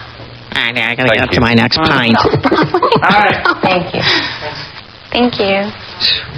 How dare you? You're on a mission on that. I think they need Jewel because they need someone, a girl who's sober. Yeah.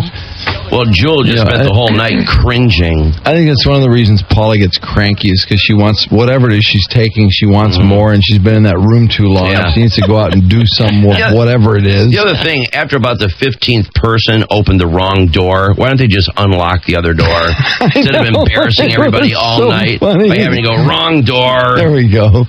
There's the girl with the sign. This is the chick that does the lion from Wizard of Oz. Now, it's really bad. Who told her she should audition for American Idol? I'm serious. She's huge. Well, this is somebody, Drew, that and I I'm think not trying to pick on fat people, but, you know, you got to be at least in some kind of shape. But forget about how big she is. She can't sing worth a damn. I know. This is just and look at the childish poster that she's created with the yellow brick road made of crayons, you know, basically.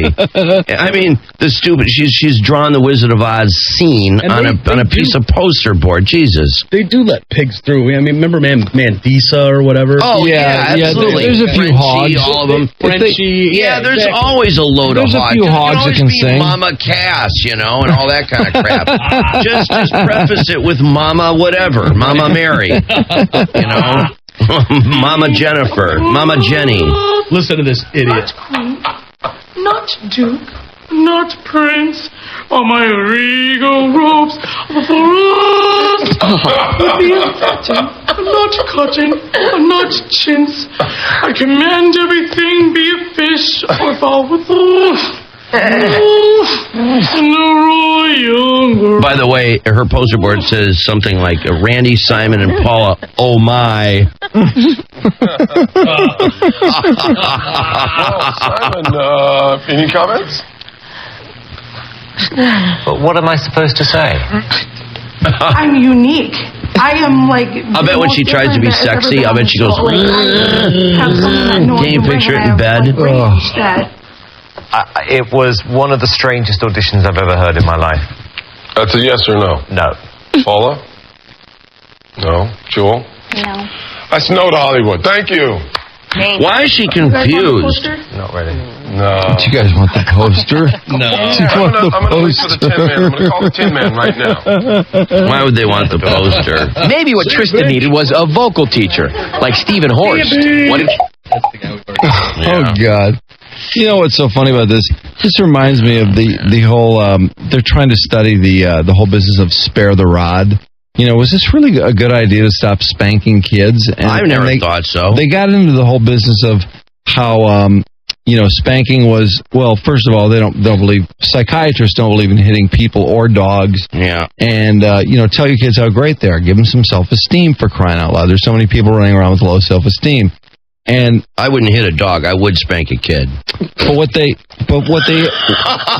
lot of these people feel is too many parents have told their kids how great they are too many times, and their kids believe them, and they really think they're greater and more attractive than they really are. They have no realistic appraisal of themselves. Same phenomenon with women. And that's when what I see here. Tell the women they're so hot, you're so hot, you're so hot, you're so hot, and then they believe it and become huge bitches, completely detached from reality. Well, those chicks really are hot, though. When guys really tell women they're hot all the time, I know it wrecks them.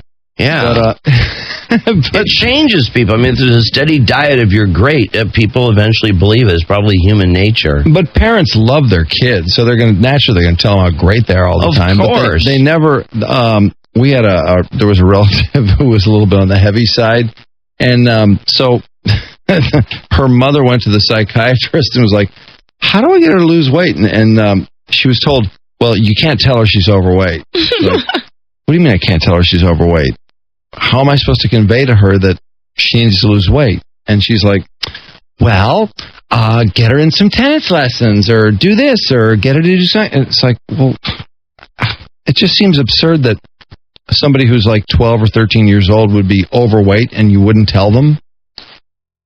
Or, if they didn't know it, I mean, wouldn't it be the parents, wouldn't it be of all people in the world to hear it from, wouldn't it be nice for your parent to tell you this? Well, there might be a way to go about it. It's not to Well, sit yeah, down and sure. say, No, I don't think you should be insensitive about it. But I mean, this idea that you can't tell a child No that there's anything wrong with them.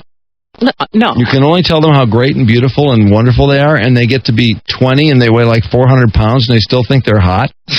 Like these girls. These girls actually think they're attractive. Some guys think they are. Well, I hope they find them. We've talked to some of those guys before. But you can't look in the mirror. Chubby chasers. Oh, yeah. You can't look in the mirror, even if you're 13 or 14, and not see that you yourself have a problem. I wouldn't think so. You can't be that deluded, but I hope not. They are, though. Some of them, they are. No, I really think they are. They're deluded about a lot of things, and they can't cope with adversity. Well, when things go wrong. That on one end of the continuum, there are these people who don't refuse to see they're fat, and the other end of the continuum, they're skinny people who think they are fat and aren't. Right. I know. And that's funny. That's really ironic, isn't it? Nobody's well adjusted. I mean, look at this dude. This guy. He's good. Yeah. He really thinks he's I good. know he does. Stupid. He's just awful. This was the dumbest thing. I think it's a joke. Yeah, this guy I thought was just a put on to get on television. It was so stupid. Yeah. Well, wouldn't because it be better? He didn't even sing. He just said the words basically like a poem. Wouldn't it be better instead of following the advice of every psychiatrist? Wouldn't it be better if people used their own judgment occasionally and went off the script? Yeah, well, maybe some of these people maybe they could cope with a little adversity because they would have heard something negative once in their life. Not that I'm like Parenting Magazine, but I think there's a difference between corporal punishment and showing consequences for things. I mean, you can't just try to blow sunlight up everybody's skirt all the time when they're children. You do have to show them consequences, though. Sure. There have to be. Yeah. I agree. I don't know if you need to wail on them all the time. But no, I don't. Believe me. Find a way to. I'm not. Well, they're going to run into it eventually, whether you like it or not. I'm not an advocate of wailing on kids. No, I don't. I just think we've created these deluded kids who have no concept of reality, and when things don't go their way, i.e., this show last night, they come off. What do? They come out of the room cursing the people who told them that they're not good enough. But remember, and blaming them for their problem when they suck. They absolutely suck, and they're blaming the judges. But remember, too, though, this show, because there are so many tens of thousands of people that can all just show up without any criteria at all. They're free to just come to the audition and step in front of these judges. You're going to get all types, and you're naturally going to have people that are absolutely insane, that are unstable, that are have mental problems and every other damn thing. And this is a kind of a show that almost encourages that because it's for our amusement. Right. It's a sideshow. They look for that, and that's the stuff you're going to see played back on the show, especially at this stage of the game, And we found out from that Pew survey a couple weeks ago that people 18 to 25, their number one goal is to be famous. Right. They want nothing more than to be famous. Absolutely. And rich. Yeah, and that's the other thing. And when it comes between rich and famous, they prefer famous. Right. And when asked if they'd rather be an astronaut or be an assistant to a celebrity, they said assistant to a celebrity. Right. Absolutely. And that's the other thing, Which too. Which is the worst job. Yeah, but that's the other thing about this, though, is that a lot of these people that show up, really are extremely desperate for celebrity. You know, I mean, some of these people, this represents all their life will ever be. I mean, this is the crowning moment of their life. Well, I feel if they sad. Fail, it's over for them, and they see it that but way. But it's not over that way. They have terrible breakdowns, and that's why I think someday I could very much imagine somebody going home and blowing their head off. I could too. Or somebody else. Or coming in and blowing their heads off. Yeah, I really could see it, and I'm surprised that it hasn't happened. At least honestly, a suicide. If you're going to be in the entertainment business and you can't take rejection, or you haven't learned to take rejection, you're going nowhere. Right. And none of these nowhere. Sure. And none of these people have, because they haven't experienced any of that stuff. They have no background. A lot of these people, they've not performed in front of people. They have no idea.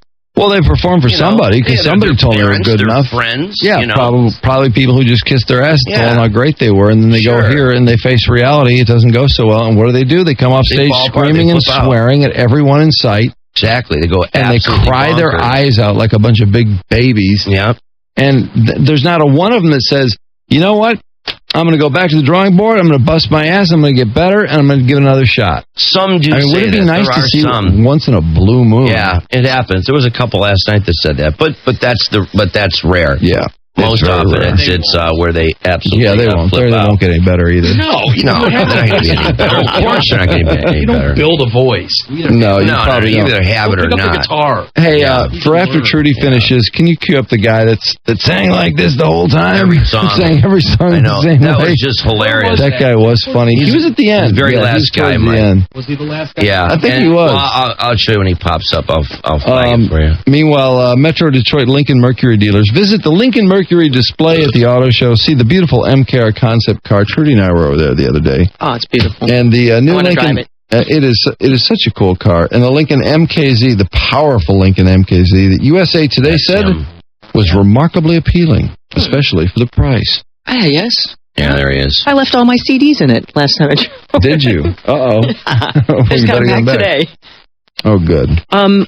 There's something everybody can help with, and they're hoping that you will. The Brownstown murder mystery. It starts with a fire at the Sweets home in Brownstown, where the fire department walked in and assumed immediately that it was an arson because of the accelerants, they said, were all over the place. But what they didn't find was Lizzie Collier's suite, gone inexplicably. All that was left of her were her dentures, and solving the mystery means finding out where Roger Sweet's latest wife is and what happened to the first Mrs. Sweet. Lieutenant Detective Robert Grant says they suspect foul play, and it's no secret who they think's behind it. Investigation up to this point now make the husband, Roger Sweet, a suspect. He's just, it's just from the get-go been a tangle web of lies and trying to cover up why he's lying about certain things. Since then, we've uncovered through her girlfriends, he stuck a gun in her face in November. That forced her to go out and buy her own shotgun that we've since recovered. This guy, boy, does he have a backstory. Roger Sweet's in Wayne County Jail because of another skeleton in his closet discovered by the Brownstown Township Police. Our investigation into the arson, fire of his house, and disappearance of his wife led us to uncover that he was having inappropriate relationships with a mentally handicapped female. And then there was this. Got some tips that we should check into the death of his wife in 1990 in Farmington Hills. And when we grabbed that autopsy of his first wife, Marlene Sweet, who Oakland County Medical Examiner's Office claimed died of an accidental fall in 1990, we looked at that report and just sent up a large amount of red flags that it looks like she possibly was beaten to death. So they are, of course, conducting that autopsy, or looking over it again, and it comes to this. They want to know where she is, and if you have any leads that could help them, there's $6,000. The arson squad has $5,000 for towards the home, and Crime Stoppers have put up $1,000. If you have a clue, call the Brownstown Fire Department, Crime Stoppers of the Brownstown Township Police. Detective Grant would appreciate it. The defense attorney for the busboy says the teenager's family has a history of mental illness.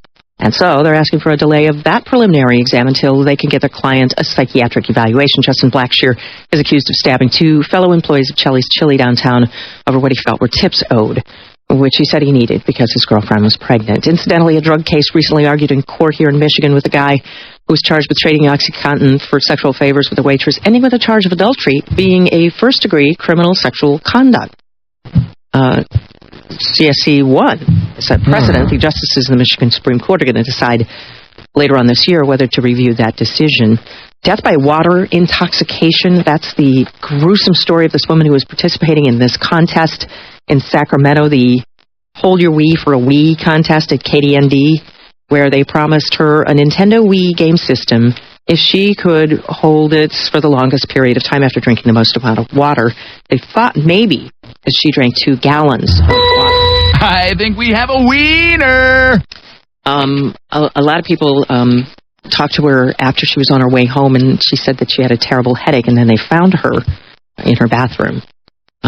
Wow. Dead of course, the complications of water intoxication. Nice contest. Yeah. Way to do your homework. 10 people have been fired by KDND, the Morning Rave, one of their top-ranked morning drive programs. They fired the Morning Rave? They fired the Morning Rave. They're on the beach now. They're on the beach. They're apparently oblivious to the idea that drinking, here's my health tip, drinking large quantities of water rapidly can throw off the body's balance of electrolytes. And that makes your brain swell. And when your brain swells, you have seizures, go into a coma, and very often you die. With the war, the Saudis are supposedly contemplating sending troops of their own to help us out in Iraq. Well, the president was peeved at the Iraqis, by the way, for the way they handled the Saddam hanging, calling it fumbled. And they were also miffed at the way they executed the other 2 guys. Farzan, Saddam's half-brother's head popped off because they had his rope too long. Nice work. Naomi Campbell. They're doing a great job. That administration in Iraq is really, they are sharp. That's the best thing that could have ever happened. They are brilliant at just about everything.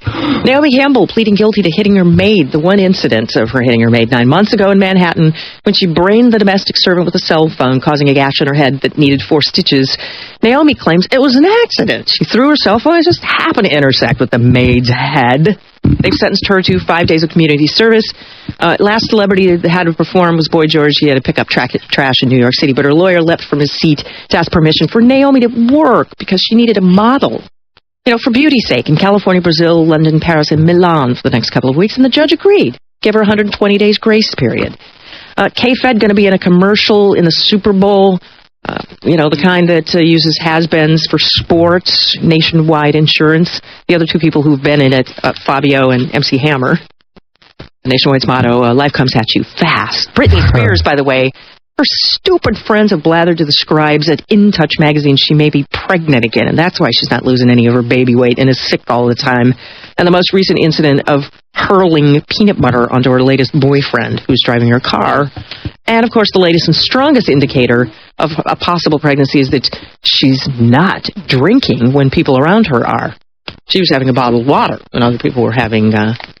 Yeah, right. Yeah. By the way, 24 drew a 15.7 million viewer audience on Sunday, and another 15.7 tuned in to see what Jack Bauer was embroiled in on Monday. Phil Spector is about to go on trial, finally, March 19th, they say, but they probably won't begin cross-examination until 3 or 4 weeks after that. The Cavern Club, 50 years old. Tomorrow night, Sid Vicious, the final 24 hours. The Biography Channel is actually going to take a rare peek inside the final day of Sid Vicious' life. They interviewed the Sex Pistols bassist Glenn Matlock and a roadie and their manager Malcolm McLaren. And Slash, Ronnie James Dio, and the former missing persons drummer Terry Bozzio will be inducted into the Hollywood Walk of Fame today. Trump was on the Walk of Fame yesterday, trying to keep his hair tight. Well, he was bending down to put his hand in the cement. So is tight. And a very special day is coming for a very important and distinctive radio station, a trendsetter, a rule breaker. And now that we're in our 30s, sort of, but not quite grown up, and esteemed party animals, we'll be celebrating our 36th birthday in 3 soirees. Part 1 is the Zakk Wylde Show, live and acoustic at the Hard Rock, February 13th. Do not turn WRA off. Whoa! Or you can miss your chance to win dinner with Zakk before the show. Part 2, the Riff celebrates with our own Detroit Pistons. Stay locked to win tickets in the special Rock Financial Riff Anniversary section. The Pistons take on the Spurs February 14th and Valentine's Day. That would be done, your entertainment for that day. taken care of. And a rare sighting of Big Daddy Arthur P. live from 3 to 7 before the game. The third part is the anniversary show with Saliva, Crossfade, and more at the State Theater, February 23rd. Tickets are just $21.01. So, big birthday celebration coming up. Cool. Bake a cake. Trudy Daniels, Riff Rock Roll Radio News. We always get some cakes on our birthday. Yeah, we do. It's Valentine's Day. Yeah, I know. Very special day. All right, 10 to 11, and getting ready to round things up here. A couple things, and then we'll get moving. But Podell time's coming up. We're back after this. Drew and Mike. I hate this place. I hate this place. I hate this place. 101 WIF Detroit. Riff Rock. And, well, I have to say I'm not real surprised about this one, but, they were talking about, gee, how are we going to balance the budget? And, we had just heard, of course, amongst other things, in 5 years you'll be blown away. Yeah. And all of stupid Jenny from the Block's other ridiculous remarks. And Jenny from the Block is now got another budget problem. Big budget problem. And how they're going to balance it, because the state of Michigan's not setting the world on fire. I think we all know that. Total disaster. Plus, she's got that single business tax. She's trying to recoup that money with that thing on the books to go away.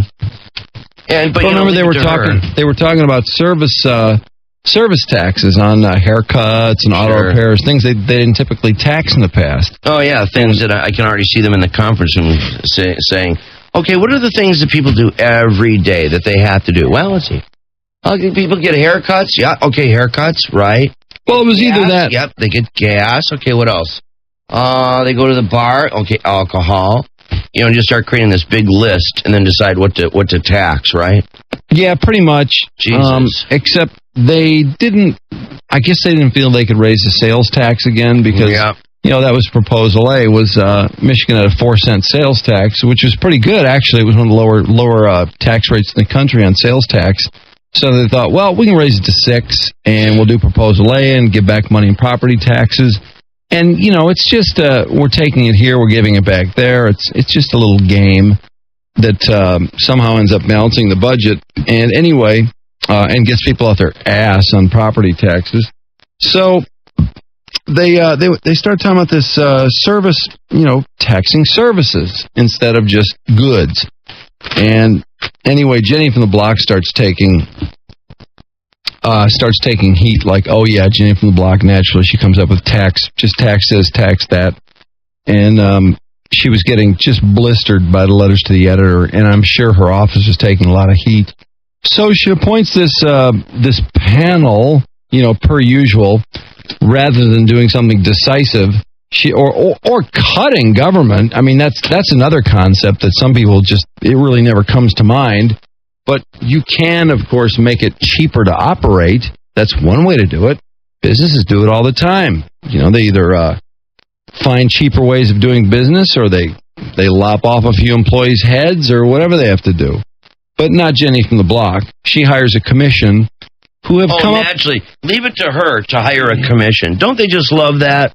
Oh, they love hiring these little study groups and wasting time and money with all that garbage. Well, the commission too. I think it's primarily, if not all, Democrats. Perfect. And all they've come up with are things to tax, basically.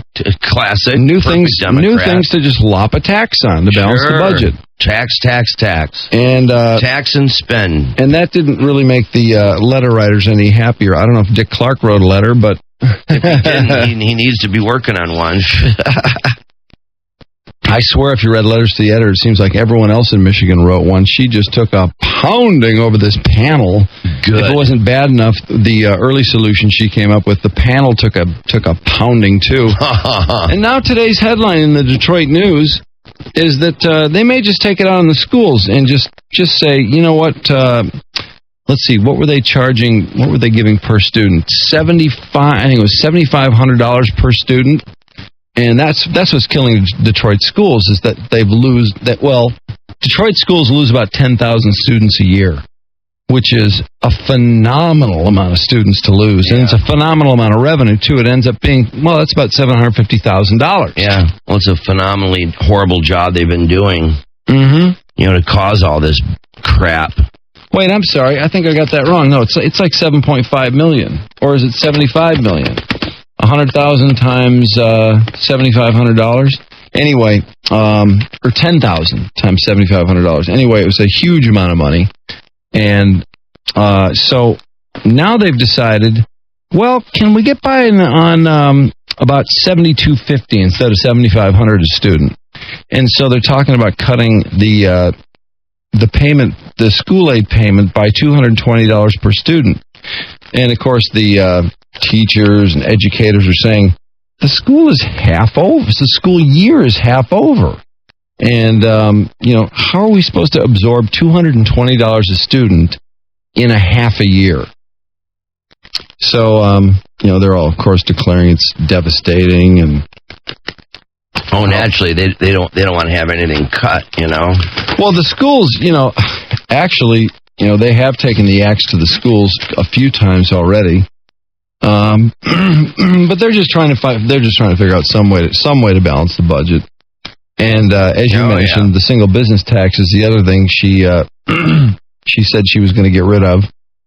And that was after all of that, literally years of saying, oh, I don't care about the single business tax. Oh, yeah. And then the day the few 100,000 signatures land on her desk, all of a sudden she changes her tune on the single business tax. Sure. She always vetoed anything to do with it. And then once all the pressure came from L. Brooks and DeVos and the entire state of Michigan, all the small business owners who have been strangled by this thing for years, finally, once it became an election year, finally she changes her tune. Mm-hmm. Typical. So two-faced. Hey, did you see 48 Hours last night? Mm-mm. Oh, it was on this girl that went to VCU. Did you see it, Walters? Mm-hmm. Sure did. Yeah. Was that one run before, or is that the first time they ran that? Mark and I were talking about this morning.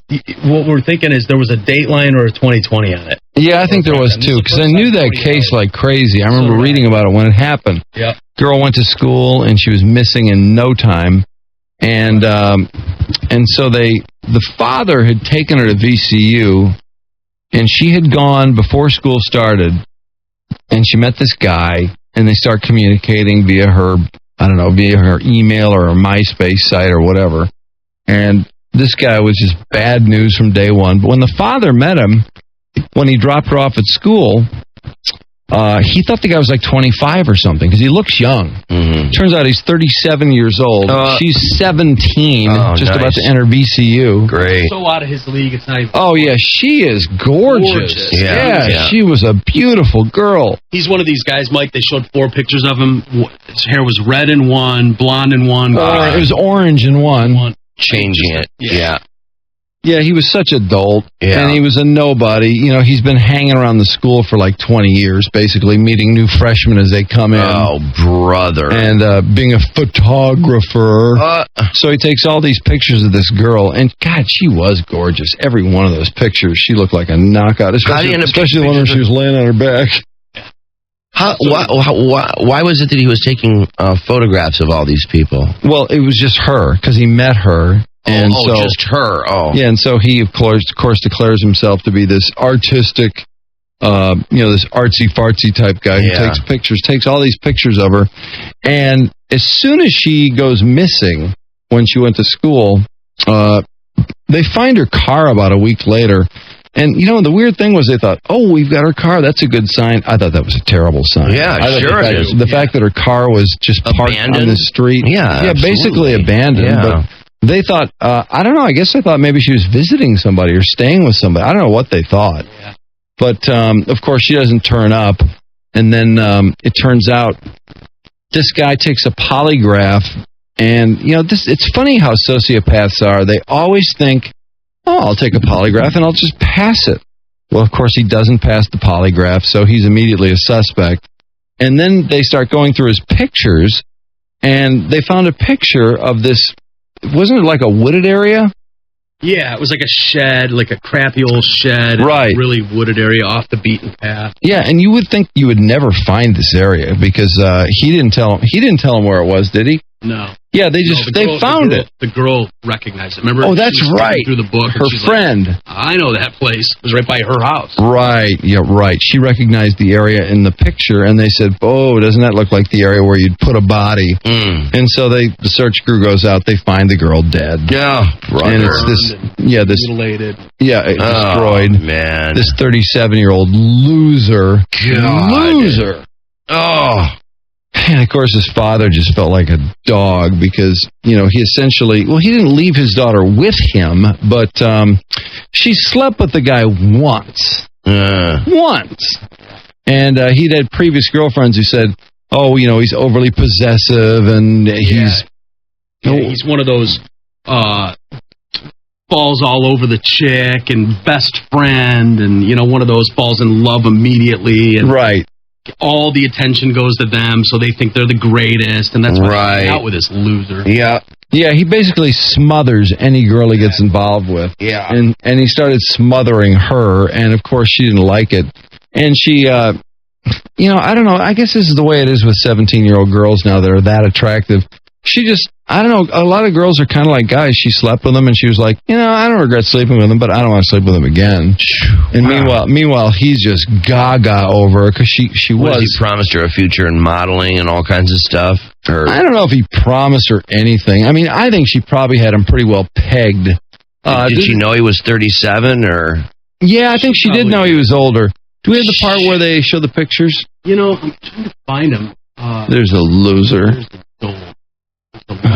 Turd. And I can't believe at age 17 she's hanging with this 37-year-old and letting this creep take pictures of her and all this kind of stuff. But they're not sex pictures. No, they weren't. She was clothed. Yeah, like glamour shots. Yeah, like this. There they are. There they are. Oh. But look how cute she is. She looks like Winona Ryder, doesn't she? Yeah, a little bit. Yeah. The picture where she's lying down is mom's even pretty hot. Spectacular. Yeah, the mom is cute. I mean, you can tell right there he's out of his league. Yeah, who is he kidding? But that's what happens so many times when you get these 25-year-old guys going after these 16, 17-year-old girls. He's 30.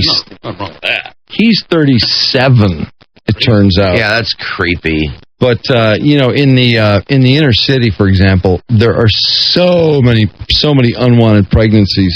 So many. I mean, it's just, that's what Cosby's been squawking about ad nauseum. He's right. Not that Cosby should be the one telling people how to live their lives. Yeah, but you know what? He's had some damn good advice, I think. Well, he has. Unfortunately, he's the wrong guy to be giving himself. That's the problem. But yeah, there's a good picture of her. Mm-hmm. He took that. Yeah, I think he did. So anyway, they caught him. He's in jail. Look at those tubes too. Yeah, they busted him. Yeah, she got a monster rack. Even when she was lying down, you could tell she had a great rack. Yeah, I mean, she's just a pretty girl, really cute girl. She just is. But used to be. They have found that so many of those cases where these 15-year-olds in downtown get pregnant, so many of these high school kids that get pregnant, it's guys that are 21, 22 years old, and they are gone the minute these girls are pregnant. Oh, bye-bye. Sure. Yeah. Adios. Yeah. And so the cycle continues. I remember, hell, even in high school, we'd have our girls, it'd be the 20-somethings that never went to college, that just had, some factory jobs and stuff. They'd always come by on lunch hour. Everybody would be hanging outside the school, and they'd pull in with their cool cars and everything and just try to, woo the chicks into their cars. And of course, we couldn't compete with these guys because they were making they were working 40 hours a week. Yeah, we didn't even have a job, and we were sophomores in high school, and they were showing up with their cars, and these chicks would be totally taken with these dudes, I know. Don't you just hate the girls at that point? Oh, absolutely. It's like it wasn't a fair fight at all. And of course, those guys in the end are total losers. I know, they usually are. Yeah, and the difference was back then someone would put out. Today, they all put out. I know, they do. Oh, I know. Today, most of these women walk forward with their legs apart while they're walking. Just can't even believe it. So, but I was always appalled that, it's like, why do you want to date this? Don't you see what a loser this guy is? He's 6 years older than you. We used to say that to those you're not too. that special, for Christ's sake. Yeah. This guy can't pull anybody's own age. Yeah. What do you think? Why do you think he's going out with you? Christ's sake. Yep. Didn't do any good, though. Nothing more on the question mark benefit concert. We just heard a little babbling about it earlier this morning. We were talking when we first got on the air. Poor question mark. Oh, man. We've talked to him a few times, and he's always just the weirdest guy. Oh, God, is he weird. Whoa. Super nice. Yeah, he's very nice. He's could be a always nicer nice. guy. Oh, God, yeah, but weird. And you can't take 96 Tears away from him. It's such a cool song. No, it's his song. That's the end of it. The funny part is after his house was... No, that's the funny part. Nothing's funny about this, I guess. But, of course, his house burned down on the ground. He's barely got the sheet music from this song left. It's all charred. Just dismal pictures or video of him clawing through the debris. But then he does an interview with the Flint Journal. He tells the reporter that Bob Seger needs to do a show at the Palace to get money to rebuild his house. Because, of course, he doesn't have home insurance. Interrupt his tour. Interrupt his tour. Yeah, and do a show at interrupt the his Palace. tour. Yeah, and so should Kid Rock and Eminem and Ted Nugent and everybody else from Michigan. Yeah, and Mark Farner. Mark Farner actually expressed some interest in it. Oh, boy. But everybody should stop what they're doing and just think. First of all, he was living in what looked like a total dump. And there's no house insurance, no home insurance. It's like, what are you doing, you dope? I know. We know you're getting some royalties. Clio, He's got to be getting some royalties for this song. Yeah. Plus, he does some gigs around here from time to time. I think he played Taste Fest a couple years ago. Yeah, He's getting some decent paydays. Yeah. Come on, cut it out, question mark. I know. Yeah. He should have had home insurance. Can't believe he didn't. I know. How ridiculous. Yeah. But, I know I just almost died when I saw that he expected, first of all, Ted Nugent to play. Oh, yeah. Kid Rock, Eminem. Oh, yeah. And then he thinks, nobody's heard Boo from him musically since this song 40 years ago. Right. And Bob Seger's he's going to stop the tour, come home, and do a charity show for you. Right. I don't think so. I don't think so.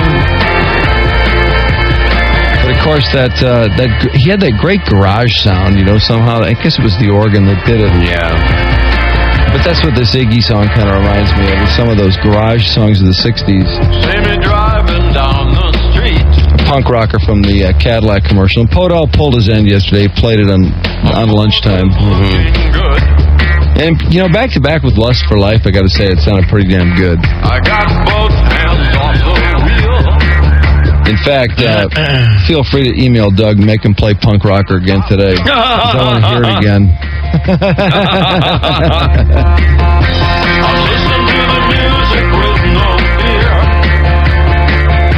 What a groove Iggy's got. Actually, I think all Iggy's best songs do have some irresistible groove.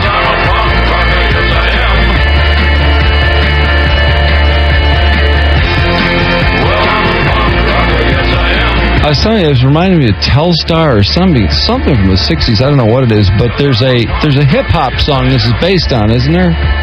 Is it Hip-Hopper? Hip-Hopper, yeah. J.N. Sound, straight back.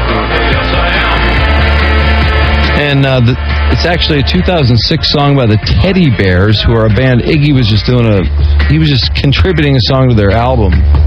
But man, hell of a song, punk rocker. And what a commercial, that Cadillac commercial. And Cadillac, I guess, just really turned onto the song and thought, the first line of the song is about driving, so it's perfect to flash all those Cadillacs back to back. You wish that you were deep. I love when they go through those Eldorados. I love those cars. Remember those Eldorados with the big... Didn't they have 500 engines in them? Remember those? Oh, man. I don't remember what kind of engine they had in them. I'm pretty sure they were 500s. They were just monstrously fast. Oh, were they fast. 6 ones. What's that? 1906 Cadillac. I know. Yeah, they start out with 1906. Exactly. All right, we'll wrap it up here. And Doug Podell is absolutely next. But don't be afraid to send him a fax or something or an email for noontime.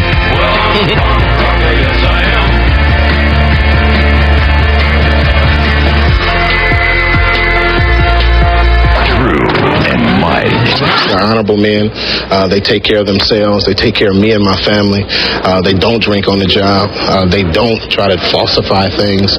And that's just not how they are. 101 WRIF. The Riff. All right, it's about 11:30 at the Riff. Doug will be along in just about 5 minutes. A couple things real quick, though. Hey, did you happen to see this story about demographers are always looking at changing lifestyles, and there are now more women living without a husband than with a husband. For the first time in U.S. history, 51% of women are living without a spouse, up from 35% in 1950, and that number was up. And then in 2000, 49% lived without a spouse. Now, 51% of women are living this obviously single. includes single and divorced. Single, divorced, living with someone, i.e., without a husband, unmarried. Right, which could be they're divorced and living by themselves or what have you, right? Yeah, I think most of them are single. I think most of them are living on their own. But, of course, there's always that number of women living with someone, which is, substantial. It's probably 7-8%, something like that. But you know what annoys me? Let's see, they had some other numbers inside this, which I think is kind of interesting. Your mum is her O, and I know, because I has done it with her. Marriage rates vary a lot depending on race or background. Several factors are driving the statistical shift. At the one end of the age spectrum, women are marrying later or living with unmarried partners more often and for longer periods of time. At the other end, women are living longer as widows and after divorce are more likely than men to delay remarriage, sometimes enjoying their newfound freedom, of course. In addition, marriage rates among black women remain low. Only about 30% of black women are living with a spouse, according to the Census Bureau. Isn't that amazing? 30% of black women are living without a spouse? Or living with a spouse, I'm sorry. Living with a spouse. Yeah. Compared to 49% of Hispanic women and 55% of non-Hispanic women, white women. And when it comes to Asian women, it's like 65% of Asian women live with a spouse. So in a relatively small number of cases, the living arrangement is temporary because the husbands are working out of town, the military, institutionalized, whatever. But while most women eventually marry, the larger trend is pretty obvious here. That is the business of that marriage is no longer the main institution. It's not. It's not the be all end all that it was in 1950 when so few people lived without a spouse. Yeah. But, so many of those black women who are living without a spouse, it's a lot of those situations I was describing earlier where, you get a 15-year-old knocked up. Yeah, and then he disappears. Next thing you know, another one. He's gone. Couple kids, and she's stuck. Yeah. There she is on Maury Povich. And that's a bitch. The moment Laura became pregnant, everything changed as far as her eating habits. She just started eating everything and anything she wanted. A lot of candy, a lot of cookies, a lot of snacks. Get your priorities straight. She forked out. I was freaked out. In fact, what I told Laura was, this isn't what I bought. This isn't the person that I made a decision to spend my life with. Get away, fat ass. What's that from? Marriage 911. Oh, God. Ouch. Wait, that's not Nanny 911? No. Marriage? What's Marriage 911? I've never seen that. I'm not sure. Fox show, maybe. You know what doesn't make sense here, though? And this has pissed me off for a couple of years because I inquired about it. If you're living with somebody for, 5-6 years, wouldn't you think that as gays get benefits, that heterosexuals living together would also be subject to benefits for their partner, for their live-in partner? What's the difference? I don't know. Gay marriage is fine if you want to make Jesus cry. I mean, just because it's two dudes doing what two dudes do doesn't mean the other dude is entitled to health insurance. But take a guy and a girl, and of course, God forbid they get health insurance. But almost never, according to this article I read, so many companies now when they have gay employees who are out of the closet, they've got somebody they've been with for 5 years, 6 years, 10 years, whatever, and they get the person covered. They get them health insurance. But living together, nope, never. Sorry, forget it. No, that's all they want is more costs for health insurance. Yeah. Do everything they possibly can to stop it. Exactly. Or make you use the other employer's coverage. And when it comes to, but if the other person's not working, when it comes to gay people, of course, there's all this political pressure, so they just break down. So, So I guess the theory is, if you're living together and you're heterosexual, you're better off being gay. The inducement is, why don't you just go be gay and get your partner covered, for Christ's sake? What's the matter with you? Yeah, maybe that's it. Well, they want us all to be gay, I think. Yeah, I think we're getting there. Yeah. You'll love this. A lawsuit's been filed by the ACLU and a Muslim woman. And, guess what this is all about? She's going to court, and you know how everyone gets sworn in court? Right. Swear on the Bible? Yeah. She doesn't want to swear on the Bible. She wants to swear on the Quran. Yeah. Like, what's his face? Yeah, well, just like the rep that just went in. Mm-hmm. Or is going in. Yeah. And he is going to swear on the Quran. So now... Did you read this email, though, that's like, that's just a symbolic thing? You don't have to swear in on anything and all that. Did you see the email on that? The specifics on that? I don't know, because we really hadn't brought this up. This just came up. Yeah. The politician himself, I really didn't think it was that big a deal. I don't know. It's kind of, in a way, it's more sort of symbolic than anything. He doesn't... I don't know. No, I don't know how they do it in court in Iraq, for example. But all I know is, the only way I know how to compare these things is just to think, well, let's see. If I were in Iraq, would I dare to go into court and say, hey, I'm not swearing on this Quran. Yeah. That's not my book. Give me a Bible. Yeah, I know. Well, but see, here we go. I'm not even sure the word Bible would get out of your mouth before somebody would slug you. Yeah, probably. Or knock you unconscious. Yeah. But that's what's happening now. See, here we go. Yeah. You know? So, naturally, once got again... all that publicity, that rep that did it, and there's all that talk about it, and it just the light bulb went on, and here we go. So now here we go, accommodating someone else. Yep. Gotta make everybody happy. Yep. Once again, it's just taking our country from us, little by little by little. Chip, chip, chip, chip away at it. And then... there's another similar issue going on. We got to take just a short break, though, and get out of here. Doug, don't forget, email about Punk Rocker. Because noon's only 22 minutes away, but we're off after this. Drew and Mike. Despite your crass behavior, I'm actually glad we're getting this time together. 101 WRIF Detroit. Red Rock. Hey, right now you can go spin for as much as you can win when you play Motor City Casino's hot new game, Money to Burn, Tuesdays and Wednesdays. And that ends January the 17th. That's today, isn't it? Yeah, I think it is. So today's your last day. Actually, today might be the 17th. Yep, that's the last day. So spin for as much as you can win. And then TCF Bank customers enjoy totally free checking plus free ATM transactions at over 140 Southeast Michigan 7-Eleven stores. Get a free gift with a new free checking account through February the 28th. TCF Bank opens 7 days. And, hey, good luck tonight, Pistons. Pistons at home with Utah. And although Chauncey, it looks like, will not be back, Chris Webber puts on a Piston uniform for the first time in his 14-year NBA career. So that's going to be really very interesting. I don't know how complicated the Piston offense is, but apparently when you've been around as long as Weber, you can figure out what to do. The ball comes your way, put it in the net, and if there's somebody all over you, then give it to somebody else. They'll put it in.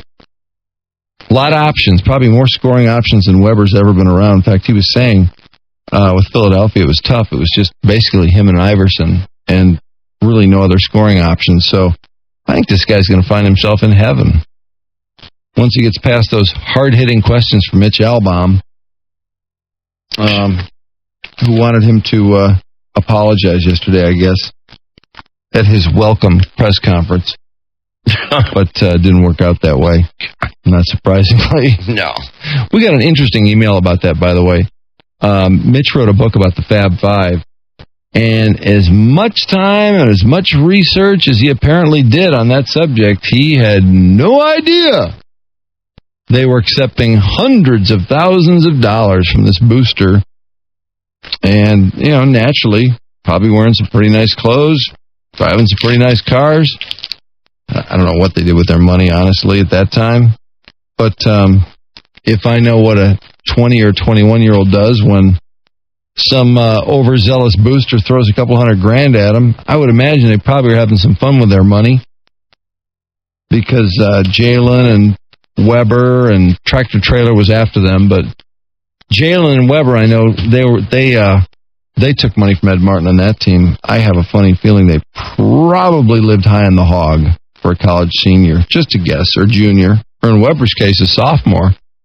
Actually, he may have been taking money in high school, come to think of it. But for all his research into that Fab Five book, he never found that out. But now he wants an apology. That's Mitch for you.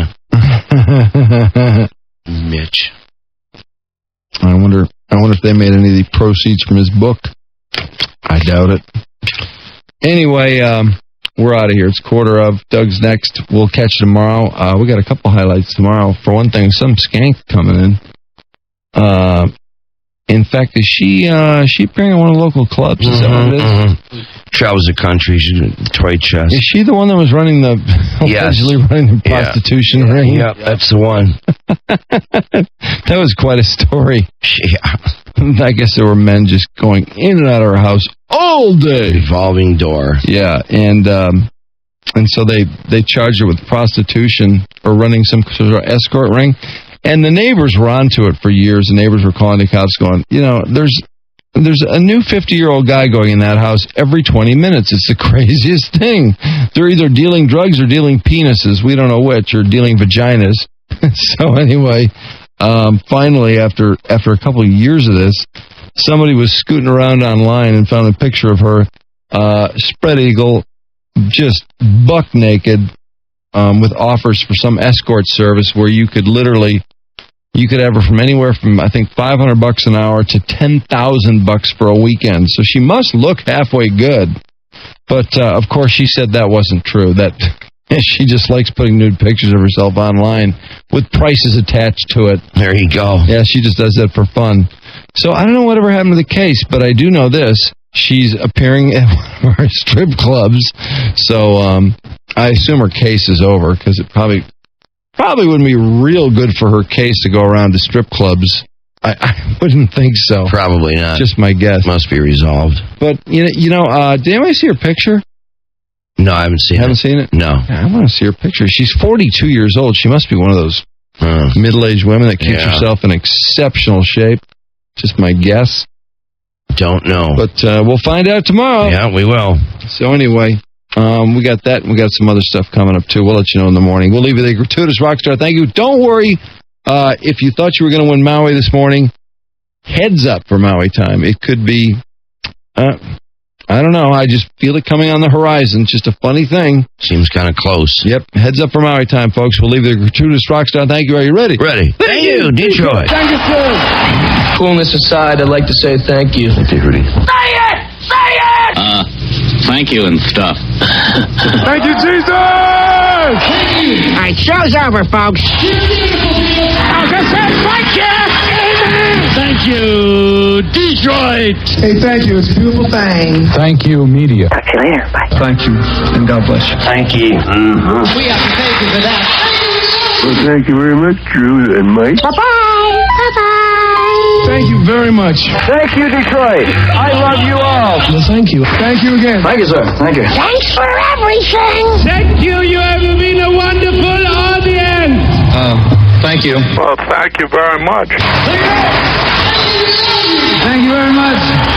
Thank you for coming. Thank you very much. Thank you.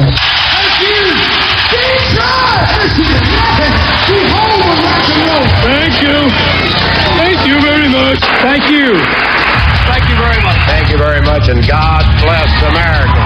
Bye-bye, son of a